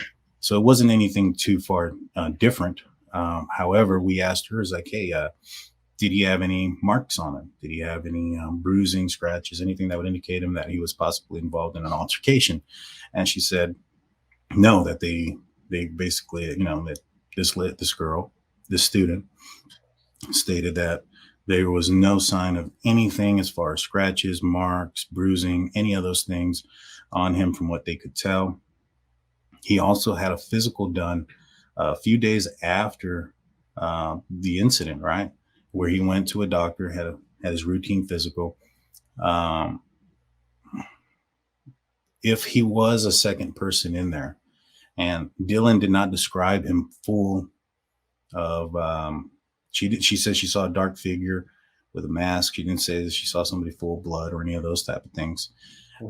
Is it possible that she saw Brian, but Brian perhaps was the second person in there and maybe not the person actually committing the assaults, but was there watching, documenting, doing, trying to understand the commissioning of a crime as from a close point of view. What do you guys think? The caller has no doubt that Brian was involved. And it kind of answers some questions if somebody else was involved with him, along with him. He made the statement about, did they arrest anybody else? In the recent documents that were released, they were asking about any co-defendants, things of that nature. She did state that there was a change in the story between the roommate of the daughter and the boyfriend. They stated that on the night of the incident, she dropped her daughter off at her off-campus sorority house, and that the roommate wasn't there. The daughter then later told her that the roommate and the roommate's boyfriend were both there, and then that I guess a week later or whatever, the statement changed that the roommate, the boyfriend of the roommate wasn't there, right? And so she dropped them off. She kind of rephrase that again. Mom dropped off daughter at her off-campus house. She knew the roommate. She's been friends with the roommate. And I'm talking about the mom. And stated that when they go into town, they usually talk to her, whatever. She wasn't, to their knowledge, wasn't there. After the incident, her daughter had told her that both the roommate and the roommate's boyfriend were at her house and they spent the night there. It was later found out afterwards that the boyfriend's roommate wasn't there and he was back in Moscow at the time, possibly with JD. It's possibly that, and that mom, Kim, called the FBI and the police and let them know that, hey, my daughter's story has changed. She said first initially that the roommate and the boyfriend were there. And now she's saying she's not aware if the boyfriend was there. He could be back home. And they felt a little bit, I don't want to say suspicious of the boyfriend, but she didn't feel comfortable that his story had changed and that he knows apparently the sorority girls that were called to the house that morning. Right. And so she called the police with that information, and the police told her that a lot of stories had been changed and that there was a lot of lies that were going on and that they weren't surprised by that. If this place, and she had accused this place of being a possible place where you could score some narcotics. She mentioned a couple of other places that were both in Washington and in Moscow and Pullman, Washington, that were associated with possible narcotic activity. And so, I thought I should bring that aspect up as well. But for the most part, just to kind of wrap everything up, the information that she was able to obtain was that they saw somebody in the house before anybody else knew that they had saw somebody in the house. She stated that the sorority girls from Pi Beta Phi are the ones who were called that morning to go over. Whatever it is that they were supposed to have gone and cleaned up or done is why they were called. And that her daughter was aware of the situation before the 911 call was called in, possibly because the sorority girls started to send text messages, make phone calls, things of that nature. Rumors starting to spread, which honestly drives more questions for me, that so much of the students and people close to the situation or close to the victims knew about the incident before the 911 call was made. I think that's kind of concerning. She stated that there was multiple people outside of the house before the incident, and that it's possible at least 2 people made entry into that house. She stated that that her son and her son's friend, or their friend, who attend WSU in the law program, one of them was a student under Brian, and that he didn't have any visible marks shortly after the incident. As per the video interview, Kim's daughter reportedly told her that by 10 a.m. after the murders, her daughter already knew about the details of the incident. The daughter also told Kim that the girls from the sorority Pi Beta Phi were called. The YouTube channel further reported that more people have come forward and said that starting from 8 a.m. that morning, people were called to the home where the killings took place. So, I don't know what was speculated earlier, that just random people that were walking by saw one of the roommates collapse outside the home and used her phone to call the police. I mean, there's always been some shady issues with how that all went down with the 911 call. Now, if this is all true, and I'm not alleging it is, but if it is, what does that mean? Is there some kind of connection to the frats and sororities? We went over this before in the previous episodes. If Ethan got into a fight with somebody at the sorority, if this individual did happen to be expelled from this or from this fraternity for making girls uncomfortable or whatever, does he want vengeance? Does Kohberger know this guy? I mean, this is all quite shocking. So here's another bizarre oddity. Cops responded to horrifying hit and run outside Kohberger's home on the night of the Idaho murders by Arunava Chakrabarti, January 19th. Multiple outlets have reported that authorities responded to a crash in front of the suspect's home, which resulted in 2 pedestrians being sent to a hospital on the night of the Idaho killings. Police were called to report of a crash in front of an apartment complex on the Washington State University campus in Pullman, Washington around 11:40 p.m., the night of November 12th. The apartment complex, which serves as a residence for mainly graduate or PhD students, had been home to Kohberger since August, when he relocated from his home in the state of Pennsylvania to start a PhD program in criminal justice at the university. Just 3 hours before the suspect left his home for Idaho, police arrived at the bloody scene to find 2 pedestrians, a male WSU student, and a woman with injuries after being struck by a car. The driver was already at large by then. According to insider Turner Gardner, said that a man had been thrown from the road and a woman lay face down screaming. It was horrifying. She said of coming upon the scene just before midnight, November 12th, "I heard a screech and a loud bang." Another witness, Andrea McKinsey, 25, told the outlet it was scary. So coincidentally, there's a hit and run involving 2 individuals on the night of the murder. What is going on here? How often does that happen? As often as SWAT standoffs? Because let's go to this angle, which is just very, very curious. I've gone over it in the previous episodes as well. Make sure you check them out if you haven't checked them out yet. Who is Brent Kopaka? Internet wonders if Brian Kohberger knew the Army vet gunned down by SWAT team. By Payush Arora, January 18th.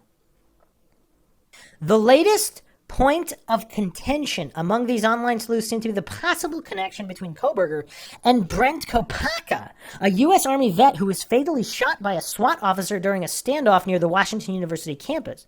Kohberger, who is currently quartered in the Latah County Jail, was arrested in Pennsylvania for killing Gonzalez, Chapin, Kernodle, and Mojin in their off-campus home November 13, 2022. He was living with his parents, Marianne and Michael Kohberger, in their Poconos house, where the police also found the white Hyundai Elantra, which they had been searching for many weeks.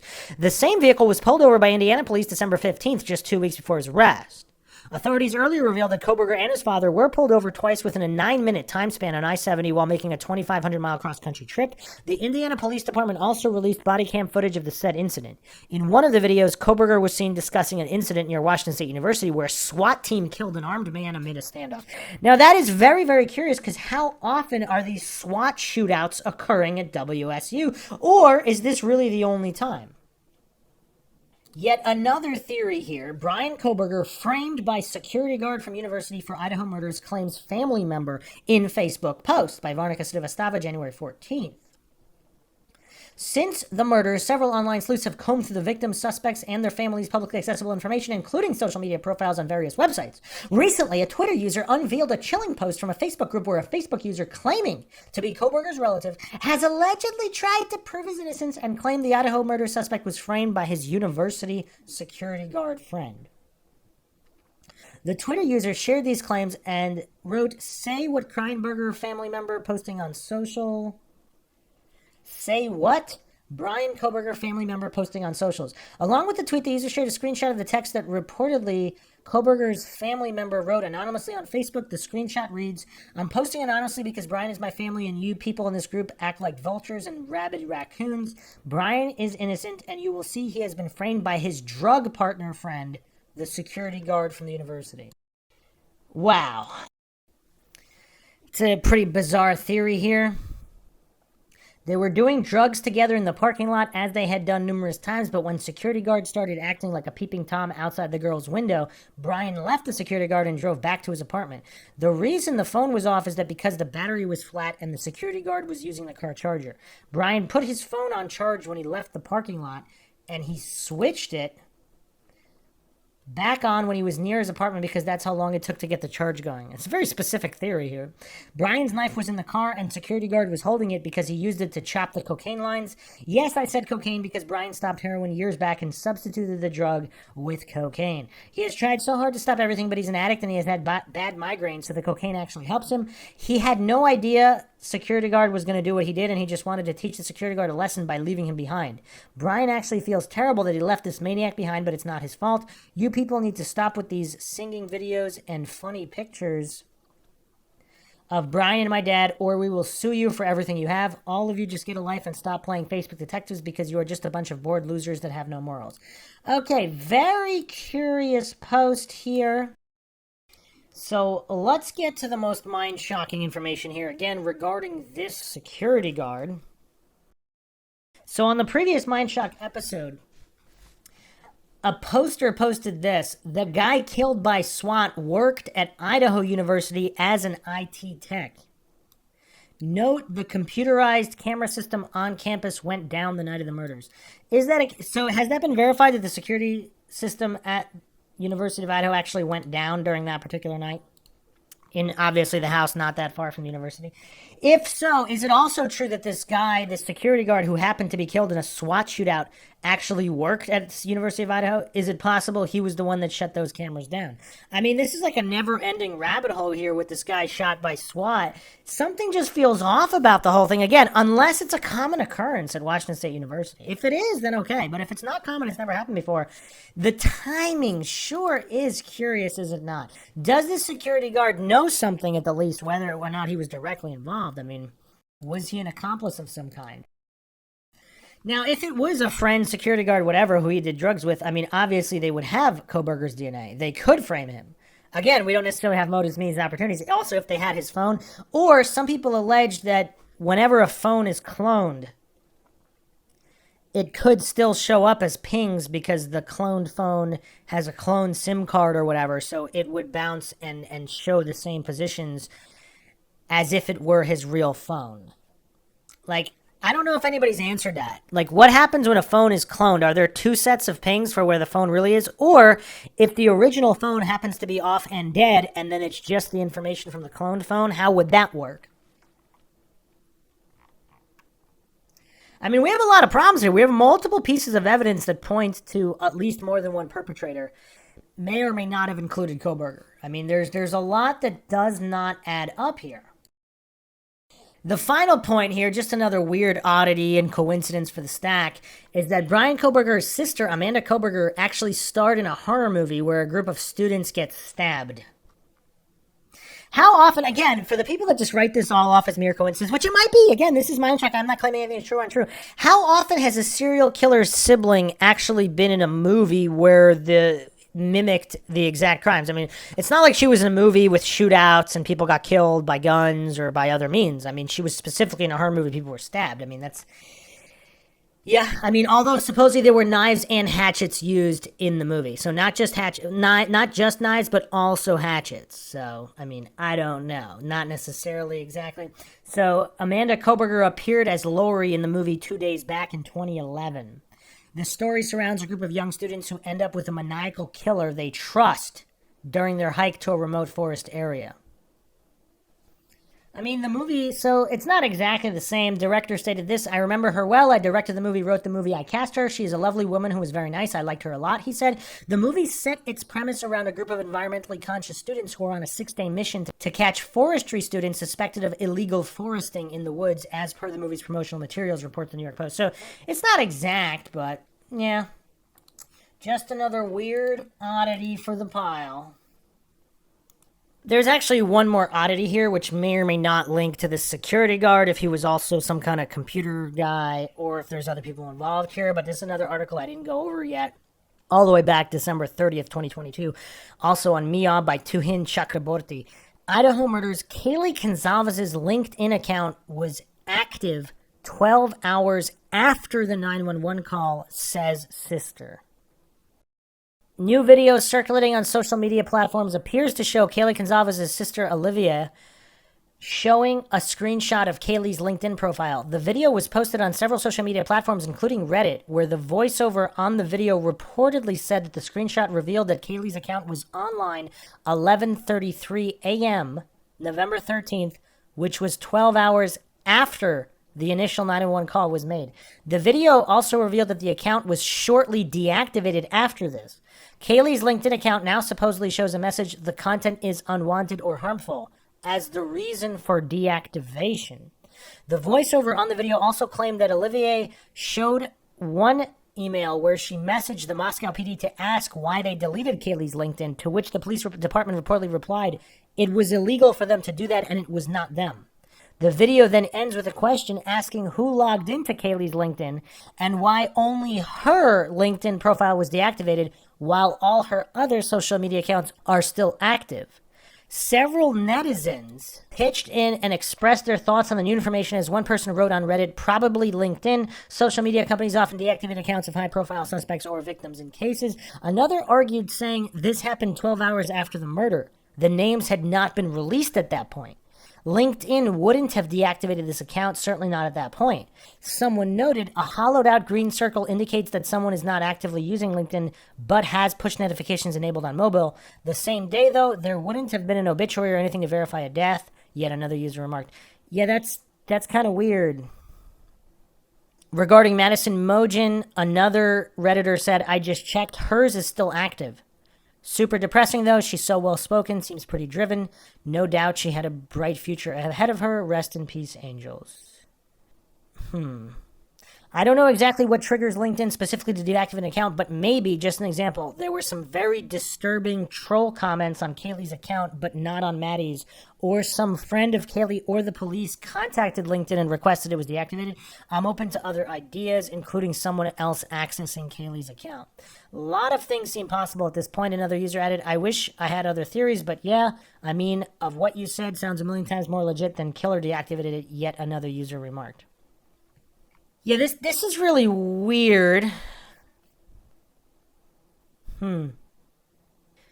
Yeah, I mean, is it possible she was logged in, didn't log out, but doesn't that I mean, I guess if you change your settings, would it continue to have you logged in? Is it possible to be logged in permanently? And then some kind of battery went dead and it logged out? That's the only thing I can think of, unless this is some kind of a weird... Well, I mean, that would only explain the being logged in. That wouldn't explain why the account was terminated before the names were made public. So, yeah, there's a lot of curiosities, oddities in this case. Plenty more to come. I mean, there's so many more questions here regarding Koberger, motives, motivations, the timeline, whether or not other parties were involved. But yeah, this whole SWAT shootout thing, I keep coming back to that. That's weird. And then there seems to be a lot of weirdness at the frat and sororities again as well. I mean, just coincidentally, out of 10 sororities, the only 2 that are on probation are the ones that the victims belong to. I mean, that's a little weird. I mean, you could think one of the victims might have belonged to one of the ones that weren't on probation, but nope. The only 2, 20% chance for 3 individuals to all belong to that 20%. I mean, we're talking exponential odds here. This is, I mean, not, this isn't a lottery win, but it's definitely a little weird. Definitely a little weird. Coming right over a lot of Halloween weirdness. I mean, reports of some random guy in people's homes. Lot of bizarreness going on in this case. Obviously, the coverage will continue. Hope everybody found another edition of Mindshock True Crime interesting and informative. If you want to help support the podcast, you can donate to our PayPal. Just check the link in the description. You can also become a YouTube member right here on YouTube. Make sure you subscribe to the channel, like and share, Twitter, Facebook, Reddit, Patreon. Questions, comments, theories, thoughts, suggestions, rebuttals, debunkings of any kind, leave them in the comment section. This is Bruce McGuire signing off. Catch you guys next time.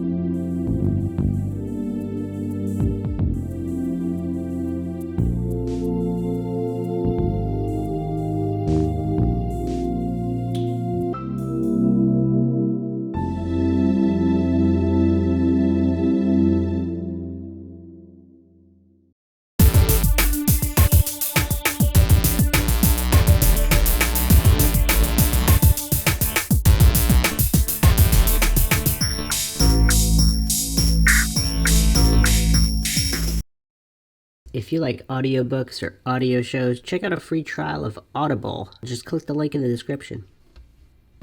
You are listening to Mindshock True Crime. This is your host, Bruce McGuire, and this is the Idaho student homicides case. And we will be looking at new evidence and new clues. This is episode 8. And we will be continuing our deep dive in typical Mindshock fashion with logic and reason at the forefront, examining every single possible theory while attempting not to fall for logical fallacies. As always, if you enjoyed the podcast, find it interesting and informative, and want to help keep awareness up in all of these true crime cases, missing persons cases, wrongful convictions, etc., you can donate to our PayPal. Just check the link in the description. You can also become a YouTube member right here on YouTube for access to exclusive streams and chats. Help support the channel that way. Make sure you're subscribed. Hit that bell for notifications. If you're still not getting notifications, just like and comment more videos. Apparently that is how the YouTube algorithm works. YouTube might even unsubscribe you from the channel if you don't comment enough, as is reported. Again, I don't know if anybody knows the exact details of how the algorithm works or if it's just random glitches, but whatever the case may be, just comment more, like and share, Twitter, Facebook, Reddit, Patreon. Patrons do get priority for case topic, logical analysis, co-podcast requests. You can also be a guest in the podcast depending on your tier. Questions, comments, theories, thoughts, suggestions, rebuttals, debunkings of any kind, to leave them in the comment section. Alright, since our last episode, there is information that has come to light since then.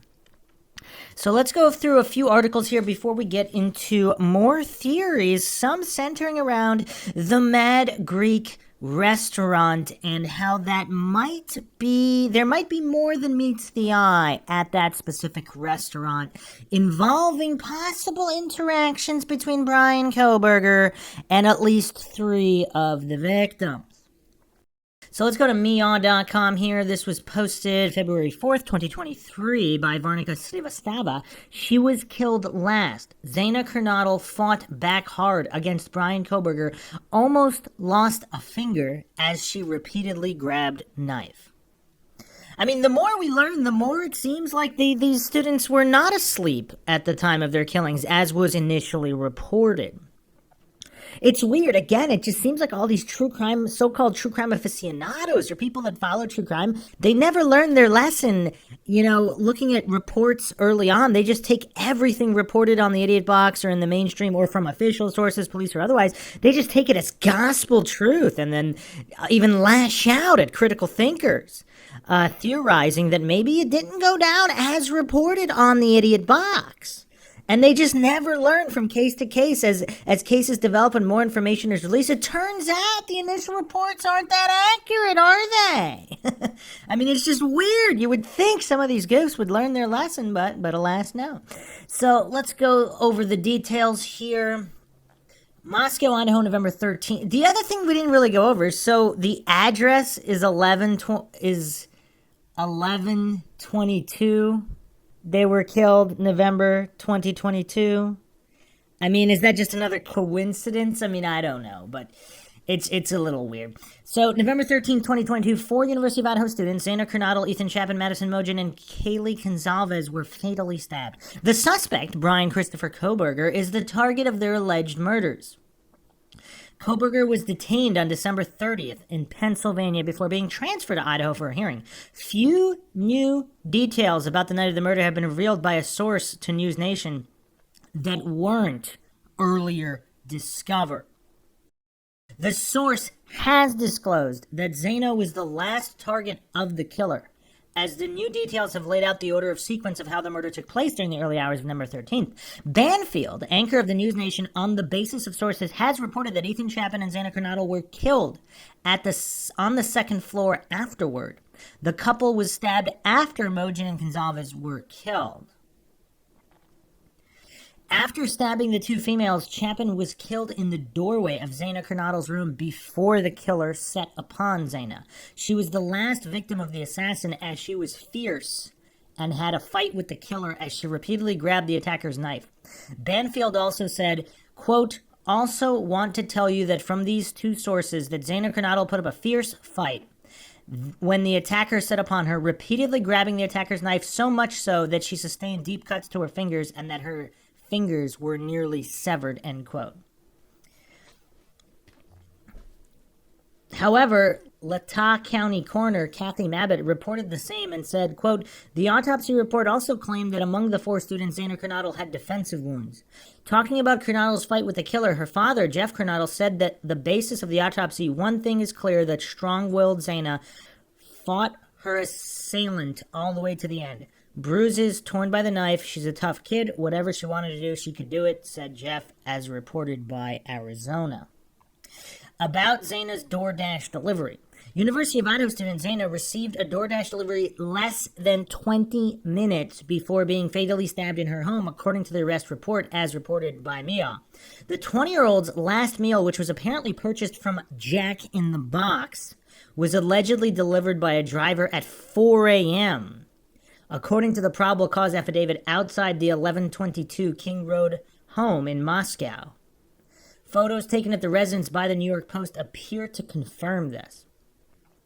And there's a lot of mystery surrounding this DoorDash order in terms of how far the driver came at the hour. Some people allege that it was some kind of drug delivery, and maybe not food at all, or food with drugs. Again, a lot of different theories out there. This is Mindshock. I do not claim anything is true or untrue, because I know there's a lot of triggered goofs out there that just get triggered at the drop of a hat at anything being alleged in any way that could be possibly seen as negative by some people. It's pretty weird. Again, I wasn't there. If you weren't there, how would you know what's in the delivery?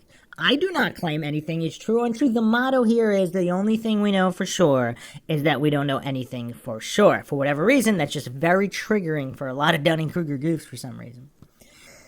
The death of Zaina Kernodle as per affidavit. As per phone records, Zaina was using TikTok at 4:12 a.m., demonstrating that she was still awake and alive, as Mia previously reported. Although that's not a clear demonstration if somebody else was using her phone, but if she was using it, then yes. She was reportedly stabbed between 4 and 4:25 in the morning, as per affidavit.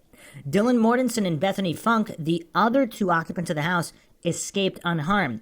Further, the police affidavit states that Mortensen observed Koberger leave the home around 4:17 a.m. Yeah, I mean, that's pretty problematic. I mean, we went over that in the previous episode. Supposedly, if one is to take Dylan Mortensen's account at face value, this is what happened.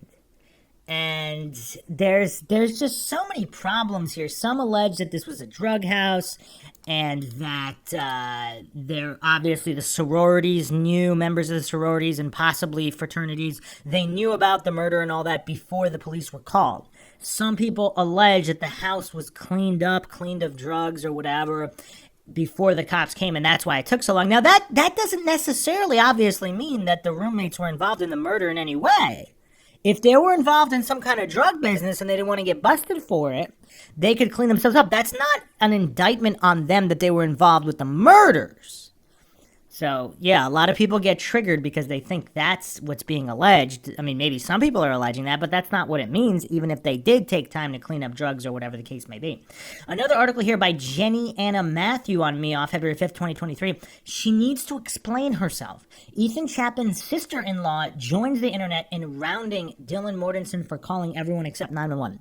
Also, a lot of these goofs online chastising everyone for not necessarily attacking the roommates, but for asking questions and just screaming, oh, leave them alone. Well, now family members, if friends or family or extended family of the victims, are they allowed to question the choices? Are they allowed, or are they not allowed either?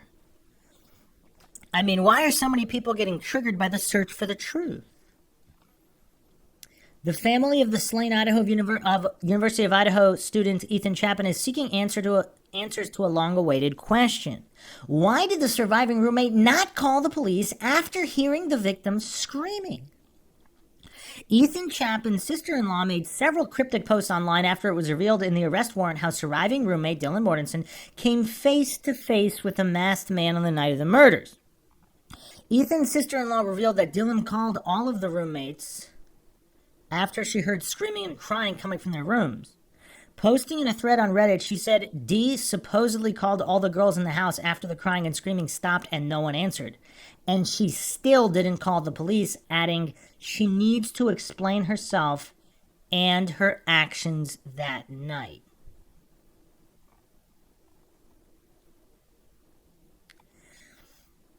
What happened the night of the slaying? Chapin, 20, his girlfriends Anna Kernodle, 20, Maddie Mogen, 21, and Kaylee Gonzalez, 20, were all killed as they slept, were they sleeping?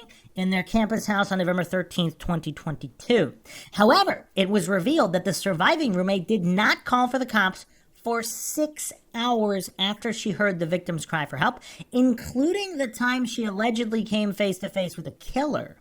Dylan told the police she was awoken around 4 a.m. after what sounded like Kaylee playing with her dog in a third-floor bedroom. She looked outside her room but didn't see anything. Or allegedly she saw 2 to 3 other individuals outside. The second time she looked outside her room was after hearing Zaina's cry. Dylan claimed after hearing one of her roommates say, "There's someone here," she opened the door for the third time, and that is when she saw a figure clad in black clothing and a mask only showing his bushy eyebrows walking toward her. She also heard the suspect say, quote, "It's okay, I'm here to help you," end quote, revealed Daily Mail. Dylan said she remained in a frozen shock phase after the encounter. Dylan was spared along with her roommate, Bethany Funk, by the alleged suspect, Brian Christopher Koberger, who was arrested nearly a month after the killing, December 30th. Who called the police? Ethan's sister-in-law revealed in an online post that the 911 caller was the friend who went in because Dee called him to come over because she was scared from what she heard in the night. She shared the friend, quote, "went to Zaina and Ethan's room first, then called 911, questioning why D or B didn't call the police once is the question." Police also confirmed that the 911 call was made from the phone of one of the surviving roommates at 11:58 a.m., requesting help for an unconscious person. Although it was not revealed who spoke to the police, suspect Brian Koberger remains in Latah County Jail, awaiting a preliminary hearing in June. Sources claim that he's expected to plead not guilty to the quadruple murder charges. If convicted, the PhD student in criminology will be facing the death penalty. She is guilty or involved. Internet users were also left puzzled about why Dylan did not call the cops. One user wrote on Reddit, quote, if this happened to your family, wouldn't they be questioning absolutely everything?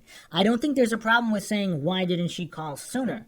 I think it becomes a problem when people insinuate that she didn't call sooner because she's guilty or involved, end quote. Another user wrote, quote, so if this is true and she heard crying and screaming, then on top of that, seen a masked man leaving the house, what reason is there that makes sense for not calling, end quote. And it also hasn't been stated, was the masked figure, did the masked figure have blood on him? Did he have a bloody knife? Like, what was the connotation of the encounter? A third user defended Dylan and said, quote, why is no one bringing up the fact that it would make no expletive sense at all if she was guilty of something related to the murders? Let's say for the sake of argument she was an accomplice, in parentheses, she's not. She knows there's 4 dead people inside her home. Would she stay in the home of dead people for 8 hours? Would she think that's smart move to avoid suspicion? I mean, it is, isn't it? Because if you just flee and don't call the flee and call the police, or don't flee and don't call, I don't know, it's weird. Also, I hardly ever see people reference this, but the surviving roommate's reaction during the actual call to the cops was that of immense surprise and shock, end quote. Another one chimed in, quote, questioning why not is an equally legitimate response to trauma as waiting 12 hours to calling the police. There's no right response. I think it was revealed that Dylan had a traumatic experience when she was younger, so she had shut down and caused her to freeze, read another post. Okay, but what about the other roommate? So other news also recently came out about Koberger being fired as a teaching assistant at WSU. Let's look at this article by Piyush Arora, February 2023, also on MIA. Brian Koberger was fired as WSU teaching assistant after repeated warnings to mend sexist attitude and bad behavior. Brian Koberger, the suspect arrested for the murders of 4 University of Idaho students, was reportedly fired from his position as a teaching assistant at Washington State University due to his sexist attitude that he refused to mend despite several warnings. He appeared in Idaho court January 12th, and a preliminary hearing was set for June 26th. Regarding the quadruple homicide. Why Brian Koberger was fired as WSU teaching assistant. At the time of the murders, Koberger was a PhD criminology student and teaching assistant at Washington State University's Pullman campus, which is only about a 15-minute drive from Moscow, Idaho. But now it has been revealed that he was allegedly fired from his position days before his arrest. As per a report by News Nation, Koberger was officially terminated on December 19th because of his problematic behavior. According to the report, which cited his termination letter, he was warned time and again to cut off his bad behavior, and even an investigation was conducted by the university. New details have emerged about Idaho quadruple murder suspect Brian Koberger, including an alleged investigation he was under by Washington State University. In his termination letter, the officials allegedly noted that Koberger had a sexist attitude towards the females he interacted with at the school. As a teaching assistant, he even graded female students differently than he graded men. The investigation was conducted against Koberger after September 23rd, when he indulged in a verbal spat with a professor. He apparently received a number of emails from university officials. Some reports have also claimed that he was withdrawn from the data system on December 22nd, just 3 days after his termination. However, Washington State University is yet to comment on the matter. Brian Koberger's behavior was extremely outrageous. News Nation tweeted this.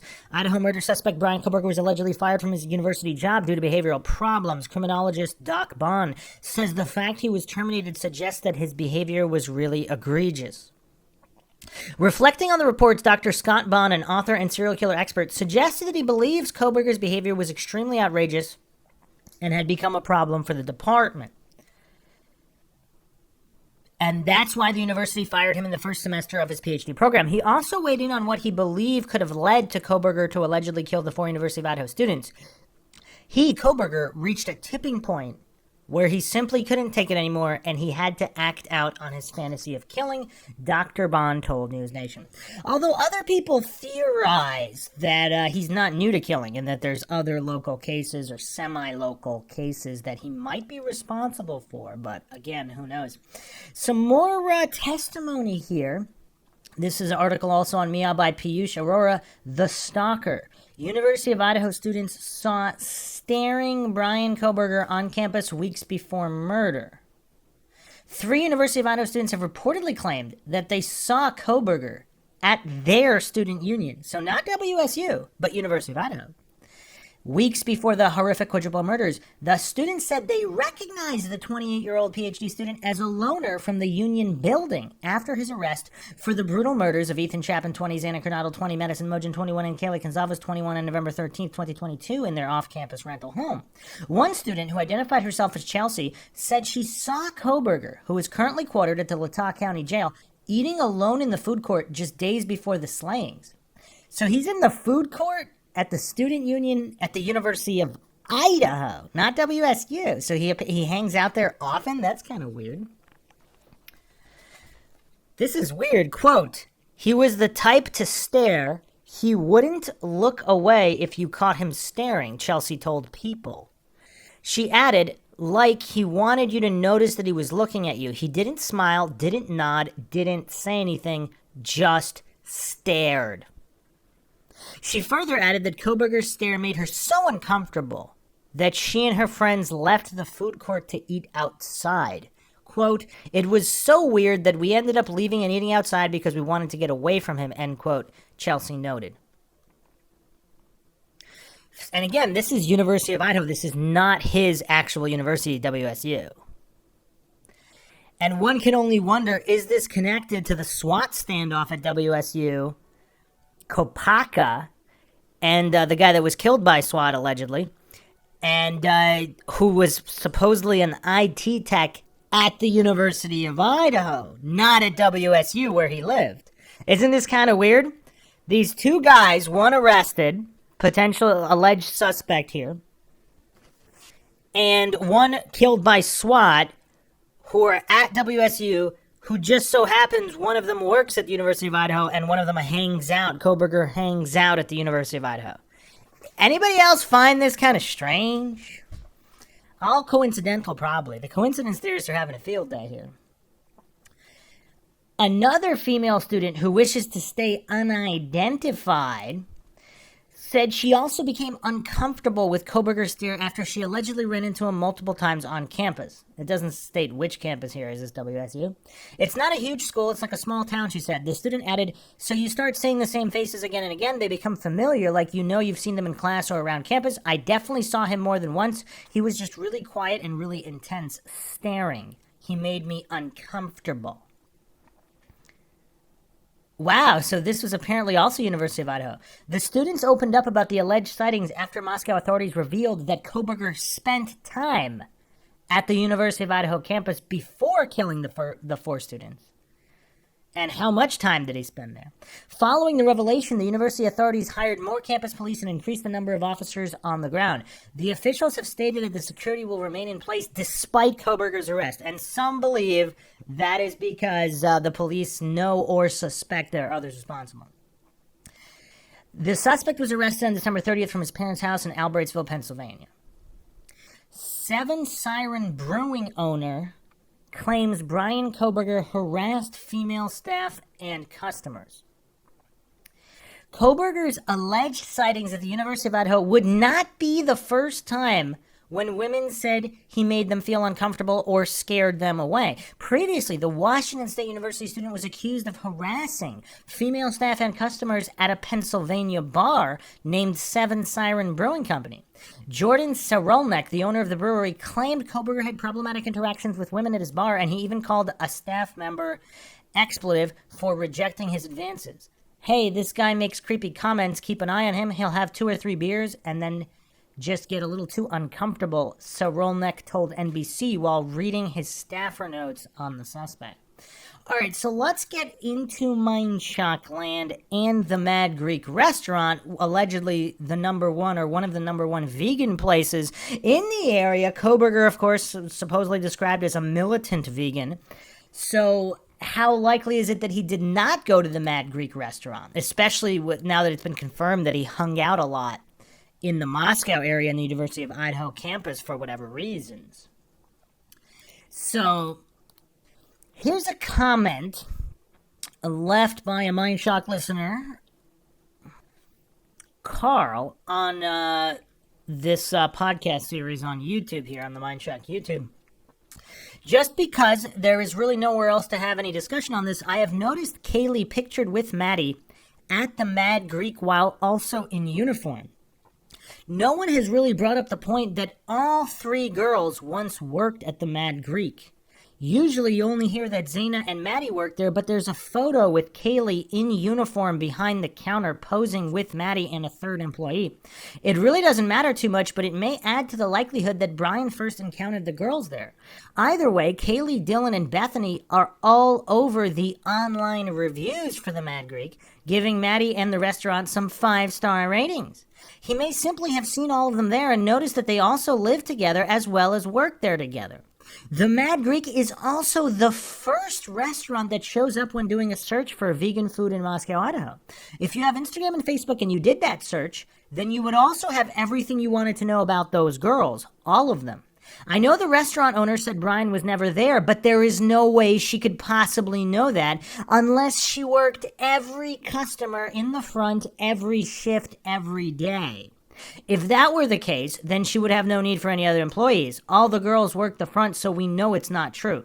I managed restaurants for 10 years and have been in the business for over 30 years, so I know the limits of even the most desperate owner and manager. They can't do it all. I mean, that's a great point here post here by Carl.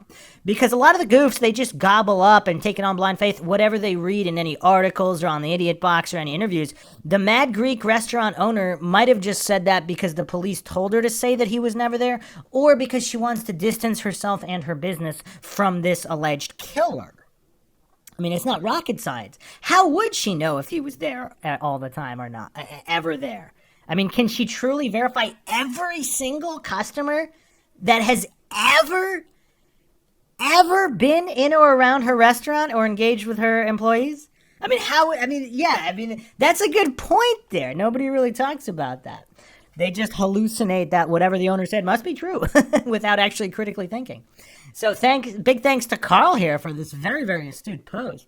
Continuing on with the post here, more importantly, the mice will play when the cat is away.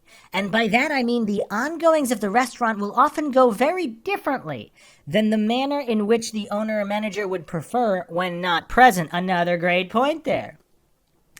I've watched and heard everything, and this being the case, it is not too far-fetched that Brian may have been kicked out of the Mad Greek by the girls for being too drunk and repulsive. The owner would never know. Most of the trusted key holders I worked with drank while working, had fun with the other girls, and never said anything about the problems that happened overnight. Not that the owner would have ignored bad behavior, but employees drinking on the clock often also used language and threats to kick someone out that is being a problem. That could have happened and the owner-manager was never told. Brian may have not called in a complaint either, thinking he was kicked out by the manager anyway, and revenge was instead the plan. So all good points there, because how would the owner know? Because either the employees could have notified the owner-manager, and then the owner-manager might have lied to distance herself, or it was never even reported, so she wouldn't have known. But either way, making the absolute claim that Brian had never frequented the establishment, I mean, how could she make that claim? I mean, if they do have security footage there, did she really go over every second of footage going back years? She sat there and looked at every second? I mean, most places don't even keep their footage beyond 2 weeks or whatever the case may be.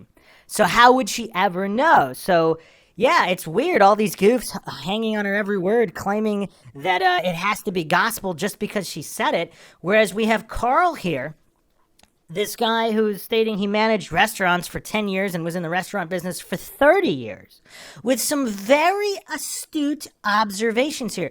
Was there an encounter or more than one encounter at the Mad Greek?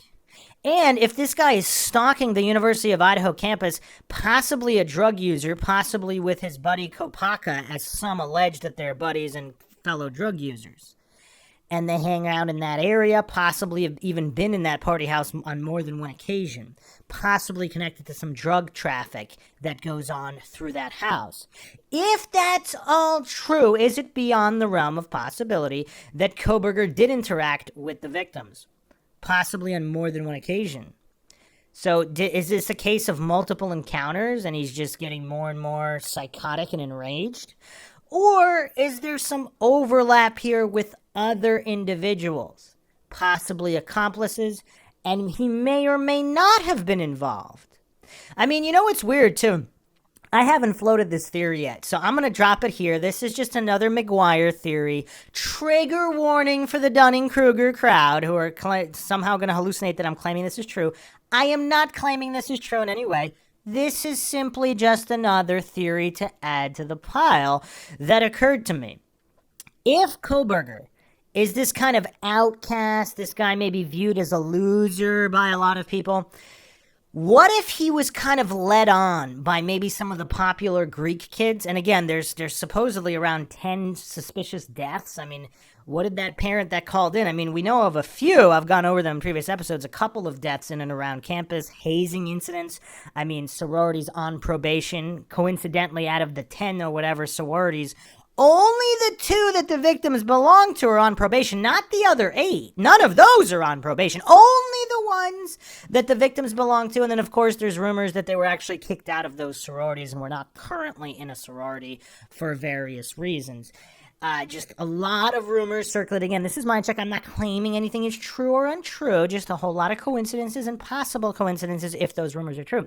But if Koberger was kind of led on by some of these popular Greek kids, athletes, whatever, and he was just a fellow drug user, or maybe he was a peddler. Maybe he's driving around and doing drug deliveries. Who knows? I mean, this guy's I don't want to say he's clearly criminal-minded, but he's potentially criminal-minded. So if he could possibly be involved in something like murder, one could surmise that he might also be involved in some kind of drug dealing. I mean, a lot of drug dealers are not murderers either, particularly in, college towns, et cetera, et cetera. They're just making extra cash on the side with drugs. Many of them are not homicidal or criminal-minded or violent-minded criminals. They're just making money off the drugs. So if he's this kind of individual, maybe he's a drug hookup, is it possible some of these Greek guys and maybe even girls kind of lead him on and kind of befriend him? They kind of bring him into their popular circle. And this guy who's always been this weird outcast or whatever, he thinks they're genuine. And they're not. And maybe they plan to kill these people for whatever reason. And they set him up because they already roped him in. They have his DNA. They have his sheet. They've hung out with him. Is it possible they kind of tricked him to being in the location, in the general vicinity, when they were going to commit this act? And so they kind of used him as a useful idiot, and he really is innocent? Or was there some kind of a joke or a gag that he thought that they were just going to scare the girls? Like they told him, run into the house and scare the girls or whatever. And some of them are drugged out of their minds, whatever. He thought it'd be funny. He never thought that, maybe they said, oh, just show them the knife and scare them because whatever they lied to him about, maybe it's a lie, maybe they're not, maybe there's drug money owned, whatever the case may be. Maybe someone rubbed someone the wrong way. There's rumors that Ethan got into a fight with some guy kicked out of the fraternity. I mean, a whole bunch of different connections. I'm not going to go down all those rabbit holes because it's not directly relevant. I'm just doing a general overview of this particular theory. So if they lured Kohberger into the home, so one or two other individuals actually committed the murders, and Kohberger really was in the home, they kind of tricked him. They just said, run in and scare them and then run out, and they all leave. Does he not even know anybody's dead? Is that why he drives by the next morning? Maybe, is it not a serial killer reliving the crime, but someone who just realized that he was used as a patsy, per se? He was implicated in a murder that he didn't commit, even though maybe he did commit some kind of unlawful entry, some kind of terrorizing with a deadly weapon, even though maybe he himself never actually thought that murder was part of this prank. So is this kind of loser, loner type guy, did he kind of get carried away by just hanging out with the cool kids, so to speak, in this prank, or this alleged prank that was really murder, but he didn't know about it at the time? And is this connected with the coyote killings and all these other pranks, these hazing incidents?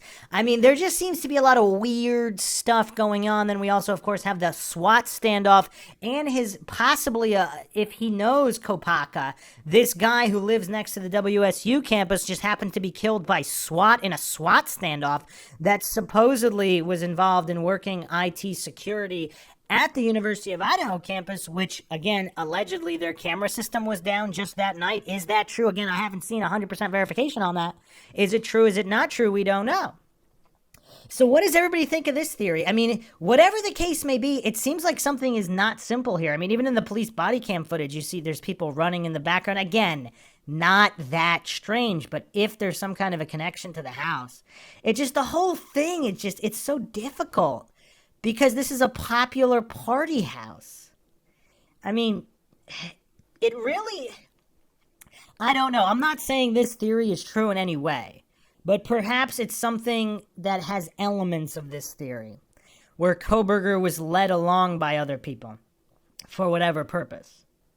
And then, of course, people have dug up, I'm not going to go through them, the social media of even the roommates that include some kind of knife pranks, horror movie type pranks, just really, really unsettling things, which, again, a lot of college students are involved in that. They don't end up killed. Nobody finds it suspicious. In this case, there were 4 murders. So, of course, people are going to find it suspicious. And that doesn't mean it's not related either. It may or may not be related. Obviously, I'm not going to say it's definitely 100% related because a lot of college kids are involved in pranks and death and horror movies and all that. It's, and I believe always have been for quite some time. So, yeah, I don't know if you can deduce anything with 100% certainty in that direction, but it's definitely in the maybe pile. It's in the question mark pile. That's pretty much where everything is at this point, because the sheath doesn't really make any sense either. Kohberger going back to the house doesn't make any sense. Does it make more sense if he was drugged out of his mind and kind of used as a patsy by these other individuals who got him to enter the home, him believing it was just some kind of a prank and no one would actually get hurt? Then he hears the rumblings through the grapevine, or perhaps he heard some kind of struggle going on, and then they're all running away. I mean, how, again, I don't want to, I mean, even the line, I'm going to help you, is it possible one of the people who he thought was just a harmless prankster, if they committed one or several of the murders, was Kohberger really there trying to help after the murders transpired? and then he just ran away because he knew it was going to look bad? Again, just theorizing. Or, of course, maybe he's guilty, maybe he's 100% guilty, and maybe he did 100% act alone. I am not discounting any theories, because the truth is not yet known. If you weren't there that night, you don't know what happened. But this is Mindshock, where we upturn every stone and we go down every rabbit hole and examine every theory without falling for logical fallacies like all these other podcasts and, of course, mainstream coverage. So I hope everybody found another edition of Mindshock True Crime interesting and informative. If you want to help support the podcast, help keep up awareness in many different true crime cases, you can donate to our PayPal. Just check the link in the description. You can also become a YouTube member right here on YouTube. Help support the channel that way. Get access to exclusive streams and chats. Make sure you subscribe to the channel. Hit that bell for notification. Like and share Twitter, Facebook, Reddit, Patreon. Questions, comments, theories, thoughts, suggestions, rebuttals, debunkings of any kind, leave them in the comment section. This is Bruce McGuire signing off. Catch you guys next time.